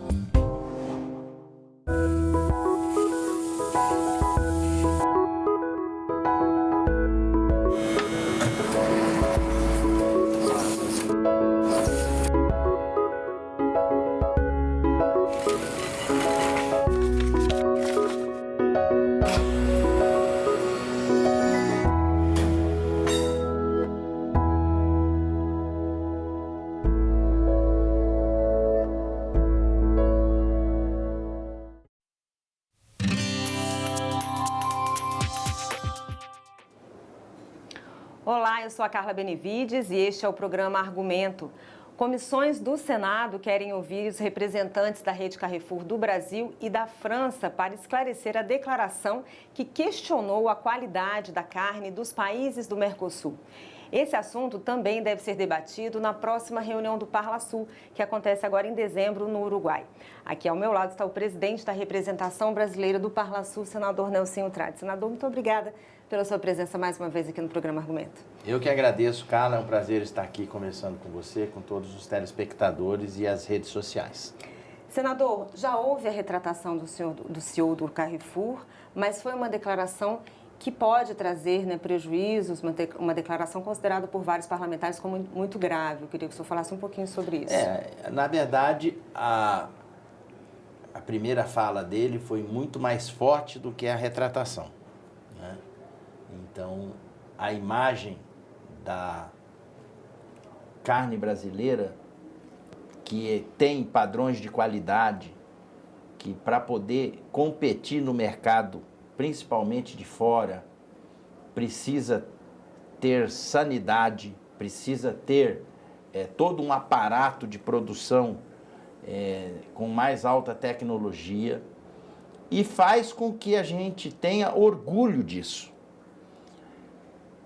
Da noite para o dia, alguém vem e faz um comentário desse, que gera um estrago na imagem do Brasil, não só relativo à carne, mas também em relação a outros produtos do mercado do agro, que fez com que a gente tivesse a percepção de que, na verdade, o que tem de pano de fundo nessa história é um medo da competitividade do produto brasileiro, que com certeza deve ser melhor que o deles.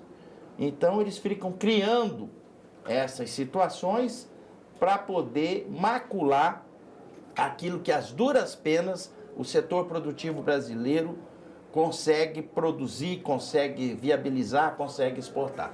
Então as reações que tiveram foram à altura, fortes, firmes, principalmente da classe empresarial relativa ao setor agro, e aqui no Senado algumas medidas foram tomadas, no sentido da gente poder dar oportunidade da oitiva de ouvir, através do embaixador da França no Brasil e dos responsáveis pelo Carrefour. Pois é, queria falar exatamente sobre isso. Estão convidados aí para vir o embaixador da França aqui no Brasil e os representantes da rede Carrefour do Brasil e da França. Qual a importância, senador, do parlamento brasileiro se posicionar e de fazer esse debate, de trazer esse assunto aqui para essa casa? Olha, o que a gente notou com essa declaração infeliz, no mínimo infeliz, desastrosa, para não dizer?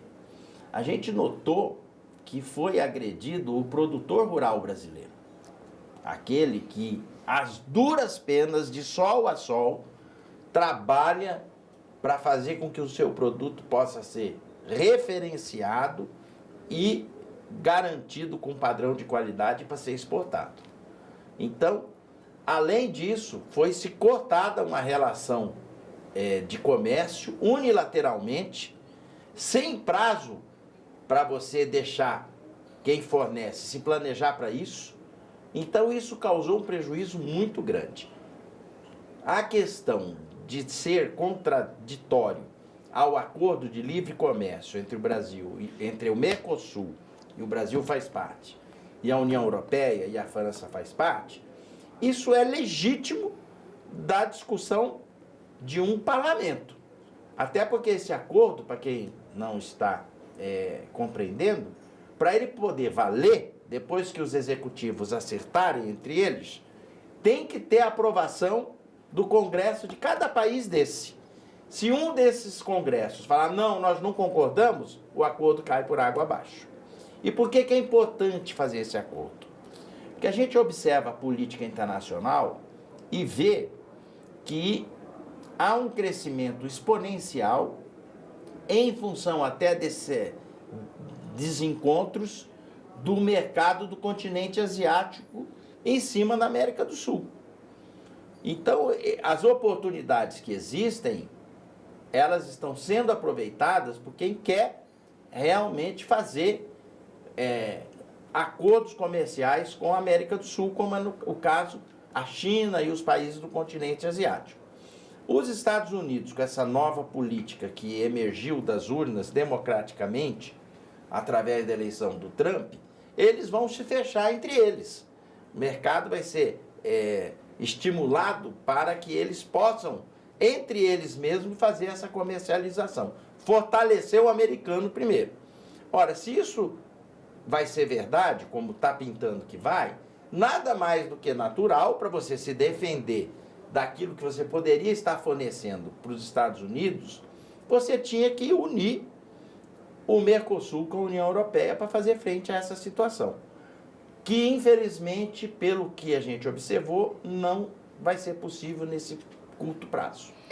Senador, esse deve ser um assunto que deve entrar aí na pauta do Parlasul, dia 9 de dezembro, lá em Montevidéu.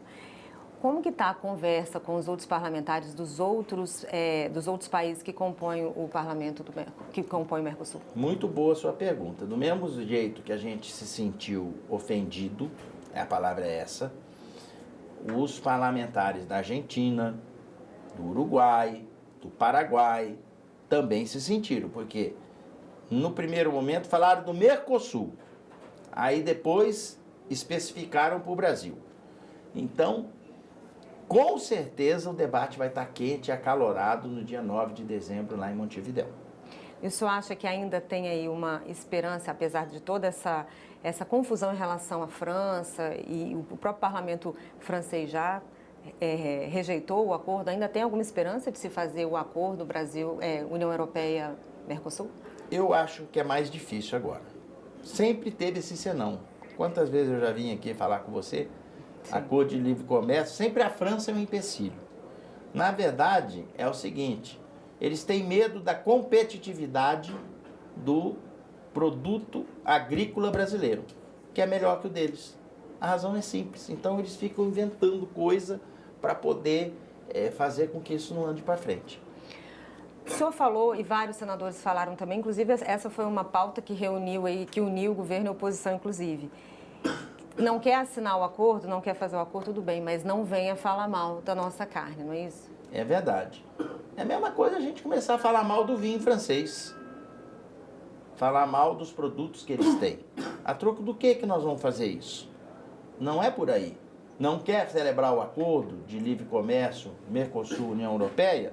Que o parlamento assim se manifeste de forma democrática, explicando que ali vai ser prejudicial à livre iniciativa do comércio local deles.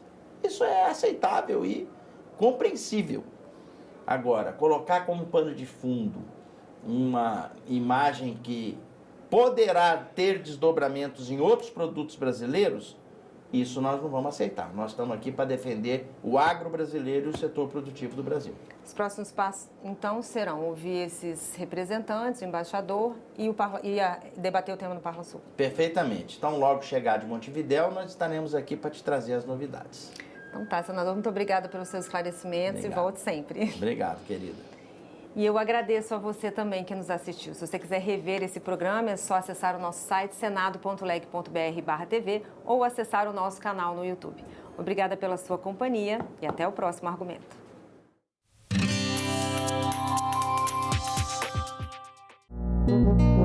Agora é lei. O programa Pé de Meia cria uma poupança para estudantes de baixa renda das escolas públicas do ensino médio.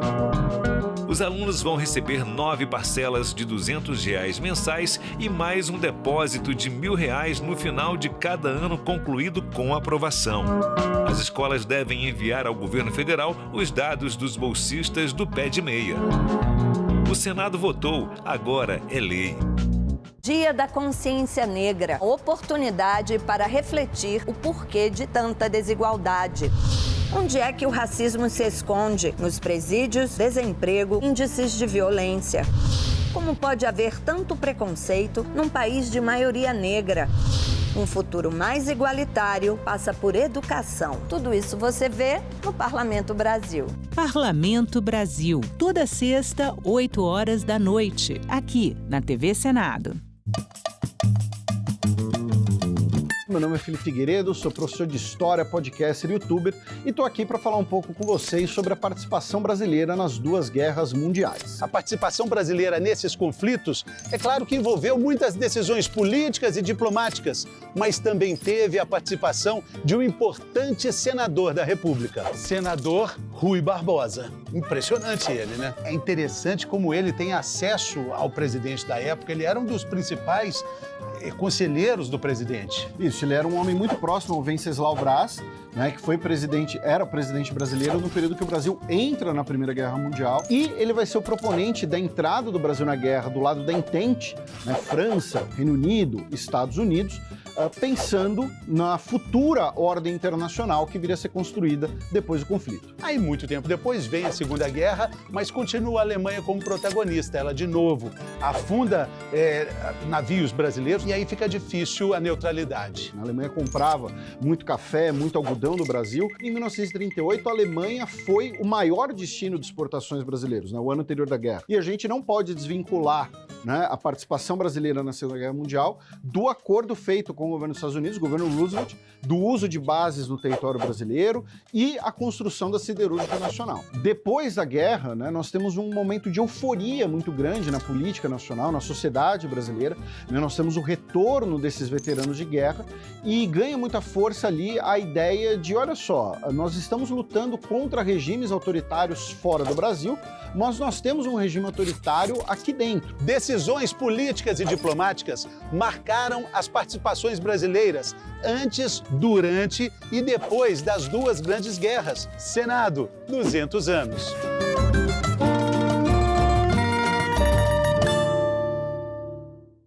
Não é possível nem aceitável que alguma instituição, seja o Estado ou qualquer outra, nos defina o que deve ser família. Não cabe ao Estado, por exemplo, definir o que é uma família. Cabe ao Estado registrar e reconhecer as múltiplas modalidades de família que a sociedade produz. Filosofia Pop. Neste sábado, 7 horas da manhã, aqui na TV Senado. Uma notícia falsa pode vir de quem a gente menos espera, no grupo da família ou nas nossas redes sociais. Mas como saber se uma informação é verdadeira? Agora, as informações sobre o Senado podem ser checadas pelo WhatsApp. Envie texto, link, foto, captura de tela ou vídeo de qualquer notícia duvidosa sobre o Senado Federal. Nossa equipe vai analisar o material e responder se a informação é falsa, verdadeira ou imprecisa. Ficou na dúvida? Senado verifica. O programa Inclusão vai mostrar iniciativas de várias organizações que se sensibilizam com a dor da insegurança alimentar grave de crianças, jovens, adultos e idosos do país, estratégias de combate à fome no programa Inclusão. Inclusão. Sábado, 8 horas da manhã, aqui na TV Senado. Era uma vila chamada Linha Vicente, onde eu nasci, né? Na cidadezinha de Alto Bela Vista, mas no município de Concórdia. Eu fui muito pequena para Francisco Beltrão, com 5 anos. E me criei no Paraná. Cheguei numa cidade de italianos, uma colônia italiana, tanto que eu casei com um italiano, né? Luiz sempre trabalhou com pneus e reforma de pneus. Eu falei para ele, olha, eu vou para qualquer lugar, menos Cuiabá, porque é muito quente. Restou Cuiabá e lá fomos nós. Eu, Luiz e as 2 filhas pequenas. Primeiro ano eu chorei, o segundo eu reclamei, o terceiro eu apaixonei pelo Mato Grosso e eu não vou ficar lá o resto da minha vida. Não, mas você sabe, quando eu fui para o Mato Grosso, ninguém tomava chimarrão. Eu aprendi a tomar sozinha e aí nunca mais. Eu sempre fiz a política classista, né? Eu fui a primeira mulher eleita presidente da Associação das Empresas do Distrito Industrial de Cuiabá e a primeira mulher eleita na Associação Brasileira de Reforma de Pneus, que foi a primeira vez que saiu do Sul-Sudeste. Saiba do fundo do coração, você não está sozinha. Estamos todas nós com vocês. Eu nunca quis fazer parte de uma eleição. E aí chegou uma hora que não tive como dizer não. E fui junto com que hoje é ministro, né? Então, senador, ministro Carlos Fava, como primeira suplente dele. Hoje ele é ministro e eu assumi o Senado. Isso me lembra todo dia o Mato Grosso, quando eu chego e digo bom dia, Pantanal. Eu estou participando de 5 comissões: meio ambiente, agricultura, assuntos econômicos, comissão de infraestrutura, relações exteriores. São 5 comissões. Que mais mulheres ascendessem a cargos importantes. Então, o que eu quero dizer para os meus queridos matogrossenses, né? Tudo que for para o bem do setor produtivo, políticas públicas que desenvolvam e que atinjam na ponta o cidadão, contem com o senador aqui, porque eu gosto de trabalhar. Os OMP aprenderam a ser índios em várias etapas. Ninguém nasce sabendo que é uma categoria social na legislação do país. A questão da cultura, que para eles não é um problema, mas começou a ser um problema quando eles foram assediados de uma maneira, vamos dizer, se sentiram injuriados pelo uso indiscriminado da sua imagem. Monumentos. Neste sábado, 2 horas da tarde, aqui na TV Senado. A presente reunião se destina à apreciação de requerimentos e aos depoimentos da senhora Deolane Bezerra, a advogada e influenciadora digital, e do senhor Darwin Henrique da Silva Filho, CEO da empresa Esportes da Sorte. Decisões do ministro André Mendonça do Supremo Tribunal Federal afastou obrigatoriedade de comparecimento desses 2 depoentes de hoje. Qual o fundamento que justificou a decisão do ministro André Mendonça, ainda que em poucas palavras, e depois eu queria ter acesso à decisão na íntegra, porque deve ter algum fundamento. Eu estou aqui imaginando e não consigo achar. O problema é que, como o habeas corpus foi sob sigilo, correto? É uma coisa que eu não entendi. Diante desta decisão, os convocados Deolane Bezerra e Darwin Henrique da Silva Filho informaram por meio de seus advogados que decidiram não comparecer às oitivas de hoje. Então eu lamento profundamente as ausências de Deolane Bezerra Santos e Darwin Henrique de Souza Filho, porque quem não deve não teme, e que quem não comparece é porque sabe que está envolvido até o pescoço. Se adotadas em larga escala... Inicialmente, informo que o prazo de funcionamento desta comissão foi prorrogado até o dia 17 de julho de 2025, pela aprovação do requerimento 755 pelo plenário do Senado Federal. Essa reunião se destina a dar aos membros e à sociedade conhecimento dos resultados das últimas diligências da comissão, bem como atualizá-los quanto ao desenvolvimento dos produtos previstos em nosso plano de trabalho. Para compor a mesa, já está aqui ao meu lado o senhor Breno de Lima Andrade, secretário adjunto desta comissão, e convido também nossos 2 consultores legislativos que assessoram a comissão, senhor Vinícius Calixto e senhor José Dantas Filho. Podem sentar aqui. É uma reunião de trabalho, de nivelamento, né? Tem de ser uma reunião rápida, objetiva. E iniciando os trabalhos, eu solicito a Breno de Lima Andrade que faça um relato sobre as últimas diligências técnicas promovidas pela comissão. Se conseguir fazer em 5 minutos, Breno, tudo bem, senão a gente dá mais um tempinho de tolerância. Obrigado pela palavra, senadora. Então, como a senhora adiantou, né, eu vou fazer um breve relato das principais atividades da segunda e da terceira viagens de diligência técnica da comissão. A segunda diligência técnica foi, sobretudo, para participar de eventos representando a comissão. Nós recebemos vários convites ao longo do tempo. Obviamente, não pudemos atender a todos. Fizemos o nosso melhor, né, para participar de alguns. Aqui a gente tem, no dia 27 de junho, a sessão solene promovida pelo governo do Ceará, em parceria com a Assembleia Legislativa, o SINTAF e o Instituto do Ceará. Aconteceu em Fortaleza, no Palácio da Abolição. Contou com uma breve fala do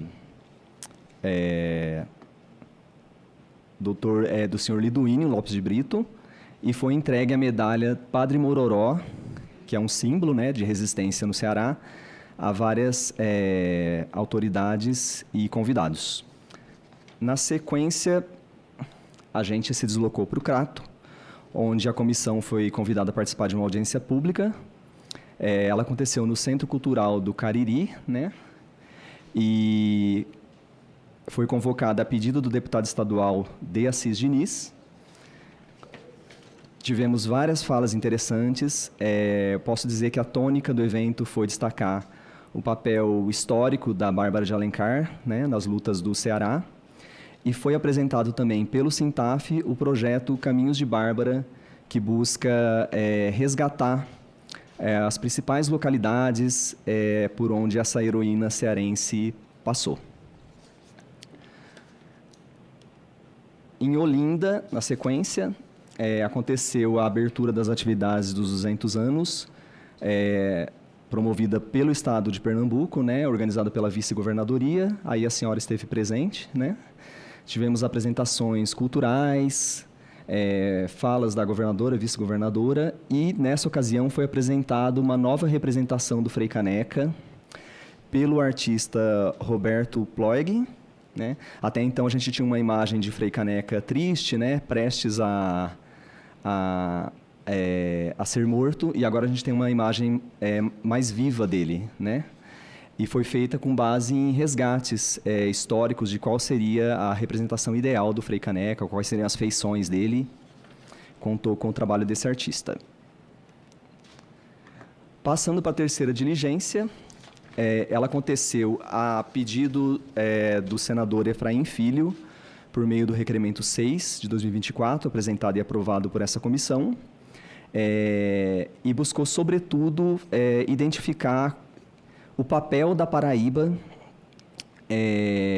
na história da Confederação do Equador. Então, a gente mandou uma equipe lá e tivemos reunião com o Instituto Histórico e Geográfico Paraibano, em João Pessoa, Na sequência, a gente teve um encontro com a equipe do Museu Histórico de Campina Grande, que é inclusive um prédio onde o Frei Caneca passou um período preso, né? E aí a gente foi apresentado ao acervo e a sua relação com eventos da Confederação do Equador. Outro detalhe é que até a bandeira da cidade, ela tem a Confederação do Equador como um dos pilares simbólicos, né? Tem a Revolução Pernambucana, Confederação do Equador e Revolta Praieira. Então, isso já é outro elemento de evidência de como a Confederação foi importante para o povo paraibano. Houve também uma visita de campo a Itabaiana, né? Visitando o Riacho das Pedras, que é um dos locais, a batalha do Riacho do Rio das Pedras, que sacramentou, de certa maneira, o heroísmo do povo paraibano durante os eventos da Confederação do Equador. E, por fim, de volta a João Pessoa, houve uma audiência conduzida pelo senador André Amaral, que naquele momento era o suplente do senador Efraim Filho, com a participação de vários pesquisadores sobre o movimento da Confederação do Equador e outros eventos históricos caros ao povo paraibano. Gostaria até de destacar o papel, o grande protagonismo da professora Andresa Rodrigues dos Santos, que é professora da rede estadual da Paraíba. É isso, senadora. Muito obrigada. Muito obrigada, Breno. Hoje eu participei de uma entrevista. Ainda bem que eu não errei muito, não. Por quê? Se eu tivesse ido para a entrevista depois de ter lhe ouvido falar, eu tinha sido mais precisa. Ah, é? Mas eu segui o roteiro, mais ou menos. Foi muito bom.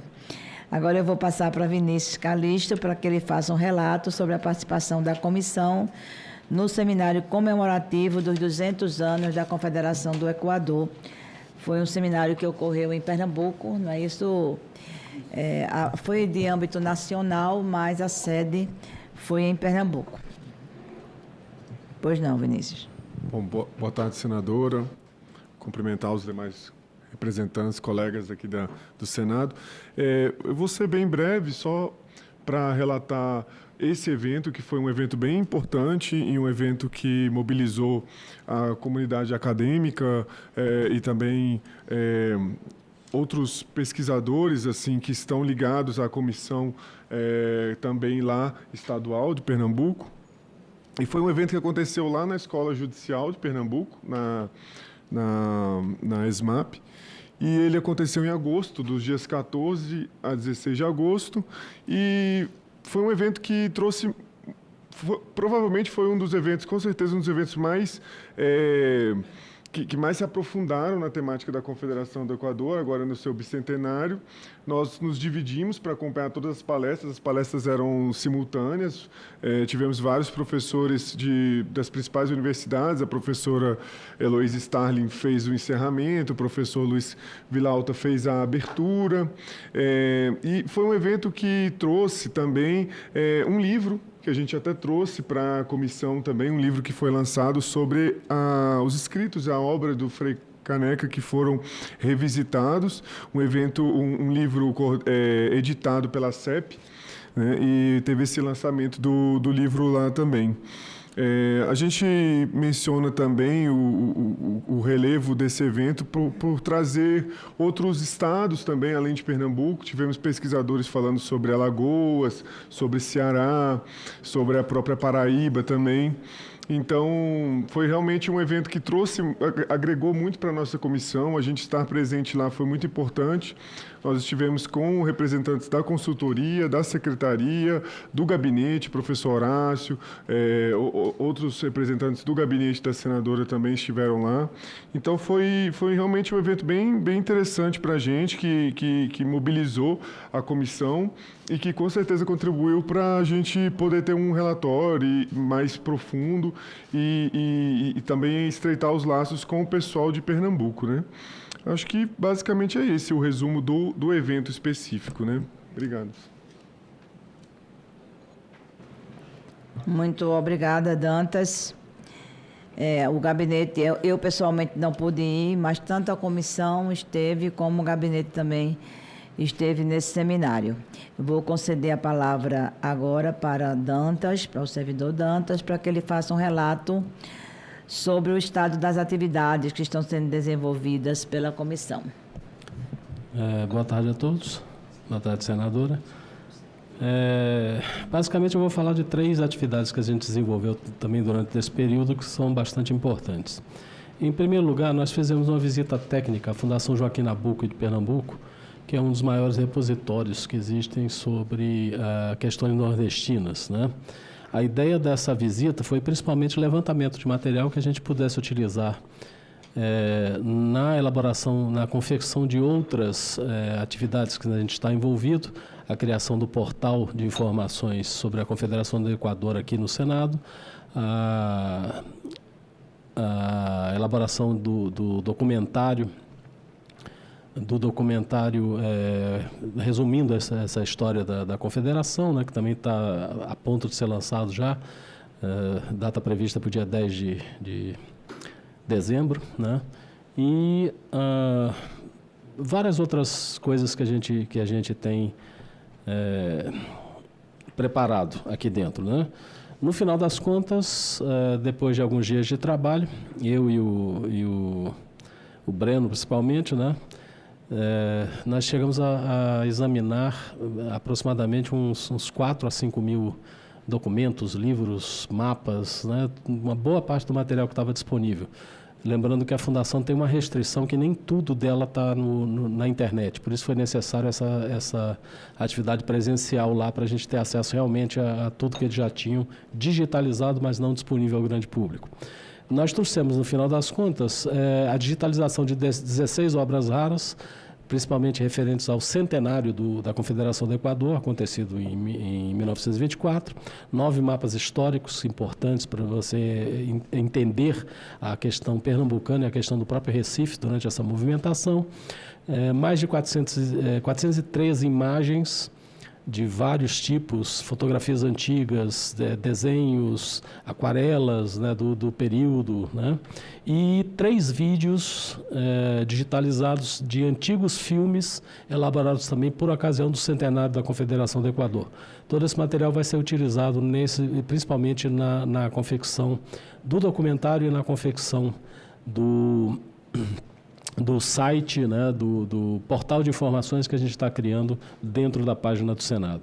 A segunda atividade que a gente desenvolveu nesse período foi um encaixe que a gente conseguiu junto ao programa Jovem Senador do Senado Federal.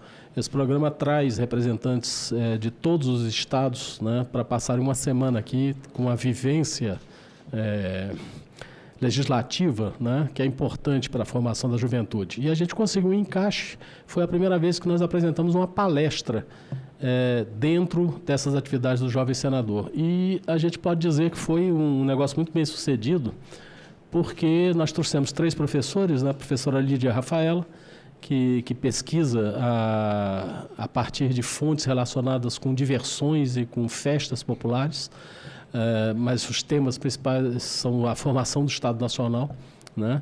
A professora Mariana Dantas, que trabalha principalmente com a questão dos índios, da participação indígena nas atividades políticas de Pernambuco, e o professor Weber Porfírio, do Ceará, que tem uma tese de mestrado e agora está desenvolvendo um doutoramento, trabalhando principalmente com a imagem da Confederação do Equador nos periódicos de época, fazendo o contraponto entre o que os próprios confederados falavam em seus jornais e o que a imprensa oficial do Rio de Janeiro, né, contrária ao movimento, falava. E a atividade foi muito bem sucedida. Nós tivemos um interesse tão grande que foi necessário, apesar de ter sido a última atividade do dia, né, já começou bastante atrasado por causa das outras atividades que eles desenvolveram, a gente foi até enfático para conseguir encerrar, porque os alunos não queriam encerrar a discussão com os professores, né? E, por último, nós fizemos uma depuração na lista de publicações que estavam sugeridas para a comissão. Essa lista tinha 20 e poucos, 25, 26 livros. Nós fizemos uma apuração do que tinha direito autoral, do que podia ser feito, do que era original, né? E sugerimos à comissão que esses 6 títulos que se encontram aí projetados sejam os títulos centrais para essa rodada de publicações. Então, basicamente, seria um livro do professor André Heráclio Rego, chamado Entre a Independência e a República, século XIX, na obra de Gilberto Freire. Um outro livro chamado Visões Pernambucanas, organizado pelo professor André Heráclio. Na realidade, são textos de Joaquim Nabuco, Oliveira Lima, Gilberto Freire e Evaldo Cabral de Mello, que são grandes pesquisadores sobre questões pernambucanas, né? E também referentes a esse período do século XIX, basicamente do século XIX pernambucano. Depois, um livro inédito que está terminando de ser confeccionado pelo professor Jorgeni Camilo, que é um dos grandes pesquisadores sobre a Confederação na Paraíba. Ele está com um título provisório só de A Paraíba na Confederação do Equador, né? Nós temos um oferecimento dos anais de um encontro nacional acontecido no Instituto Histórico e Geográfico Brasileiro, no Rio de Janeiro, que reuniu pesquisadores do Brasil inteiro, especialistas no assunto. E são, se não me engano, 12 textos diferentes, com vários aspectos diferentes relacionados à Confederação. Então, tanto gente que trabalha com a reação imperial, o pensamento de Frei Caneca, a Confederação em alguns estados onde o impacto foi menor, mas não menos significativo, né? E vai ser um livro bastante interessante, né? Resultado desse ciclo de estudos. Depois, um livro também que tem o título provisório de Os Mártires do Equador, da Confederação do Equador no Ceará, organizado pelo Instituto Histórico, pelo Instituto do Ceará, Histórico, Arqueológico e Geográfico, né? O general Júlio Lima Verde é o presidente do Instituto, vai ser o organizador desse material. E, por último, uma coletânea de artigos inéditos que está sendo encomendado, organizado pelos professores Marcelo Casseb e Jorge Cabral, da Universidade Federal de Pernambuco, né? Então, são as publicações que a gente sugere que a comissão encampe. Obrigado.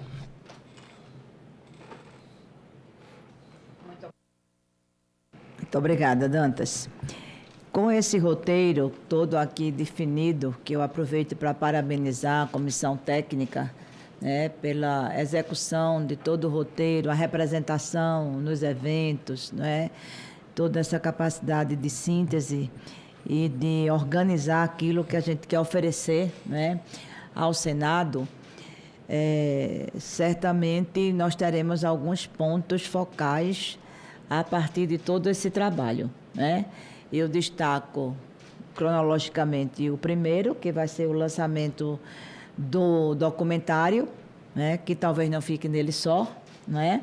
Então, vamos dizer assim, que a primeira parte é o documentário de abertura, que já afinamos com o presidente, o senador Rodrigo Pacheco. O documentário será lançado no próximo dia 10 de dezembro, terça-feira, às 15 horas, no auditório Senador Antônio Carlos Magalhães, localizado no Interleges. E penso que o dia 13 de janeiro é um dia que a gente precisa pensar o que fazer. Antes de terminar esse ano legislativo, eu devo ter uma reunião com a vice-governadora de Pernambuco, que é a coordenadora da comissão estadual, porque nós devemos ter uma atividade, um evento no Forte de 5 Pontas, onde Frei Caneca foi arcabuzado. E era importante que o Senado também estivesse presente, não é, nessa atividade. E depois disso, em reunião, não é, de trabalho, a gente pode definir o lançamento das publicações. Já existe um pedido da Bienal do livro, que a gente faça um lançamento lá. É fora do prazo da comissão, mas o Senado sempre bota um stand nessa Bienal. E aí vamos acertar com o senador Randolph para fazer um outro lançamento, que evidentemente o lançamento oficial deve ser aqui, né, no espaço do Senado. E acho que esse trabalho de guardar a memória e divulgar a memória, tanto no website como na exposição, e com todo esse levantamento de dados e de documentos, será muito importante para a história do Brasil, né? Os 100 anos, a gente reviver, Dantas, os 100 anos com esses documentos é muito importante, né? Estamos agora comemorando os 200, mas queremos deixar isso como o que trouxe para a atualidade. A gente está discutindo e deve chegar ao Senado a reforma tributária, que era um dos pontos da reivindicação da Confederação do Equador. Ainda não temos um pacto federativo, que era uma das metas de confederar as províncias, né, para ter mais força do que o poder moderador do imperador. Então, sem sombra de dúvida, é um legado que nós vamos deixar aqui para os nossos sucessores. Então, agradeço a presença de todos que nos acompanharam também pelas redes. O documentário, repito, será lançado no dia 10, ficará disponível na plataforma para acesso de pesquisadores, estudantes, sociedade, e não havendo mais nada a tratar, agradeço a presença de todos e de todas e declaro encerrada a presente reunião, desejando um bom final de semana. George engatou, não foi?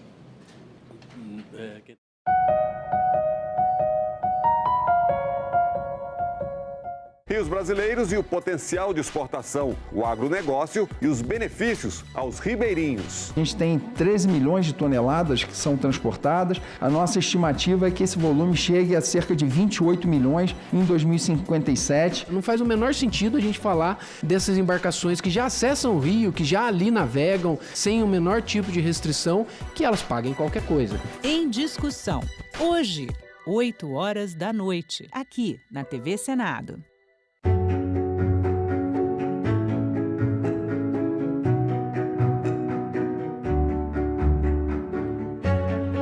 Poucas mulheres se aventuravam na carreira política, não era considerado de bom tom. A luta da mulher não é apenas um princípio, é uma questão social. Temos os mesmos direitos, devemos também ocupar os mesmos espaços. Nós estamos chegando à conclusão que não basta reivindicar os nossos direitos, que é preciso gritar. Nós somos 52% da população e temos uma representatividade no Senado de 13%. Nós estamos falando abertamente que nós queremos sim espaços de poder. Liderança no Senado Federal, não há dúvida nenhuma, é uma grande conquista, nós conseguimos avançar. A gente não quer privilégio, a gente quer justiça, né? TV Senado. Democracia todo dia. Quais os riscos e benefícios dos implantes hormonais?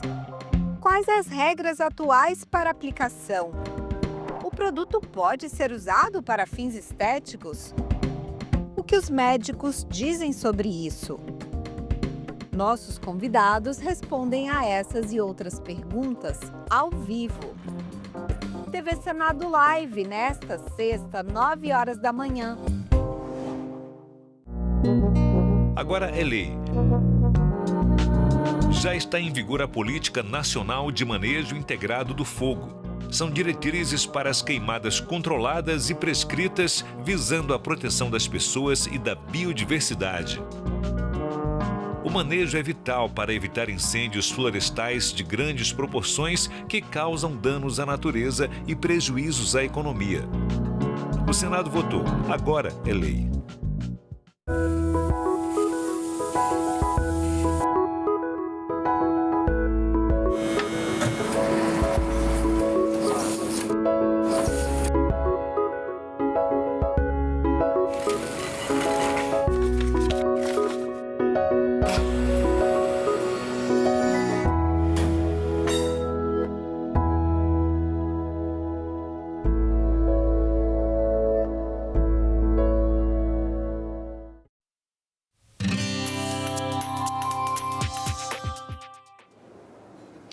Olá, eu sou a Carla Benevides e este é o programa Argumento. Comissões do Senado querem ouvir os representantes da rede Carrefour do Brasil e da França para esclarecer a declaração que questionou a qualidade da carne dos países do Mercosul. Esse assunto também deve ser debatido na próxima reunião do Parlasul, que acontece agora em dezembro no Uruguai. Aqui ao meu lado está o presidente da representação brasileira do Parlasul, senador Nelsinho Trade. Senador, muito obrigada pela sua presença mais uma vez aqui no programa Argumento. Eu que agradeço, Carla. É um prazer estar aqui conversando com você, com todos os telespectadores e as redes sociais. Senador, já houve a retratação do CEO do Carrefour, mas foi uma declaração que pode trazer, né, prejuízos, uma declaração considerada por vários parlamentares como muito grave. Eu queria que o senhor falasse um pouquinho sobre isso. Na verdade, a primeira fala dele foi muito mais forte do que a retratação, né? Então, a imagem da carne brasileira, que tem padrões de qualidade, que para poder competir no mercado, principalmente de fora, precisa ter sanidade, precisa ter todo um aparato de produção com mais alta tecnologia, e faz com que a gente tenha orgulho disso.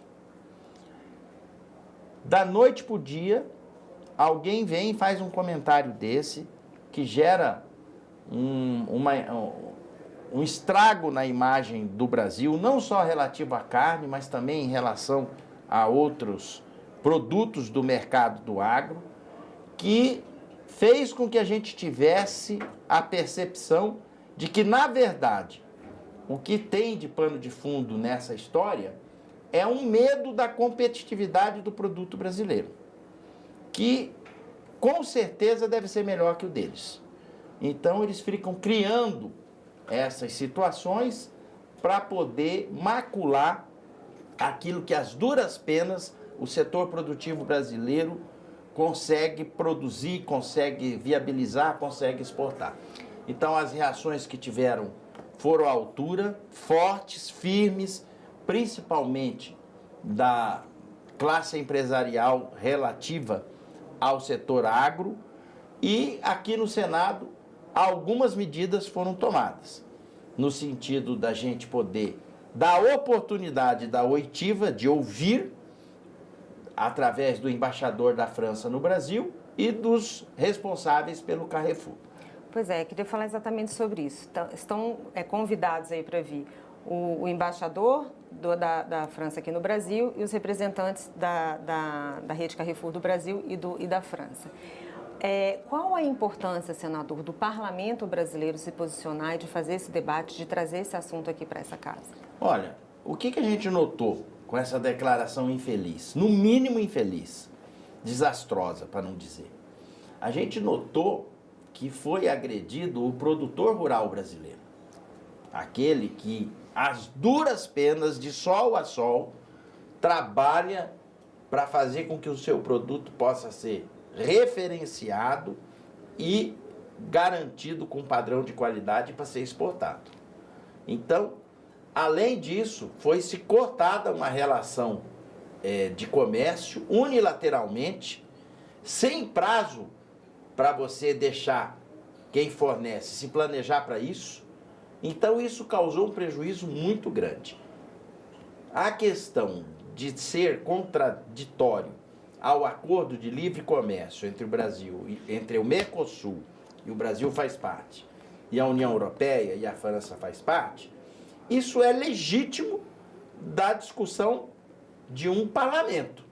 Até porque esse acordo, para quem não está compreendendo, para ele poder valer, depois que os executivos acertarem entre eles, tem que ter a aprovação do Congresso de cada país desse.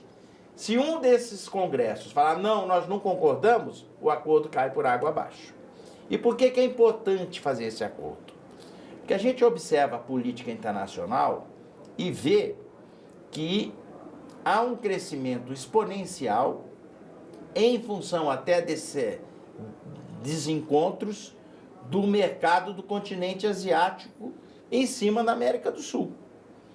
Então, as oportunidades que existem, elas estão sendo aproveitadas por quem quer realmente fazer acordos comerciais com a América do Sul, como é o caso a China e os países do continente asiático. Os Estados Unidos, com essa nova política que emergiu das urnas democraticamente, através da eleição do Trump, eles vão se fechar entre eles. O mercado vai ser estimulado para que eles possam, entre eles mesmos, fazer essa comercialização. Fortalecer o americano primeiro. Ora, se isso vai ser verdade, como está pintando que vai, nada mais do que natural para você se defender daquilo que você poderia estar fornecendo para os Estados Unidos, você tinha que unir o Mercosul com a União Europeia para fazer frente a essa situação, que infelizmente, pelo que a gente observou, não vai ser possível nesse curto prazo. Senador, esse deve ser um assunto que deve entrar aí na pauta do Parlasul, dia 9 de dezembro, lá em Montevidéu. Como que está a conversa com os outros parlamentares dos outros países que compõem o parlamento, que compõem o Mercosul? Muito boa a sua pergunta. Do mesmo jeito que a gente se sentiu ofendido, a palavra é essa, os parlamentares da Argentina, do Uruguai, do Paraguai, também se sentiram, porque no primeiro momento falaram do Mercosul, aí depois especificaram para o Brasil. Então, com certeza o debate vai estar quente e acalorado no dia 9 de dezembro lá em Montevidéu. E o senhor acha que ainda tem aí uma esperança, apesar de toda essa confusão em relação à França e o próprio parlamento francês já rejeitou o acordo, ainda tem alguma esperança de se fazer o acordo Brasil, União Europeia-Mercosul? Eu acho que é mais difícil agora. Sempre teve esse senão. Quantas vezes eu já vim aqui falar com você? Sim. Acordo de livre comércio, sempre a França é um empecilho. Na verdade, é o seguinte, eles têm medo da competitividade do produto agrícola brasileiro, que é melhor que o deles. A razão é simples. Então, eles ficam inventando coisa para poder fazer com que isso não ande para frente. O senhor falou, e vários senadores falaram também, inclusive essa foi uma pauta que uniu o governo e a oposição, inclusive. Não quer assinar o acordo, não quer fazer o acordo, tudo bem, mas não venha falar mal da nossa carne, não é isso? É verdade. É a mesma coisa a gente começar a falar mal do vinho francês. Falar mal dos produtos que eles têm. A troco do que nós vamos fazer isso? Não é por aí. Não quer celebrar o acordo de livre comércio Mercosul-União Europeia? Que o parlamento assim se manifeste de forma democrática, explicando que ali vai ser prejudicial à livre iniciativa do comércio local deles. Isso é aceitável e compreensível. Agora, colocar como pano de fundo uma imagem que poderá ter desdobramentos em outros produtos brasileiros, isso nós não vamos aceitar. Nós estamos aqui para defender o agro brasileiro e o setor produtivo do Brasil. Os próximos passos, então, serão ouvir esses representantes, o embaixador e debater o tema no Parlasul. Perfeitamente. Então, logo chegar de Montevidéu, nós estaremos aqui para te trazer as novidades. Então tá, senador, muito obrigada pelos seus esclarecimentos. Obrigado. E volte sempre. Obrigado, querida. E eu agradeço a você também que nos assistiu. Se você quiser rever esse programa, é só acessar o nosso site senado.leg.br/tv ou acessar o nosso canal no YouTube. Obrigada pela sua companhia e até o próximo argumento. Dia da Consciência Negra, oportunidade para refletir o porquê de tanta desigualdade. Onde é que o racismo se esconde? Nos presídios, desemprego, índices de violência. Como pode haver tanto preconceito num país de maioria negra?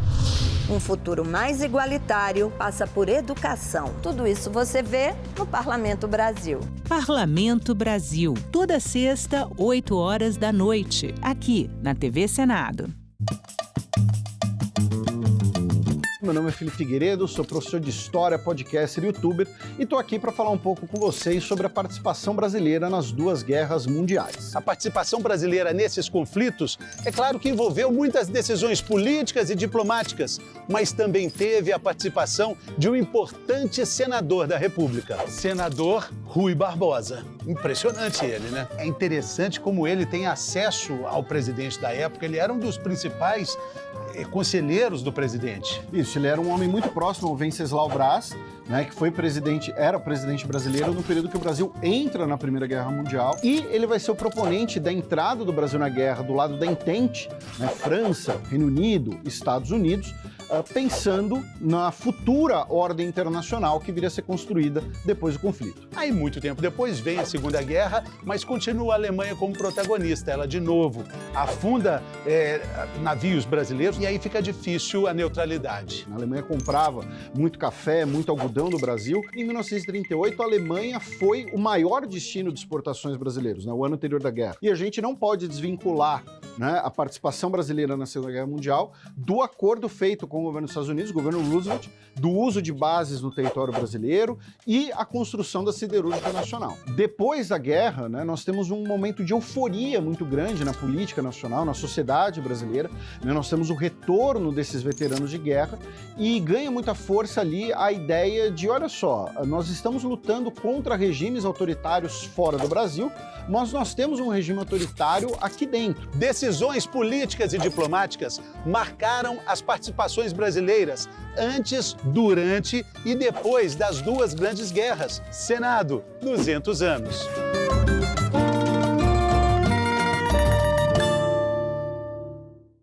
Não é possível nem aceitável que alguma instituição, seja o Estado ou qualquer outra, nos defina o que deve ser família. Não cabe ao Estado, por exemplo, definir o que é uma família. Cabe ao Estado registrar e reconhecer as múltiplas modalidades de família que a sociedade produz. Filosofia Pop. Neste sábado, 7h, aqui na TV Senado.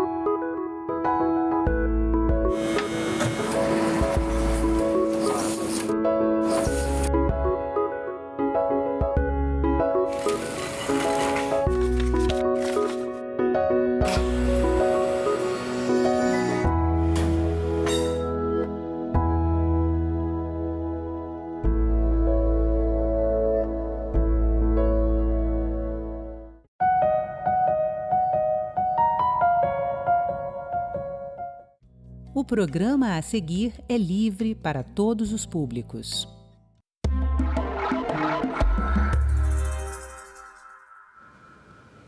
Aviso: antes de entrar no elevador, verifique se o mesmo encontra-se parado neste andar.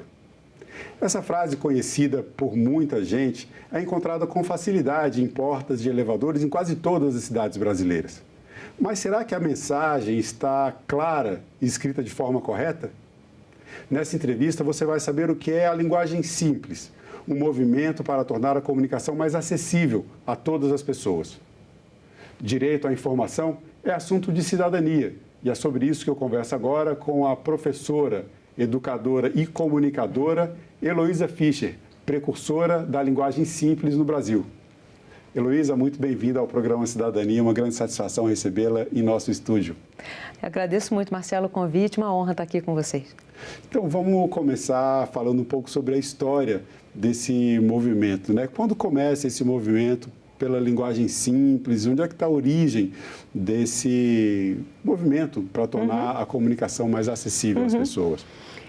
Bem, eu acho que a gente tem duas delimitações, internacionalmente e aqui no Brasil, né? Então, assim, vou começar internacionalmente.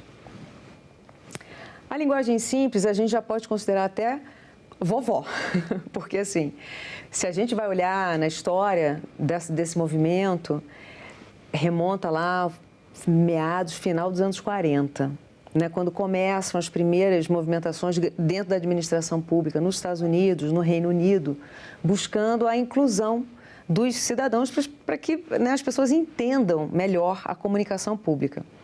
Só que esse problema, né, o problema do não entendimento, ele é bem mais antigo do que isso, né? Quando a gente também, na minha pesquisa de mestrado, eu fiz um levantamento grande, assim, aliás, foi na pesquisa de especialização, que foi antes do mestrado.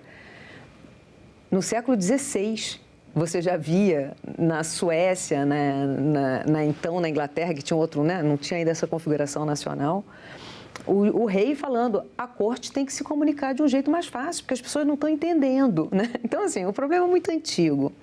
Mas como esse movimento, a gente começa a ver, né, as primeiras reações, digamos assim, mais organizadas, em torno da década de 40, 50, eu creio que como movimento mesmo, né, a força veio ganhando a partir dos anos 70, tem alguns marcos, tanto nos Estados Unidos quanto no Reino Unido. E esse movimento, ele começa então em países de língua inglesa, Canadá, Austrália, Nova Zelândia, e ele vai se expandindo. Para você ter uma ideia, na Suécia, desde os anos 70, o parlamento sueco tem uma pessoa da área, um profissional da área de estudos de linguagem, um linguista, para ajudar que as leis suecas sejam fáceis do cidadão entender. Então, assim, na Suécia também é um movimento que tem tem cerca de 50 anos. Isso se espalhou para outros países, para outros idiomas, né, para outras culturas. Aqui na América Latina, a linguagem simples está presente, pelo menos assim, de uma maneira organizada, como política pública, desde o início dos anos 2000, acho que 2004 ou 2005, no México. Na Colômbia, por exemplo, é política de atendimento ao cidadão desde 2013. A gente tem redes de linguagem simples muito atuantes no Chile, na Argentina, no Uruguai. Né? Tem inclusive uma cátedra latino-americana de linguagem jurídica simples, reunindo algumas faculdades de direito. Né? Então, assim, é um movimento muito espalhado e, como movimento, o que une todas essas reações, né, essas ações e essas pessoas profissionais e simpatizantes à causa, é que todo mundo tem o direito de entender as informações que orientam o seu cotidiano. Então, assim, é um movimento, uma causa social com esse propósito. Desse movimento deriva um conjunto de boas práticas de redação, na verdade, de elaboração da mensagem a ser transmitida, né, que não é só a redação, de elaboração da mensagem a ser transmitida na forma escrita. A linguagem simples ela tem um foco muito grande na comunicação escrita. Então, assim, no processo de transformação digital do setor público, né, os Estados Unidos foi um pioneiro, nós aqui no Brasil também, né, largamos na frente nisso, mas se a gente for olhar no histórico da transformação digital do governo americano, o movimento linguagem simples, que em inglês se chama plain language, né? Plain é simples, direto, né, sem rodeios, né, e language, linguagem. Estava lá, nas premissas de transformação digital do governo americano. No Brasil, isso começa também junto com a digitalização? Não, o que eu queria dizer é que o Brasil foi muito pioneiro na digitalização. Né? Nos levantamentos que eu fiz para entender em que momento que a linguagem simples ela entra, né, nas boas práticas de governança digital, não remonta tão lá atrás. Né? Porque quando eu falo dos Estados Unidos, eu estou falando de 97, 98, 1997, 1998, e foi nessa época da transformação digital americana, dessa bandeira da linguagem simples, como não adianta só digitalizar os processos. A linguagem que vem junto, a linguagem escrita que vem junto, ela também precisa se atualizar. Né? Não pode trazer igualzinho como era na época da papelada, né? Na época do papel, do carimbo. Né? É uma questão até não faz muito sentido. Então, nessa época, o então vice-presidente dos Estados Unidos, que era o Al Gore, que era responsável por essa supervisão das boas práticas de linguagem simples dentro do funcionalismo público federal, para você ter uma ideia, era o vice-presidente do país que estava responsável por isso. Então, uma política pública com importância central. Né? Exato. E naquele momento, como estímulo a uma transformação digital, digamos assim, moderna, atualizada, havia prêmios para os servidores que praticavam a linguagem simples, né? E era o vice-presidente que ia lá e premiava os servidores. E ele falou uma frase que se tornou um lema. A linguagem simples é um direito civil. Aqui no caso do Brasil, você comentou essa frase do vice-presidente dos Estados Unidos, que acabou dando uma orientação, um norte para a linguagem simples.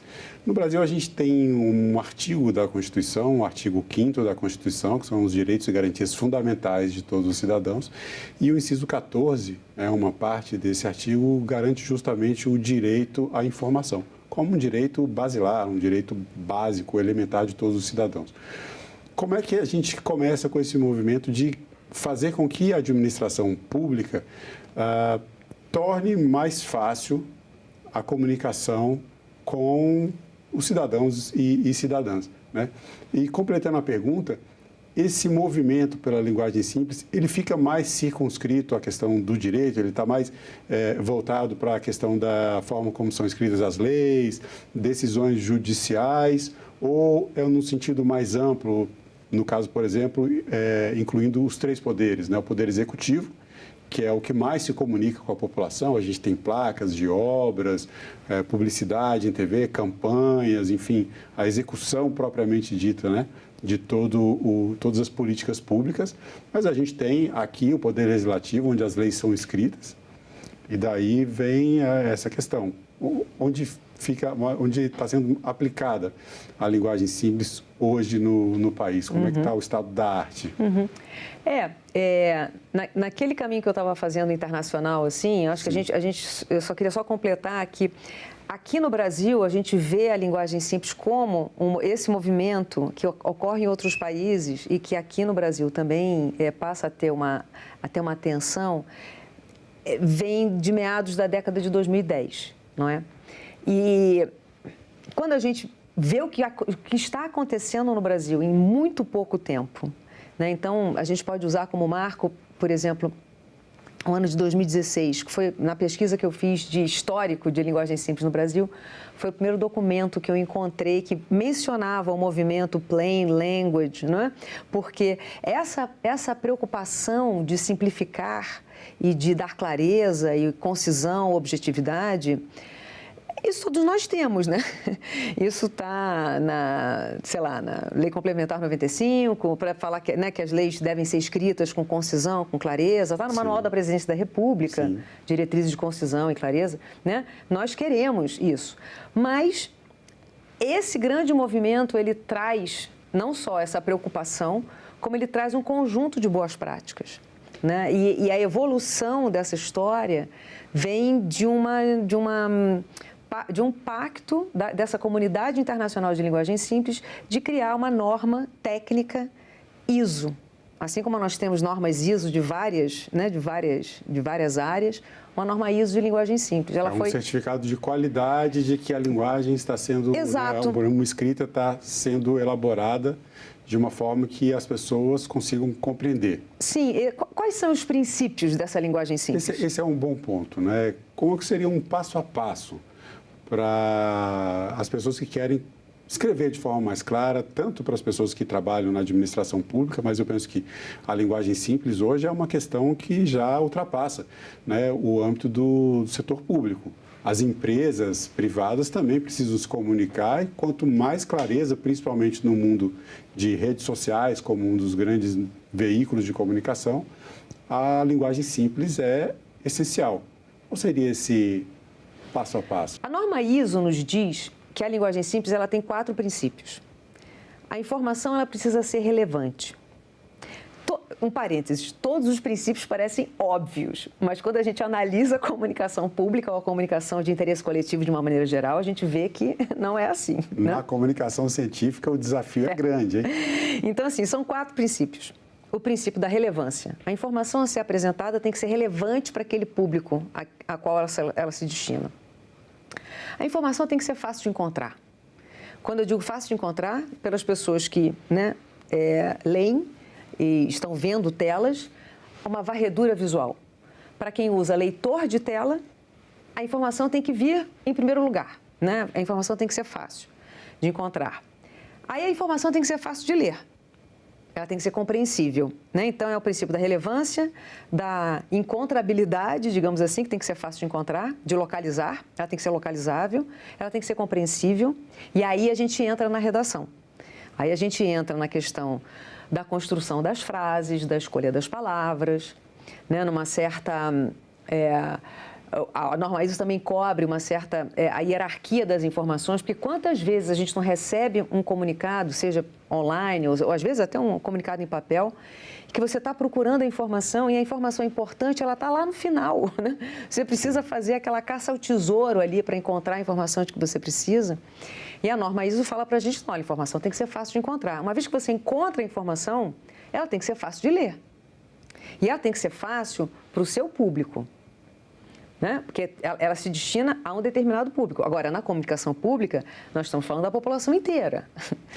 Esse é um ponto da interessante. Da heterogeneidade. Sim. E, por fim, o quarto princípio é o princípio da usabilidade. A informação tem que ser útil. Essa informação que você passou é aquela informação relevante que o cidadão ou a cidadã precisava. E ela vai saber o que fazer com ela? Ela vai saber como usar essa informação?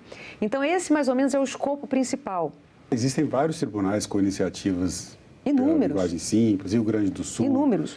Bahia, eu já entrevistei, inclusive, uma juíza do Tribunal de Justiça da Bahia, que justamente era a pessoa responsável pela implementação da linguagem simples, e o Conselho Nacional de Justiça, que tem um movimento de protagonismo, como você bem colocou, para essa busca por uma linguagem mais simples. O que eu acho que é interessante que está acontecendo aqui em termos de movimento no Brasil é que ele é de baixo para cima e ele é de cima para baixo também.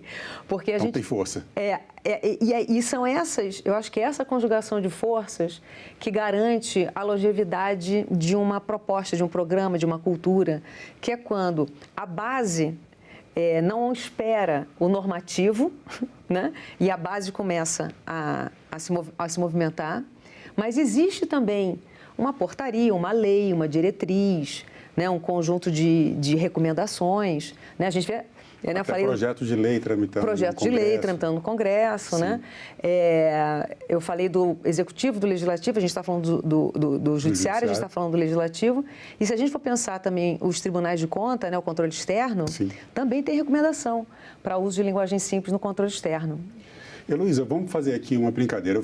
Eu falei aqui da famosa frase de elevador. É uma frase que você já comentou também no seu perfil do Instagram. E daí, eu escolhi essa frase para a gente trazer aqui como modelo, para levar as pessoas a pensarem um pouco também sobre a linguagem simples. A gente vai colocar aqui um certo desafio para quem assiste a nossa entrevista. Eu vou chamar o gráfico com a nossa arte, trazendo aqui a famosa frase de elevador. Né? Tem alguma variação na escrita, dependendo da cidade, dependendo do prédio, mas basicamente o que a gente encontra até numa pesquisa rápida na internet, que a gente vai encontrar isso.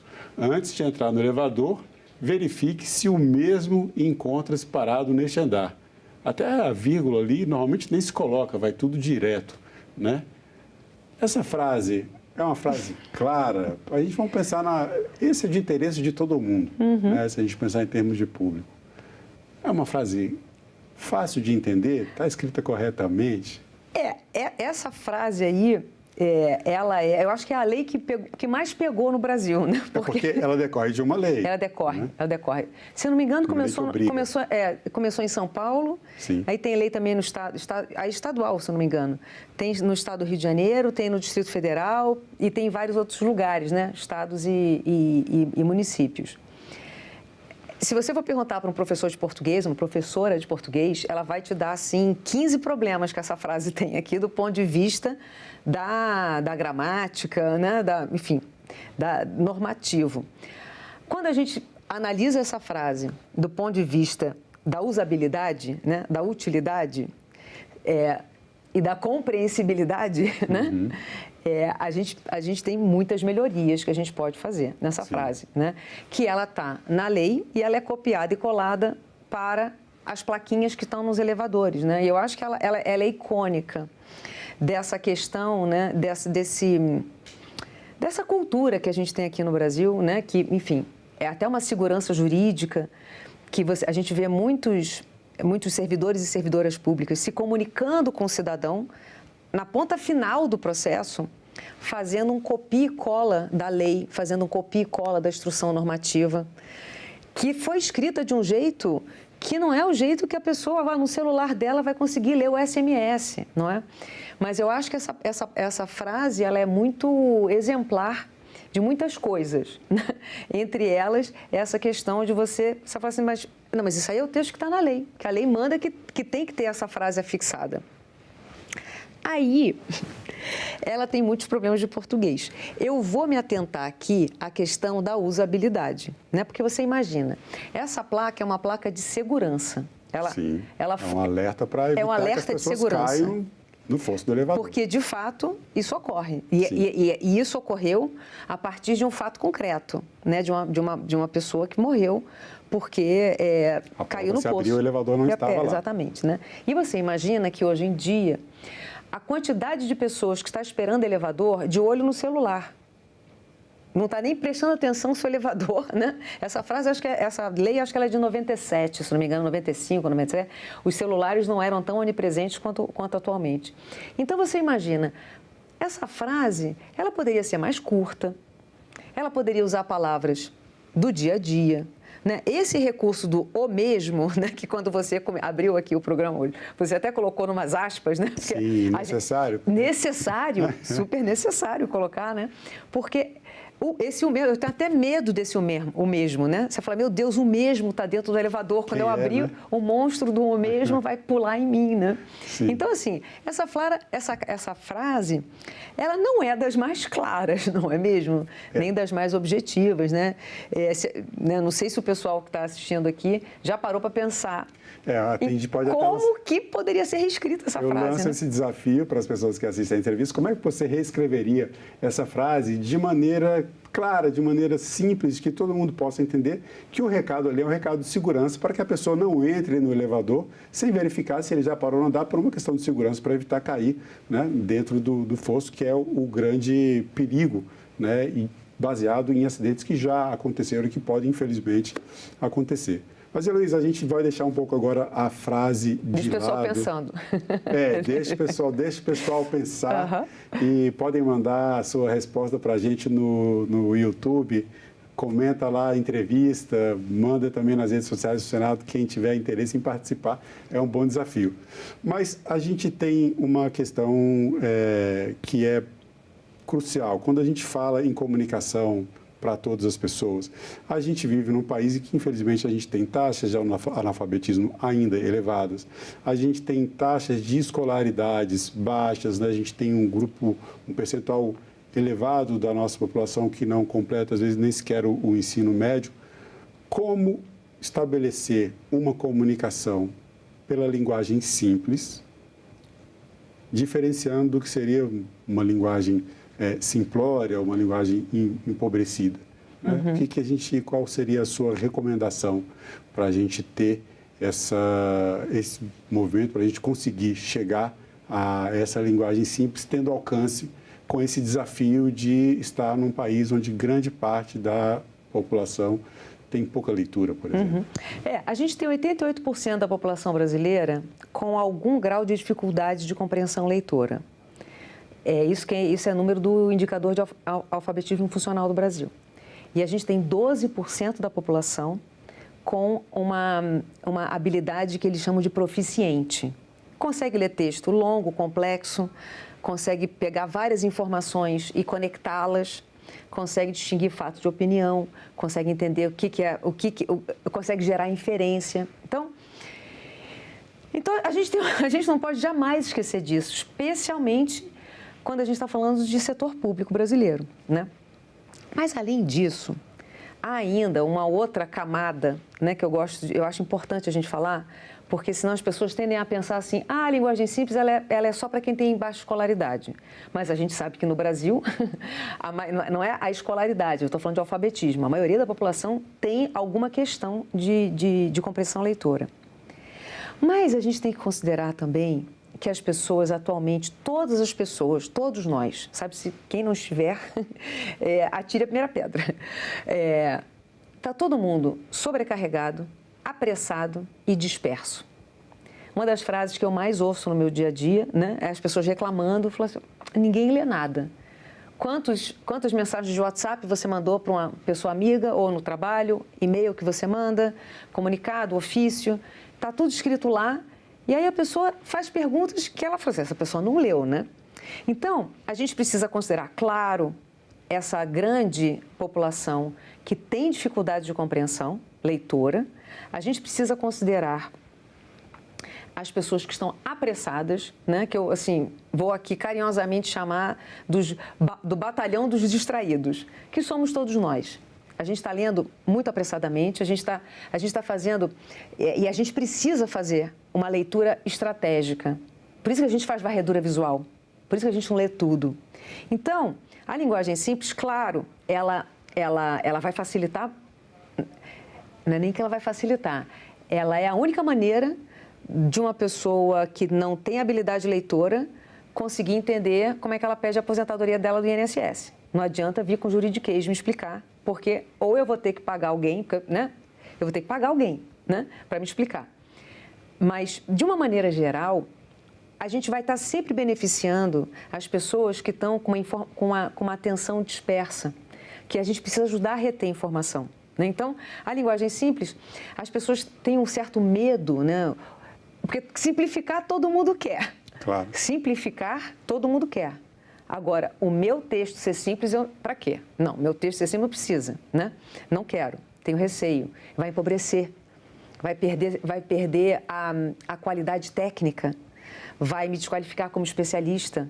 Existe esse receio. Eu acho que esse receio, ele decorre de um desconhecimento do escopo da técnica da linguagem simples. Porque muitas pessoas acham que, a linguagem simples, tá, então é trocar uma palavra por outra mais comum. E se eu vou trocar uma palavra por outra mais comum, primeiro, tem institutos jurídicos que são aqueles, você não pode trocar, né? Em qualquer área, na área médica, na área previdenciária, qualquer área. E vai empobrecer meu texto. Quando, na verdade, para você conseguir explicar alguma coisa concisamente e objetivamente, você tem que conhecer muito o assunto. Porque se você não conhecer muito, você não consegue fazer essa redução, né? Então, assim, a linguagem simples, eu acho que o principal é muito mais do que o vocabulário, e muitas pessoas se prendem no vocabulário, vai ficar simplista, vai ficar coloquial, e muito mais assim, primeiro, na estrutura da frase. Se eu tivesse que falar assim, olha, presta atenção em 3 coisas quando você for escrever. Presta atenção no tamanho das suas frases, presta atenção em que medida você está interrompendo o pensamento principal da sua frase e presta atenção no vocabulário que você está usando. Esse vocabulário que você está usando, ele é, em grande parte, ele pode ser substituído por termos mais frequentes. Se ele pode, em maior ou menor parte, você substituiu ou você está preferindo, né, umas palavras assim, né, a erudição? Eu acho que é esse conceito da erudição. Falar bonito é falar difícil, né?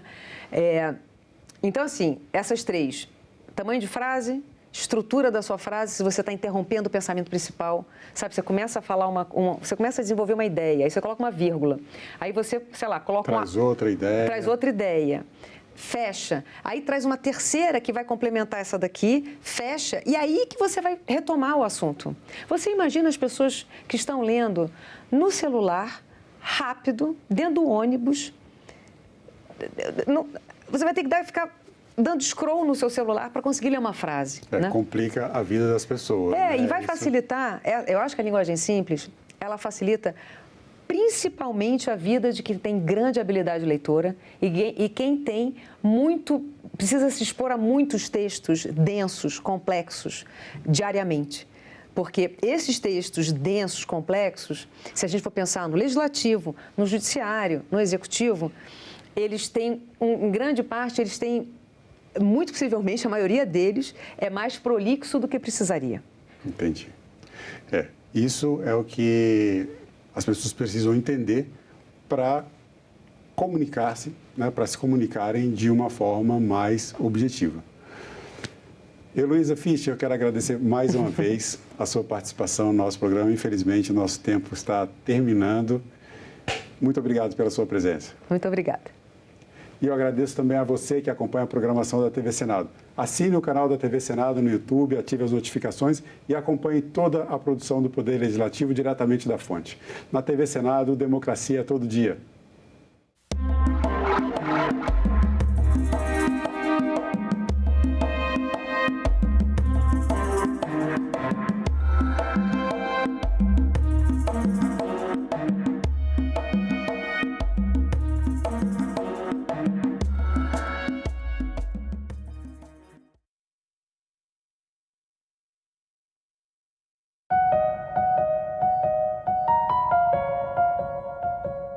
rios brasileiros e o potencial de exportação, o agronegócio e os benefícios aos ribeirinhos. A gente tem 13 milhões de toneladas que são transportadas. A nossa estimativa é que esse volume chegue a cerca de 28 milhões em 2057. Não faz o menor sentido a gente falar dessas embarcações que já acessam o rio, que já ali navegam sem o menor tipo de restrição, que elas paguem qualquer coisa. Em discussão, hoje, 20h, aqui na TV Senado.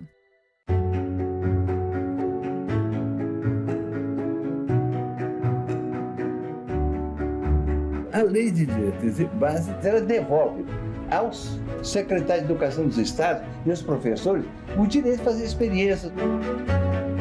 Aprovamos uma segunda libertação para negros e negras.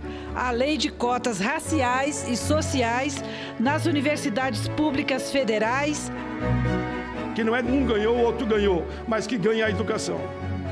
Valorizar o Fundeb para aumentar os recursos para a qualidade da educação e da educação pública nesse país. Nós só seremos, de fato, uma grande nação quando, para essa geração de 0 a 18 anos, não faltar absolutamente nada no quesito de educação. TV Senado. Democracia todo dia. Quais os riscos e benefícios dos implantes hormonais? Quais as regras atuais para aplicação? O produto pode ser usado para fins estéticos? O que os médicos dizem sobre isso? Nossos convidados respondem a essas e outras perguntas ao vivo. TV Senado Live, nesta sexta, 9h.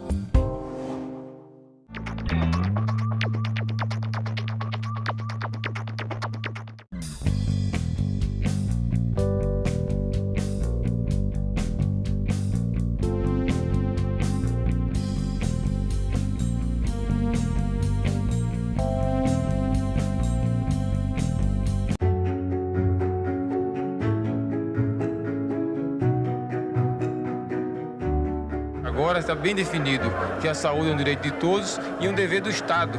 O Plano Nacional de Imunizações atingiu o grau de excelência com a criação do Sistema Único de Saúde. O SUS é a maior política nacional responsável pela elevação da expectativa de vida da população brasileira. Todos nós aqui lembramos do que ocorreu na pandemia. Todos nós aprendemos com muita dor que sem saúde não temos nada. Acreditamos na medicina, no Sistema Único de Saúde, nós acreditamos na ciência. Temos o sentimento de dever cumprido e de que ainda temos que cumprir, porque essa batalha e esta guerra ainda não terminaram. TV Senado. Democracia todo dia.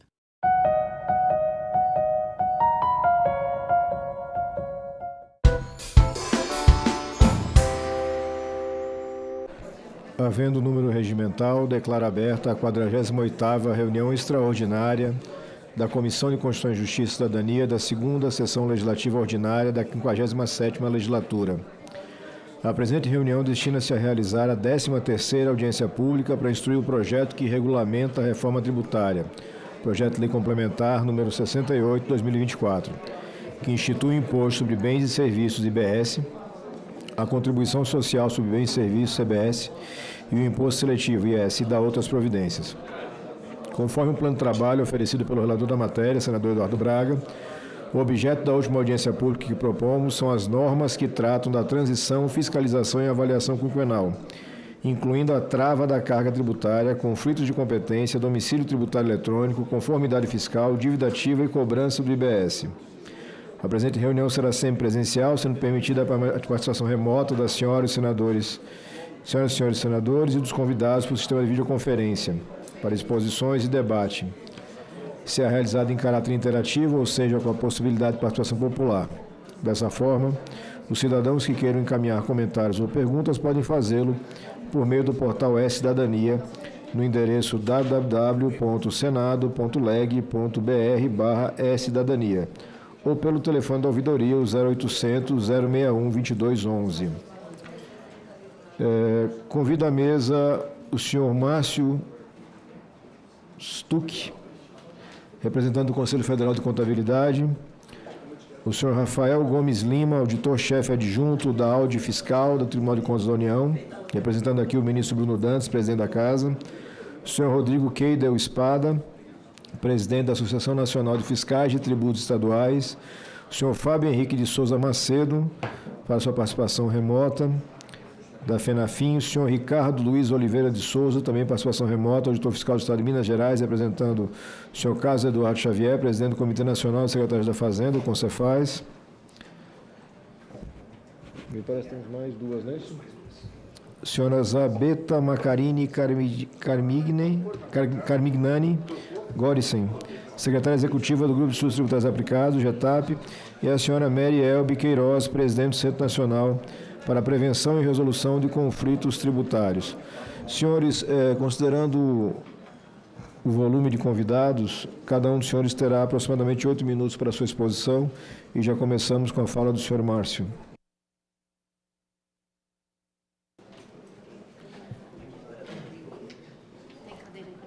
Estão colocando. Boa tarde, tudo bem? Como é que vai? Tudo bom? Tem o passador ali, tem. Aqui.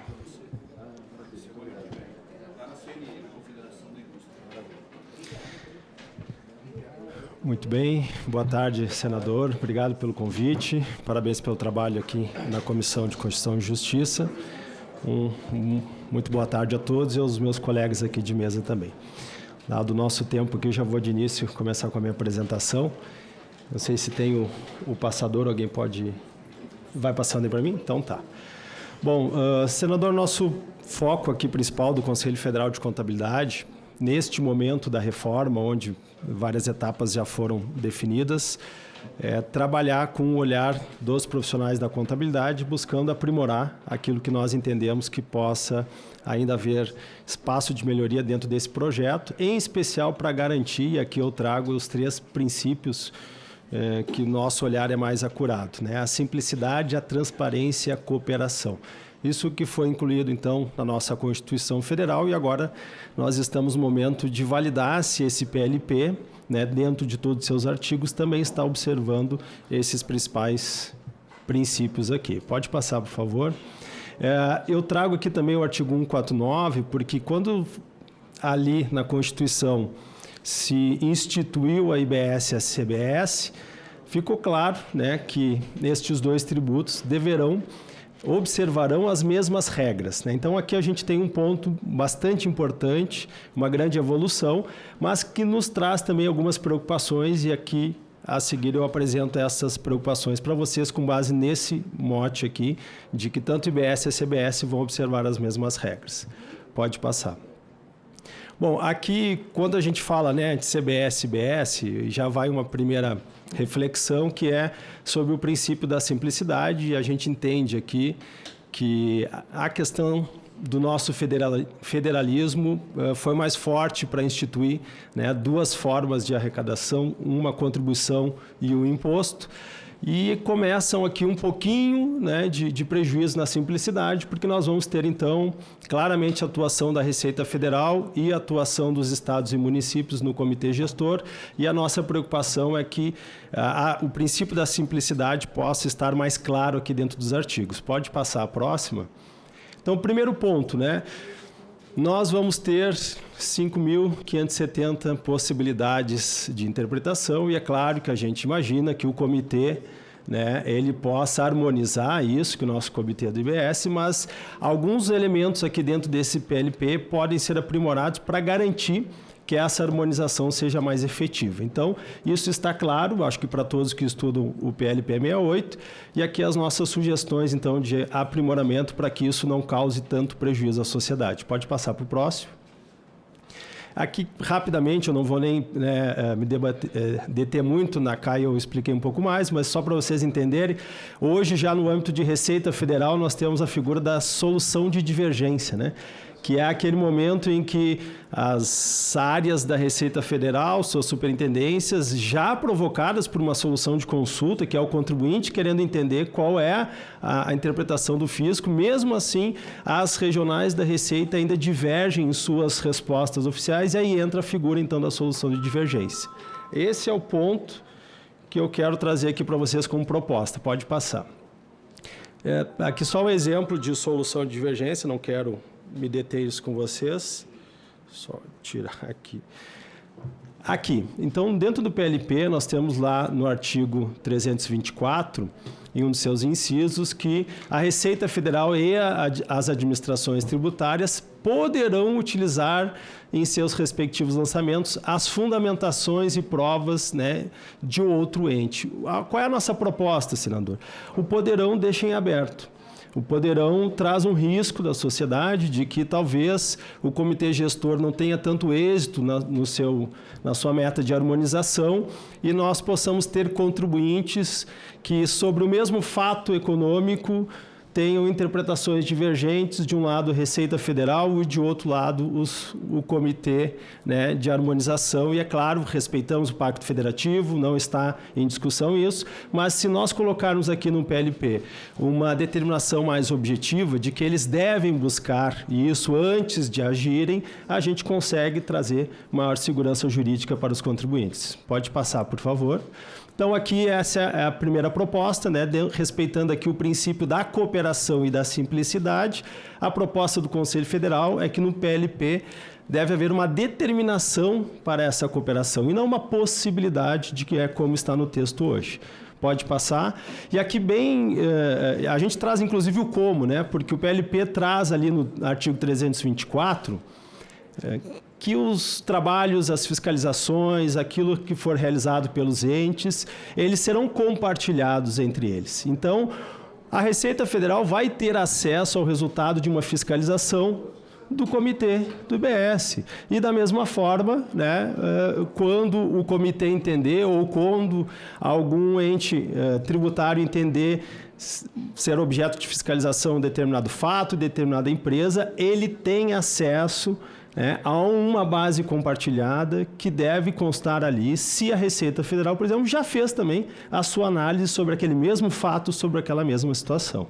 Então, usando o 324, é que a gente sugere, pode passar o próximo, que no 327, onde está previsto, né, o procedimento fiscal, que a autoridade fiscal ela deve consultar o ambiente, que já está lá previsto no 324, e antes de iniciar a sua fiscalização ou lavrar o seu auto, ela deve primeiro analisar aquilo que já foi feito pelo outro ente.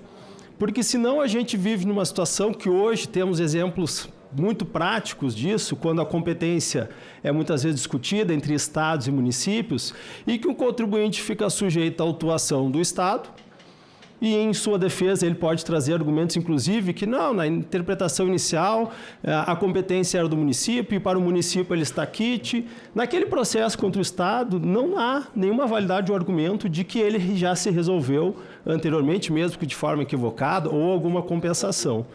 Então aqui, como nós estamos falando agora das mesmas regras, não é que nem hoje, que uma lei de ICMS, uma lei de ISS, é a mesma norma, é a mesma regra. Então, que as autoridades tributárias, na sua atuação, também façam essa consulta prévia para que a gente não fique sujeito a uma desarmonização e a um custo tributário muito grande para os contribuintes. Pode passar o próximo. Da mesma forma no lançamento, né? Então, assim, claro, fiscalização, mas e no momento do lançamento? Imagino que ela já tenha consultado. Nós não podemos correr o risco, senador, de termos lançamentos com fundamentos divergentes. Essa é a nossa proposta. É que esses fundamentos, se há divergência, que primeiro, de uma forma mais coercitiva, os entes se harmonizem. E depois o contribuinte seja objeto, né, de uma autuação ou de uma fiscalização. O texto hoje não traz essa segurança. O texto hoje permite, sim, que sobre o mesmo fato, interpretações divergentes possa ter uma atuação da Receita Federal e uma atuação, né, do Comitê de Harmonização. Pode passar para a próxima. Aqui dois pontos finais, já encaminhando para o encerramento. E eu fico feliz de ter o Tribunal de Contas aqui ao meu lado. A nossa proposta, pode passar direto aqui para o ponto, né? Nós propomos que toda essa base que vai ser utilizada pelo Tribunal de Contas para fazer o seu cálculo, para fazer a sua metodologia, ela possa ser disponibilizada à sociedade em formato de dados abertos, que é uma das políticas que hoje o Tribunal de Contas trabalha em uma frente muito efetiva, né, sensibilizando a diversos entes da federação para que façam isso. Então, a nossa proposta é essa, para que a sociedade possa acompanhar isso, porque, afinal, estamos falando de uma mudança muito significativa na forma de tributação e é preciso que a sociedade monitore isso de uma forma mais efetiva, né? Hoje a gente tem alguns delays em termos de tempo, às vezes fica 6 meses, 1 ano, sem a gente acompanhar a efetiva arrecadação dos órgãos, né? E a nossa proposta é que o texto da lei já tem essa previsão. Pode passar para a próxima. Mais uma aqui, agora sim, para o encerramento, maior participação da sociedade também. Isso nós já tínhamos apresentado no Comitê de Assuntos Econômicos. Quando se fala em obrigação acessória, e aqui por trás dessa reforma tem toda uma proposta de maior tecnologia, né, de melhoria desse ambiente, a nossa proposta é que exista um representante do Conselho Federal de Contabilidade nas reuniões do Comitê de Harmonização quando a pauta tratar de obrigações acessórias. Não necessariamente tenha direito de voto, porque isso a gente já debateu anteriormente e sabemos de todo o encargo que a autoridade tributária tem de prover a arrecadação, é a sua prerrogativa, seu compromisso com a sociedade, mas pelo nosso histórico a gente sabe que se no momento da criação de alguma obrigação acessória, se no momento em que isso é pensado, houver uma participação mais efetiva de quem realmente realiza isso, né, na prática, a gente ganha muito, eu falo aqui a sociedade, né, a gente evita situações de criação de obrigações que depois tem que voltar atrás, depois tem que ser revistas, simplificadas. Então é ali, é naquele momento que a gente entende que tem que existir uma participação mais efetiva. Então, encaminhamos aqui, senador, e trago todas essas propostas aqui em formatos já de emendas, né, que, se entenderem serem acolhidas por Vossa Senhoria e pela Casa, já estão prontos aqui para serem inseridas no projeto. Muito obrigado. Agradeço, senhor Márcio, pela participação. Farei encaminhamento da sugestão de emendas para o relator, senador Eduardo Braga, que só não se faz presente por uma questão médica. E já passo a palavra para o senhor Rafael Gomes Lima, auditor-chefe adjunto da Audit Fiscal. Senhor senador Alessandro Vieira, demais parlamentares, colegas de banca, uma boa tarde a todos que nos assistem. Primeiramente, eu gostaria, em nome do presidente do Tribunal de Contas da União, o ministro Bruno Dantas, agradecer pelo convite para podermos debater um tema de grande relevância para a nossa sociedade, principalmente aí, para as gerações futuras, né? Então, nossos agradecimentos.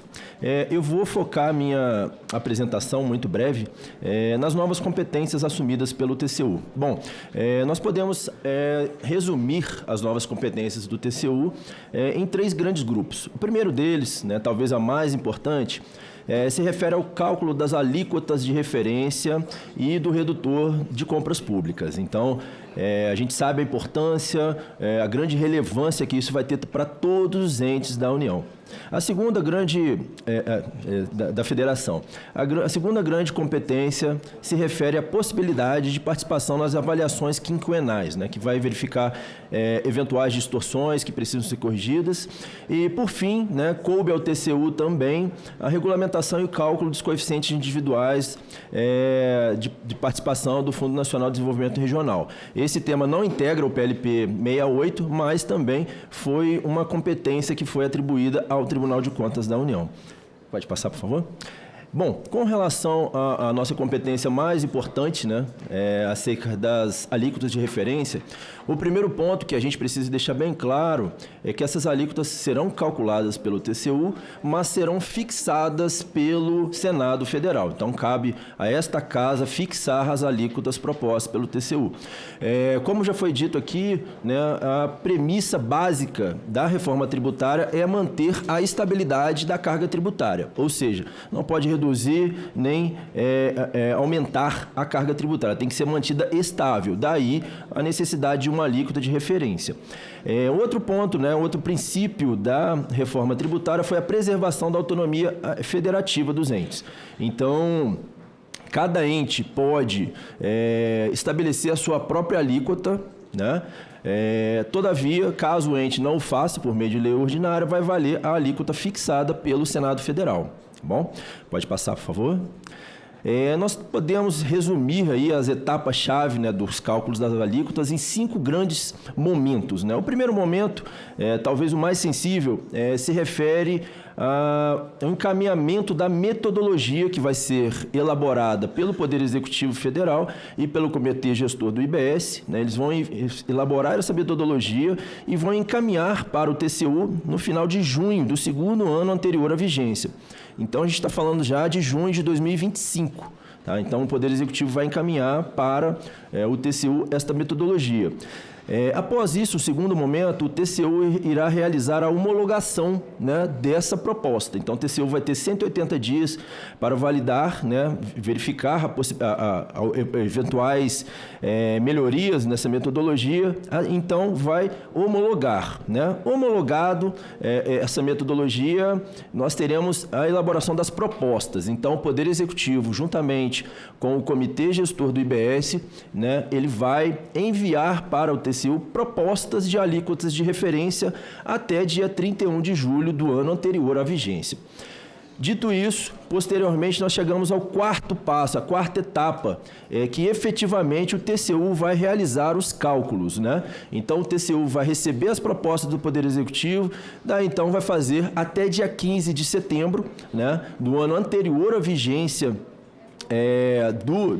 daquela alíquota de referência, ele vai fazer o cálculo e vai remeter ao Senado Federal. E esta casa terá até dia 31 de outubro do ano anterior, né, a vigência, para poder fixar estas alíquotas. Tá, ok?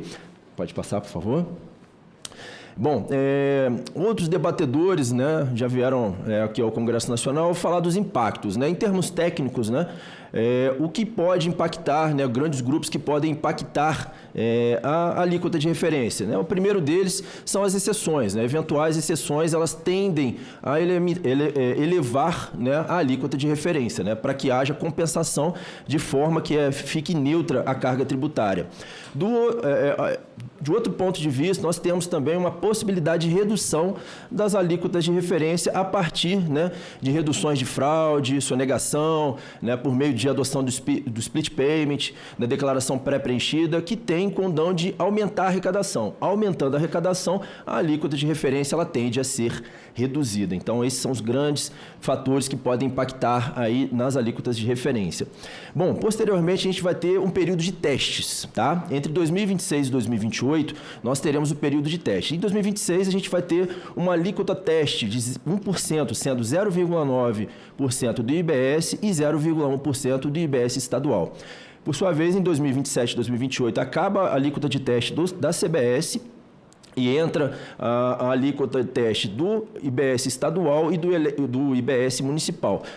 Nesse período, a alíquota do IBS estadual vai ser de 0,05% e a alíquota municipal no IBS vai ser de 0,05%. Bom, chegamos ao período aí, né, findados os testes, nós teremos a transição, né, para as alíquotas de referência. Então, para a CBS vai ser entre 2027 e 2035 e para o IBS de 2029 a 2035. Pode passar, por favor. Bom, como é que o TCU está se preparando, né, internamente para receber essas novas atribuições e bem cumprir o seu papel constitucional? Bom, nós, dentro do TCU, nós elaboramos um projeto onde temos auditores dedicados especificamente para acompanhar a regulamentação da reforma tributária. Então, esses auditores estão trabalhando, né, elaborando providências, né, propondo providências internas para que nós possamos contribuir para o cumprimento dessas atividades, né? Então, alocação de pessoal, ajustes normativos, tudo aquilo que envolve múltiplas competências, né? Porque a gente vai precisar de economistas, pessoal especializado em tecnologia da informação, enfim, uma série de profissionais que vão ser dedicados a essa área para poder acompanhar, né, e elaborar da devida forma os cálculos da alíquota de referência, né? Bom, senador, essas são as minhas contribuições. Eu agradeço mais uma vez pela oportunidade e coloco-me à disposição para eventuais esclarecimentos. Obrigado pela participação, senhor Rafael. Já passo a palavra ao senhor Rodrigo Queido Espada.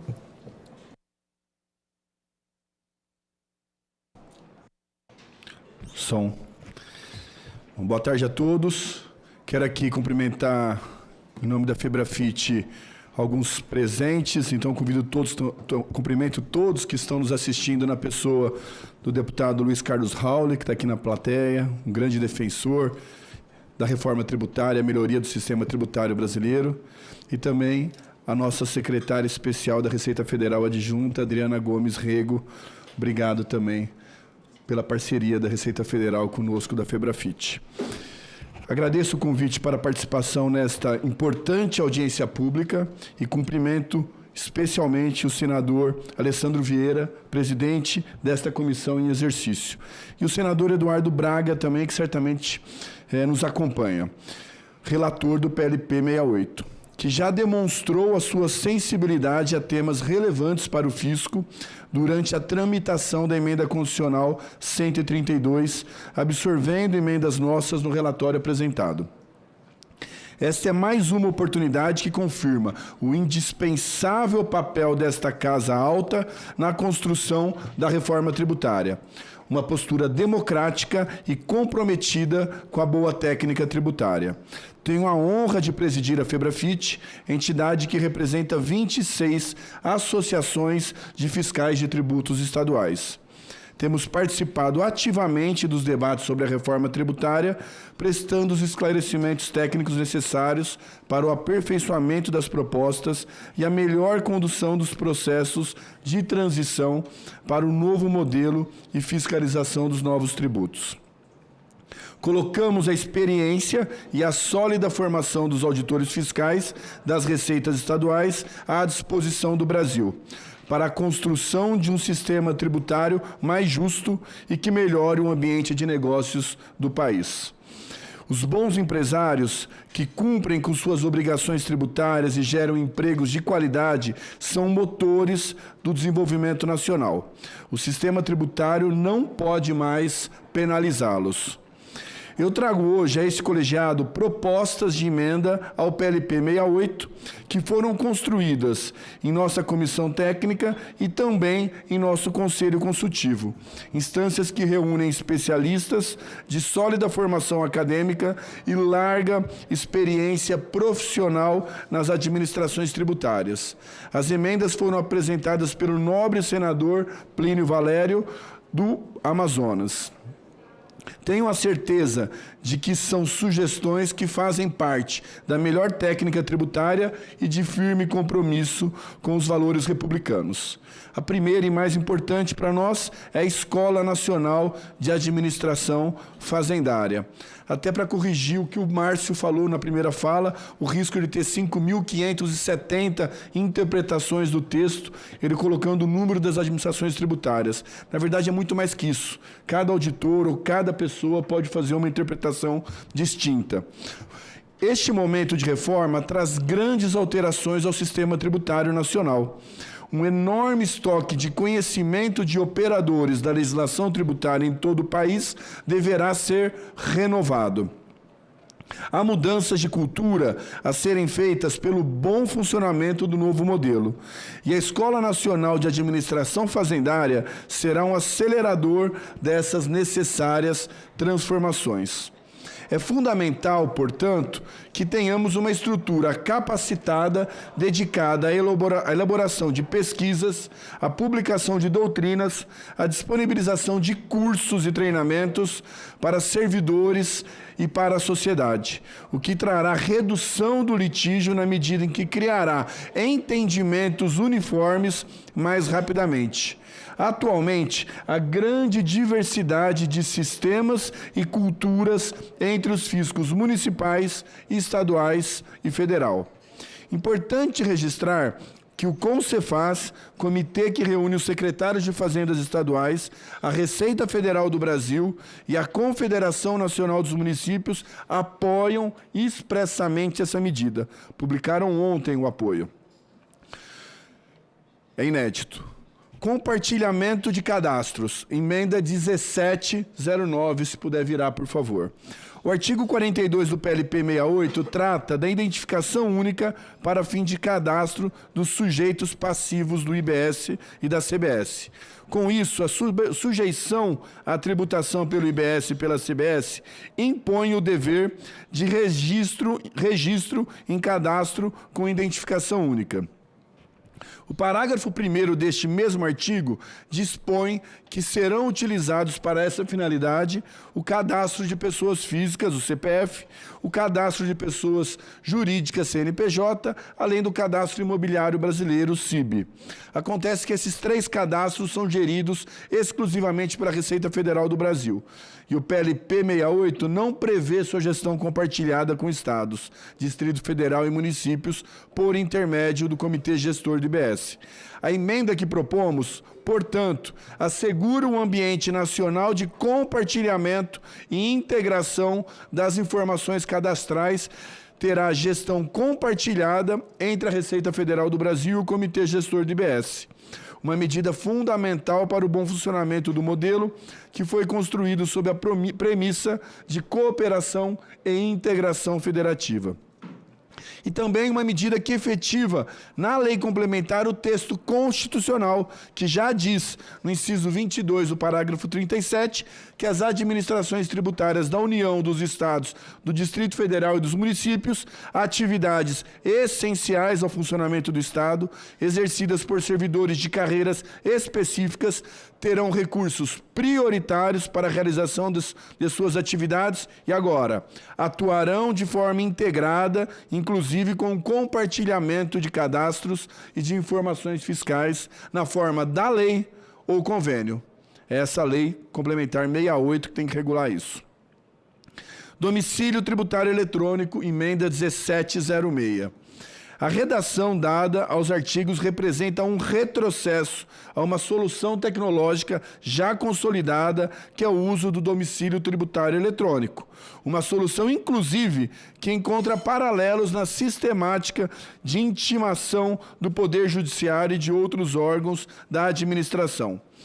A forma de redação adotada praticamente invalida o uso do DTE, exigindo a posterior intimação via postal, sempre que o contribuinte não fizer o acompanhamento de seu domicílio. Isso impactará prazos processuais, inclusive os do contencioso, pois o PLP 108 prevê a mesma forma de intimação do PLP 68, e custos que, afinal, serão suportados por toda a sociedade.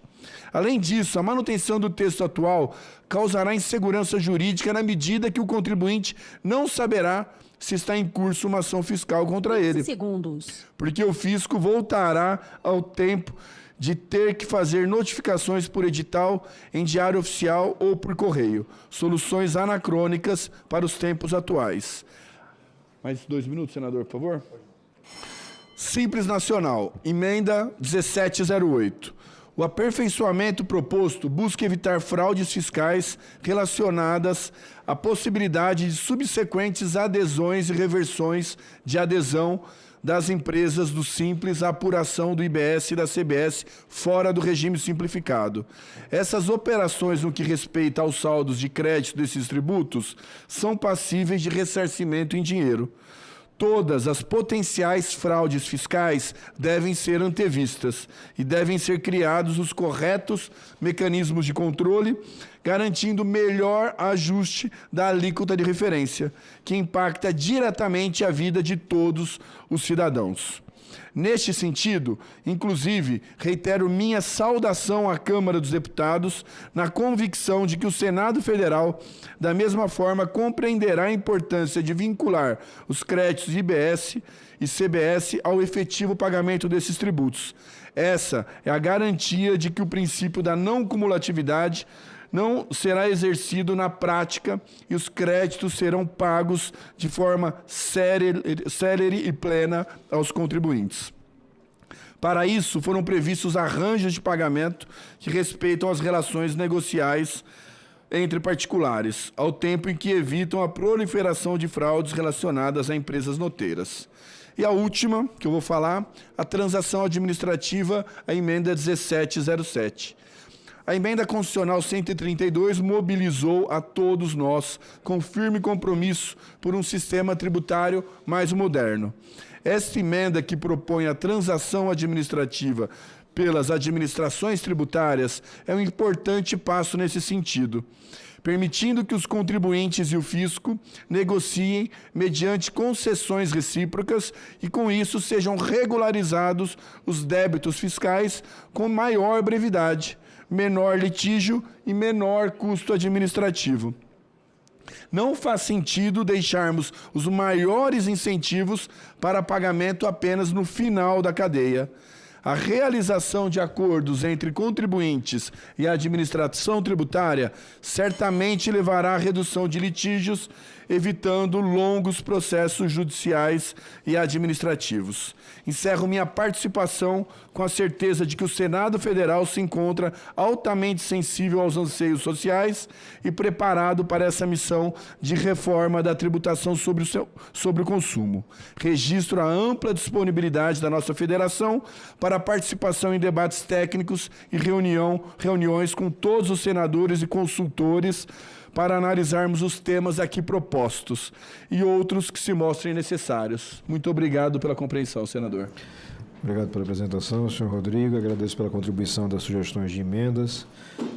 Convido por participação remota o senhor Fábio Henrique de Souza Macedo, da Federação Nacional de Auditores e Fiscais de Tributos Municipais. Boa tarde, senador Alessandro Vieira, deputado Raul, todos que nos assistem.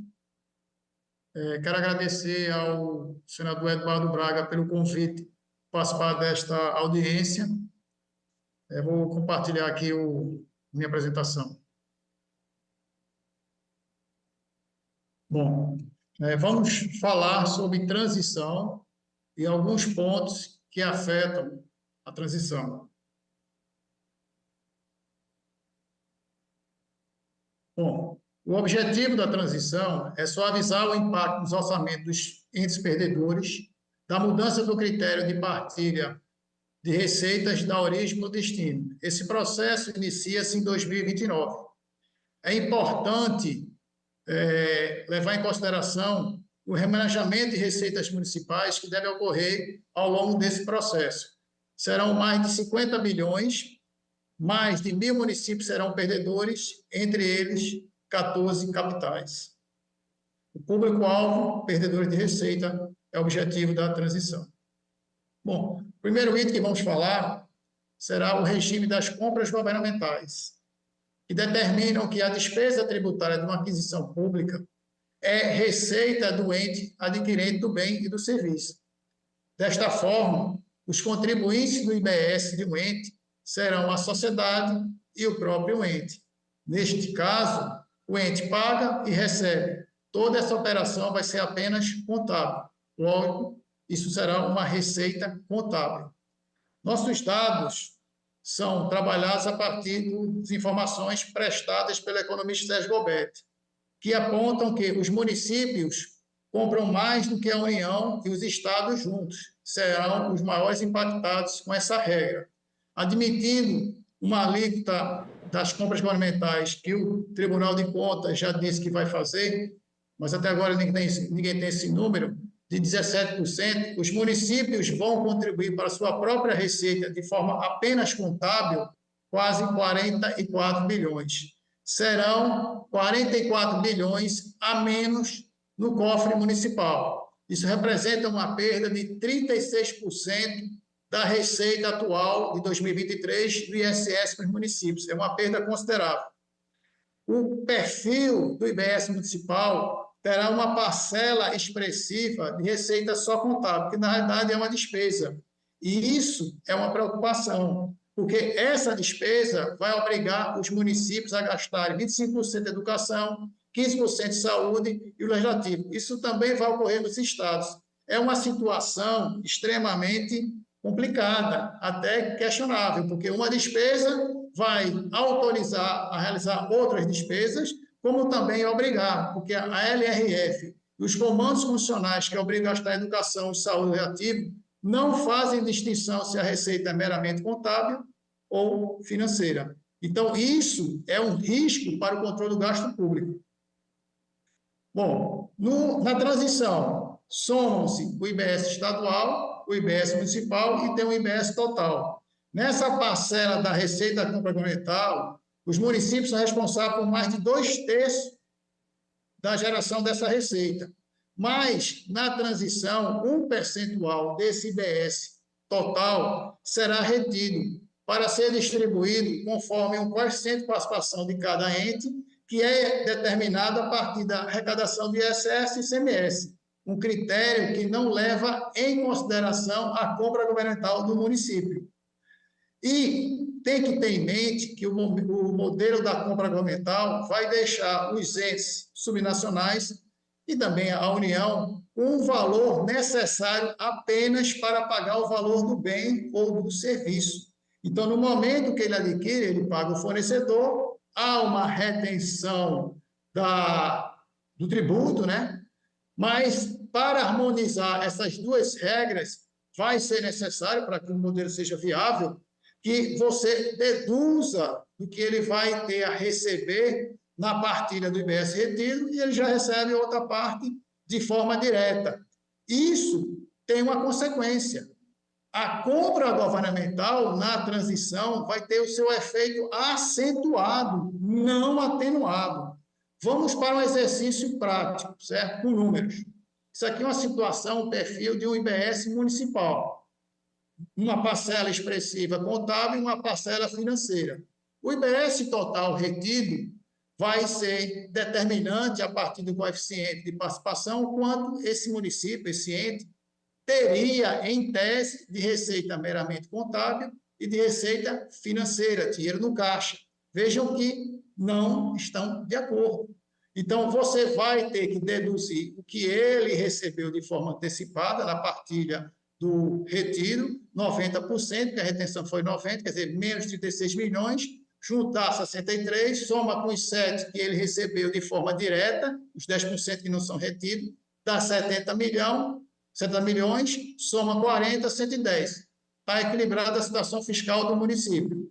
Ele agora passa a comprar mais, não em decorrência do incremento do seu IBS, da sua receita que vem do IBS, mas sim de uma outra fonte de recurso que fez com que surgisse mais 10 milhões de receita meramente contábil. Ao invés de deduzir 36, vai se deduzir 41. Qual o resultado?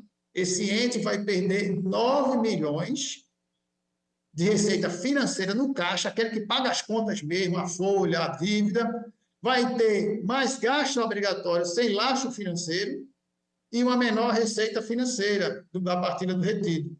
No sentido inverso, vai acontecer o quê? Educação, saúde, Câmara vão perder dinheiro, não vai ter recurso. E esse município, no caso, vai ter uma maior receita financeira. Lembre-se, só vai se arrecadar o suficiente para pagar o valor do bem. Então, quem vai perder esse aumento da receita financeira desse município? O modelo está se tornando cada vez mais complexo.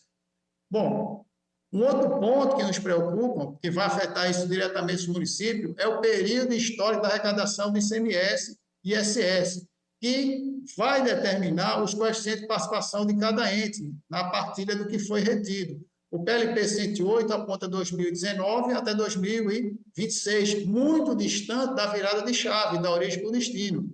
E se pegarmos a evolução da arrecadação do ICMS e ISS nos últimos 10 anos e projetarmos para o momento da virada de chave, vamos observar que os municípios devem perder algo em torno de 26 bilhões. Por quê? O PLP 108, calculado da forma que está previsto, vai determinar um coeficiente de participação global, falando dos municípios, 35%. E em 2032, eles devem ter, a gente acredita nisso, ou até mais, 38%. Por isso que eles perdem os 26%. Qual o resultado de pegar um período tão histórico? Entes ganhadores com a mudança do critério da origem para o destino vão ter um plus de receita em detrimento da sociedade, daqueles entes que necessitam desse 15 segundos. para manter. Então, essa perda imediata. Esse resultado, ele já está sendo demonstrado. O saldo municipal até 2023 já está mostrando 8 milhões de municípios perdendo. São mais de 4 mil municípios em perda. Para finalizar o último ponto, o efeito free ride, que o Senado tentou uma proposta, mas a Câmara suprimiu. O PLP vem com uma solução que a gente entende que é justa para quem trabalha, mas a multa de atuação que pertencerá, né, ao ente que levou a infração, ela não vai ser suficiente para combater o efeito free ride, porque o estímulo à autorregulação é a orientação das administrações tributárias. Ninguém quer autuar, ninguém quer uma indústria da multa, porque o prazo da autorregulação é mais curto.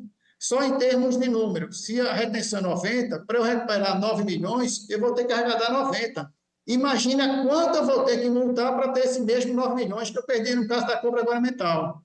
Por fim, a gente quer agradecer mais uma vez, deixar claro que esses pontos que apresentamos são extremamente complexos. Ao longo dos debates, tanto na Câmara como no Senado, apresentamos algumas soluções. Não dá para falar isso agora, a gente se coloca à disposição, mas a gente também quer pedir aos senadores para abrir nossos números, nossos estudos para os consultores legislativos, Tribunal de Contas, Ministério da Fazenda, para quem interessar. A gente quer dar transparência nisso, porque os impactos no município serão expressivos e as consequências serão desastrosas. Muito obrigado e a gente continua à disposição. Muito obrigado pela colaboração. Todos os dados serão amplamente disponibilizados. Também por via remota, convido o senhor Ricardo Luiz para sua participação, auditor fiscal do Estado de Minas Gerais. Eu vou compartilhar aqui minha apresentação.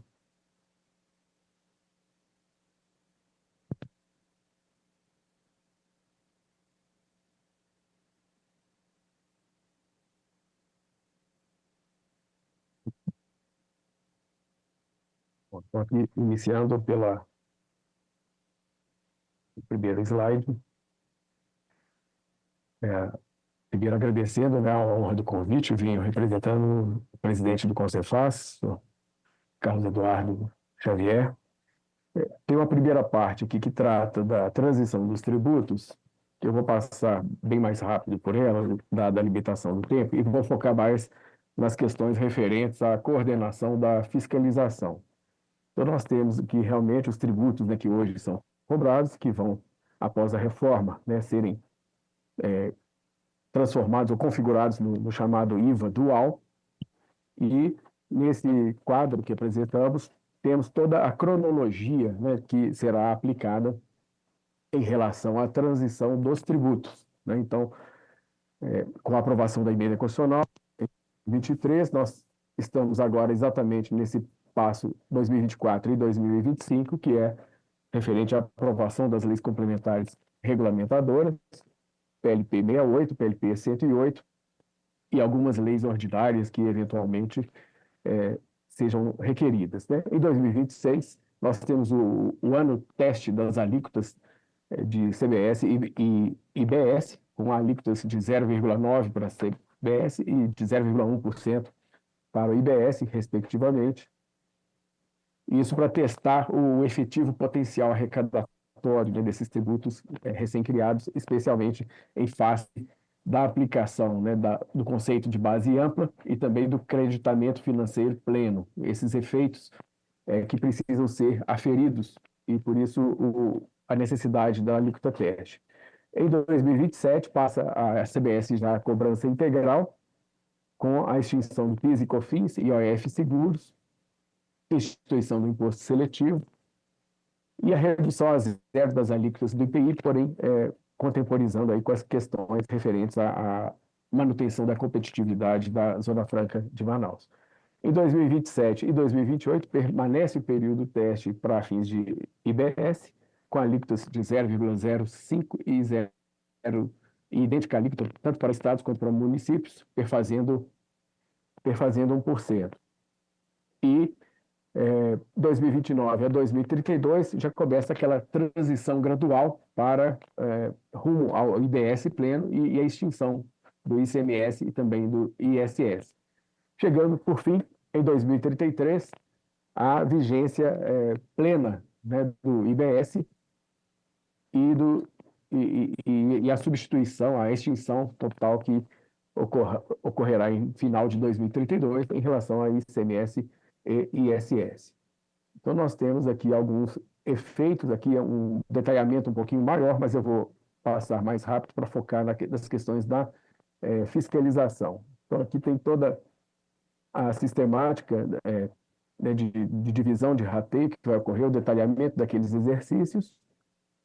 Essa apresentação vai ficar. Então, aqui só queria ressaltar que, no tocante às obrigações acessórias, né, na fase de transição, então haverá adequação dos sistemas existentes, sistemas autorizadores e aplicativos de emissão de documento fiscal, né, de simplificados. Vai haver esse compartilhamento aí do ambiente nacional de dados e de cadastros. Até um deles foi objeto do comentário aí do nosso colega Rodrigo Espada, que requer um aprimoramento.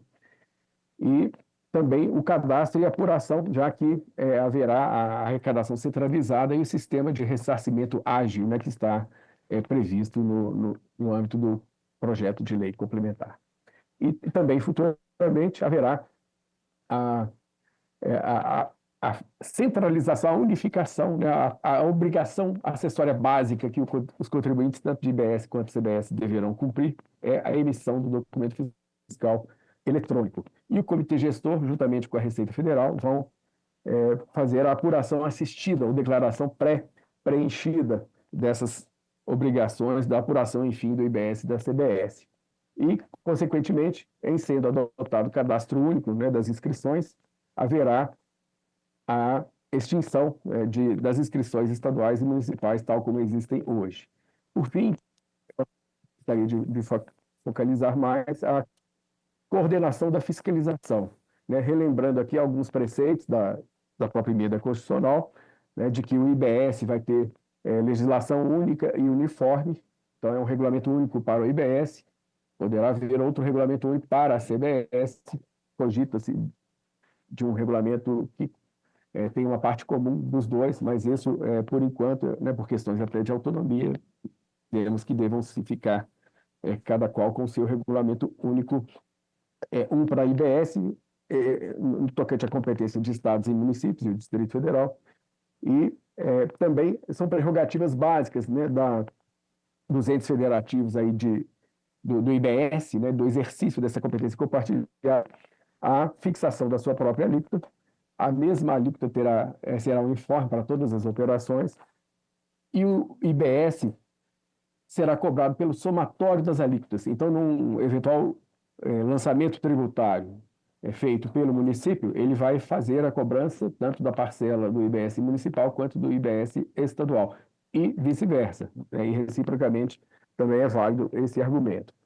Aqui, então, um detalhamento, né, do exercício, né, de forma integrada dessa competência, que está no 156B. As competências básicas do Comitê Gestor são essas três, né, editar o regulamento único, uniformizar a interpretação, arrecadar o imposto e fazer a partilha, a distribuição dos recursos arrecadados, conforme a observância do princípio de destino, e decidir o contencioso administrativo. Mas nós vamos focar aqui nas questões referentes à fiscalização. Lembrando que a própria emenda constitucional também prevê a integração, né, a forma de atuação integrada, né, das administrações tributárias, estaduais, municipais, do Distrito Federal e também da União, o que não é novidade, porque isso já vinha disposto no artigo 37, inciso 22 da Constituição Federal, desde a emenda constitucional 42, que previa a atuação de forma integrada, né, dessas administrações tributárias da União, Estados, Distrito Federal e municípios. Mas agora ela ganha uma força, uma dimensão bem maior. Com o artigo 149B, que foi comentado no início pelo colega Fábio, né, ao espelhamento, ou seja, aquelas matérias em que há identidade de pontos, de requisitos, tanto de IBS quanto CBS. Mas é importante chamar a atenção que aqui esses requisitos dizem respeito à estrutura do tributo. E existem outras questões que não estão albergadas por esse espelhamento entre IBS e CBS, tais como as penalidades, a dívida administrativa e judicial, a cobrança administrativa com suas várias modalidades e as alíquotas, obviamente, que, na verdade, né, a alíquota é a prerrogativa solene, né, de instituir o próprio tributo. Aqui também tem algumas questões que, dentro do desenho... 15 segundos. Do split payment, são importantes para que a gente tenha essa conformação, mas, sobretudo, na coordenação da fiscalização, as premissas que a gente gostaria de expor são o lançamento pela somatória das alíquotas, nós já falamos, né, que o lançamento de um ente aproveita o outro, então poderá haver delegação de competência para efetuar o lançamento tributário, quando isso for interessante, quando eventualmente uma municipalidade, por exemplo, não tem a estrutura própria de administração tributária, ela poderá delegar essa atividade para o estado onde ela está situado, ou mesmo para um outro município, ou mesmo um consórcio de municípios que possa eventualmente se dessa atividade. Um elemento importantíssimo também que está sendo concebido na questão da fiscalização, e aí também atende ou resolve a preocupação que foi manifestada anteriormente, que é a figura da administração tributária. 15 segundos. Perdão, administração tributária titular e cotitular dessa fiscalização, ou seja, o relacionamento com o contribuinte será feito por uma administração tributária que, dentro de critérios que forem definidos no âmbito do comitê gestor, essa administração tributária é que vai se relacionar com determinado contribuinte. Então, fica afastada a possibilidade de ocorrerem múltiplas fiscalizações e auditorias em relação ao mesmo contribuinte, tendo uma mesma matéria tributável sendo investigada. Também a questão do efeito free rider foi falada, ela está sendo tratada no PLP, né, especialmente o PLP lá é o 108, mas ela tem um efeito aqui nessa discussão do 68, que é exatamente a possibilidade de participação nas multas daquela entidade que não necessariamente a que fez o lançamento tributário, mas aquela que contribuiu para a auditoria fiscal, contribuiu para o desenvolvimento do trabalho. Isso 15 segundos. Critérios que serão pactuados entre elas. E, então, aqui, de enfatizar a questão da dívida ativa, que também é uma questão que, como alguns municípios não têm procuradoria própria, poderá haver, sim, a delegação para fazer essa inscrição na dívida ativa. Por fim, aqui, a gente tem que ressaltar que esse marco que está sendo colocado, né, de 12 meses para o prazo da cobrança administrativa em suas várias modalidades, conforme consta do gráfico, ele é importante porque ele permite efetivamente que a administração tributária efetivamente possa fazer essa cobrança sem invadir, sem prejudicar em momento algum as matérias que são de competência exclusiva das procuradorias, que aí já dizem respeito à fase judicial, né, a etapa judicial. Lógico que há situações em que também existe a cobrança extrajudicial, mas isso tudo será observado conforme a legislação local, preservando 15 segundos. As autonomias existentes. E, para o fim, a integração, conforme foi mencionado, a integração da interpretação e tudo isso será feito no âmbito do próprio comitê gestor.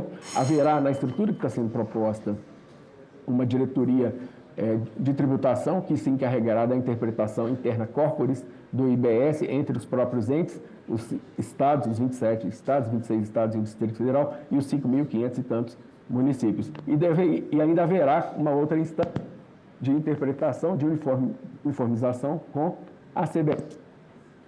Duas instâncias que estão vistas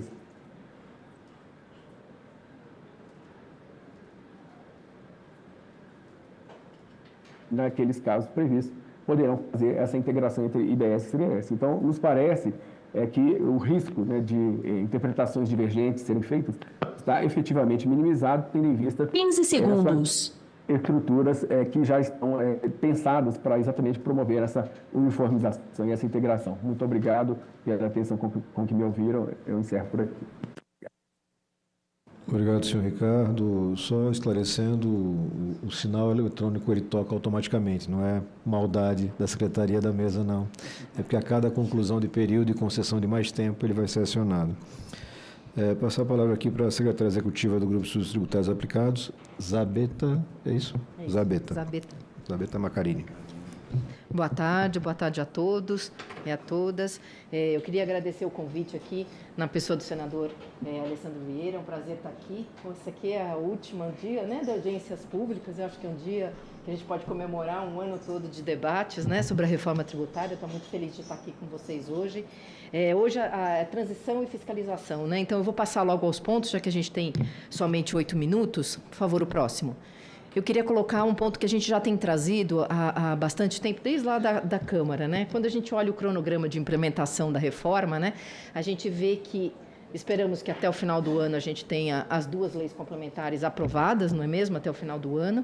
E temos aí no próximo ano 6 meses para o regulamento, né? Então, antes de implementar, né, que a cobrança do IBS e da ABS esteja em vigor, tem todo o ano de 25. Então, temos o ano de 25, o regulamento que está previsto para o primeiro semestre, que sabemos que a Receita Federal que está aqui, doutora Adriana, Roni, junto com o CONFAS, os estados estão trabalhando em paralelo à lei complementar para agilizar o máximo possível aí a regulamentação, mas a gente sabe que o regulamento vai ser tão ou mais complexo do que a própria lei complementar, porque é o regulamento que entra no detalhe da operacionalização de tudo que vai ser implementado. Então, a gente sabe que o regulamento também vai demandar bastante discussão e esperamos aqui, no caso, uma consulta pública, alguma maneira das empresas e dos contribuintes poderem olhar o regulamento antes de implementar.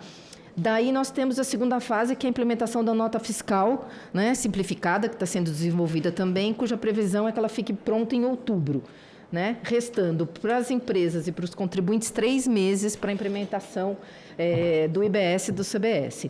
Quando a gente fala em operações simples, poucas notas por mês, ok, mas a gente tem, por exemplo, no GETAP, nós temos os 85 maiores grupos econômicos do Brasil. A maioria deles atua nacionalmente, com várias filiais em vários estados, né? E realmente fica muito desafiador você pensar que é possível ou viável se implementar em 3 meses toda esse novo modelo. E a questão não é nem de carga tributária, de pagamento de tributo, né? O que a gente tem alertado muito, temos trabalhado com as empresas de tecnologia, é sistemas. É só uma questão de sistemas, não é uma questão de pagamento de tributos, né? Então, assim, as empresas estão preocupadas porque nós não temos no país, né, empresas de software warehouses para atender todo o país entrando no mesmo dia, né, em janeiro de 26, emitindo as notas e etc. E um outro detalhe também, a gente pensa, não, mas vai ser simples daqui para frente, sem dúvida, se espera que a nota fiscal seja mais do que suficiente, com split payment e que tudo esteja funcionando. Tem um detalhe, as empresas vão ficar com uma transição de 10 anos, então, além de você implementar esse novo modelo, eles têm que ajustar toda as notas, os preços, as operações que elas já fazem hoje e tem que combinar, né, todo o jogo e como é que isso vai ficar. Então, existe um pouco de preocupação aí, bastante preocupação das empresas. Pode ser que algumas não consigam implementar. Qual que é a sugestão que a gente deu? Não vamos mudar o prazo. O ideal seria mais um ano, acho que é consenso de todos, se tivesse mais um ano para poder implementar, fazer testes de sistemas, né? Tem todas as legislações, por exemplo, de regimes especiais para serem adaptadas, validadas para o CONFAS, tem muito trabalho ainda para poder implementar. Ou prorrogar para 27, ou dispensar pelo menos as multas no primeiro ano, porque algumas empresas não vão ter sistemas suficientes para implementar, ou ainda transformar 26 um ano de teste, de piloto, que é o que vai acabar acontecendo na prática, né? Empresas que vão conseguir entrar, outras empresas não conseguem entrar, e você poderia considerar, sem mudar o prazo, né, que está garantido de 26, mas que faça como um ano de teste, de piloto, para as empresas que conseguiriam estar aptas para poder já estar operando no novo modelo, né? Então, com relação à implementação, esse é o primeiro ponto, né? Seria muito importante que a gente tivesse aí uma consideração ainda nesse sentido. Acho que não entrou ainda em nenhuma emenda nem nada, mas é uma preocupação real de que as empresas podem não conseguir estar aptas para estar faturando já no 1º de janeiro de 26. O segundo ponto que a gente queria colocar primeiro, A gente viu uma preocupação bastante grande, né, com relação à garantia, né, de todos os créditos que as empresas têm hoje com base no regime atual, né? Isso a gente não pode dizer que os PLs não trataram, o 108 tratou do ICMS, o 68 tratou dos créditos de PIS, COFINS, então a gente tem só pequenos ajustes aqui para comentar, para garantir, né, que realmente esses créditos todos sejam restituídos. Não é pequenos valores envolvidos, né? A gente tem um regime hoje atual, onde as empresas têm um monte de créditos a receber, não é tão rápido como se pretende fazer, né, com o split payment, para receber logo de volta.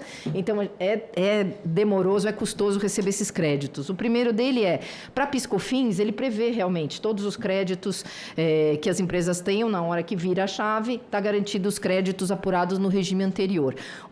Seria interessante, discutindo, né, com a CERT, com a própria Receita, etc., sim, os créditos decorrentes de ações judiciais, que ainda vão levar anos para serem discutidos, pode ter créditos que vão ser decorrentes de ação judicial, poderia estar expresso a garantia do uso desses créditos e lançamento desses créditos, para que você não tenha aí a possibilidade de lá na frente, quando se terminar essas ações judiciais, você não tiver como operacionalizar esses créditos, porque você não tem mais o PIS/COFINS, então você precisaria ter aí um ambiente para poder receber os créditos de PIS/COFINS decorrentes de ação judicial de maneira expressa. Isso seria importante ter, né? O IPI, no PL 68, os créditos de IPI não vieram no próprio PL, né? A gente discutiu, mas por que não, né? As empresas continuam, as que não têm, né? Ainda, apesar de ser extinto, algumas operações continuam com o IPI. Por que será que não estava no texto original, né, a garantia dos créditos de IPI?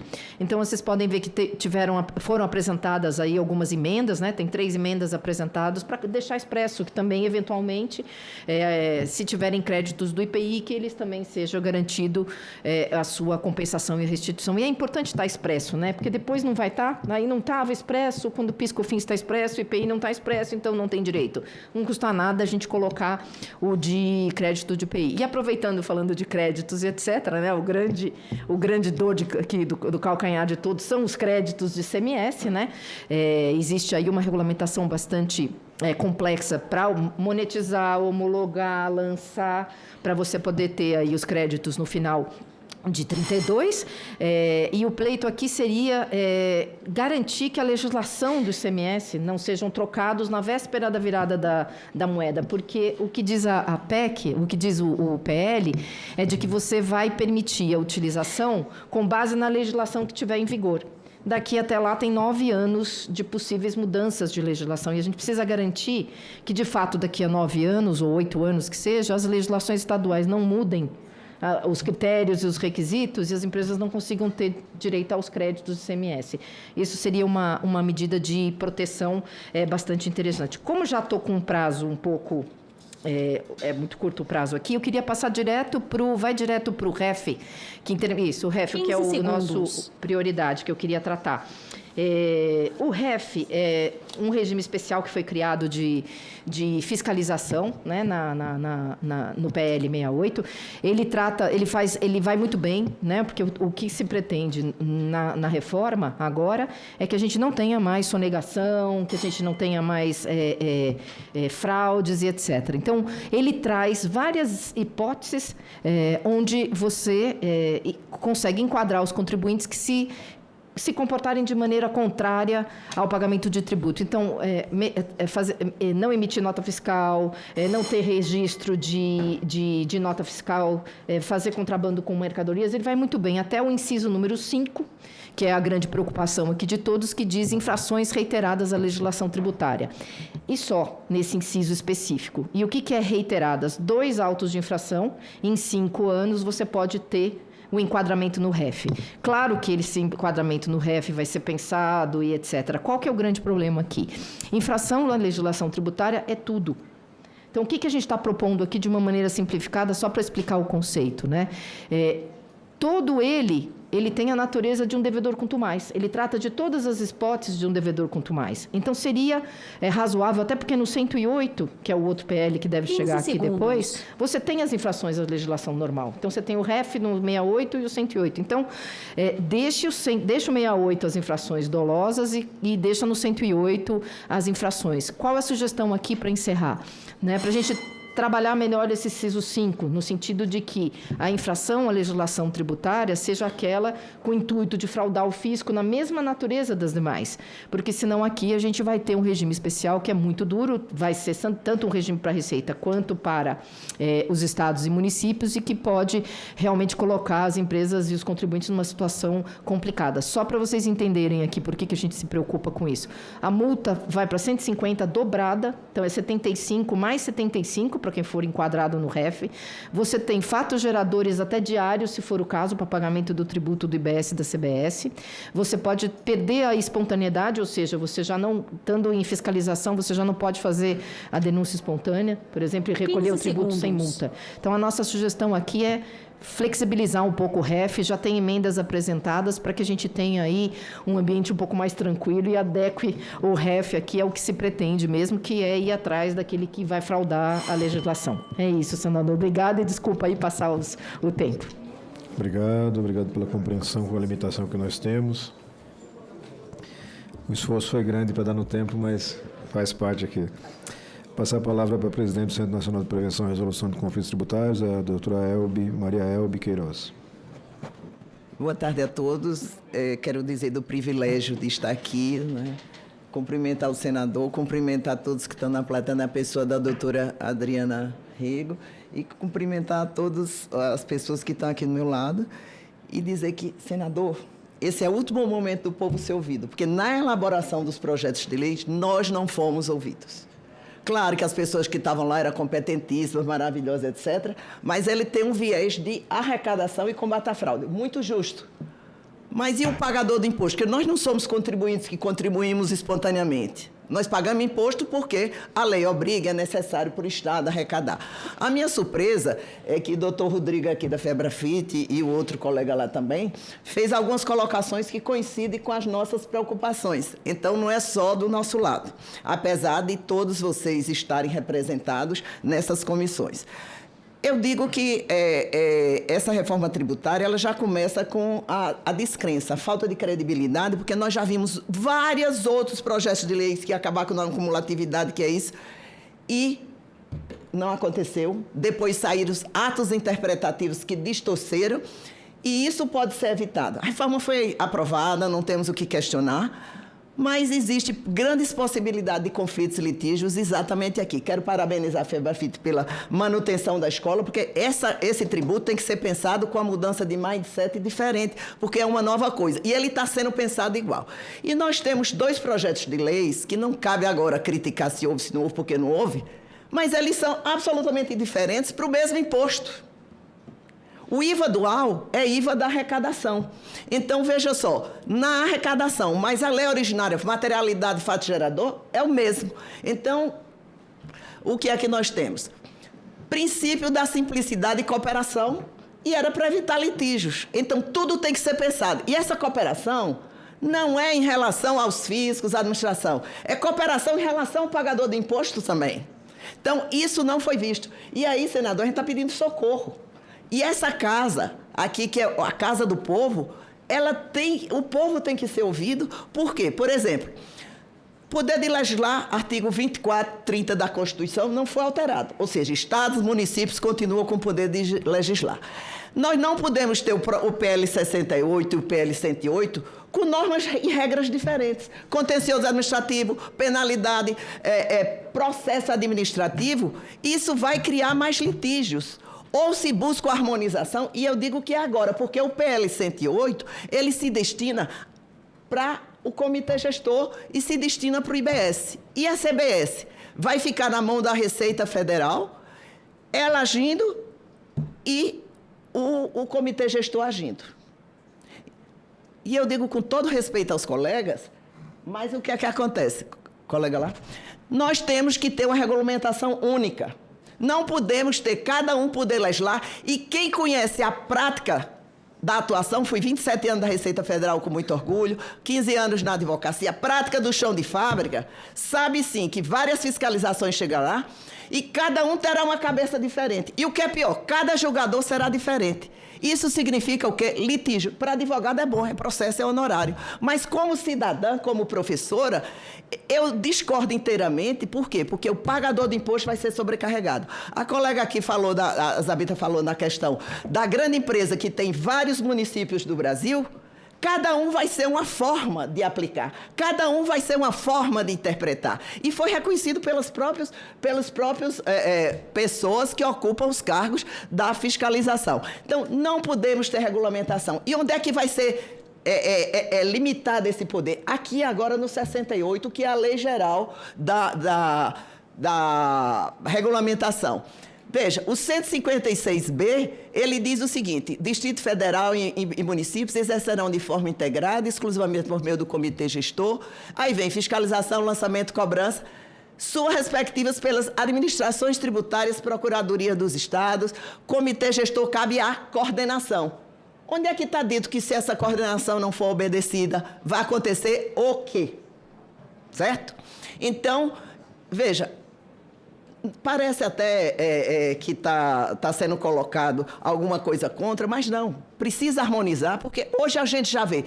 Não se chegou nem ao consenso para fazer as leis. Tivemos o PL 68 e o PL 108. Se nem para fazer essa lei tivemos uma coordenação, uma harmonização, imagine quando começar a ser aplicada por todo mundo. Imagine o fiscal lá de Ipubi, a cidade que eu não nasci, em Pernambuco, lá no sertão, o do Rio Grande do Sul, lá em outra cidade. Como é que isso vai ficar? E quem vai sofrer com isso? O pagador de imposto. É a empresa, são os negócios. E para que era a reforma? A reforma era para simplificar, para evitar litígios e haver uma cooperação entre fisco e contribuinte. Não era só entre os fiscos, tá? Então, se nós temos uma lei só com a materialidade igual para a IBS, não pode se divorciar na interpretação, fiscalização e julgamento. A arrecadação é dual. E aí não adianta reclamar que foi autonomia, pacto federativo. Já foi. O pacto federativo já foi afetado, quem não acha, não acha. Foi. Então agora vamos fazer o seguinte, diante do que nós temos, o que fazer? Nós não podemos ter infrações e penalidades e juros diferentes. Então, uma empresa aqui de Brasília comete uma infração. Vai ser autuada aqui. Ora, se ele cometeu aqui, cometeu nos outros lugares. E aí como é que fica? Um autua de um jeito, outro autua de outro jeito, e depois vai para onde? Quem vai julgar? Não existe previsão legal de quem vai julgar isso no judiciário. Então, vai ser o juiz estadual, vai ser o juiz federal. Veja, aqui, a CBS tem Selic. No IBS, você tem lá no PL 108, veja, estão totalmente divorciados. Acho que quem fez um não leu o outro. Criada a Unidade de Padrão Fiscal, UPF. Tá? Então, eu vou ser autuado uma mesma infração, um do jeito com a penalidade, o outro do jeito com outra penalidade. Cadê a simplicidade? Cadê a cooperação? Como é que eu vou evitar de litígios? Atualização, infrações e penalidades têm que ser iguais. Ou faz agora, ou depois no outro. O que não pode é haver um divórcio entre essas regulamentações.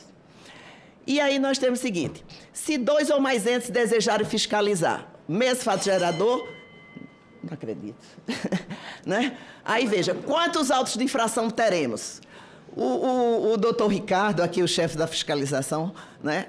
Ele disse o seguinte, não, a gente faz convênio. Faz. Mas se não for obrigatório, e eu não quiser, eu, um município, eu, um estado, não farei. Então, isso precisa, como o próprio colega falou anteriormente, nós não podemos ter poderá. Devemos ter sempre deverá. Por quê? Porque senão não acontecerá. Até rimou, né? Vamos lá, colega, vamos lá, que o negócio aqui está rápido. Veja, temos que ter um único processo administrativo. O negócio é tão gritante que nós temos um processo administrativo para a área federal e temos outro completamente diferente, com prazos, com procedimentos, lá no PL 108. Isso não pode acontecer. Por quê? O pagador de imposto vai ficar doido. Qual é o prazo? Um é 20 dias, outro é 30 dias, um faz isso, outro faz isso. Gente, nós estamos reformando o nosso sistema. Senador, isonomia aí com os outros. Aí, veja só, nós estamos mudando o nosso sistema para simplificar, para atrair investimentos, gerar emprego. Teremos que lembrar na interpretação do discurso original, da promessa que foi feita, né? Outra coisa interessante, nós não temos incentivo à consensualidade. Graças a Deus, a Receita Federal despertou e agora já estamos na consensualidade também, né? A Procuradoria da Fazenda, mas estados e municípios não estão fazendo. E quando você apresenta, eles resistem. Tem que haver um estímulo, porque o nosso judiciário está congestionado, ele não aguenta mais. Então, temos que ter previsão, que não tem, de possibilidade de consensualidade. Aí vem o poderá prever a integração do contencioso, poderá celebrar convênio, mas está desde a emenda 132, mas agora é a hora de corrigir, que é a hora da regulamentação. Então, uma só lei de IBS e CBS, um só processo administrativo, e isso não tira a autoridade de ninguém, nem a autonomia. Vamos lá, Roberta, vamos lá. Veja, o processo judicial, esse eu já falei. Você vai ter uma infração julgada pelo juiz lá de Ipubi, que Xeramubim, do Rio Grande, Caxias do Sul, e o juiz federal. Gente, cabeça de gente, e eu fiquei contente, foi até o senhor que disse, interpreta diferente, cada um tem sua forma de ver. E como é que vai ficar isso? Vai bater no Supremo? Ah, tem um comitê de harmonização. E quem disse que a norma que ele vai fazer vai ser obedecida? Porque não existe punição. Para essa parte aqui, vamos ter que ter uma nova emenda constitucional para estabelecer quem vai julgar. Eu acho que na pressa de ser aceito, na pressa de se ter uma reforma tributária, pontos fundamentais deixaram de ser vistos. E aí, o comitê gestor atuarão com vista a harmonizar. Poderão celebrar convênios. E se não celebrar? Tudo isso deverá, não é? E outra coisa, esses comitês só têm representantes da Fazenda, competentes, mas o que é que acontece? A mentalidade, cumprindo a própria missão funcional, é arrecadar. E quem vai representar? Foi feita uma sugestão de ser convidado. Não, tem que fazer parte, tem que opinar e mostrar que existe um outro lado da moeda. Tá? O comitê de harmonização vai caber uniformizar. A única coisa interessante que tem aqui é que as normas deles serão vinculantes para as administrações. Em quanto tempo vai ser editado isso? Ou seja, até lá vai ser auto de infração de todo jeito. Estou acabando aqui. Roberta, minha filha aí. Não, volta para o anterior. O Fórum de Harmonização, que vem das procuradorias, ele é apenas um órgão consultivo. Eu consulto, aceita ou não aceita. Então, isso também, a sugestão é que haja uma alteração.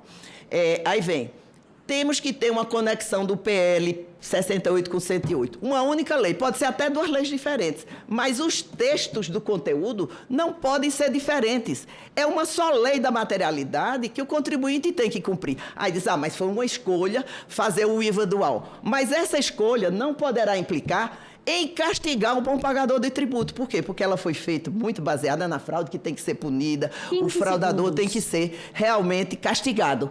Mas e o bom pagador? Vai pagar por isso? Uma só interpretação, um só lançamento, um só processo, uma só cobrança. Se não houver uma limitação do poder de legislar de estados, municípios, senador, lhe digo que daqui a 5 anos estaremos aqui com vários regulamentos, várias normas, com interpretações diferentes. O sujeito passivo somente poderá ficar sujeito a uma única fiscalização e arrecadação depois distribuída. Agora, imagine o seguinte, uma empresa de São Paulo que tem filiais em todo o Brasil. Eu vou entrar com ação judicial. Vou entrar contra quem? Contra São Paulo. O imposto é no destino. Então, eu tenho que ter nos municípios, terei que ter em vários estados. Então, essa questão do processo judicial, ela precisa ser altamente pensada e ainda é esse o momento. Senador, eu agradeço a oportunidade, agradeço a todos e realmente dizer que esse é o último momento do povo falar e é o último momento dele esperar ser ouvido, sob pena de daqui a 5 anos estarmos aqui de novo discutindo novas reformas. Obrigada a todos.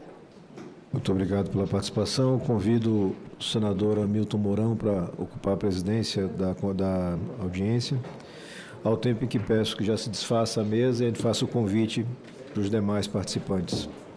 Senador, Mourão, deputado Raul aqui, tudo bem?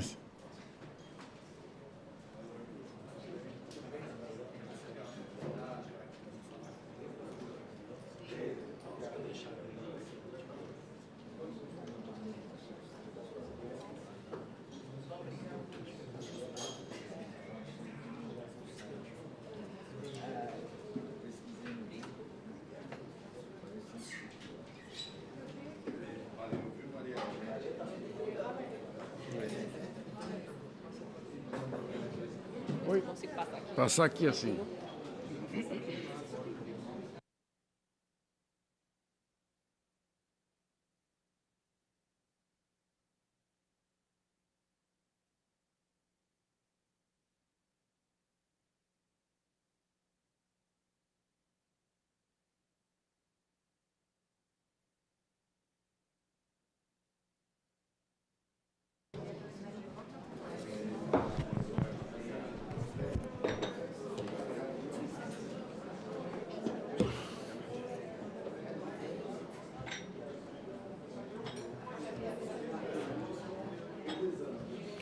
Bem, boa tarde a todos. Assumindo aqui a presidência da Comissão de Constituição e Justiça para dar prosseguimento a essa audiência pública, concedo a palavra ao nosso deputado Raul. Obrigado, senador Mourão. Pai da matéria. Uma satisfação muito grande poder vê-lo presidindo esta importante comissão, CCJ, e esse importante projeto. Como sempre faço aqui, tenho feito, né, desde que começaram os debates da 68, dá uma pequena contribuição ao processo de esclarecimento do PLP 68 e do IVA. O IVA que estamos aprovando é um imposto consagrado no mundo há mais de 50 anos. O mais antigo IVA é o francês, da década de 60. O IVA foi concebido na França na década de 20, levou mais de 30 anos para ser implantado, exatamente para ter um imposto neutro entre as relações comerciais de empresa com empresa, e que quem paga o IVA é o consumidor final, assim como os atuais impostos. Só que os atuais impostos, né, o ISS, ICMS, IPI, PIS/COFINS, são totalmente declaratórios e executados pelas empresas.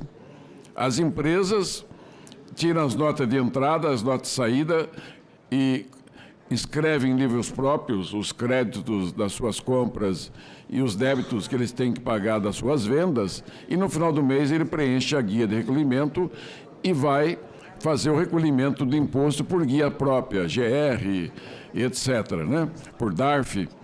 A nova modalidade do imposto, ele transita pela compra e venda, mas não entra dentro da empresa o dinheiro do imposto. Ele vai ser totalmente eletrônico, 5.0. As primeiras operações de uma cadeia produtiva começam no produtor rural. Ele compra, se ele comprar com a nota fiscal eletrônica e pagar com o meio financeiro indicado pelo fisco, ele vai ter o crédito dele. A hora que ele vender a sua produção, ele vai receber seu crédito de volta.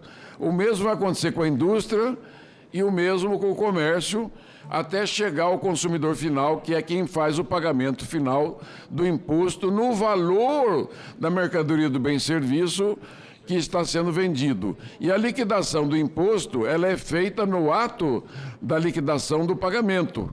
Não na nota fiscal, como é hoje, não é escritural, ela é totalmente automático. Então, um primeiro alerta: o imposto, o dinheiro do imposto nunca mais vai entrar dentro da empresa. O empresário não vai, ele vai ficar com o crédito financeiro, porque o crédito não será mais escritural, não haverá mais escrituração de empresa, o crédito vai ficar depositado para aquela empresa que fez as suas compras.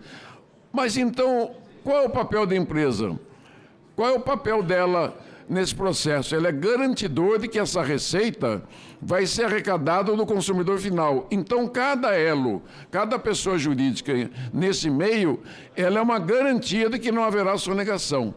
Então, nesse sentido, se algum PJ comprar sem nota e pagar em dinheiro ou outra espécie, ele será pego. Aí é crime doloso, é prisão, não tem o que fazer.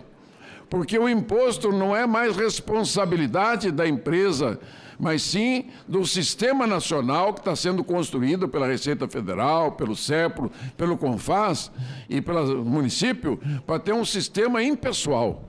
Então, eu acho que tem aí uma dificuldade de interpretação, porque nós estamos olhando, as pessoas estão olhando para o velho modelo. O velho modelo vai morrer com o imposto. nós não terá nenhuma prática mais do ISS, IPI, PIS, COFINS, nenhuma, nada. Então, portanto, quem sonegar vai estar sonegando o pagamento mesmo. É uma contravenção grave. Não há nem o que discutir. Aliás, deve ter uma legislação específica para esse sonegador, cadeia na hora, como é feito no resto do mundo. Não vejo outra alternativa. No mais, eu vejo que o projeto está bom, está indo bem, com pequenas correções que serão feitas pelo Senado da República, ele estará apto a ser votado e ir para a Câmara ainda este ano e o Brasil começar a fazer toda a legislação complementar. Obrigado pela deferência especial, meu caro senador, mas como eu não tenho nenhum compromisso com o governo atual, nem o anterior, nem com a esquerda, nem com a direita, eu estou falando como um livre pensador nacional, defendendo a proposta como um todo. Obrigado, presidente. Obrigado, deputado Raul. Todos nós sabemos perfeitamente, né, a dedicação que o senhor apresentou aí ao longo de muitos anos a esse assunto e o conhecimento que Vossa Excelência adquiriu. Eu convido aqui para compor a mesa agora o senhor Lucas Carezato Aires, consultor do Movimento Brasil Competitivo, a senhora Francine Facniello, presidente do Mulheres no Tributário, e o senhor Luiz Gustavo Antônio da Silva Bichara, procurador especial de Direito Tributário, advogado tributarista e representante do Conselho Federal da OAB.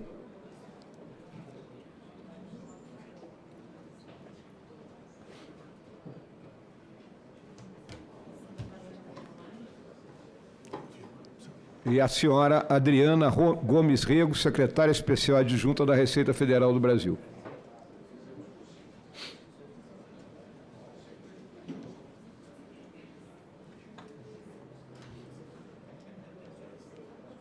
Cumprindo aqui o nosso ritual, passo a palavra ao senhor Lucas Carezato Aires, por 10 minutos, consultor do Movimento Brasil Competitivo, para apresentar as suas observações. Muito obrigado, senador Hamilton Mourão, presidente em exercício da CCJ. Quero fazer uma deferência a todos os palestrantes que falaram anteriormente, que brilhantemente passaram essa bola e tornaram a minha fala um tanto mais fácil. Parabéns a todos. Também cumprimentar o deputado Raul e queria cumprimentar também o senador Eduardo Braga, que certamente nos assiste, e dizer em nome do Movimento Brasil Competitivo que a gente espera que ele tenha uma plena recuperação e volte aqui a engrandecer os debates dessa casa, como ele sempre o fez. Então, queria apresentar um pouquinho. Eu estou aqui representando o Movimento Brasil Competitivo, que é uma organização da sociedade civil com interesse público, formada por representantes do setor privado, do setor produtivo, em que nós nos organizamos para elaborar e discutir políticas públicas que visem a melhoria do ambiente de negócios no Brasil e especialmente o aumento da competitividade. Então, dentre os nossos pilares de atuação está a redução do custo Brasil, que foi mapeado juntamente com o Ministério do Desenvolvimento, Indústria e Comércio, com o MEDIC, e com o apoio técnico da FGV. Então, a gente chega nesse prisma que é um total estimado de perdas ao erário de 1,7 trilhões ao ano, relacionados ao custo Brasil, e um dos maiores pilares desse custo Brasil é justamente a dificuldade que a sociedade tem em honrar tributos.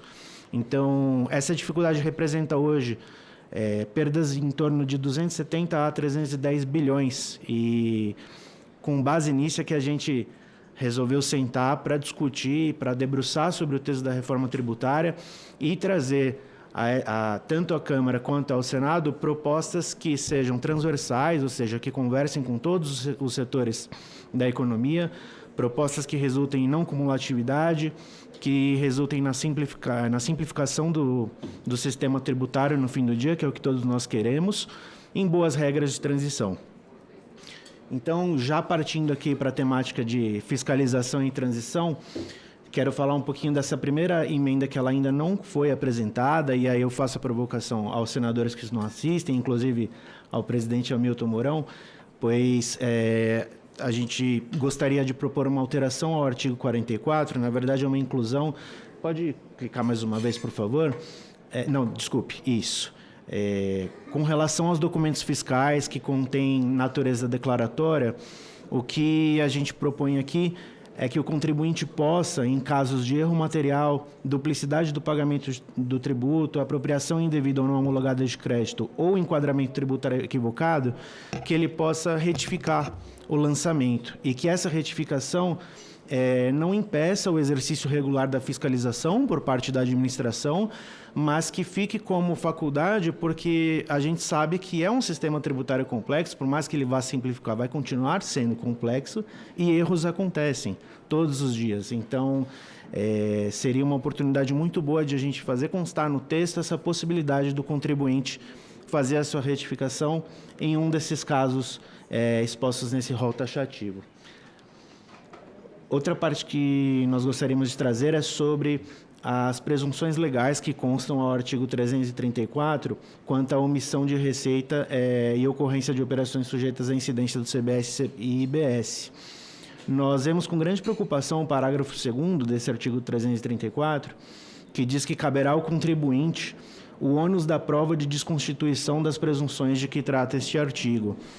Isso para nós traz muita preocupação porque em casos em que o contribuinte incorrer em erro não intencional, ele não vai conseguir produzir uma prova negativa do fato. E também aqui de olho nas melhores regras processuais, a gente entende que o ônus da prova neste caso deveria ser do fisco e não do contribuinte. Essa emenda ela já foi apresentada, ela é a emenda de número 157 e ela inclusive foi recomendada no relatório da Comissão de Assuntos Econômicos para que seja acatada no relatório aqui da CCJ, ok? Podemos passar para a próxima. Também falando um pouquinho agora do regime especial de fiscalização, a doutora Zabeta anteriormente endereçou essa questão, que é sobre a multa de ofício que pode ser aplicada em desfavor do contribuinte quando ele incidir na mesma infração que o trouxe até o regime especial de fiscalização. A gente vê com muita preocupação que essa multa pode ser superior a 100%, então ela pode ser superior ao valor total do débito, o que geraria uma bola de neve incontrolável e se o devedor estava naquela condição enquadrado como contumaz por algum erro ou algum equívoco, certamente essa multa vai empurrá-lo para uma situação em que ele não vai conseguir voltar. Então, a nossa proposta é que essa multa seja limitada ao limite global de 100% e aí seguindo o que já foi decidido no STF com matérias análogas. Por favor, o próximo pode... Aqui também, falando sobre a transição, isso também já foi trazido pelos debatedores anteriores, que volta só um pouquinho, obrigado. Que é sobre a possibilidade de compensação do PIS e COFINS e IPI após o período de transição.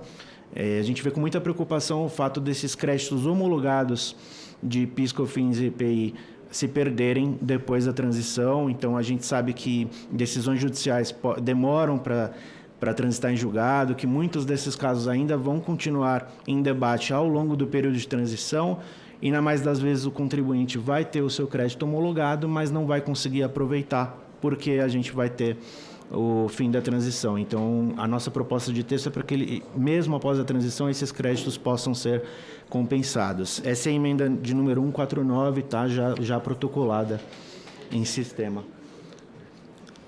Ainda falando sobre regime especial de fiscalização, já peço para passar ao próximo slide, por favor, porque o foco desta emenda, que é a número 155, é para adequar a redação do regime especial de fiscalização para que ele seja imputado apenas aos devedores contumazes que, de fato, incidirem em fraude, que, de fato, praticarem reiteradamente infrações tributárias. Então, aqui a gente traz toda uma proposta para que a gente não impute essa questão do REF para devedores ocasionais, então, para devedores que, por algum motivo, tiverem descumprido com a norma tributária, que não sejam contumazes, mas que, por algum motivo, estejam naquela situação. Então, a gente quer restringir para pegar realmente o fraudador. Então, a gente é favorável ao enquadramento do devedor contumaz, isso a gente deixa claro, mas que seja, de fato, o contumaz, tá? Então, trazemos melhoria de redação para que fique claro o que é a prática reiterada,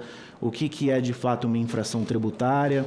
Então, essa emenda, a gente tem ela ela é muito cara para o Movimento Brasil Competitivo. Ela é a emenda de número 155 e ela também foi recomendada no relatório da CAI, para constar no atual relatório. E aí, a próxima, por favor. Eu acredito que acabou, é isso.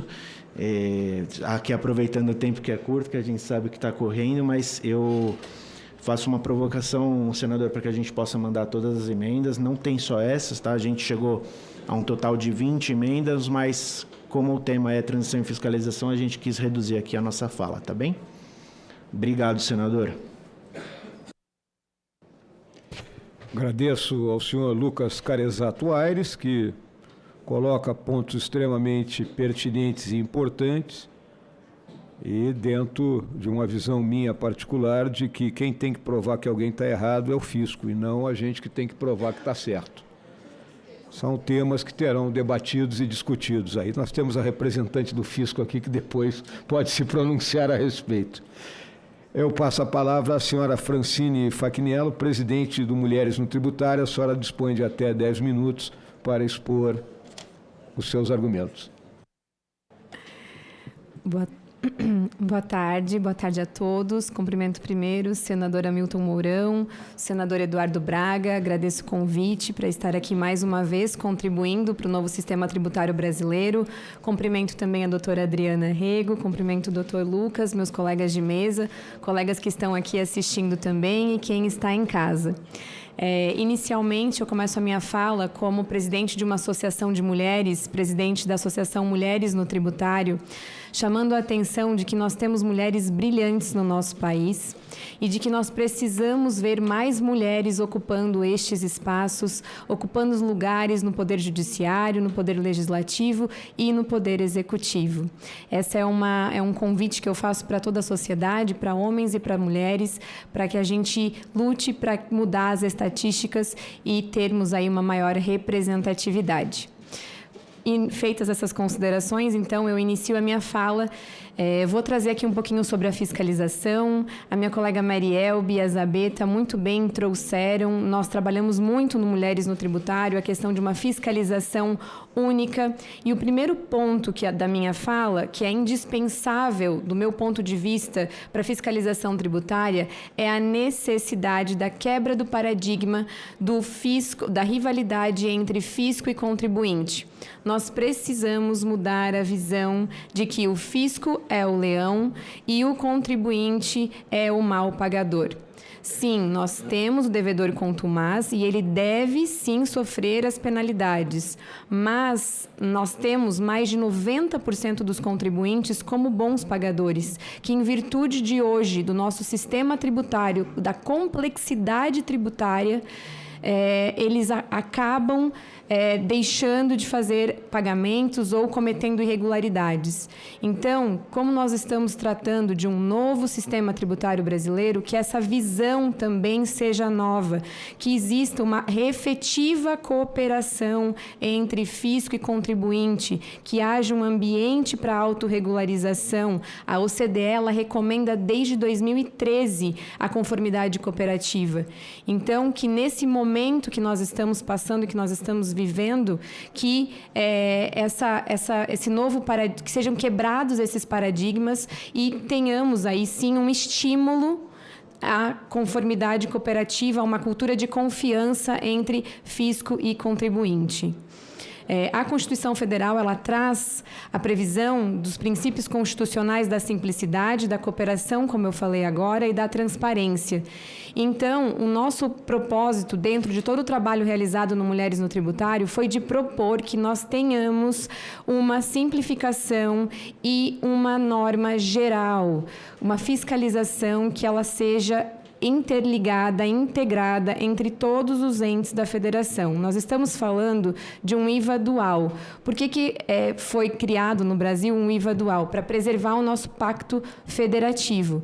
Então, nós teremos, num princípio, num primeiro momento, até previsto lá no artigo 149b da Constituição Federal, eles foram criados para serem gêmeos idênticos. Então, com o mesmo fato gerador, mesma base de cálculo, mesma hipótese de incidência.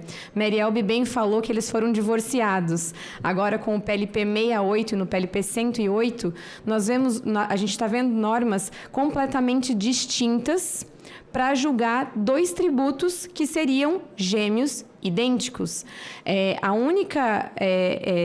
O que vai diferir na CBS e na IBS? É o sujeito ativo, que ou vai ser União, ou vai ser estados e municípios, e as alíquotas. Então, como que nós vamos ter entendimentos e julgamentos diferentes? Foi bem falado antes também, nós temos mais de 5 mil municípios no Brasil. Imagina um cliente chegar no escritório e ele ter recebido mais de 5 mil autuações, porque da forma como está disposto hoje, tanto no 68 quanto no 108, nós teremos autuações vindo de diferentes entes, de forma completamente dispersa. Então, qual que é o meu foco? Não vou me estender muito, porque foi muito bem reiterado aqui hoje na mesa também, é a de que nós tenhamos uma simplificação, uma unificação, um processo, um contencioso único, um processo administrativo único, que seja vencido o desafio de criar essa nova forma de autuação. Eu gostaria de destacar que, em hipótese alguma, quando nós falamos num processo único, é que nós estamos defendendo que não persistam aí as carreiras propostas nas estruturas de fiscalização. Então, que nós temos hoje em competências da Secretaria da Fazenda Federal, Estadual e Municipal. Não, muito pelo contrário. É de que haja uma atuação em conjunta para se criar aí um sistema, um modo, com tecnologia. Hoje nós estamos tendo aí na reforma o split payment, então nós temos acesso à tecnologia, pode ser muito bem desenvolvido, um sistema único e que ele permita aí uma fiscalização unificada, avançada, trazendo mais segurança jurídica e realmente aplicando aí os princípios da simplicidade, da cooperação e da transparência. Era isso. Queria agradecer à senhora Francine pela objetividade, em primeiro lugar pelas palavras iniciais dela, né, convocando as mulheres para participarem, mas o século XXI já é o século das mulheres, senhora Francine. A senhora pode ter certeza disso.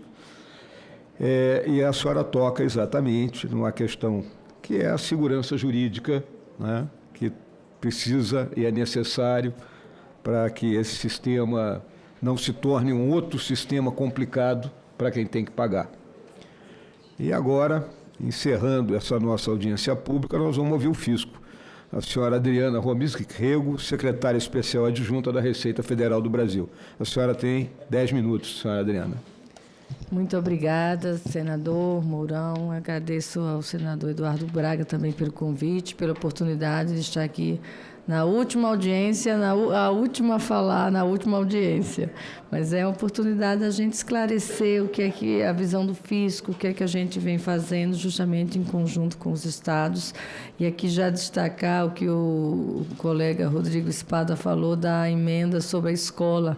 A escola seria esse ambiente de compartilhamento, de conhecimento, de compartilhamento, de cultura organizacional, de mudança de comportamento para termos uma uniformização e uma padronização de entendimentos. Então, já defendendo a emenda trazida pela FEBRAFIT. Bom, eu não fiz slide, não fiz apresentação, porque deixei para falar por último, em razão de tudo que vinha sendo falado, para tentar arrematar aqui. Primeiro, nós tivemos uma preocupação, senadores, com a harmonização. A harmonização é uma preocupação, sim, dos fiscos nesse comitê de harmonização. Não é à toa que ele está colocado como prevenção de litígios e como um ambiente de uniformização de interpretação. Falou-se aqui de soluções de consulta da Receita Federal. A ideia é compartilhar essas consultas antes de publicar, para que o entendimento seja um entendimento só. E vejam que pelo PLP 68 tem que haver consenso. A decisão tem que ser consensuada, não é nem votada, não, é consensuada. Então, a proposta é sim de não termos litígio. O litígio é muito caro para a administração tributária e nós vamos ter que, a partir do momento que ela chega para a gente, e vocês podem trazer as consultas também, né? Então, o ideal é que vocês tragam as consultas para a gente se antecipar aos litígios nessas uniformizações de entendimento. Nada impede aqui, por exemplo, eu já vinha anotando algumas propostas que foram trazidas pelo Dr. Lucas, por exemplo. Tem que haver autorregularização. Quando o Concefaz trouxe a apuração assistida é mostrar para o contribuinte aquela apuração para ele ratificar ou não. Mas sempre se pensou nisso e eu acho que se isso não está claro, na regulamentação isso tem que vir claro. Então, a gente já está anotando aqui as coisas para trazer isso na regulamentação. Com certeza, há um estímulo, sim, como ninguém quer litígio, há um litígio à conformidade, ao cumprimento espontâneo, e acho que precisamos caprichar mais nessa parte. Quando falamos, eu estava num evento, acho que você estava me engano, do GETAP, quando as pessoas disseram, não tem muita coisa sobre a autorregularização no PLP 68. Podemos aperfeiçoar isso na legislação, mas temos informações, temos lá partes em que a gente fala de procedimento exploratório, de identificação de indícios e programas de comunicação sobre irregularidades tributárias. Então, programas de conformidade.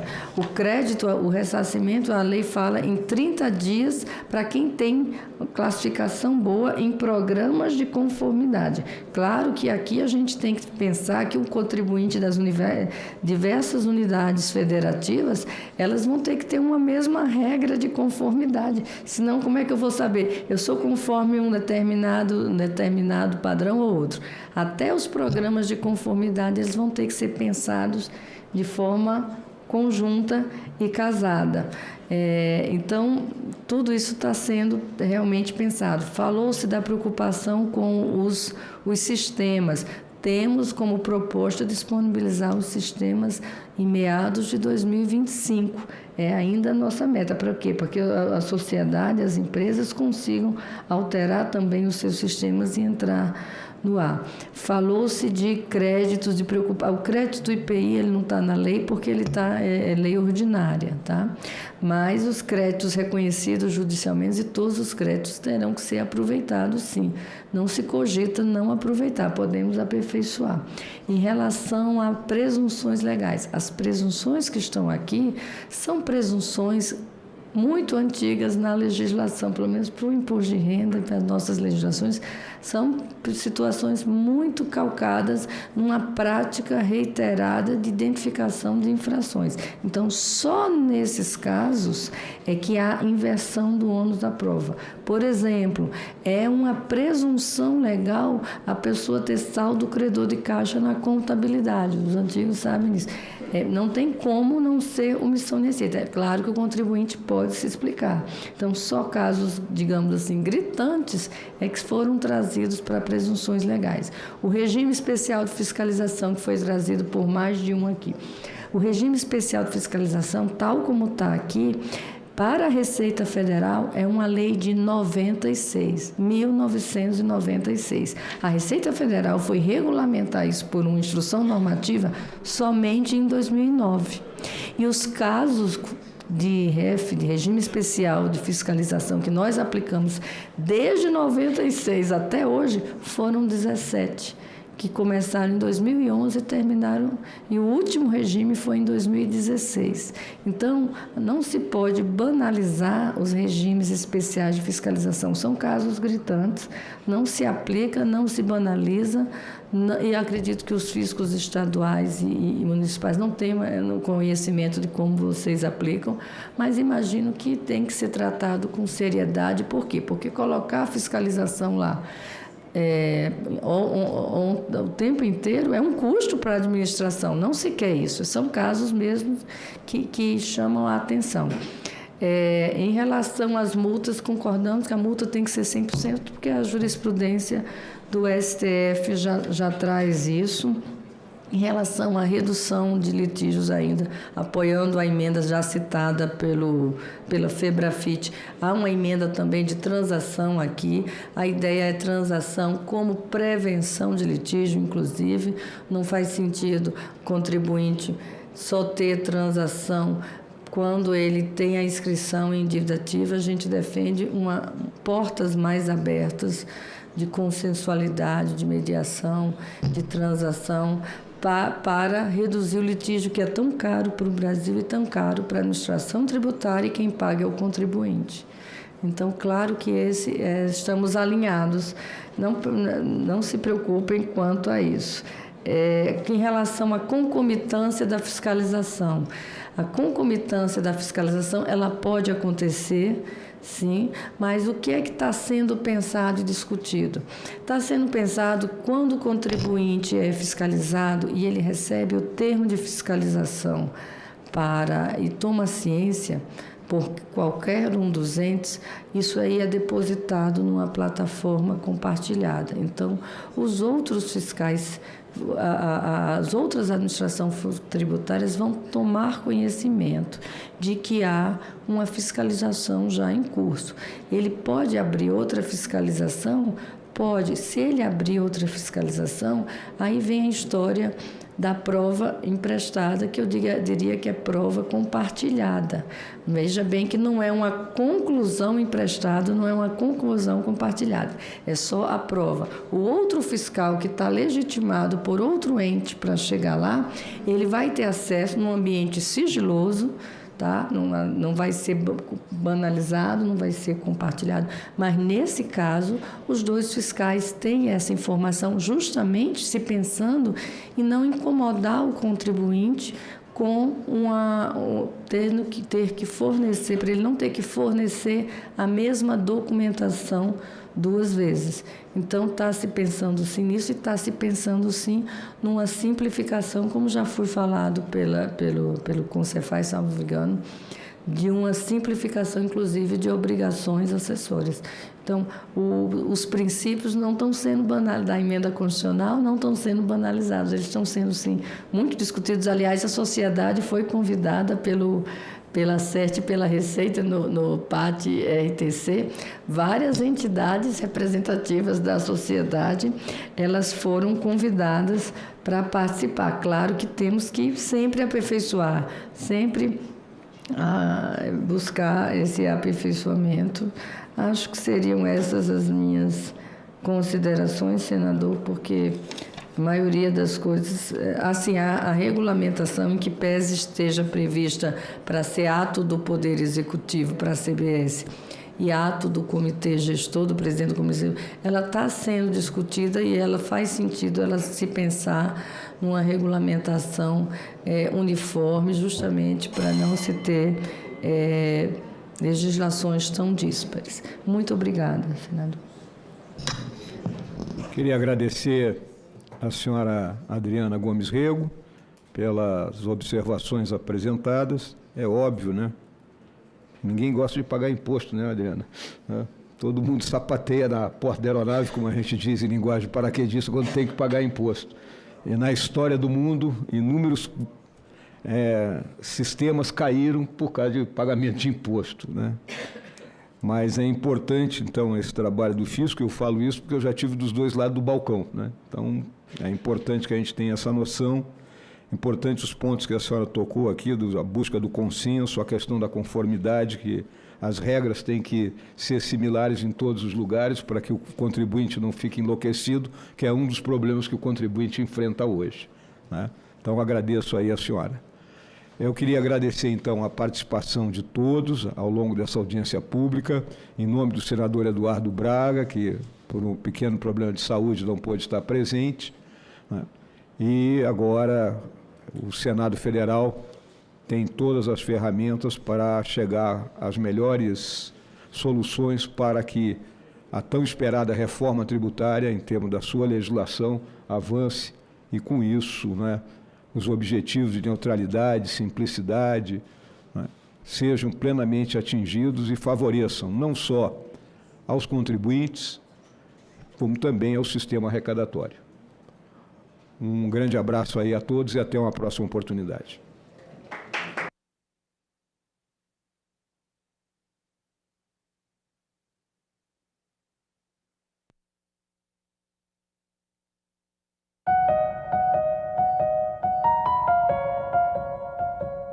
Rios brasileiros e o potencial de exportação, o agronegócio e os benefícios aos ribeirinhos. A gente tem 13 milhões de toneladas que são transportadas. A nossa estimativa é que esse volume chegue a cerca de 28 milhões em 2057. Não faz o menor sentido a gente falar dessas embarcações que já acessam o rio, que já ali navegam sem o menor tipo de restrição, que elas paguem qualquer coisa. Em discussão, hoje, 20h, aqui na TV Senado. Era uma vila chamada Linha Vicente, onde eu nasci, né? Na cidadezinha de Alto Bela Vista, mas no município de Concórdia. Eu fui muito pequena, professor Beltrão, com 5 anos. E me criei no Paraná. Cheguei numa cidade de italianos, uma colônia italiana, tanto que eu casei com um italiano, né? Luiz sempre trabalhou com pneus e reforma de pneus. Eu falei para ele, olha, eu vou para qualquer lugar, menos Cuiabá, porque é muito quente. Restou Cuiabá e lá fomos nós. Eu, Luiz e as 2 filhas pequenas. Primeiro ano eu chorei, o segundo eu reclamei, o terceiro eu apaixonei pelo Mato Grosso e eu não vou ficar lá o resto da minha vida. Não, mas você sabe, quando eu fui para o Mato Grosso, ninguém tomava chimarrão. Eu aprendi a tomar sozinha e aí nunca mais. Eu sempre fiz a política classista, né? Eu fui a primeira mulher eleita presidente da Associação das Empresas do Distrito Industrial de Cuiabá e a primeira mulher eleita na Associação Brasileira de Reforma de Pneus, que foi a primeira vez que saiu do Sul-Sudeste. Saiba do fundo do coração, você não está sozinha. Estamos todas nós com vocês. Eu nunca quis fazer parte de uma eleição. E aí chegou uma hora que não tive como dizer não. E fui junto com que hoje é ministro, né? Então, o senador, ministro Carlos Fava, como primeira suplente dele. Hoje ele é ministro e eu assumi o Senado. Isso me lembra todo dia o Mato Grosso, quando eu chego e digo bom dia, Pantanal. Eu estou participando de 5 comissões: meio ambiente, agricultura, assuntos econômicos, comissão de infraestrutura, relações exteriores. São 5 comissões. Que mais mulheres ascendessem a cargos importantes. Então, o que eu quero dizer para os meus queridos matogrossenses, né? Tudo que for para o bem do setor produtivo, políticas públicas que desenvolvam e que atinjam na ponta o cidadão, contem com o senador aqui, porque eu gosto de trabalhar. Dia da Consciência Negra, oportunidade para refletir o porquê de tanta desigualdade. Onde é que o racismo se esconde? Nos presídios, desemprego, índices de violência. Como pode haver tanto preconceito num país de maioria negra? Um futuro mais igualitário passa por educação. Tudo isso você vê no Parlamento Brasil. Parlamento Brasil, toda sexta, 20h, aqui na TV Senado.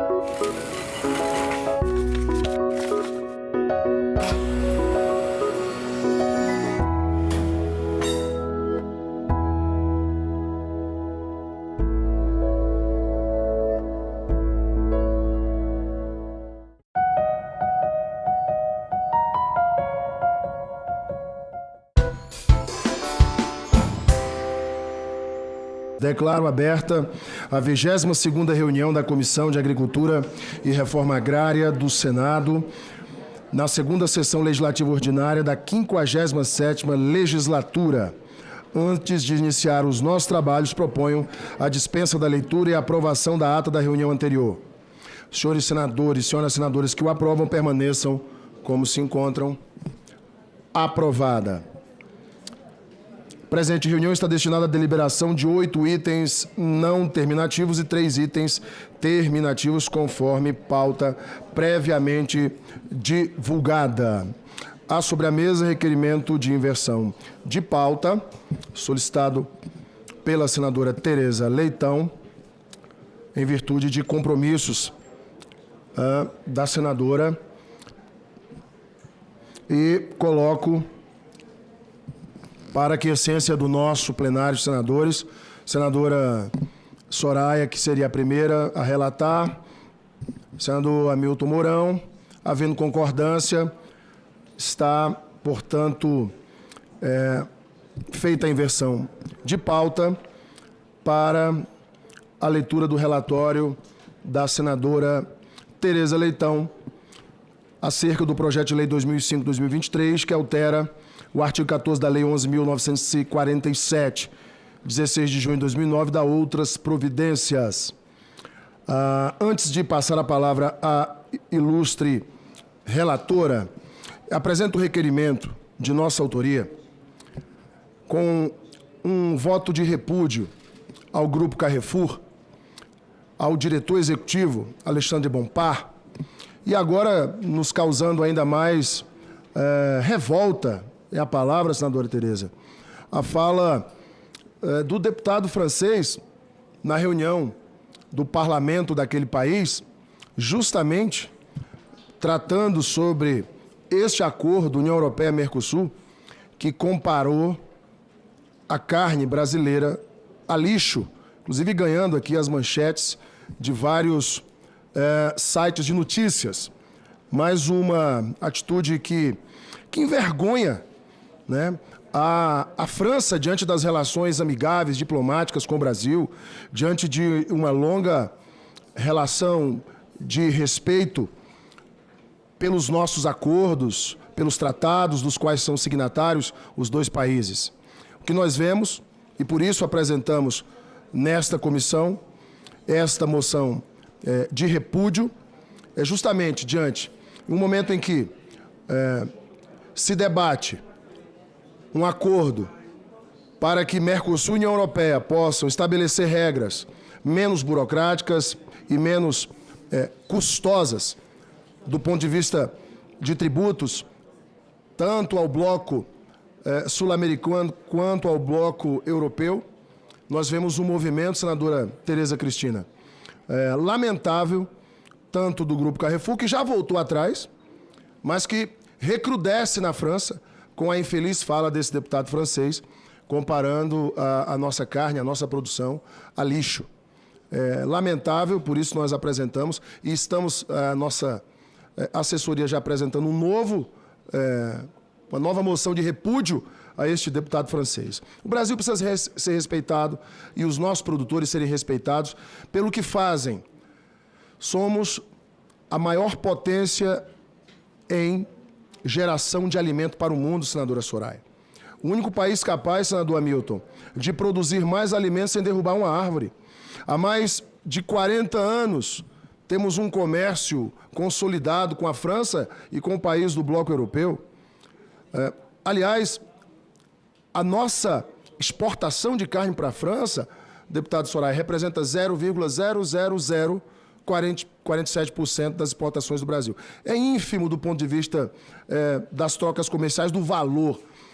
Mas a maneira assodada, a maneira desrespeitosa, para dizer o mínimo, como foi conduzido pelo CEO do Carrefour e como tem sido conduzido na França esse processo, nos leva indelevelmente a apresentar este voto de repúdio, essa moção, contra todos esses ataques que o agro brasileiro vem sofrendo. Temos sanidade animal comprovada, um país livre de aftosa, sem vacinação, um país que combateu zoonoses que a Europa não venceu no passado, que enfrentou crises como a vaca louca e que nós temos combatido e vencido em nosso território. Aliás, uma série de outras medidas ambientais. Nós temos a legislação mais rígida do mundo, que é o nosso Código Florestal. Temos um agro que obedece com rastreabilidade, com respeito às regras ambientais, com empreendimentos que, através da tecnologia, do uso do manejo de pastagem, da adubação, uma produtividade que o mundo não consegue alcançar, daí a força da nossa produção rural. Então, está aqui, neste momento, apresentado o nosso parecer, a nossa moção de repúdio a todas essas manifestações que, infelizmente, trazem um assodamento às relações entre o Brasil e a França, no momento em que o Mercosul e o Bloco Europeu discutem uma relação ainda mais próxima e amigável de comércio e de relações entre importações e exportações dos blocos. Portanto, está feito o registro. Senhoras e senhores senadores que aprovam a moção, permaneçam como se encontram. Está aprovada a moção de repúdio. Como nós temos um pedido de inversão de pauta, devido à agenda e que já foi acatado pelo plenário, neste momento concedo a palavra à senadora Tereza Leitão para a leitura de seu relatório ao PL 2005-2003. Senadora. Pois não, senhor presidente, agradeço ao senhor e aos demais membros a inversão de pauta, porque eu vou presidir uma sessão logo mais. O projeto de lei do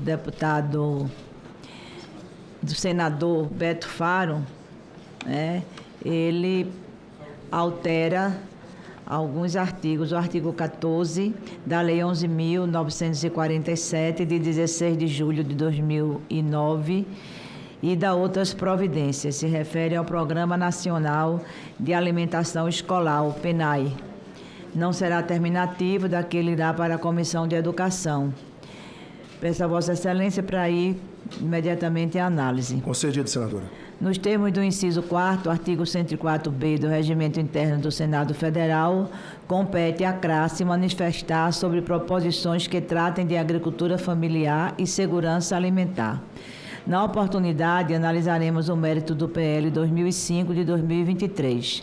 Entendemos que a proposição ora citada contribui para aprimorar a Lei 11.947 de 2009, que dispõe sobre o atendimento da alimentação escolar brasileira. As medidas propostas são importantes para propiciar mais eficácia na execução do Programa Nacional de Alimentação Escolar, no que diz respeito à oferta de produtos da agricultura familiar, o referido programa. Concordamos com a justificação do PL de que é necessário proporcionar mais rigor no julgamento dos gestores do PNAE sobre as insuficiências da agricultura familiar em assegurar, em detrimento do município, a regularidade da oferta aos alimentos, o que autoriza os gestores a decisão pela dispensa dessa obrigatoriedade legal. Por esse motivo, consideramos acertada a garantia de que a referida decisão seja comunicada a entidades de representação dos trabalhadores rurais, prevendo-se também a possibilidade de essas entidades contestarem a decisão em tela, com base na realidade da agricultura familiar de cada município brasileiro. Na oportunidade, consideramos que a proposição merece apenas um pequeno reparo. Com a aprovação da Lei 14.660, de 23 de agosto de 2024, inseriu-se o parágrafo 3º no artigo 14 da Lei ora proposta a ser alterada, a Lei 11.947 de 2009, Por esse motivo, os parágrafos 3º e 4º, a serem inseridos na referida lei por meio do artigo 2º do projeto em análise, devem ser renumerados como parágrafo 4º e 5º, respectivamente. Apresentaremos, portanto, emenda ao PL 2005, a fim de providenciar a referida renumeração. Voto pelo exposto, votamos pela aprovação do PL 2005 de 2023 com a seguinte emenda. Dê-se a seguinte redação ao artigo 14 da Lei nº 11.947, de 16 de junho de 2009, na forma do artigo 2º do Projeto de Lei 2005 de 2023. Artigo 14, parágrafo 4º. Os órgãos locais executores do PENAI comunicarão às entidades de representação legal dos trabalhadores rurais nos municípios a dispensa do percentual de aquisição de gêneros alimentícios junto aos agricultores familiares pelas razões previstas no parágrafo 2º deste artigo. Parágrafo 5º. Em prazo a ser definido pelo FNDE, que não prejudique os fluxos regulares de aquisição e distribuição dos produtos, as entidades de que trata o parágrafo 4º poderão, nos termos do regulamento, contestar a decisão pela dispensa da aquisição de alimentos junto à agricultura familiar, provocando a sua eventual reconsideração pelos órgãos gestores do PENAI. O artigo 2º, só a título de esclarecimento, de destaque, né, a suspensão será disciplinada pelas seguintes circunstâncias: impossibilidade de emissão de documento fiscal correspondente, inviabilidade de fornecimento regular e constante de gêneros alimentícios e condições higiênico-sanitárias inadequadas. Então, o voto, senhor presidente, é pela aprovação com esta emenda lida no momento. Cumprimento a senadora Tereza Leitão pela leitura do relatório. Está, portanto, aberta a discussão com prioridade ao autor do projeto, o senador Beto Faro, se assim aceitar essa deferência. Senador. Senhor presidente, demais membros da comissão, agradecer aí pela oportunidade da gente estar dialogando, debatendo e espero que aprovando esse projeto.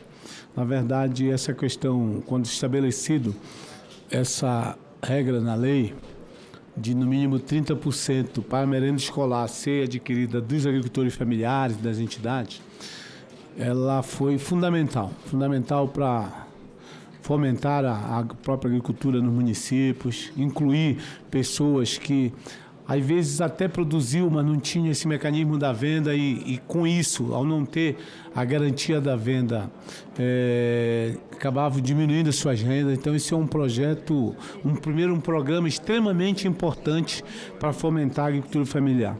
Ocorre que, muitas das vezes, por qualquer tipo de problema, ou problemas pequenos na minha avaliação, acaba burlando essa legislação, deixando de comprar desse agricultor familiar. O que nós estamos propondo aqui é de que, no caso de a Prefeitura perceber, e o PNAE perceber, que os agricultores, com as suas organizações, não têm essa condição de vender esse produto, eles possam oficializar.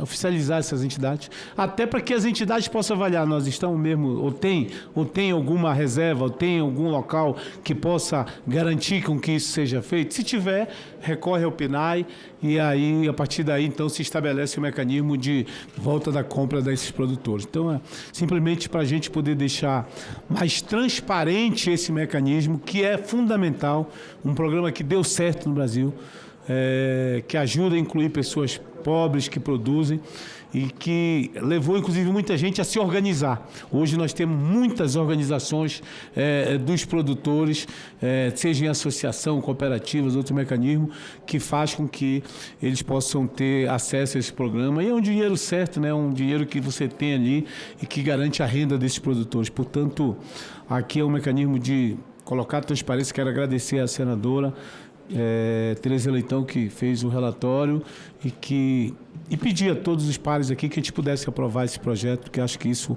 ajuda a dar transparência para esse programa tão importante para o Brasil. Cumprimento o senador Beto Faro. Com a palavra, senadora Tereza Cristina. Quero cumprimentar o senador Beto Faro, autor, a senadora Tereza, minha xará, Tereza Leitão, pelo projeto e pelo relatório, dizer que eu sou favorável. Esse programa realmente ele trouxe organização, ele trouxe receita para a agricultura familiar e nós precisamos implementá-lo cada vez mais, mas implementá-lo com transparência é mais importante ainda. Então, parabéns pela iniciativa e eu sou favorável ao projeto. Cumprimento a senadora Tereza Cristina. A matéria em discussão. Não havendo mais quem queira discutir, está encerrada a discussão. Em votação, o relatório. Senhoras senadoras e senhores senadores que o aprovam, permaneçam como se acham. Está aprovado o relatório que passa a constituir parecer da comissão favorável ao projeto com a emenda número 1 da CRA. A matéria vai à Comissão de Educação e Cultura para prosseguimento de sua tramitação em decisão terminativa. Parabenizo mais uma vez a senadora Tereza Leitão pelo brilhante relatório. Parabéns, senadora. Muito obrigado. Obrigado, senadora. Dando continuidade à nossa reunião, item 1 da pauta, projeto de lei 1970 de 2019, institui a Política Nacional para o Manejo Sustentável, Plantio, Extração, Consumo, Comercialização e Transformação do pequi e demais frutos e produtos nativos do Cerrado, de autoria do então deputado federal Rogério Correia, e com relatoria da senadora Soraya Tronic. Concedo, portanto, a palavra para a leitura de seu relatório à senadora Soraya Tronic.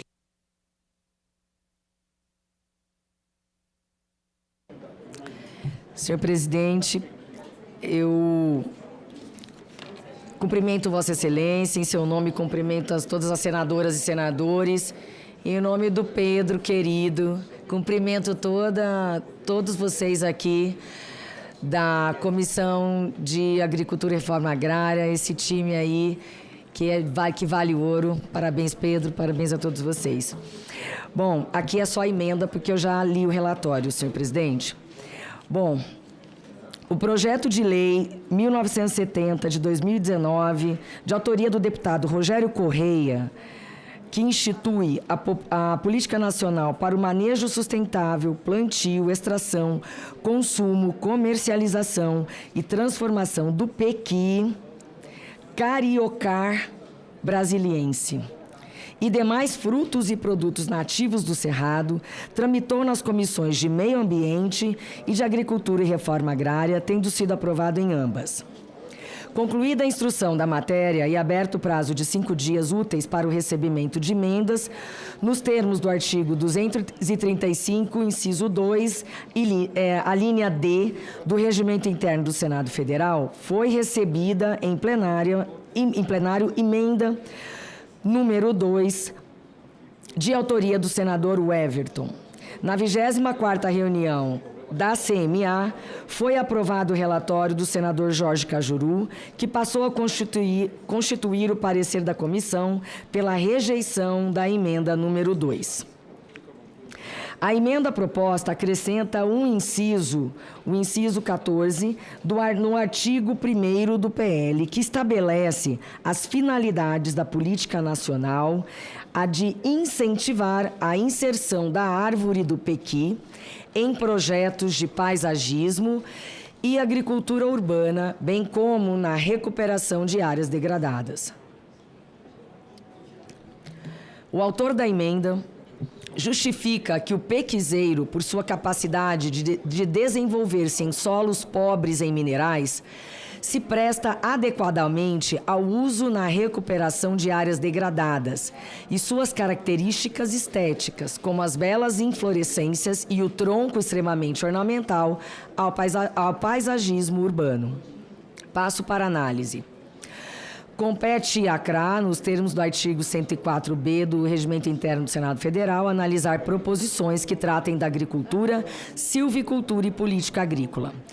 Quanto ao mérito da emenda proposta, destacamos que o decreto número 11.700, de 12 de setembro de 2023, que instituiu o Programa Nacional de Agricultura Urbana e Periurbana, inclui a recuperação de áreas degradadas como linha de ação, decreto esse que já embasaria a emenda em questão. Bem recentemente, esta Casa também aprovou o projeto de lei da Câmara número 182, de 2017, que institui a Política Nacional de Agricultura Urbana e dá outras providências, tendo sido encaminhado à sanção presidencial em 5 de julho de 2024. E que, em 26 de julho de 2024, se tornou a Lei número 14.935 de 2024, fato que já organiza e resolve a questão da emenda que estamos discutindo agora. Não obstante, concordemos com a importância e viabilidade do uso do pequiseiro como uma das alternativas para paisagismo urbano e recuperação de áreas degradadas, entendemos que tais aplicações devem ser fruto de análise técnica, caso a caso. Confiando que, com a sanção presidencial do PLC número 182 de 2017, já temos uma lei que trata da agricultura urbana e periurbana, assim consideramos desnecessário incluir no PL número 1970 de 2019 a finalidade proposta pela emenda apresentada. Ademais, a alteração do projeto de lei nessa fase de tramitação obrigará sua apreciação pela Câmara dos Deputados novamente, levando a um atraso na sua análise pela Presidência da República, sendo que se trata de proposição apresentada há 5 anos.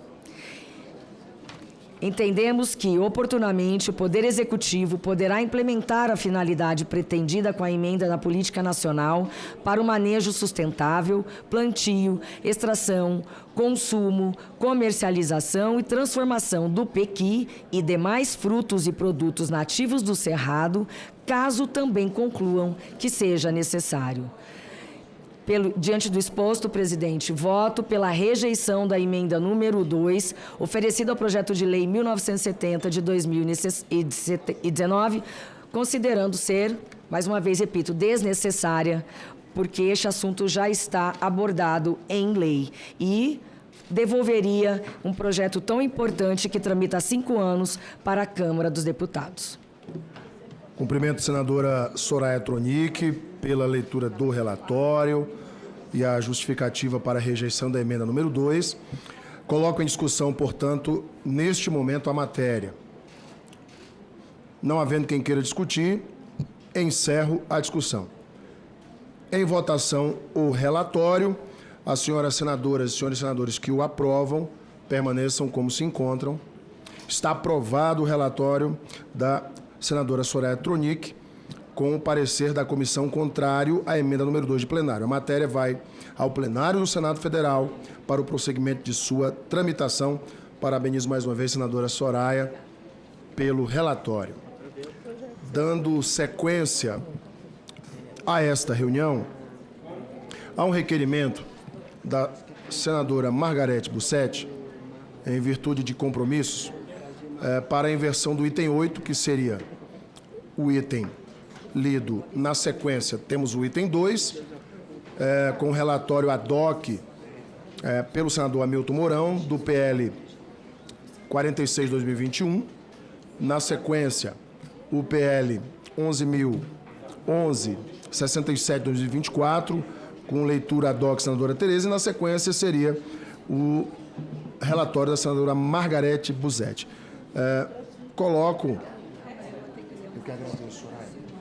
Coloco para apreciação do plenário, novamente a senadora Margarete, porque são apenas mais 2 itens que eu, inclusive o meu, eu já retirei para dar prioridade à Vossa Excelência. E fica a aquiescência do plenário. Temos 2 itens, com o relatório do senador Hamilton Mourão, na sequência o relatório da senadora Tereza, e o da senadora Margarete seria o próximo, o terceiro. Eu consulto o plenário, porque a decisão, obviamente, tem que ser colegiada. Senadora Tereza. Estou de acordo, eu só queria fazer um registro que eu coloquei um requerimento aí sobre a mesa para propor uma audiência pública sobre o seguro rural, nosso projeto de seguro rural, com os representantes aqui que participarão da audiência. Então, eu gostaria só que o senhor, se pudesse, né, colocar em votação, para que a gente pudesse convocar isso o mais rapidamente possível. Sem dúvida alguma, senadora Tereza, inclusive, nós já temos uma data reservada para audiência pública. Como é uma audiência que nós temos, inclusive as datas, né, o requerimento da senadora Tereza, para a gente dar continuidade, senadora Tereza, como é um requerimento de audiência pública, eu acredito que a gente já pode dar o prosseguimento e fazer a votação deste requerimento. Eu consulto o plenário para a votação do requerimento de audiência pública da senadora Tereza Cristina, que acaba de ser senadora Tereza e Jaime, obviamente, senador Jaime Campos. Autoria dos dois senadores, Jaime Campos e Tereza Cristina. Senadores que o aprovam permaneçam como se encontram. Está aprovado e com data já marcada pela competente secretaria desta Comissão de Agricultura e Reforma Agrária. Dando continuidade, senadora, item número 2, projeto de lei 46/2021, de autoria do deputado, do deputado federal Celso Sabino, hoje ministro do Turismo, relatoria da senadora Jussara Lima, relator ad hoc, já agradeço ao senador Hamilton Mourão pela assertibilidade na leitura deste relatório. Item 2, senador Hamilton Mourão, projeto de lei 46/2021. Concedo, portanto, a palavra ao relator Hamilton para a leitura do relatório. Presidente, peço permissão para ir direto à análise. Concedida. Boa tarde aí às senhoras senadoras, senhores senadores. Nos termos do artigo 24, inciso meia dúzia, compete concomitantemente à União legislar sobre a conservação da natureza e a proteção do meio ambiente, matéria contida no presente PL. Também não há qualquer previsão de reserva de iniciativa de lei conferida ao Presidente da República para esse tipo de matéria. De acordo com o artigo 37, inciso 10, do artigo 40, parágrafo 15, artigo 61, parágrafo 1º e artigo 165, todos da Constituição. Quanto à constitucionalidade material, o PL está em consonância com os comandos constitucionais. Em especial, a inovação legislativa vai ao encontro do disposto no artigo 225, que afirma incumbir o poder público promover a educação ambiental e a conscientização pública para a preservação do meio ambiente, inciso meia dúzia, proteger a fauna, vedadas as práticas que submetam os animais à crueldade, inciso 7. Ademais, quanto à juridicidade em sentido estrito, a proposição dispõe de novidade, abstratividade, generalidade, imperatividade e a coercibilidade. E ainda não viola qualquer princípio geral do direito. O PL atende também às disposições de técnica legislativa da Lei Complementar 95, de 26 de fevereiro de 98, que disciplina a elaboração, redação, alteração e consolidação das leis. Por fim, quanto à regimentalidade, a ACRA tem competência para se pronunciar sobre comercialização e fiscalização de produtos e insumos, inspeção e fiscalização de alimentos, vigilância e defesa sanitária animal e vegetal e assuntos correlatos, em razão do disposto no artigo 104b, inciso meia dúzia e 21 do regimento interno deste Senado. Esgotadas as formalidades, podemos passar para a análise do mérito.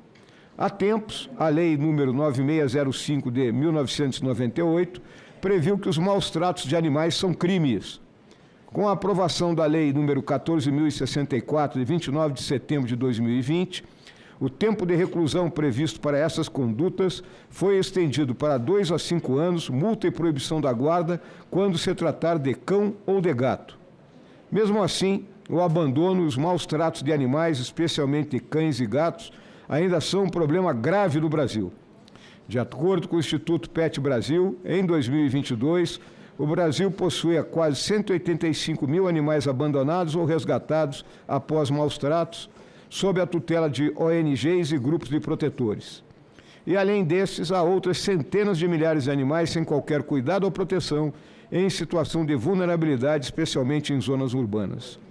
Assim, o presente PL se soma aos inúmeros esforços que vêm sendo desenvolvidos pelo poder público no sentido de fortalecer a proteção aos animais, promovendo a educação da população com o objetivo de destacar a gravidade dos atos cometidos contra toda a fauna brasileira.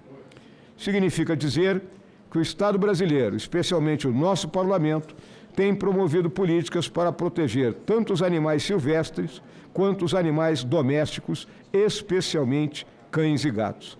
Assim, presidente, o voto é pela aprovação do projeto de lei número 46 de 2021. É o relatório.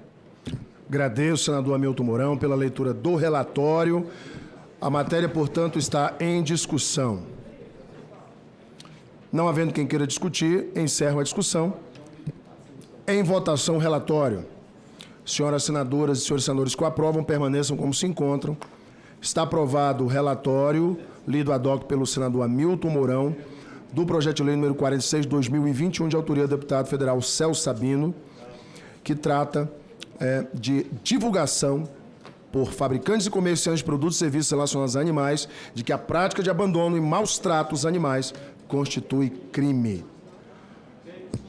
O relatório passa a constituir parecer da comissão favorável ao projeto e a matéria vai à Comissão de Transparência, Governança, Fiscalização e Controle e Defesa do Consumidor para o prosseguimento da tramitação. Item 8, projeto de lei número 3057, 2024, de autoria do senador Ciro Nogueira, que altera a Lei 9.394 de 1996, a LDB, a fim de assegurar a oferta de alimentação adequada para suprir as necessidades nutricionais do educando, e a Lei 11.947 de junho de 2009, para instituir mecanismo de reconhecimento público de boas práticas na promoção da alimentação adequada e saudável no âmbito do Programa Nacional de Alimentação Escolar. Relatora, senadora Margarete Bussetti. Convido a senadora para a leitura do seu relatório. Obrigada, presidente. Senador Alan Henrique, eu peço permissão para ir direto à análise. Compete a esta comissão, nos termos dos incisos 3º e 4º do artigo 104b do Regimento Interno do Senado Federal, analisar as matérias pertinentes a abastecimento da agricultura familiar e segurança alimentar. Como a matéria é terminativa na Comissão de Educação e Cultura, nos deteremos apenas na análise do mérito do PL 3057 de 2024. No entanto, importa destacar que o inciso 7º do artigo 208 da Constituição Federal determina que o dever do Estado com a educação será efetivado mediante a garantia de atendimento ao educando em todas as etapas da educação básica por meio de programas suplementares de material didático escolar, transporte, alimentação e assistência à saúde. O parágrafo 4º do artigo 212 da Carta Magna, por sua vez, estabelece que programas suplementares de alimentação e assistência à saúde previstos no artigo 208, 7º, serão financiados com recursos provenientes de contribuições sociais e outros recursos orçamentários.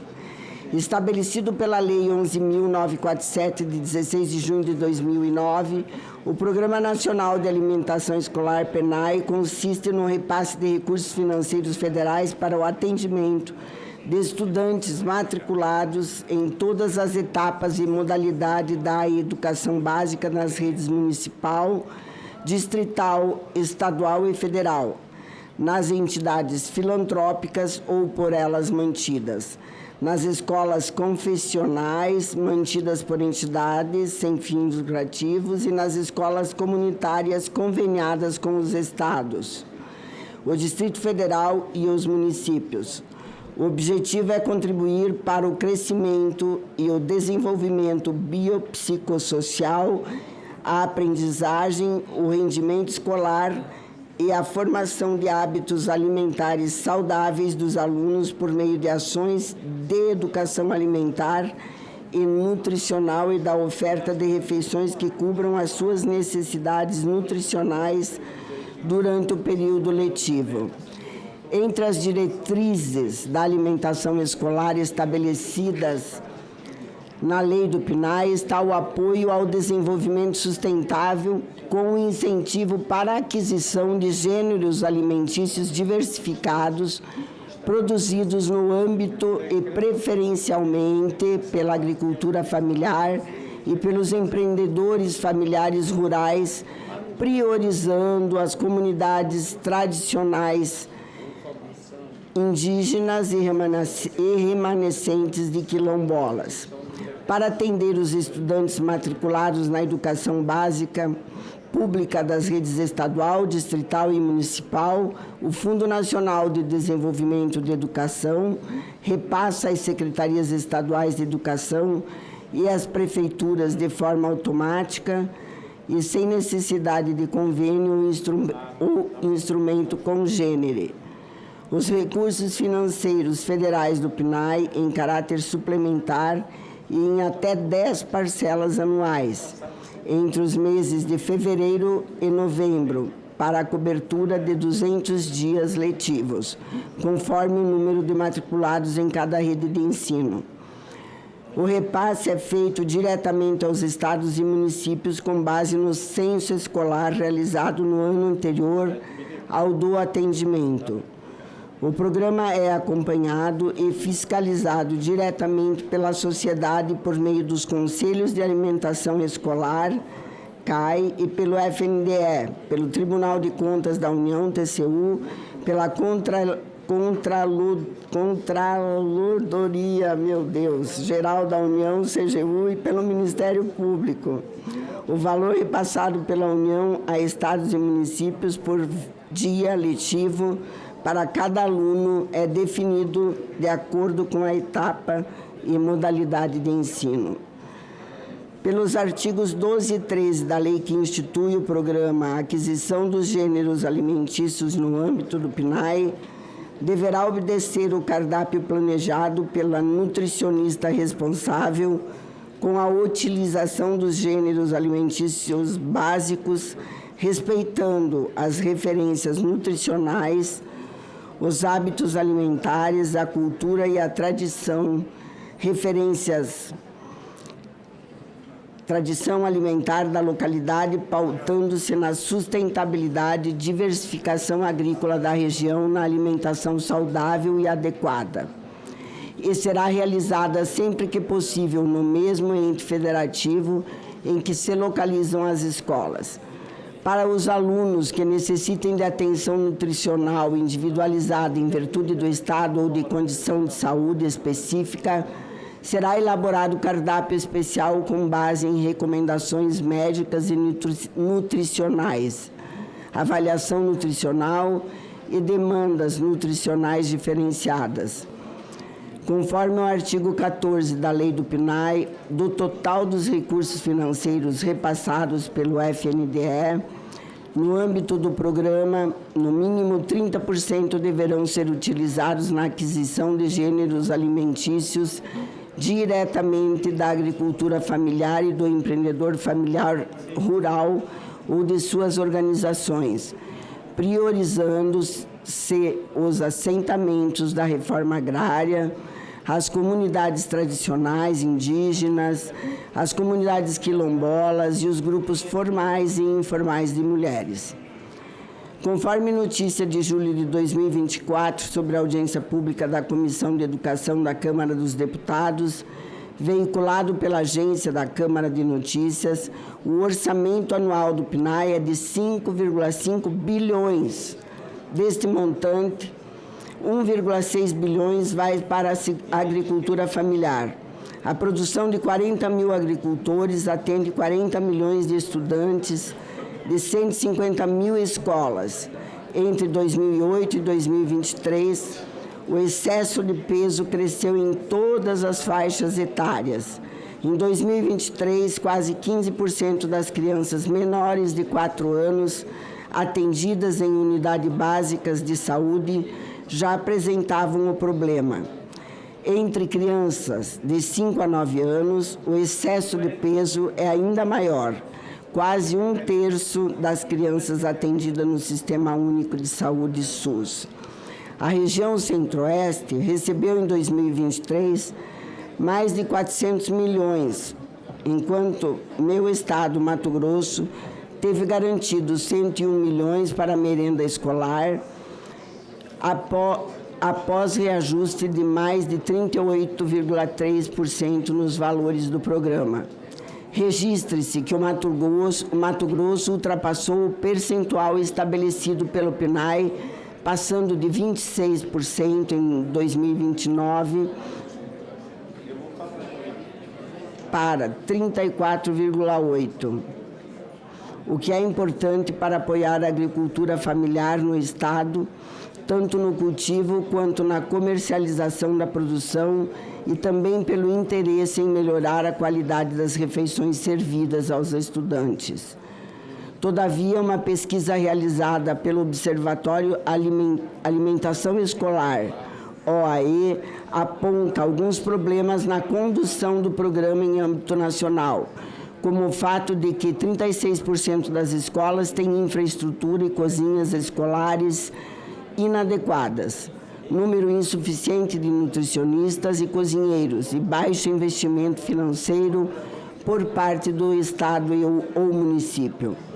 No Congresso Nacional estão em discussões mais de 120 projetos para mudar a lei do PNAE, mas há um conjunto complexo de normativos infralegais, que são as resoluções do FNDE, que regulamentam a execução do PNAE. Devido a essa complexidade, é necessário criar incentivos para que prefeituras e governos estaduais, bem como outras entidades educacionais beneficiárias do programa, possam receber recursos e cumprir todas as regras adequadamente. A resolução FND número 6 de 2020 estabelece a aplicação de 75% dos recursos do PNAE para alimentos in natura e até 20% em alimentos processados e ultraprocessados. A rede tem atualmente 3.626 nutricionistas, algo próximo a 60% da necessidade atual. Mais de 70% dos institutos federais não tinham responsável técnico. Para o Observatório da Alimentação Escolar, os projetos de lei em tramitação devem estabelecer uma regra permanente de reajuste anual dos valores per capita do PNAE. O Observatório também defende aumentar a previsão orçamentária na Lei Orçamentária Anual LOA do Governo Federal para o ano de 2025. No contexto dos PLs em tramitação e diante dos problemas já diagnosticados, a implementação do PNAE é meritório. O PL número 3057 de 2024, ao propor a instituição de um selo ou certificado para reconhecimento público pela adoção das boas práticas de implementação do programa, o que beneficiará produtores rurais e, sobretudo, os agricultores familiares. Por fim, quanto às emendas 1T e 2T apresentadas, cremos que aperfeiçoam a proposição, podendo serem acatadas.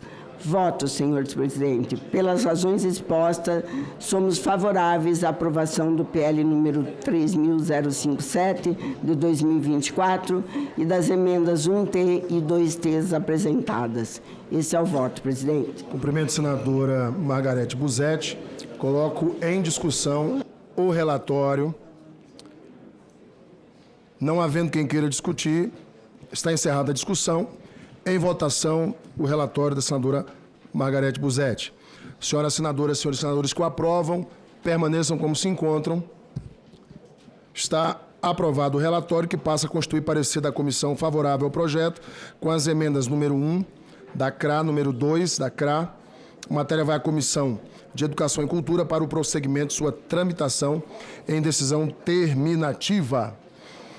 Item 5, projeto de lei 1167/2024, que altera a lei 11.947/2009, dispõe sobre o atendimento da alimentação escolar e do programa Dinheiro Direto na Escola aos alunos da educação básica, altera as leis 10.880 de 2004, 11.273 de 2006, 11.507 de 2007 e revoga dispositivos da medida provisória 2.178-36 de 2001 e a lei 8.913 de 1994 e dá outras providências para incluir carne de peixe e seus derivados no cardápio da educação escolar.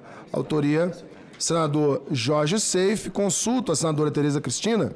Como o relator acaba de chegar, eu transfiro, portanto, a leitura do relatório ao ilustríssimo relator, senador Laércio Oliveira, desde já agradecendo a generosidade e deferência da senadora Tereza Cristina. Com a palavra para a leitura do seu relatório, senador Laércio Oliveira.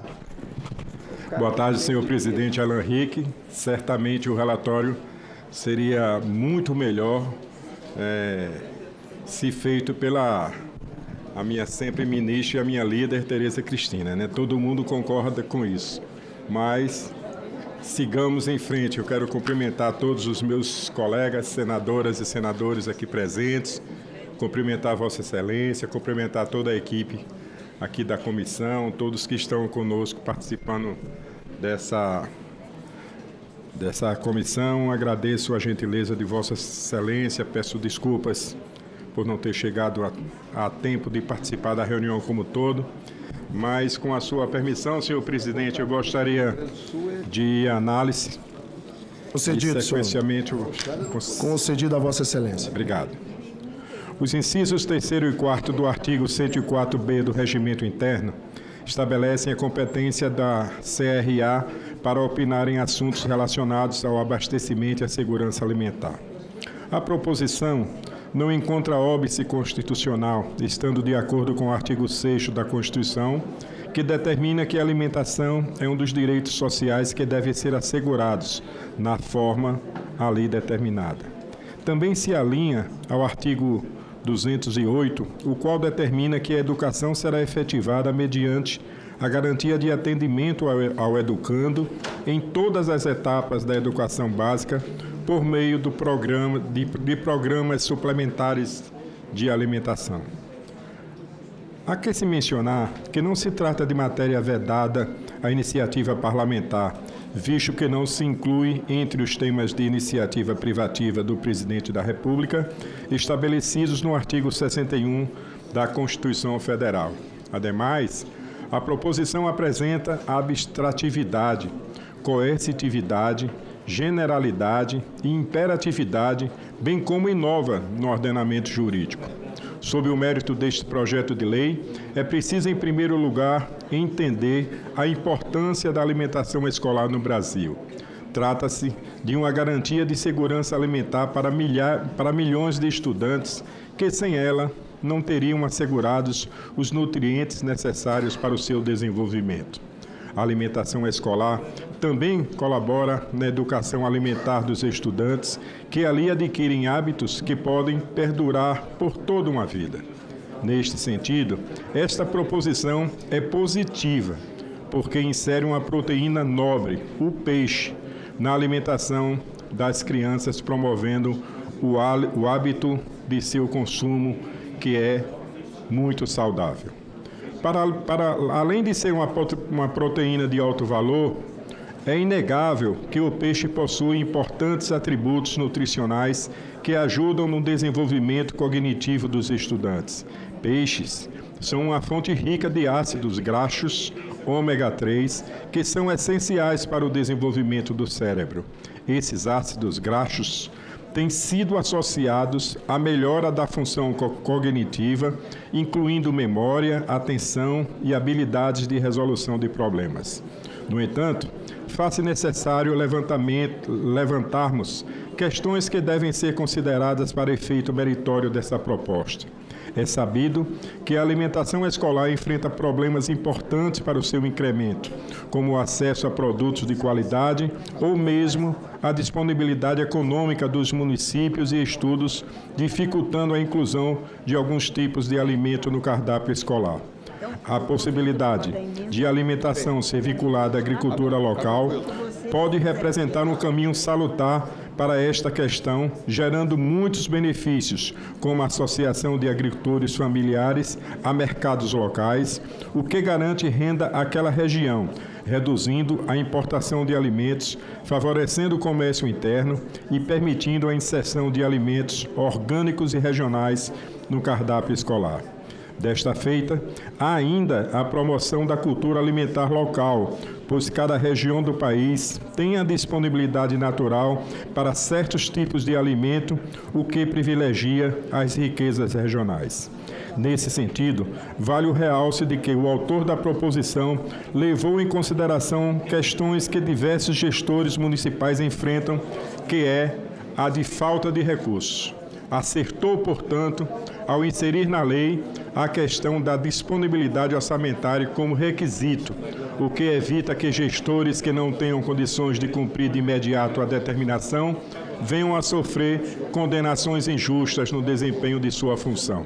Assim, avaliamos que essa alteração na proposta, que ora analisamos, incrementa seu escopo principal, a melhora significativa do cardápio escolar, com a inclusão de peixe no cardápio, bem como possibilita o respeito à cultura alimentar e à vocação agrícola de cada região. Portanto, senhor presidente, resta claro que a proposição é meritória, é constitucional e goza de boa técnica legislativa, podendo receber o devido apoio desta comissão. Vou ao voto, senhor presidente.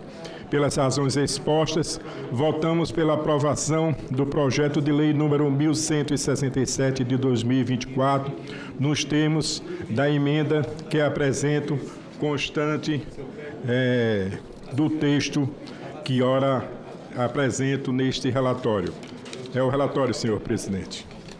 Cumprimento o senador Laércio Oliveira pela leitura do relatório. Coloco a matéria, portanto, em discussão. Não havendo quem queira discutir, está encerrada a discussão. Em votação, o relatório do senador Laércio Oliveira. Senhoras senadoras, senhores senadores que o aprovam, permaneçam como se encontram.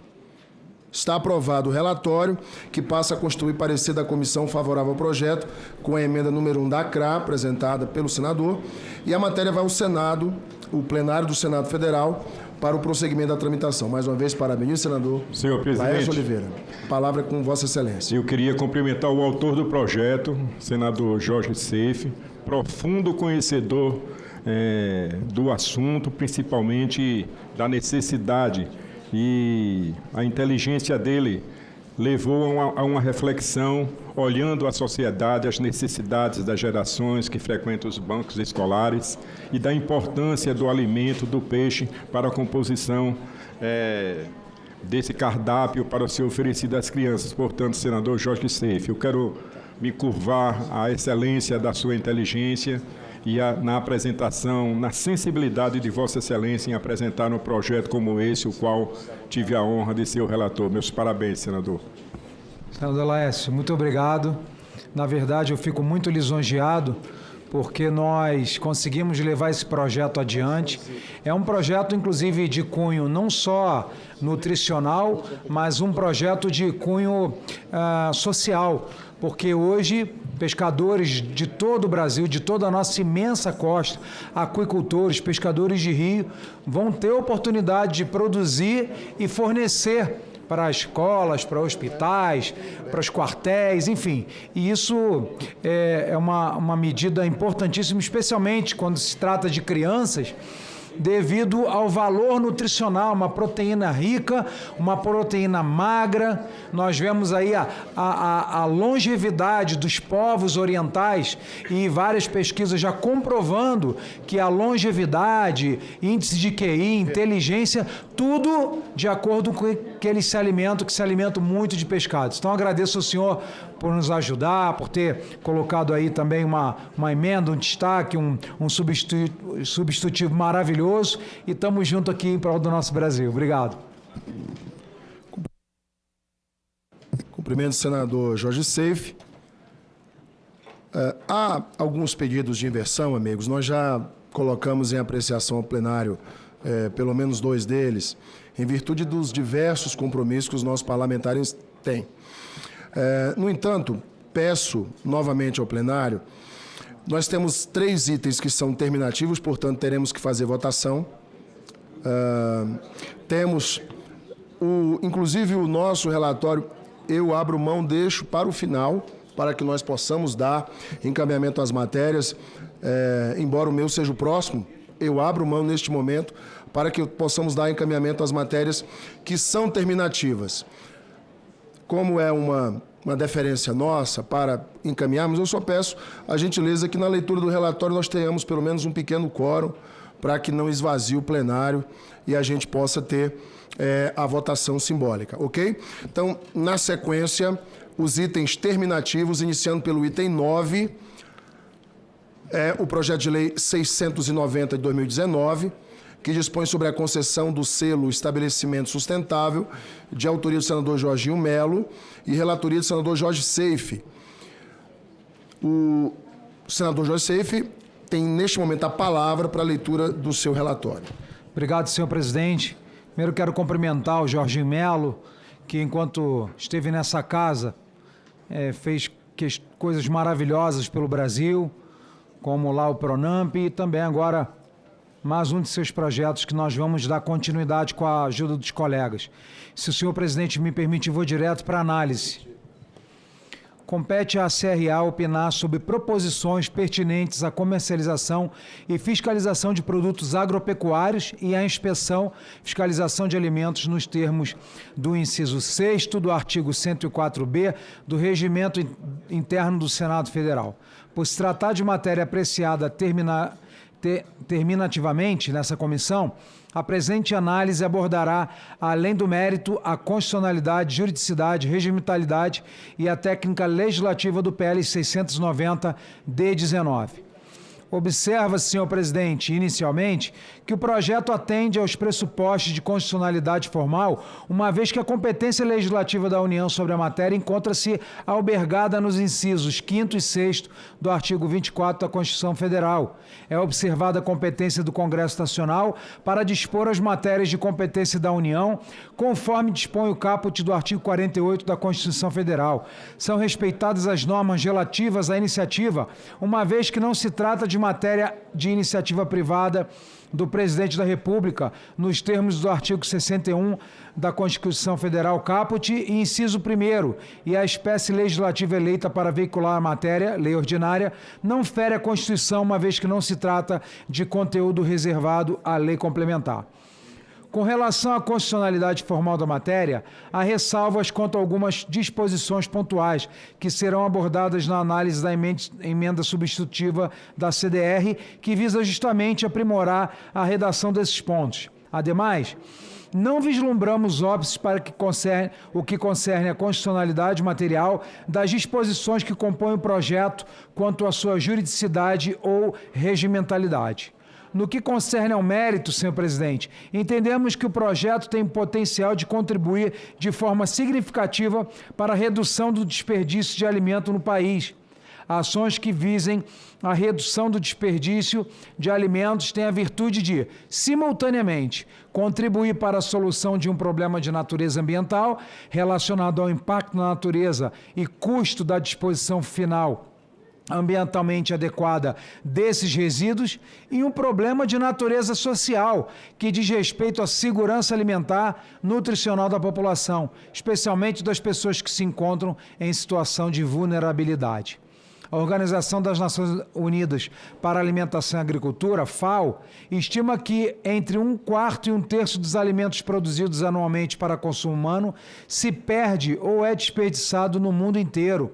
No Brasil, a estimativa é que a quantidade de alimento desperdiçada seria suficiente para satisfazer as necessidades nutricionais de 11 milhões de brasileiros. Conforme muito bem anotado no parecer da CDR, o Senado Federal tem atuado na questão, cabendo registrar a aprovação nessa casa do projeto de lei do Senado, PLS, número 672 de 2015, de autoria do senador Ataídes Oliveira, que dispõe sobre a redução de desperdício de alimentos e que aguarda apreciação na Câmara dos Deputados, bem como o PL 1194 de 20, de autoria do senador Fernando Collor de Mello, que dispõe sobre o combate ao desperdício de alimentos e a doação de excedentes de refeições prontas para o consumo e que foi encaminhado à sanção e convertido na Lei 14.016, de 23 de junho de 20.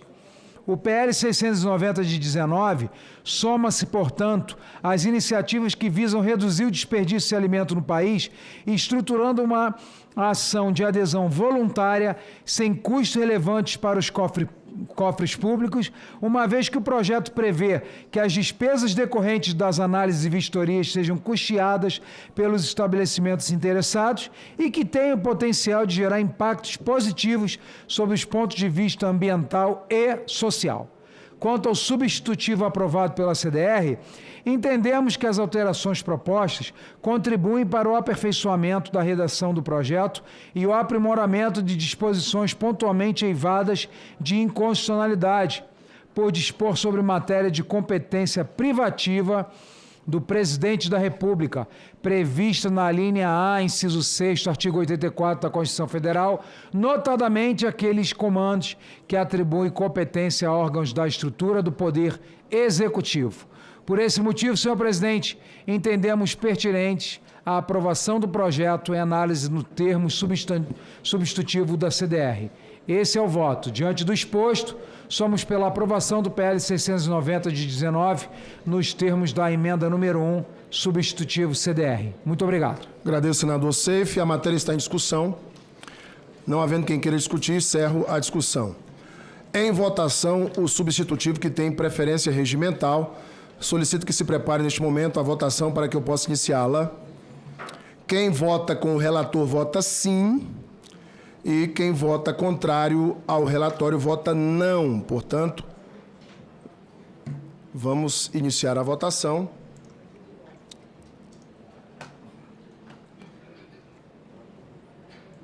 Está iniciada a votação. Pode ser feita tanto pelos notebooks quanto pelo aplicativo no celular.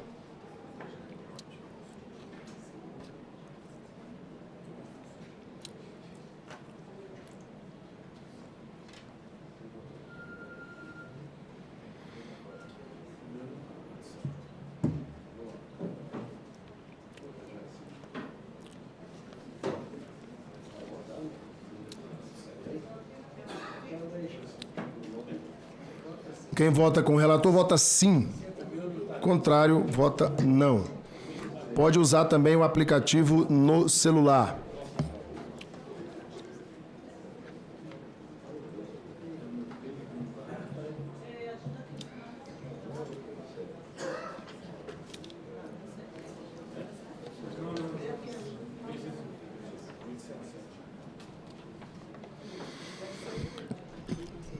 Enquanto se desenrola a votação, está sobre a mesa o nosso requerimento do voto de repúdio ao deputado francês Vincent Trebuchet pela declaração proferida neste dia 26 de novembro de 2024, no parlamento francês, comparando a carne brasileira a lixo. Nós já fizemos a justificativa no início desta reunião para o voto de repúdio. Apresento, portanto, ao plenário, aqueles que concordam permaneçam como se encontram. Está aprovado, portanto, o voto de repúdio desta comissão à infeliz fala do deputado francês Vincent Trebuchet pela declaração proferida no parlamento francês contra a carne brasileira. item 6.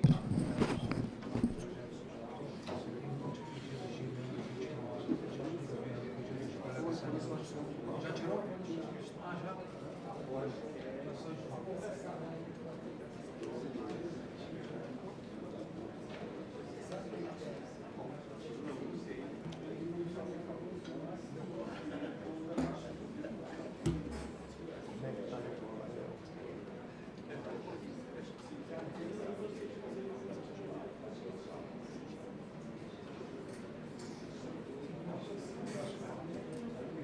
Senhor presidente, pela ordem.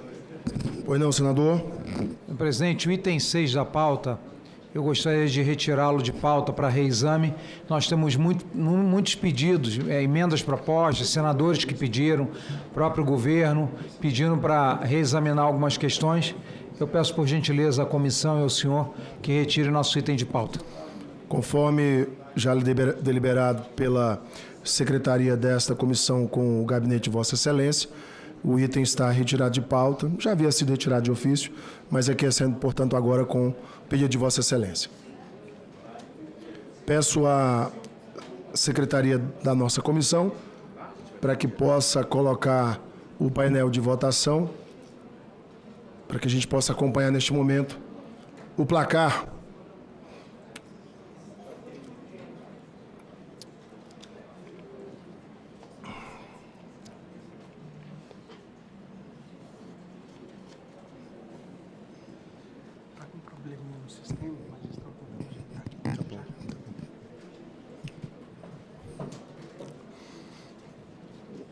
Enquanto nós buscamos resolver aqui um probleminha técnico, solicito apenas que nos forneçam aqui o placar neste momento, o número de votantes.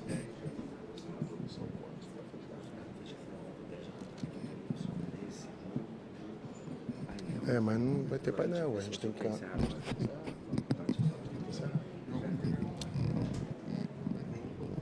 que eu peça ali para o pessoal? Não. Só pode encerrar, senador, aqui. E eu falo para o senhor aqui. Eu solicito que coloque o painel para o conhecimento dos senadores, para que os senadores possam ter, neste momento, e também... Poxa, desligou aí também, gente. Para que a gente possa demonstrar, até mesmo para quem nos acompanha agora, pela TV Senado, o painel aqui no monitor da secretaria. E a gente possa encerrar a votação atingido o número regimental.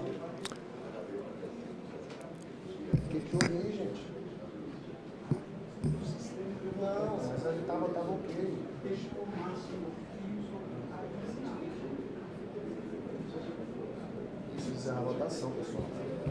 Pedro, precisa encerrar a votação. Mas eu preciso mostrar o painel para os senadores. Eles precisam ter conhecimento da votação.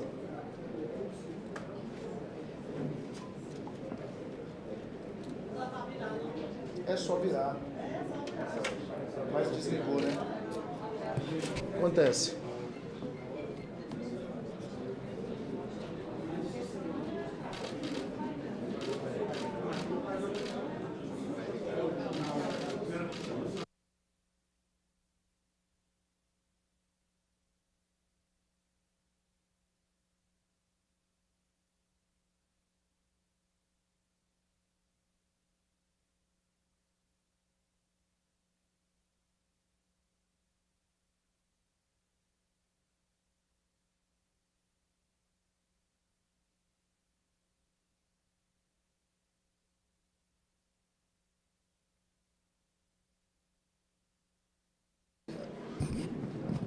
Preciso que a imagem seja mais nítida, para que os senadores tenham o devido conhecimento, e todos que nos assistem, da votação. Nós temos o quórum.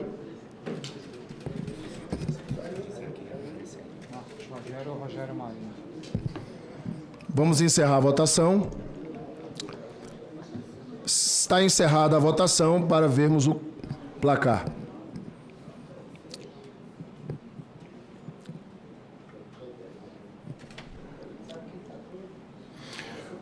Votaram sim 9 senhores e senhoras senadores e senadoras, Por unanimidade, está aprovado o relatório, que precisa de votação em turno suplementar.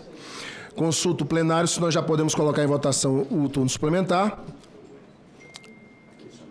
Não havendo quem se oponha, solicito à secretaria para que possamos colocar em votação o turno suplementar.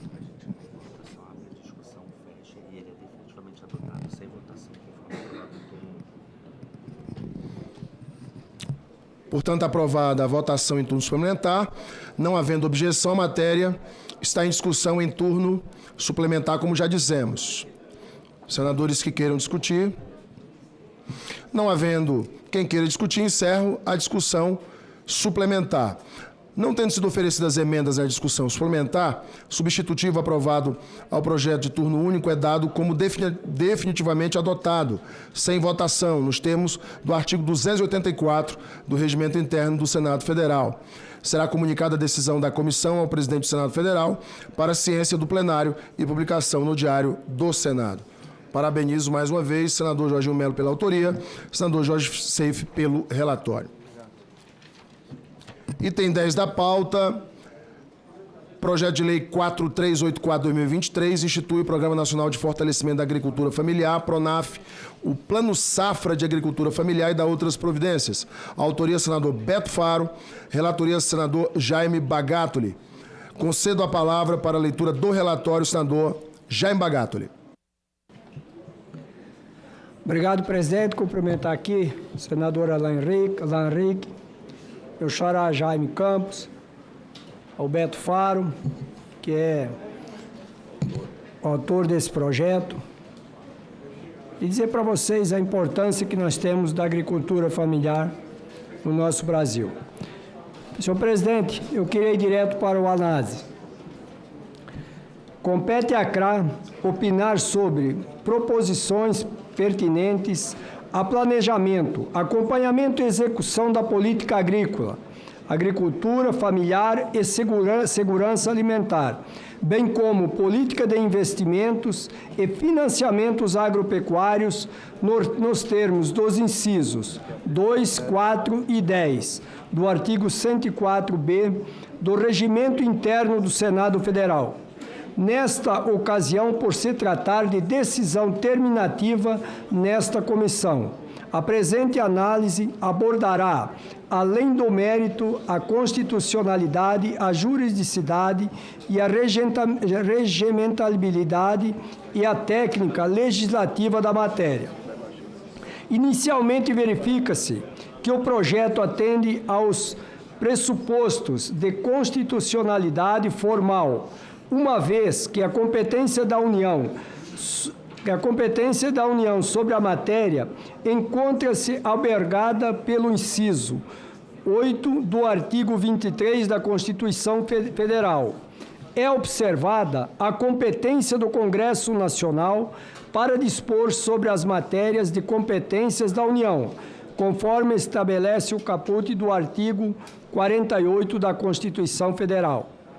São também respeitadas as normas relativas à iniciativa legislativa, uma vez que não se trata de matéria iniciativa privativa do Presidente da República, nos termos do artigo 61 da Constituição Federal e do parágrafo 1º, a espécie legislativa eleita para veicular a matéria, lei ordinária, não fere a Constituição, uma vez que não se trata de conteúdo reservado à lei complementar. Ademais, não vislumbramos óbices no que concerne à constitucionalidade material das disposições que compõem o projeto.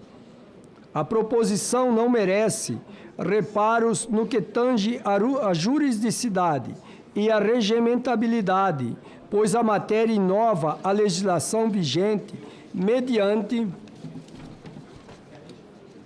proposição parlamentar, que imprime generalidade e coercitividade aos comandos que define com obediência aos princípios gerais do direito e, além disso, tramita de acordo com o que preconiza o Refis. No que concerne à técnica legislativa adotada, o projeto harmoniza-se com as prescrições da Lei Complementar número 95, de 26 de fevereiro de 1998, que dispõe sobre a elaboração, a redação, a alteração e a consolidação das leis. Quanto ao mérito, entendemos que o PL número 4.384 de 2023 contribui para consolidar e aperfeiçoar o marco legal das políticas públicas destinada à agricultura familiar.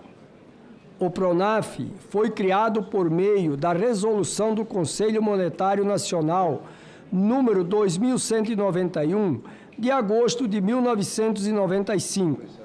A partir daí, o programa passou a contar com a previsão em decretos da Presidência da República, sendo o decreto número 3.991, de 30 de outubro de 2001, o último em vigor.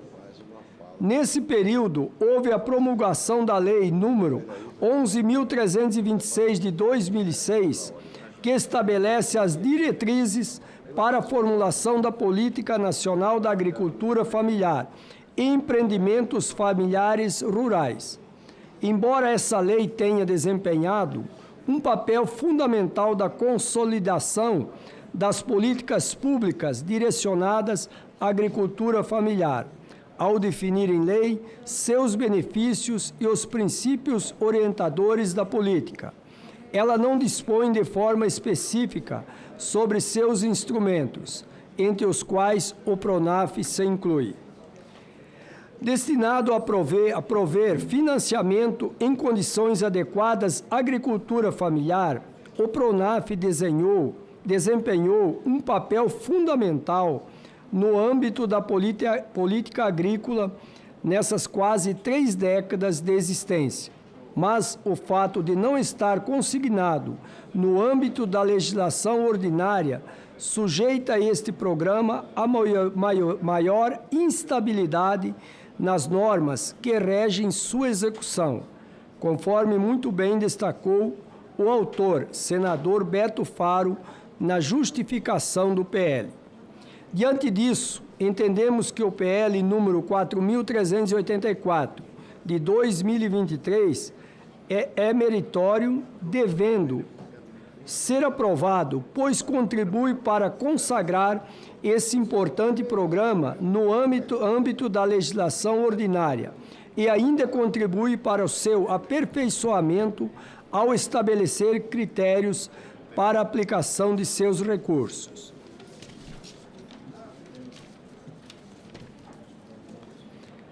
Cabe-se, nesta ocasião, analisar também as emendas números 5 a 8, aprovadas pela CAI, sendo que as emendas número 1 e 4 são consideradas inexistentes, por não serem emendas de prazo regimental e por terem sido rejeitadas na comissão em que foram apresentadas. A emenda número 5 da CAI suprime o parágrafo do artigo 2º do PL e ajusta a redação do parágrafo 1º, remunerando-o, e corrige remissão legal, fica em seu texto. A emenda número 6 da CAI, por sua vez, aperfeiçoa a redação do artigo 7º do PL para simplificar o comando do dispositivo relativo às operações de financiamento do PRONAF. A emenda número 7 da CAI aperfeiçoa a redação do parágrafo 5º a ser acrescido no artigo 8º da Lei número 8.171 de 1991, na forma do artigo 8º do PL, e a emenda número 8 da CAI, número 8. CAI suprime o artigo 6º do PL por tratar de matéria de natureza orçamentária. Consideramos, portanto, que as emendas números 5 e 8 da CAI também devem ser aprovadas por contribuírem para aperfeiçoar a redação do projeto. Voto. Diante do exposto, somos pela aprovação do projeto de lei número 4.384 de 2023 e das emendas número 5 a 8 da CAI. Cumprimento o senador Jaime pela leitura do relatório. A matéria está em discussão. Não havendo quem queira discutir... Presidente, não. Presidente, só Senador queria fazer Jaime. um comentário aqui. Não só a importância da agricultura familiar no Brasil, a importância do nosso pequeno produtor, e eu quero deixar uma ressalva aqui aos senadores. Hoje nós tivemos discutindo, que Vossa Excelência estava lá, sobre as empresas que estão no Simples. E eu quero deixar aqui aos senadores a grande preocupação, estava falando com o senador Beto Faro, a grande preocupação que nós temos com os pequenos produtores, que têm faturamento, senador Jaime Campos, até 3 milhões e 600 mil, que elas estão no lucro presumido. Essa é uma grande preocupação, porque da mesma forma que nós temos as empresas do Simples com esse problema, nós vamos ter os nossos pequenos produtores que estão no lucro presumido com faturamento até 3 milhões e 600. Nós temos que se debruçar em cima dessa situação, porque está chegando o momento de aprovar a reforma tributária. E dizer aqui para você, presidente, sobre essa situação que aconteceu hoje. É lamentável isso que aconteceu, alegando que a nossa carne é um lixo. Eu quero dizer para vocês, a única coisa que os franceses têm medo nosso é da competitividade. Hoje, o preço do boi São Paulo está na casa de R$350, significa em dólar em torno de 60 dólares, enquanto que o boi nos Estados Unidos está 97 e 98 dólares. Então, o nosso preço da carne do boi hoje no Brasil, ele é praticamente 60% do preço do boi lá nos Estados Unidos. Então, a grande preocupação que eu vejo na França, eles são infelizes falar um negócio desse. Isso é inadmissível nós aceitarmos que eles falam isso sobre a nossa produção bovina no Brasil. E nós temos que realmente rebater essa situação. Obrigado, presidente. Cumprimento o senador Jaime. Informo que sobre o tema do Simples há uma emenda de autoria do senador Irajá, que trata deste tema e garante a manutenção dos benefícios fiscais do Simples aos nossos micro e pequenos empresários. Em relação ao segundo tema levantado pelo senador Jaime Bagato, lhe aprovamos agora, nesta comissão, com o voto de todas as vossas excelências, uma moção de repúdio a este deputado francês, que lamentavelmente embarca neste desserviço às relações Brasil e França, ao livre comércio entre os países, com uma fala tão, para dizer o mínimo, infeliz, degradante, e que o Brasil vai responder na mesma medida, produzindo ainda mais alimento, alimentando o mundo com a qualidade, respeito ambiental e sanidade animal que nós temos. Muito obrigado, senador Jaime, pelas considerações. Presidente, pela ordem, se me permite. Vou dar a palavra agora ao senador Jaime, mas iniciarei a votação para que os parlamentares possam ir votando na matéria enquanto o senador Jaime faz uso da palavra. Senador Jaime, está iniciada a votação. Presidente, apenas para primeiro cumprimentar aqui e louvar a atitude desta comissão de aprovar, com certeza, essa moção de repúdio a esse infeliz deputado francês. Nada mais é do que a questão de comércio, é atividade comercial, nós somos competitivos.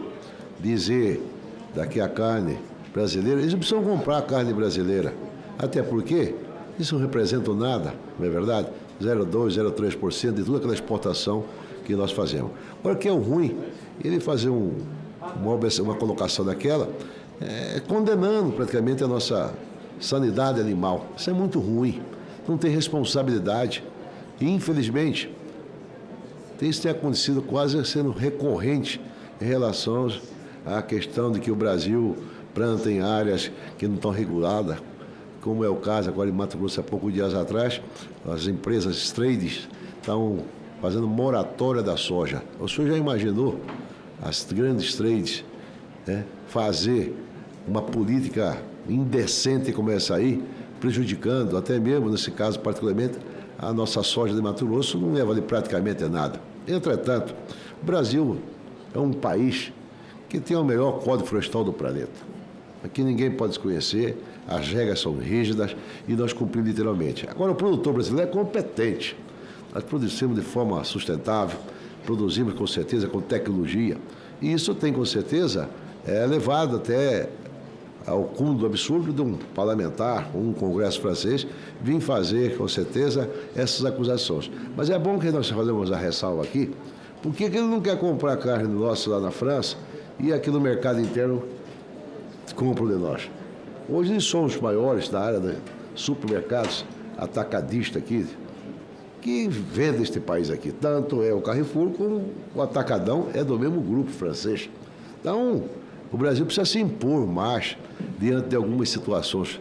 Lamentavelmente, os países estão querendo colocar o dedo sujo, apontar o dedo sujo para a atividade aqui do campo do agronegócio brasileiro.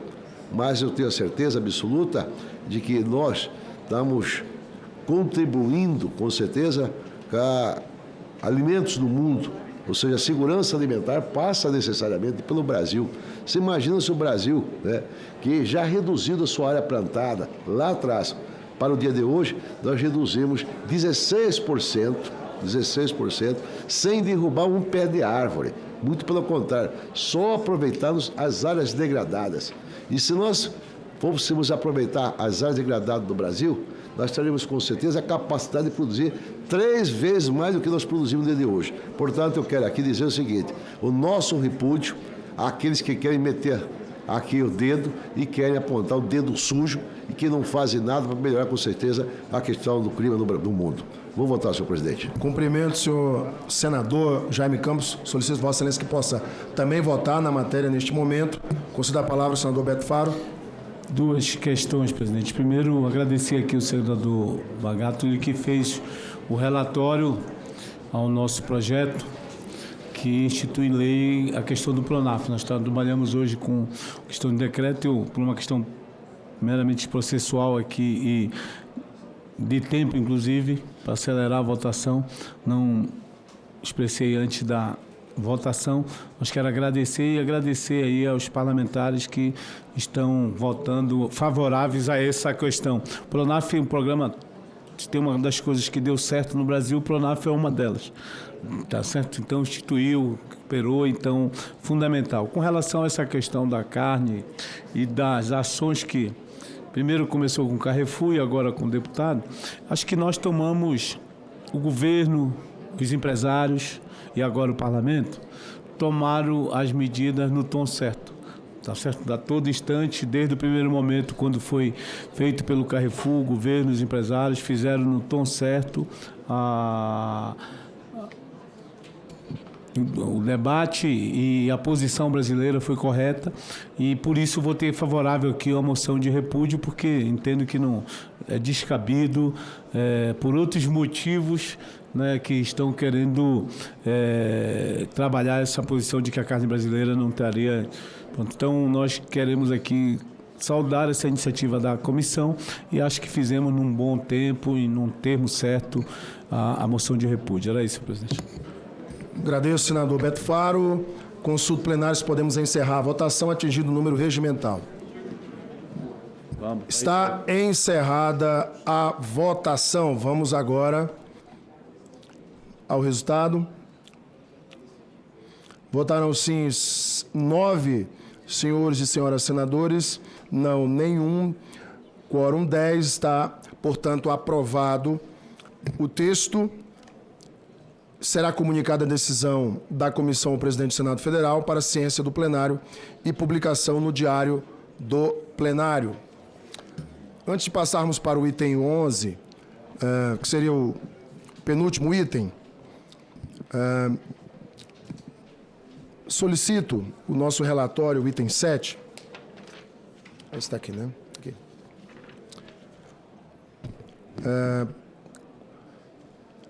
O item 7 trata do projeto de lei 2691 de 2024, senador Messias de Jesus, que institui o Programa Nacional de Recuperação de Crédito dos Pequenos Agricultores, o Desenrola Rural, e tem relatório nosso. Como conversei anteriormente com o senador Beto Faro, que pediu vista, vou fazer a leitura do voto, concedo vista coletiva para a próxima reunião, nesse acordo aqui de procedimentos, né? Como já dito, este projeto de lei, ele trata da criação do Programa Nacional de Recuperação de Crédito dos Pequenos Agricultores, o Desenrola Rural, e altera a Lei número 12.087, de 11 de novembro de 2009, e a Lei 14.166, de 10 de junho de 2021. Revoga o artigo 4º da Lei 14.554, de 2023. O voto é favorável ao projeto de lei pelas razões que já estão expostas no relatório, que é de conhecimento de todos, porque já está no sistema, com as duas emendas também apresentadas. Conforme solicitação do senador Beto Faro, concedo vista coletiva para que possamos apreciar a matéria na próxima reunião. Último item da pauta, item 11, projeto de lei número 5587 de 2023, que institui o Programa Nacional de Sucessão Rural para Jovens Agricultores e dá outras providências, de autoria da nobre senadora Jussara Lima, e relatoria ad hoc, senador Hamilton Mourão. Relatora inicial, senadora professora Dorinha, União Brasil Tocantins. Concedo a palavra ao senador Hamilton Mourão. Presidente, indo direto à análise, não há ressalvas em relação à constitucionalidade, juridicidade, regimentalidade e técnica legislativa. No que quanto ao mérito, o PL é importante registrar que ele aborda questões que devem cada vez mais demandar a atenção do poder público, especialmente o problema da sucessão rural, no caso de pequenas propriedades familiares, quando a divisão do imóvel em virtude de partilha é indesejável ou até mesmo inviável.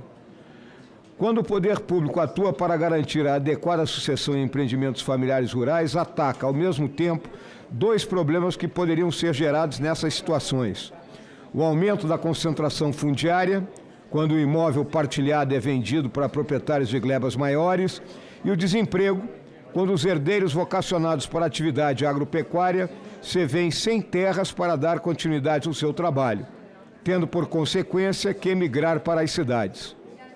Outro ponto bastante relevante que o PL aborda é a oferta de capacitação no meio rural.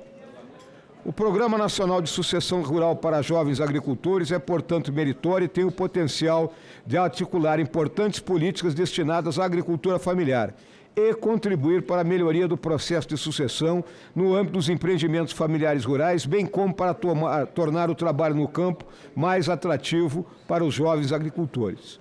Entendemos, contudo, haver oportunidade para que sejam promovidos aperfeiçoamentos ao texto do projeto. Por essa razão, oferecemos emenda para 1. Ajustar a nomenclatura da ação do poder público para que conste política em vez de programa, por ser termo mais adequado ao nível de abstração da legislação ordinária. 2. Ampliar o escopo do projeto ao estabelecer o conceito de juventude rural e sucessão rural para auxiliar na interpretação da futura norma. 3. Estabelecer que a política de juventude e sucessão rural seja formulada, gerida e executada em articulação com as políticas voltadas para a reforma agrária e com o Programa Nacional de Fortalecimento da Agricultura Familiar, o PRONAF. 4. Definir as ações a serem executadas para o alcance dos objetivos do programa. 5. Suprimir os dispositivos que tratam do FNSRJA e de sua administração, bem como 6. Realizar diversos ajustes redacionais para o aperfeiçoamento do texto. Ressaltamos que a supressão dos dispositivos que tratam do FNSRJA e de sua administração tem apenas o objetivo de adequar o texto do projeto quanto à sua constitucionalidade formal e sanar eventual vício de iniciativa. Ao regulamentar a lei resultante do PL, caberá ao Poder Executivo designar os órgãos responsáveis pela administração do programa, conforme preconizam os incisos 4 e meia dúzia do artigo 84 da Constituição Federal. Dessa forma, presidente, considerando o mérito da matéria e a oportunidade para aperfeiçoamento do texto, oferecemos emenda substitutiva que contempla todas as alterações descritas acima. E assim, somos pela aprovação do PL número 5587 de 2023, no termos da emenda substitutiva que se segue. Encerrado, senador Hamilton. Muito obrigado pela leitura do relatório. A matéria está em discussão. Senadora Jussara. Boa tarde, senhor presidente dessa comissão, senador Alan Rick. Eu gostaria de agradecer à senadora Dorinha Seabra pelo brilhante relatório e também cumprimentar o nosso ilustre senador Hamilton Mourão pela relatoria ad hoc.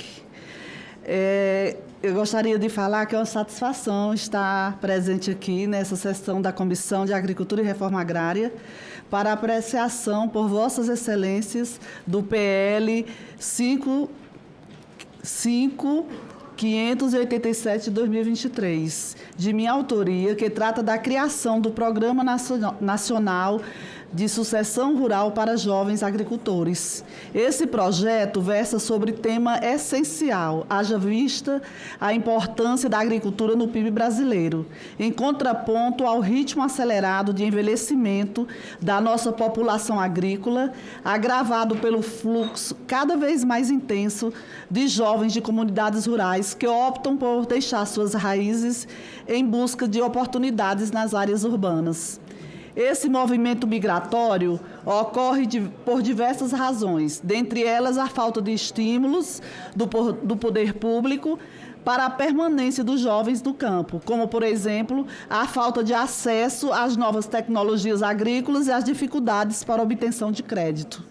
As consequências do abandono da agricultura familiar pelos jovens vão além da esfera econômica, impactando também a sustentabilidade das comunidades rurais e a capacidade das cidades de absorver saltos populacionais tão rapidamente. E, a longo prazo, a falta de um plano estratégico para a sucessão rural pode não apenas levar a uma queda na produção agrícola, mas também afetar a biodiversidade e o clima de diversas regiões. Por estas razões, a implantação do Programa Nacional de Sucessão Rural para Jovens Agricultores surge como estratégia oportuna. O programa oferecerá formação técnica e gerencial em agropecuária, abrindo portas para que os jovens se engajem na agricultura com uma abordagem moderna e eficiente. Facilitando o acesso a crédito e terra, o programa será um mecanismo de inclusão, tornando a agricultura uma opção atraente e viável. E ao promover práticas agrícolas sustentáveis, o programa se alinha com as metas globais de sustentabilidade. Será um modelo de agricultura ambientalmente responsável. Este programa tem um potencial de inibir a tendência de envelhecimento no setor agrícola e de reter jovens em comunidades rurais. A inclusão de comunidades quilombolas e outros grupos tradicionais representa uma abordagem inclusiva que considera as desigualdades sociais e econômicas, muitas vezes acentuadas em áreas rurais. Finalmente, agradeço de coração a sensibilidade da minha amiga senadora professora Dorinha na elaboração de relatório cuidadoso e colaborativo desse projeto de lei, recomendando sua aprovação, e aos membros dessa importante comissão pela aprovação desse passo fundamental para o setor agrícola do nosso país. Muito obrigada, senhor presidente. Cumprimento a senadora Jussara Lima, autora deste projeto de lei. Não havendo mais quem queira discutir, está encerrada a discussão. Em votação, o substitutivo, que tem prevalência regimental. Está iniciada a votação. Senhores senadores, senhoras senadores, podem votar pelo notebook ou pelo aplicativo no celular. Esta é a última votação, a última matéria desta reunião. Solicito também a esta secretaria que comunique aos demais senadores para que proceda a votação pelo aplicativo. Alcançando o número regimental, estaremos encerrando a votação. Enquanto promovemos a votação da matéria, comunico na posição de presidente desta egrégia comissão informações sobre o orçamento 2025. Em conformidade com o cronograma oficial divulgado pela Comissão Mista de Orçamento, esta presidência comunica às senhoras e senhores senadores, membros desta comissão, o seguinte calendário para apresentação de emendas concomitantemente ao projeto de lei de diretrizes orçamentárias e ao projeto de lei da Lei Orçamentária Anual, PLDO 2025 e PLOA 2025, abertura de prazo nesta quinta-feira, 28 de novembro, e encerramento na segunda-feira, dia 2 de dezembro, impreterivelmente às 14 horas. Deliberação, dia 4 de dezembro, quarta-feira. Contamos, portanto, com a colaboração dos pares para a estrita observância do prazo anunciado em virtude da excepcionalidade da tramitação simultânea de ambos os projetos de lei de cunho orçamentário, que tornou exígua a nossa janela de apreciação. As propostas de emenda deverão ser elaboradas e enviadas exclusivamente pelo sistema de emendas Lexor. A Secretaria da Comissão não está autorizada a receber emendas em outro formato ou por outro meio.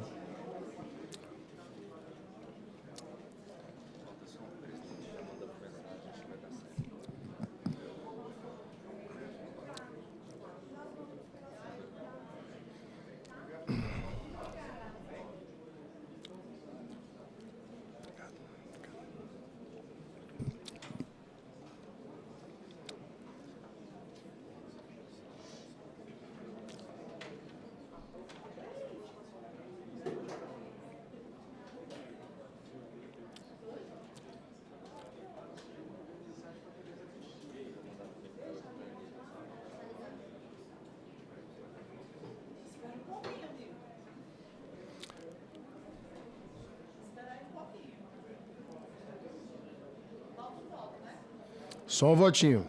Pronto, atingimos o número regimental, 10 votos. Está encerrada a votação.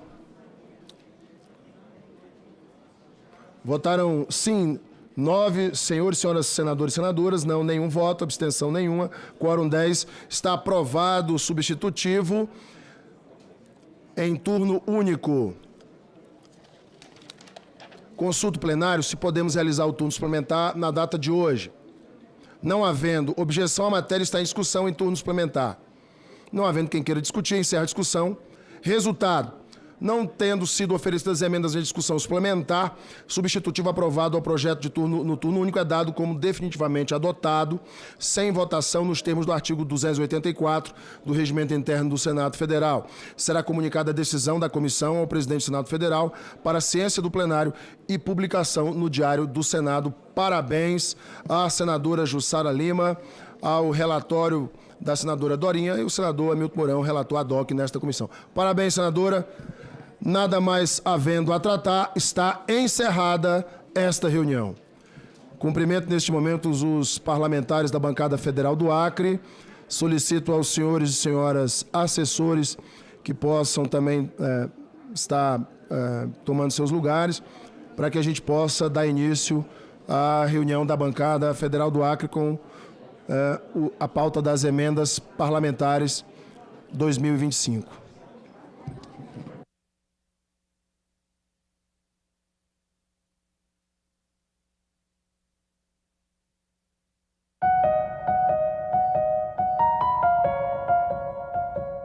Rios brasileiros e o potencial de exportação, o agronegócio e os benefícios aos ribeirinhos. A gente tem 13 milhões de toneladas que são transportadas. A nossa estimativa é que esse volume chegue a cerca de 28 milhões em 2057. Não faz o menor sentido a gente falar dessas embarcações que já acessam o rio, que já ali navegam sem o menor tipo de restrição, que elas paguem qualquer coisa. Em discussão, hoje, 8 horas da noite, aqui na TV Senado.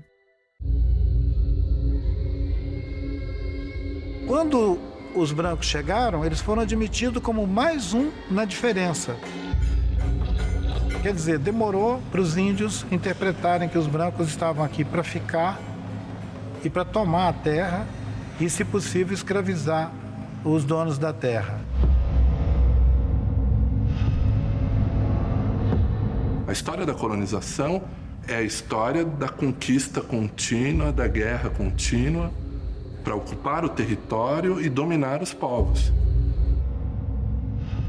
A falsificação ideológica que sugere que nós temos paz é para a gente continuar mantendo a coisa funcionando. Não tem paz em lugar nenhum. É guerra em todos os lugares o tempo todo.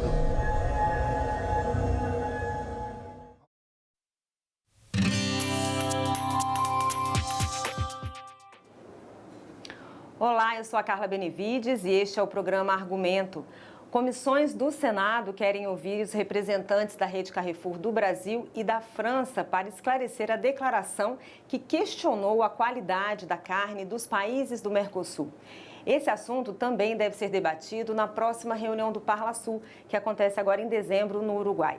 Aqui ao meu lado está o presidente da representação brasileira do Parlasul, senador Nelsinho Trade. Senador, muito obrigada pela sua presença mais uma vez aqui no programa Argumento. Eu que agradeço, Carla. É um prazer estar aqui conversando com você, com todos os telespectadores e as redes sociais. Senador, já houve a retratação do CEO do Carrefour, mas foi uma declaração que pode trazer, né, prejuízos, uma declaração considerada por vários parlamentares como muito grave. Eu queria que o senhor falasse um pouquinho sobre isso. Na verdade, a primeira fala dele foi muito mais forte do que a retratação, né?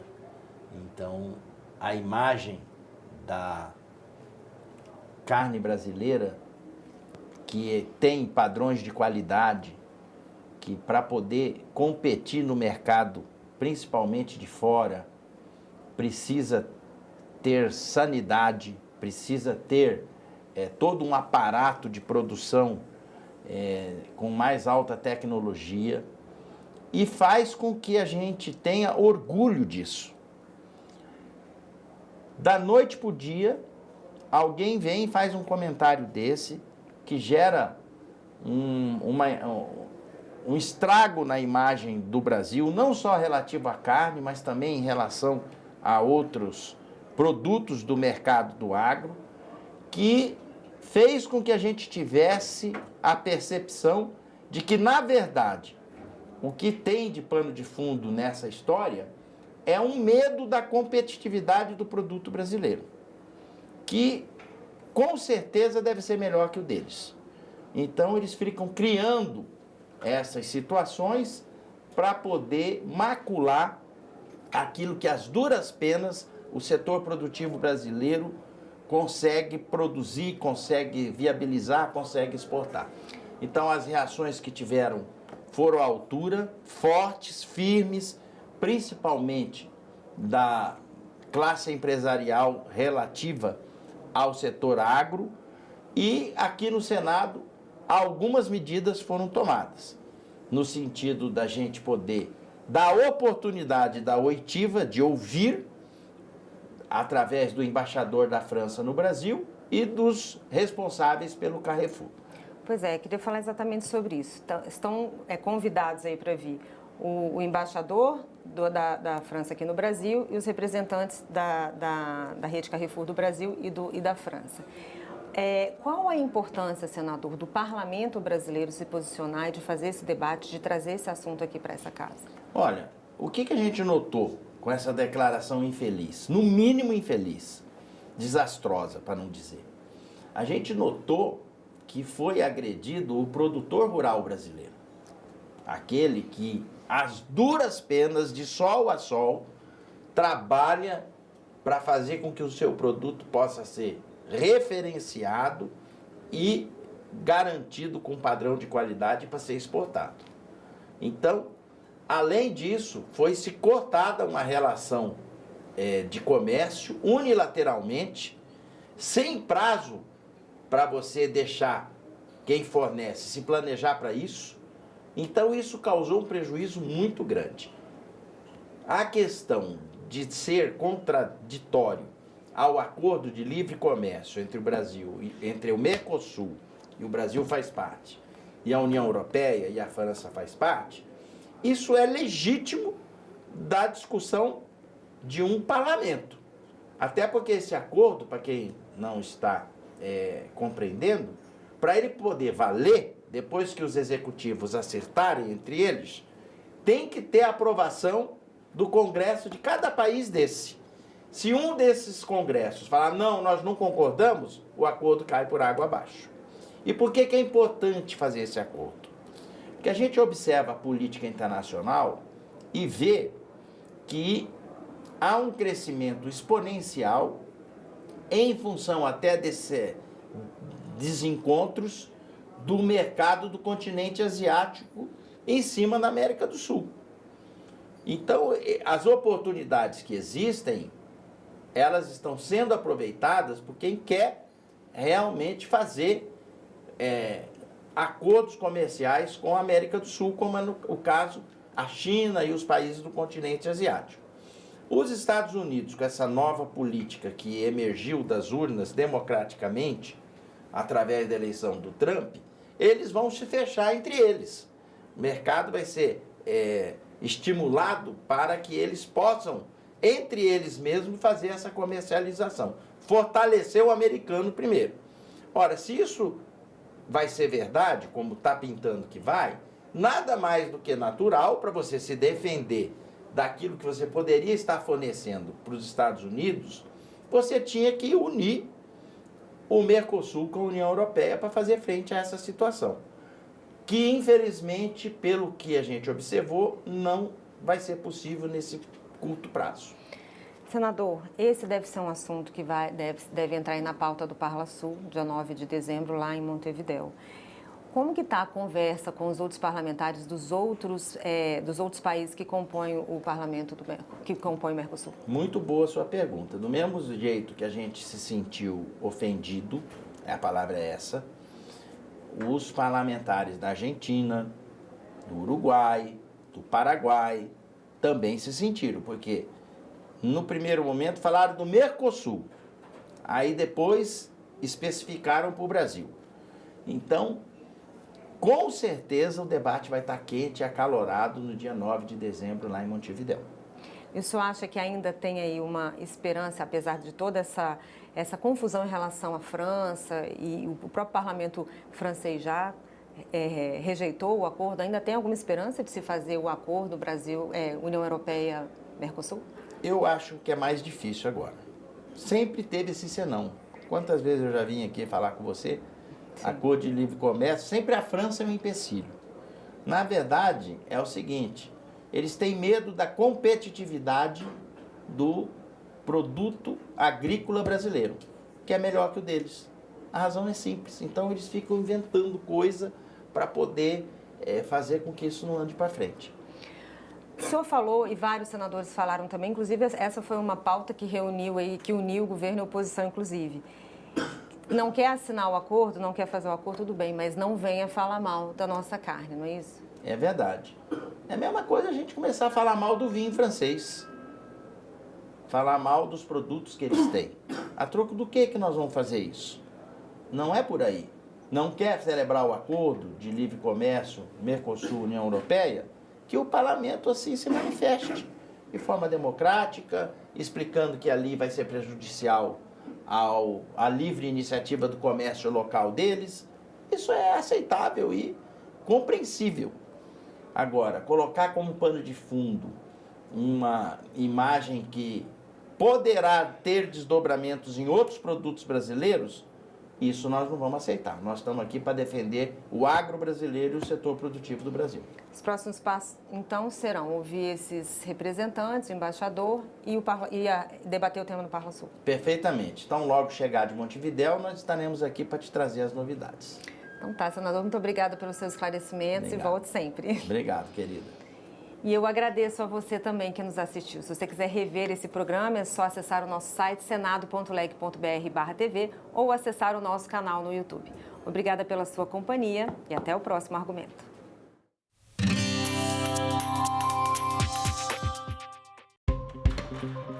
Quais os riscos e benefícios dos implantes hormonais? Quais as regras atuais para aplicação? O produto pode ser usado para fins estéticos? O que os médicos dizem sobre isso? Nossos convidados respondem a essas e outras perguntas ao vivo. TV Senado Live, nesta sexta, 9 horas da manhã. Meu nome é Felipe Figueiredo, sou professor de História, podcaster e youtuber e estou aqui para falar um pouco com vocês sobre a participação brasileira nas duas guerras mundiais. A participação brasileira nesses conflitos, é claro que envolveu muitas decisões políticas e diplomáticas, mas também teve a participação de um importante senador da República, senador Rui Barbosa. Impressionante ele, né? É interessante como ele tem acesso ao presidente da época, ele era um dos principais conselheiros do presidente. Isso, ele era um homem muito próximo ao Venceslau Braz, né, que era presidente brasileiro no período que o Brasil entra na Primeira Guerra Mundial, e ele vai ser o proponente da entrada do Brasil na guerra do lado da Entente, né, França, Reino Unido, Estados Unidos, pensando na futura ordem internacional que viria a ser construída depois do conflito. Aí, muito tempo depois, vem a Segunda Guerra, mas continua a Alemanha como protagonista. Ela, de novo, afunda navios brasileiros e aí fica difícil a neutralidade. A Alemanha comprava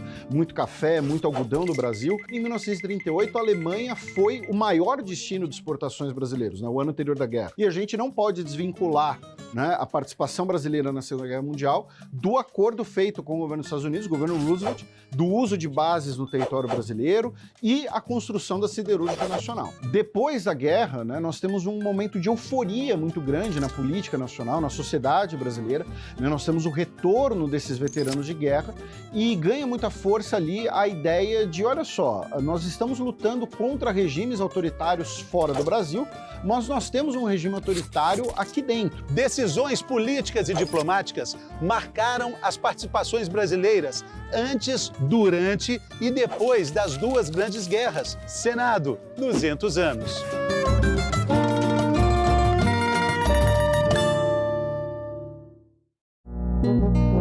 Agora é lei. Mulheres vítimas de violência doméstica e familiar têm direito ao sigilo do nome em processos judiciais. Mas a proteção não se aplica ao nome do autor do crime e nem a dados processuais, garantindo transparência em relação ao acusado e ao devido processo legal. O Senado votou, agora é lei. Não é possível nem aceitável que alguma instituição, seja o Estado ou qualquer outra, nos defina o que deve ser família. Não cabe ao Estado, por exemplo, definir o que é uma família.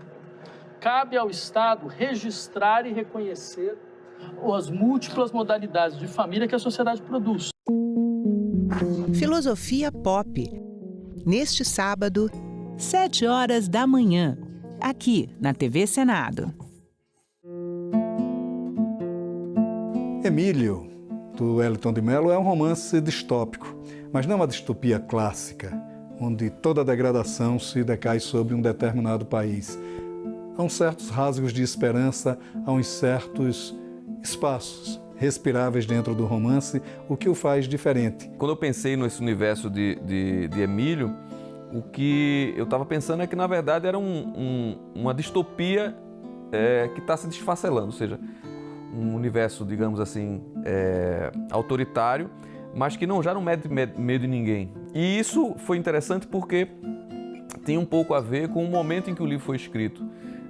Eu passei 7 anos escrevendo, e em outros momentos o livro talvez tivesse, se eu tivesse terminado esse livro, talvez uns 4 anos antes, ele talvez ficasse um pouco mais datado, justamente porque eu estava escrevendo sob uma aura de um regime autoritário.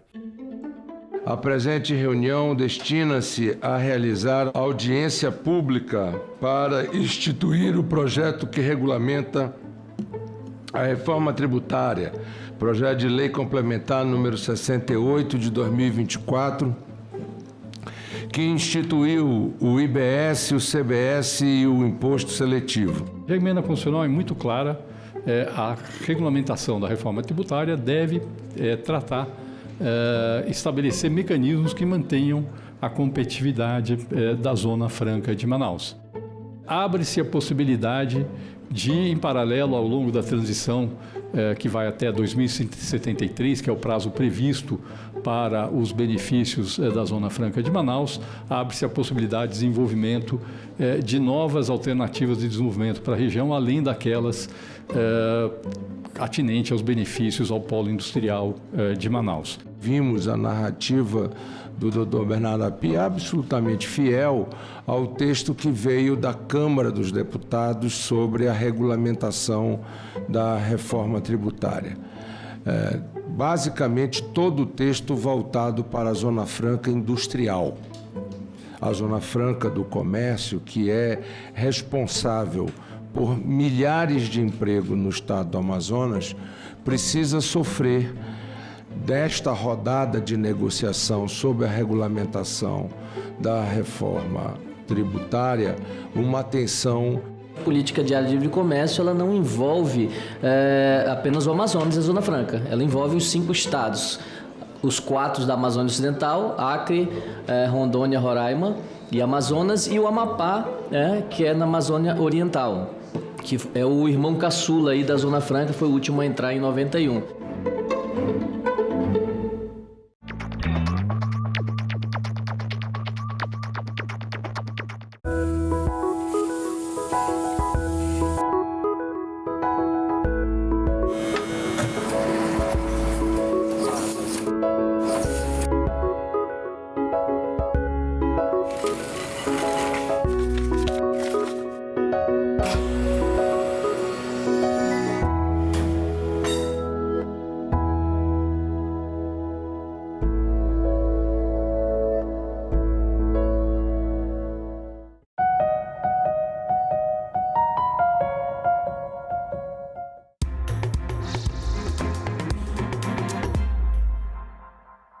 Boa noite, hoje é quinta-feira, 28 de novembro, e o Senado Notícias está no ar.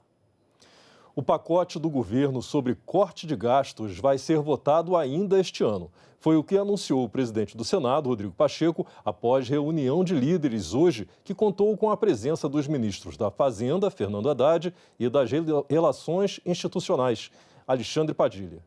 O nosso compromisso no Senado é que, tão logo a Câmara dos Deputados aprecie a proposta de emenda à Constituição e o projeto de lei complementar, o Senado submeta diretamente ao plenário para que possa ser ratificado em revisão aquilo que a Câmara fizer em relação a esse pacote. Então, esse compromisso foi feito com o ministro Fernando Haddad, com o ministro Padilha, com o próprio presidente Lula ontem, do nosso engajamento para que até o final do ano, antes do recesso, possamos ver apreciadas essas medidas da equipe econômica. Tivemos uma reunião bastante produtiva.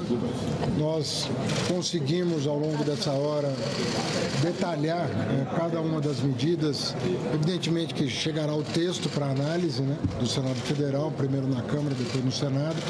Mas eu senti um clima muito receptivo. O que eu ouvi tanto da Câmara e ouvi aqui hoje do presidente do Senado é o compromisso dos líderes da Câmara, de todos os partidos, dos líderes do Senado, de todos os partidos, expresso aqui pelo presidente do Senado, todo esforço para concluirmos a votação até o final do ano, para que a gente possa construir a peça orçamentária do ano que vem, já influenciado com as diretrizes do reforço do marco fiscal, para que a gente possa cumprir o marco fiscal integralmente. Esse pacote de corte de gastos prevê economia de 70 bilhões de reais em 2 anos. Ele tem mudanças no salário mínimo, no abono salarial e na aposentadoria dos militares, entre outras. O salário mínimo continuará sendo reajustado acima da inflação, mas com um limite de até 2,5% para respeitar as regras do arcabouço fiscal. Há uma proposta para acabar com os chamados supersalários de servidores públicos, que recebem acima do teto constitucional, que atualmente é de R$ 44 mil. Há a previsão de mudanças nas regras de aposentadoria e pensão dos militares, como o fim do pagamento de pensão para parentes de quem foi expulso das Forças Armadas. A proposta também prevê mudanças na idade mínima para a aposentadoria, que atualmente é de 50 anos e passaria para 55 com regra de transição. Mudanças na concessão de benefícios fiscais, que só poderão ser concedidos se as contas públicas apresentarem resultado positivo. Haverá a redução do limite de renda para quem tem direito ao abono salarial. Atualmente tem direito quem recebe até 2 salários mínimos. A proposta apresentada pelo governo vai garantir o abono para quem tiver renda de até 1,5 salário mínimo de forma gradual. As medidas incluem ainda regras para as emendas parlamentares, que não poderão crescer mais do que 2,5% acima da inflação. E 50% dos recursos das emendas de comissões serão obrigatoriamente destinados para a saúde pública. O ministro anunciou ainda a isenção do imposto de renda para quem ganha até R$ 5.000. Mas, segundo o governo, essa medida não terá impacto fiscal, porque para compensar a perda de arrecadação com essa isenção, haverá aumento de imposto de quem ganha acima de R$ 50.000. As medidas serão analisadas pelo Congresso Nacional na forma de uma proposta de emenda à Constituição e de um projeto de lei. O ministro da Fazenda, Fernando Haddad, veio ao Senado para apresentar aos líderes partidários o pacote de corte de gastos. As mudanças no imposto de renda, como a isenção para quem ganha até R$ 5.000 e o aumento para quem ganha mais de R$ 50.000, vão ser analisadas pelo Congresso somente no ano que vem. O governo, ele tenta oferecer uma medida que vai no sentido de corte de gastos numa direção que aponta para algo em torno de 70 bi, o que nós estamos levantando os dados, apurando todas as equações, porque a leitura que nós temos é de que não terá esse saldo, mas, por outro lado, aquilo que ele aponta como sendo o cumprimento de uma promessa de campanha representa um rombo nas contas públicas superior a 90 bilhões de reais. Por que o mercado age de forma desconfiada, desconfortável, negativa? Porque o governo, ele tira com a mão e dá com a outra. Nós sabíamos que o debate sobre a renda ia exigir um aprofundamento da questão, mas não é uma coisa que vai ser votada esse ano, nem deveria mesmo ser votada esse ano, pelo fato de ser uma matéria que tem que contar com o debate da opinião pública. O presidente Pacheco já falou, o número de audiências públicas necessário para debater a matéria, especialistas que vão ser chamados, entende? Não é uma coisa, uma matéria que nunca foi enfrentada, a rigor, conforme está sendo proposto. Nós não temos esse compromisso de aprovar até o 21 de dezembro. Os senadores de oposição que estavam lá, inclusive o próprio presidente Pacheco, todos disseram que iriam estudar a possibilidade, mas não tivemos como fazer uma garantia de que isso será aprovado até o dia 21 de dezembro, quando o Congresso entra de recesso. Faremos o possível e votaremos se for de fato favorável ao país e à população. Não haverá cortes, não haverá redução. Por exemplo, o abono salarial. Não vai ter corte no abono salarial, mas ele precisa ter como o salário mínimo aumentou bastante o seu poder de compra e ele cresce todo ano acima da inflação, né? Esse abono salarial, uma hora ele precisa ter uma estabilizada e crescer numa proporção que possa ser pago, que possa caber dentro das contas do governo, mas não vai ter corte. Na entrevista depois da reunião de líderes, o senador Rodrigo Pacheco falou sobre as prioridades das votações no Senado até o fim do ano.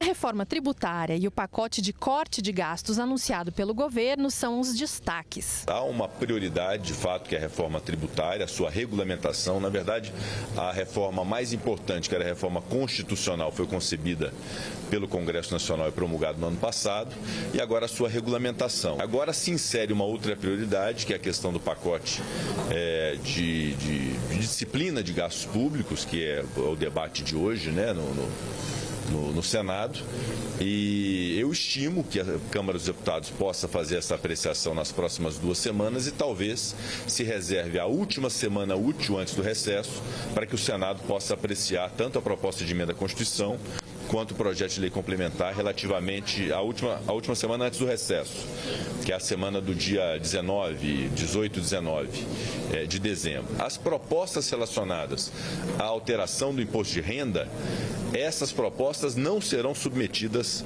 à apreciação esse ano.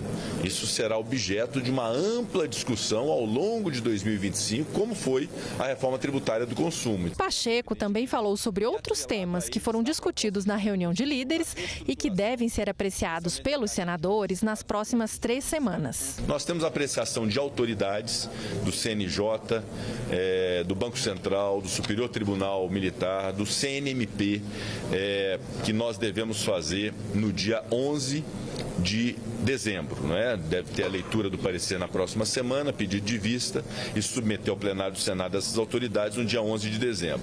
Temos o programa de transição energética relatado pelo senador Laércio Oliveira, que é um projeto que está na Comissão de Infraestrutura, já pautado para a semana que vem e deve ir a plenário já nessa próxima quarta-feira, tão logo seja apreciado pela Comissão de Infraestrutura. Há o projeto das cooperativas de seguros, que está na pauta, o PLP 143. Nós retiramos para ajustes do relator, que deve retornar também nas próximas semanas à pauta do Senado. O projeto das eólicas offshore, que a Câmara já enviou ao Senado e que está na Comissão de Infraestrutura. Eu solicitei ao presidente da CI que possa fazer análise desse projeto e, uma vez apreciado na comissão, venha a plenário. O da legalização dos jogos, que é um projeto também que veio da Câmara dos Deputados, já foi aprovado na Comissão de Constituição e Justiça do Senado e deve ser submetido, se não na próxima semana, no dia 4, no dia 10 de dezembro, a questão dos jogos. O projeto de inteligência artificial, que hoje está sendo lido na comissão especial, é um projeto, inclusive, que eu tenho a honra de ser o autor desse projeto, ele também, nós devemos até o recesso fazer entrega pelo Senado para encaminhar à Câmara um projeto que regulamenta e disciplina a inteligência artificial no Brasil. Os projetos de lei complementares número 124 e 125, que é fruto de uma comissão especial que eu criei a respeito de procedimento administrativo e tributário, que traz inclusive a questão do devedor contumaz no seu âmbito, também nós devemos pautar na próxima quinta-feira no plenário do Senado Federal. Há um projeto de um ajuste no programa Renova Bio, que é de autoria do senador Efraim Filho, que deve ser submetido também na próxima semana ao plenário do Senado. Um projeto de bioinsumos, que foi relatado pelo senador Jacques Wagner, que foi à Câmara e agora retorna ao Senado, que nós devemos também apreciar na próxima semana. Na próxima semana também o programa do Mover, relatado pelo senador Cid Gomes, também na próxima semana a ser apreciado. Há a questão do Código Eleitoral, que está com o senador Marcelo Castro, e há uma solicitação de minha parte também que a Comissão de Constituição e Justiça possa deliberar a respeito nessas próximas 3 semanas. Portanto, são muitas matérias, mas certamente nós cuidaremos, se não todas as matérias, de boa parte delas, vê-las aprovadas ainda esse ano no Senado. Leis orçamentárias também devem ser votadas antes do recesso parlamentar. Nós faremos uma sessão do Congresso Nacional na semana que vem, a pedido do senador Randolfo Rodrigues, que é o líder do governo no Congresso, do próprio governo. Há alguns PLNs pendentes de apreciação. A princípio está designada para a próxima terça-feira essa sessão do Congresso, mas há uma solicitação que se possa ter um pouco mais de tempo e, eventualmente, pode haver o adiamento para, no máximo, quinta-feira da próxima semana, para apreciação dos PLNs no âmbito do Congresso Nacional. LDO e LOA é também um desafio que nós temos e até a última semana nós temos esse dever de apreciar. Há uma tendência para que tudo isso seja azeitado para, na última semana, nós vermos aprovada a Lei Orçamentária do Brasil. Um balanço dos resultados das eleições municipais sob a ótica de gênero e raça. Esse foi o tema da reunião de hoje na Comissão de Direitos Humanos. De acordo com o último censo, as mulheres são a maioria da população, com 51,5% dos habitantes. Mas sua representação na política é bem diferente disso. Do total de 69.346 eleitos no primeiro turno, 12.417 foram mulheres. Os outros 82,09%, ou seja, 56.929 eleitos foram homens. Incabível nós temos mais de 50% da população no Brasil negra e também de mulheres, e nós não termos essa representação no parlamento. A audiência pública foi solicitada pelo senador Paulo Paim. Ele citou dados que mostram a diferença da representação entre homens e mulheres na ocupação de cargos políticos. Apesar dos avanços significativos das últimas décadas, o Brasil se encontra na posição 132 entre 193 países no ranking de mulheres em espaços equivalentes a Senado Federal e Câmara dos Deputados. A intenção nossa, fruto naturalmente desse debate, se deveremos ou não apresentar uma proposta de emenda à Constituição para que os recursos oriundos do Fundo Especial de Financiamento de Campanha e do Fundo Partidário destinado às campanhas eleitorais aos partidos políticos obrigatoriamente apliquem, que hoje é 30%, e todo mundo sabe que 30%, infelizmente, nem todos cumpriram, né? Apliquem no mínimo 30%. A principal barreira para a democrática inclusão no processo eleitoral está relacionada à distribuição de recursos do Fundo Especial de Financiamento de Campanha às candidatas e candidatos. Quando eu fui candidata, me prometeram, né? Prometeram que haveria recursos, que os recursos chegariam. Eu fui esperançosa, até disseram, você precisa abrir 3 contas. Eu falei, nossa, 3 contas. É a conta do fundo, é a conta de doação, é a conta especial. Eu falei assim, nossa, é tanto dinheiro que, nossa, vai ter que usar 3 contas, né? Lê do engano. Do fundo eleitoral que nós aprovamos aqui, embora eu votei contra a forma que foi feita, viu? Quanto você ganhou? 0. É só isso que eu queria ouvir. Com todo esse potencial que nós estamos vendo que ela tem, né? A audiência pública mostrou também a participação dos candidatos LGBT nas eleições de 2024. No último pleito, pela primeira vez, a Justiça Eleitoral possibilitou a autodeclaração de orientação sexual e identidade de gênero nos formulários de cadastro de candidatos. 79% das candidaturas LGBTs são mulheres ou pessoas negras, sendo 31% mulheres negras, 28% homens negros e 20% mulheres brancas, amarelas ou indígenas.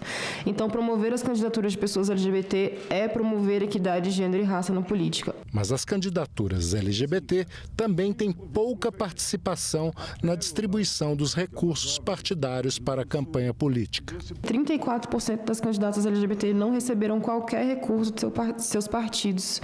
Se elegeram com uma média de R$ 5.000 arrecadados de outras fontes. Entre os partidos de centro e direita, 51,9% não receberam nenhum recurso do partido. Só porque esse dado nos interessa, que nós queremos ver o lado positivo, claro, com uma política de distribuição para as candidaturas negras e LGBTs, mas esse dado é um dado já que aponta que tem algum problema na legislação. Como a reforma tributária que está sendo discutida pelo Senado poderá impactar a área de saúde? Esse foi o tema da audiência de hoje na Comissão de Assuntos Sociais. Os debatedores defenderam alíquotas de imposto mais altas para tributar produtos como tabaco e bebidas alcoólicas, pelos danos que causam não só à saúde, como ao meio ambiente, em razão do excesso de embalagens de plástico.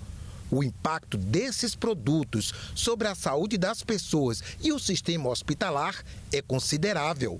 Algo parecido acontece também com as bebidas açucaradas. E é recomendado adotar uma estrutura que inclua uma alíquota específica justamente para minimizar essa manipulação de preços e a migração do consumidor para marcas que poderiam ser mais baratas, mas ainda assim bastante nocivas para a população por se tratarem de bebidas açucaradas. Em relação ao tabaco, vamos muito bem. Eu acho que nesse momento aproveitar para parabenizar o Brasil, uma liderança nessa matéria e segue avançando nessa busca de melhorar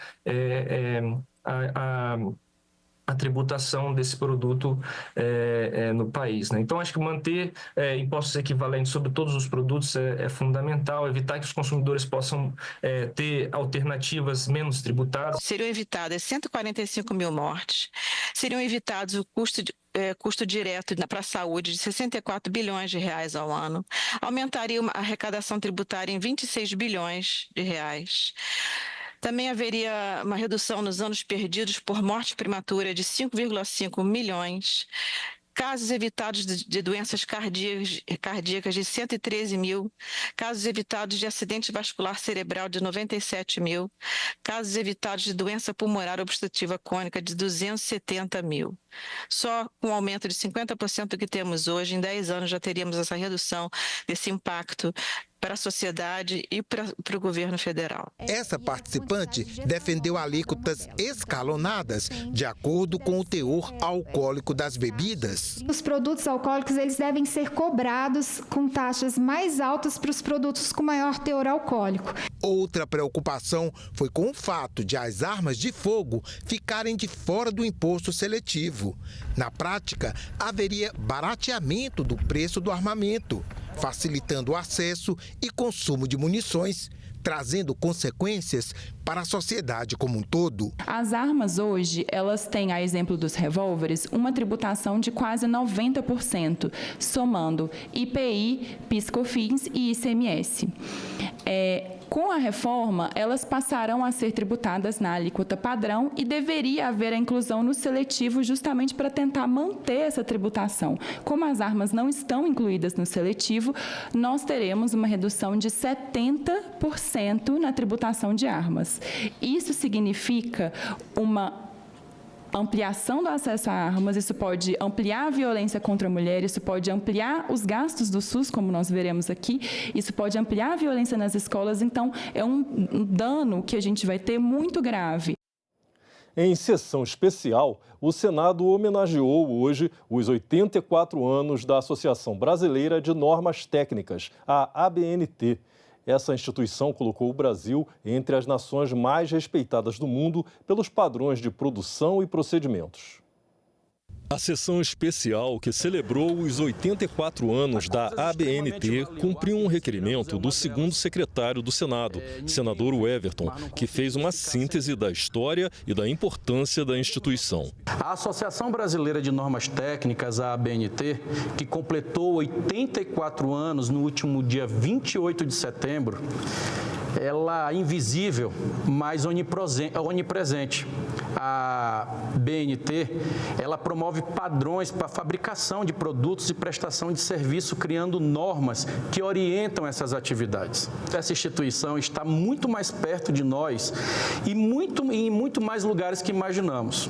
As normas da BNT devem ser atendidas em atividades tão diversas quanto a construção civil, a neutralização de emissões de carbono, ou em estabelecimento de sistemas de gerenciamento do meio ambiente. Não bastasse sua importância nacional, a ABNT é uma entidade respeitada internacionalmente. Eu encerro essa fala agradecendo os inestimáveis serviços prestados pela ABNT e por todos os seus colaboradores, do passado e do presente, na construção de padrões que tornam nossas vidas mais seguras, confortáveis e produtivas. Vocês fazem a diferença no progresso do país. Representantes da associação homenageada, da indústria e do judiciário destacaram a múltipla liderança e sintonia da ABNT com as demandas da sociedade moderna. Eu queria ressaltar, senador Everton, que a ABNT e o Instituto Nós por Elas conseguiram a aprovação de uma norma técnica internacional, a ISO. Isso não seria possível sem a ABNT de combate à violência. Então, o trabalho é lindo, já tem resultados e a gente vai olhar para frente para caminhar com mais projetos e fortalecendo essa história lindíssima de 84 anos que não é invisível. Ela parece invisível, mas não é invisível. Todo produto importado ou fabricado que circular no mercado brasileiro terá a partir do ano que vem, se Deus quiser, e a gente está trabalhando nisso. Estou fazendo aqui esse anúncio, Mário, porque eu acho que nada mais importante do que isso para mostrar a vitalidade da ABNT que você preside. Uma instituição que se reforma e se reestrutura de tal forma que quer que o ano que vem, e a partir dele, todo produto comercializado no mercado brasileiro tenha a sua norma reconhecida imediatamente após a pistola de reconhecimento do QR Code ler lá se aquele produto está ou não conforme. O trabalho de normatização e normalização realizado pela BNT está presente na nossa vida, na vida de cada um dos brasileiros e das nossas empresas em todos os setores. Nossas normas técnicas têm contribuído de maneira expressiva para o desenvolvimento econômico, social e ambiental. A comissão temporária dos 200 anos da Confederação do Equador foi prorrogada até o dia 17 de julho de 2025. A prorrogação no prazo de funcionamento da comissão temporária até o próximo ano atende o requerimento da senadora Tereza Leitão, presidente do colegiado. Essa é a 5ª reunião da comissão, que coordena atividades de comemoração dos 200 anos da Confederação do Equador, movimento revolucionário ocorrido no Nordeste, em 1824.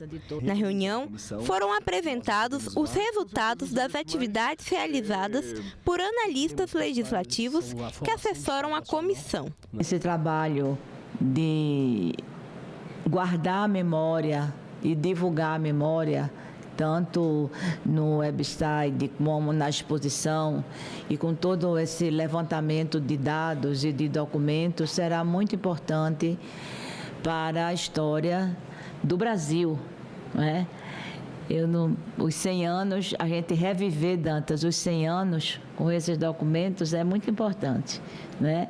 Estamos agora comemorando os 200, mas queremos deixar isso como o que trouxe para a atualidade. O Grupo Parlamentar Brasil-Israel lançou hoje um livro que reúne fotos, produções legislativas e outros registros feitos nos últimos 2 anos. A publicação vai ser distribuída para todos os membros do grupo, para a comunidade judaica e para formadores de opinião.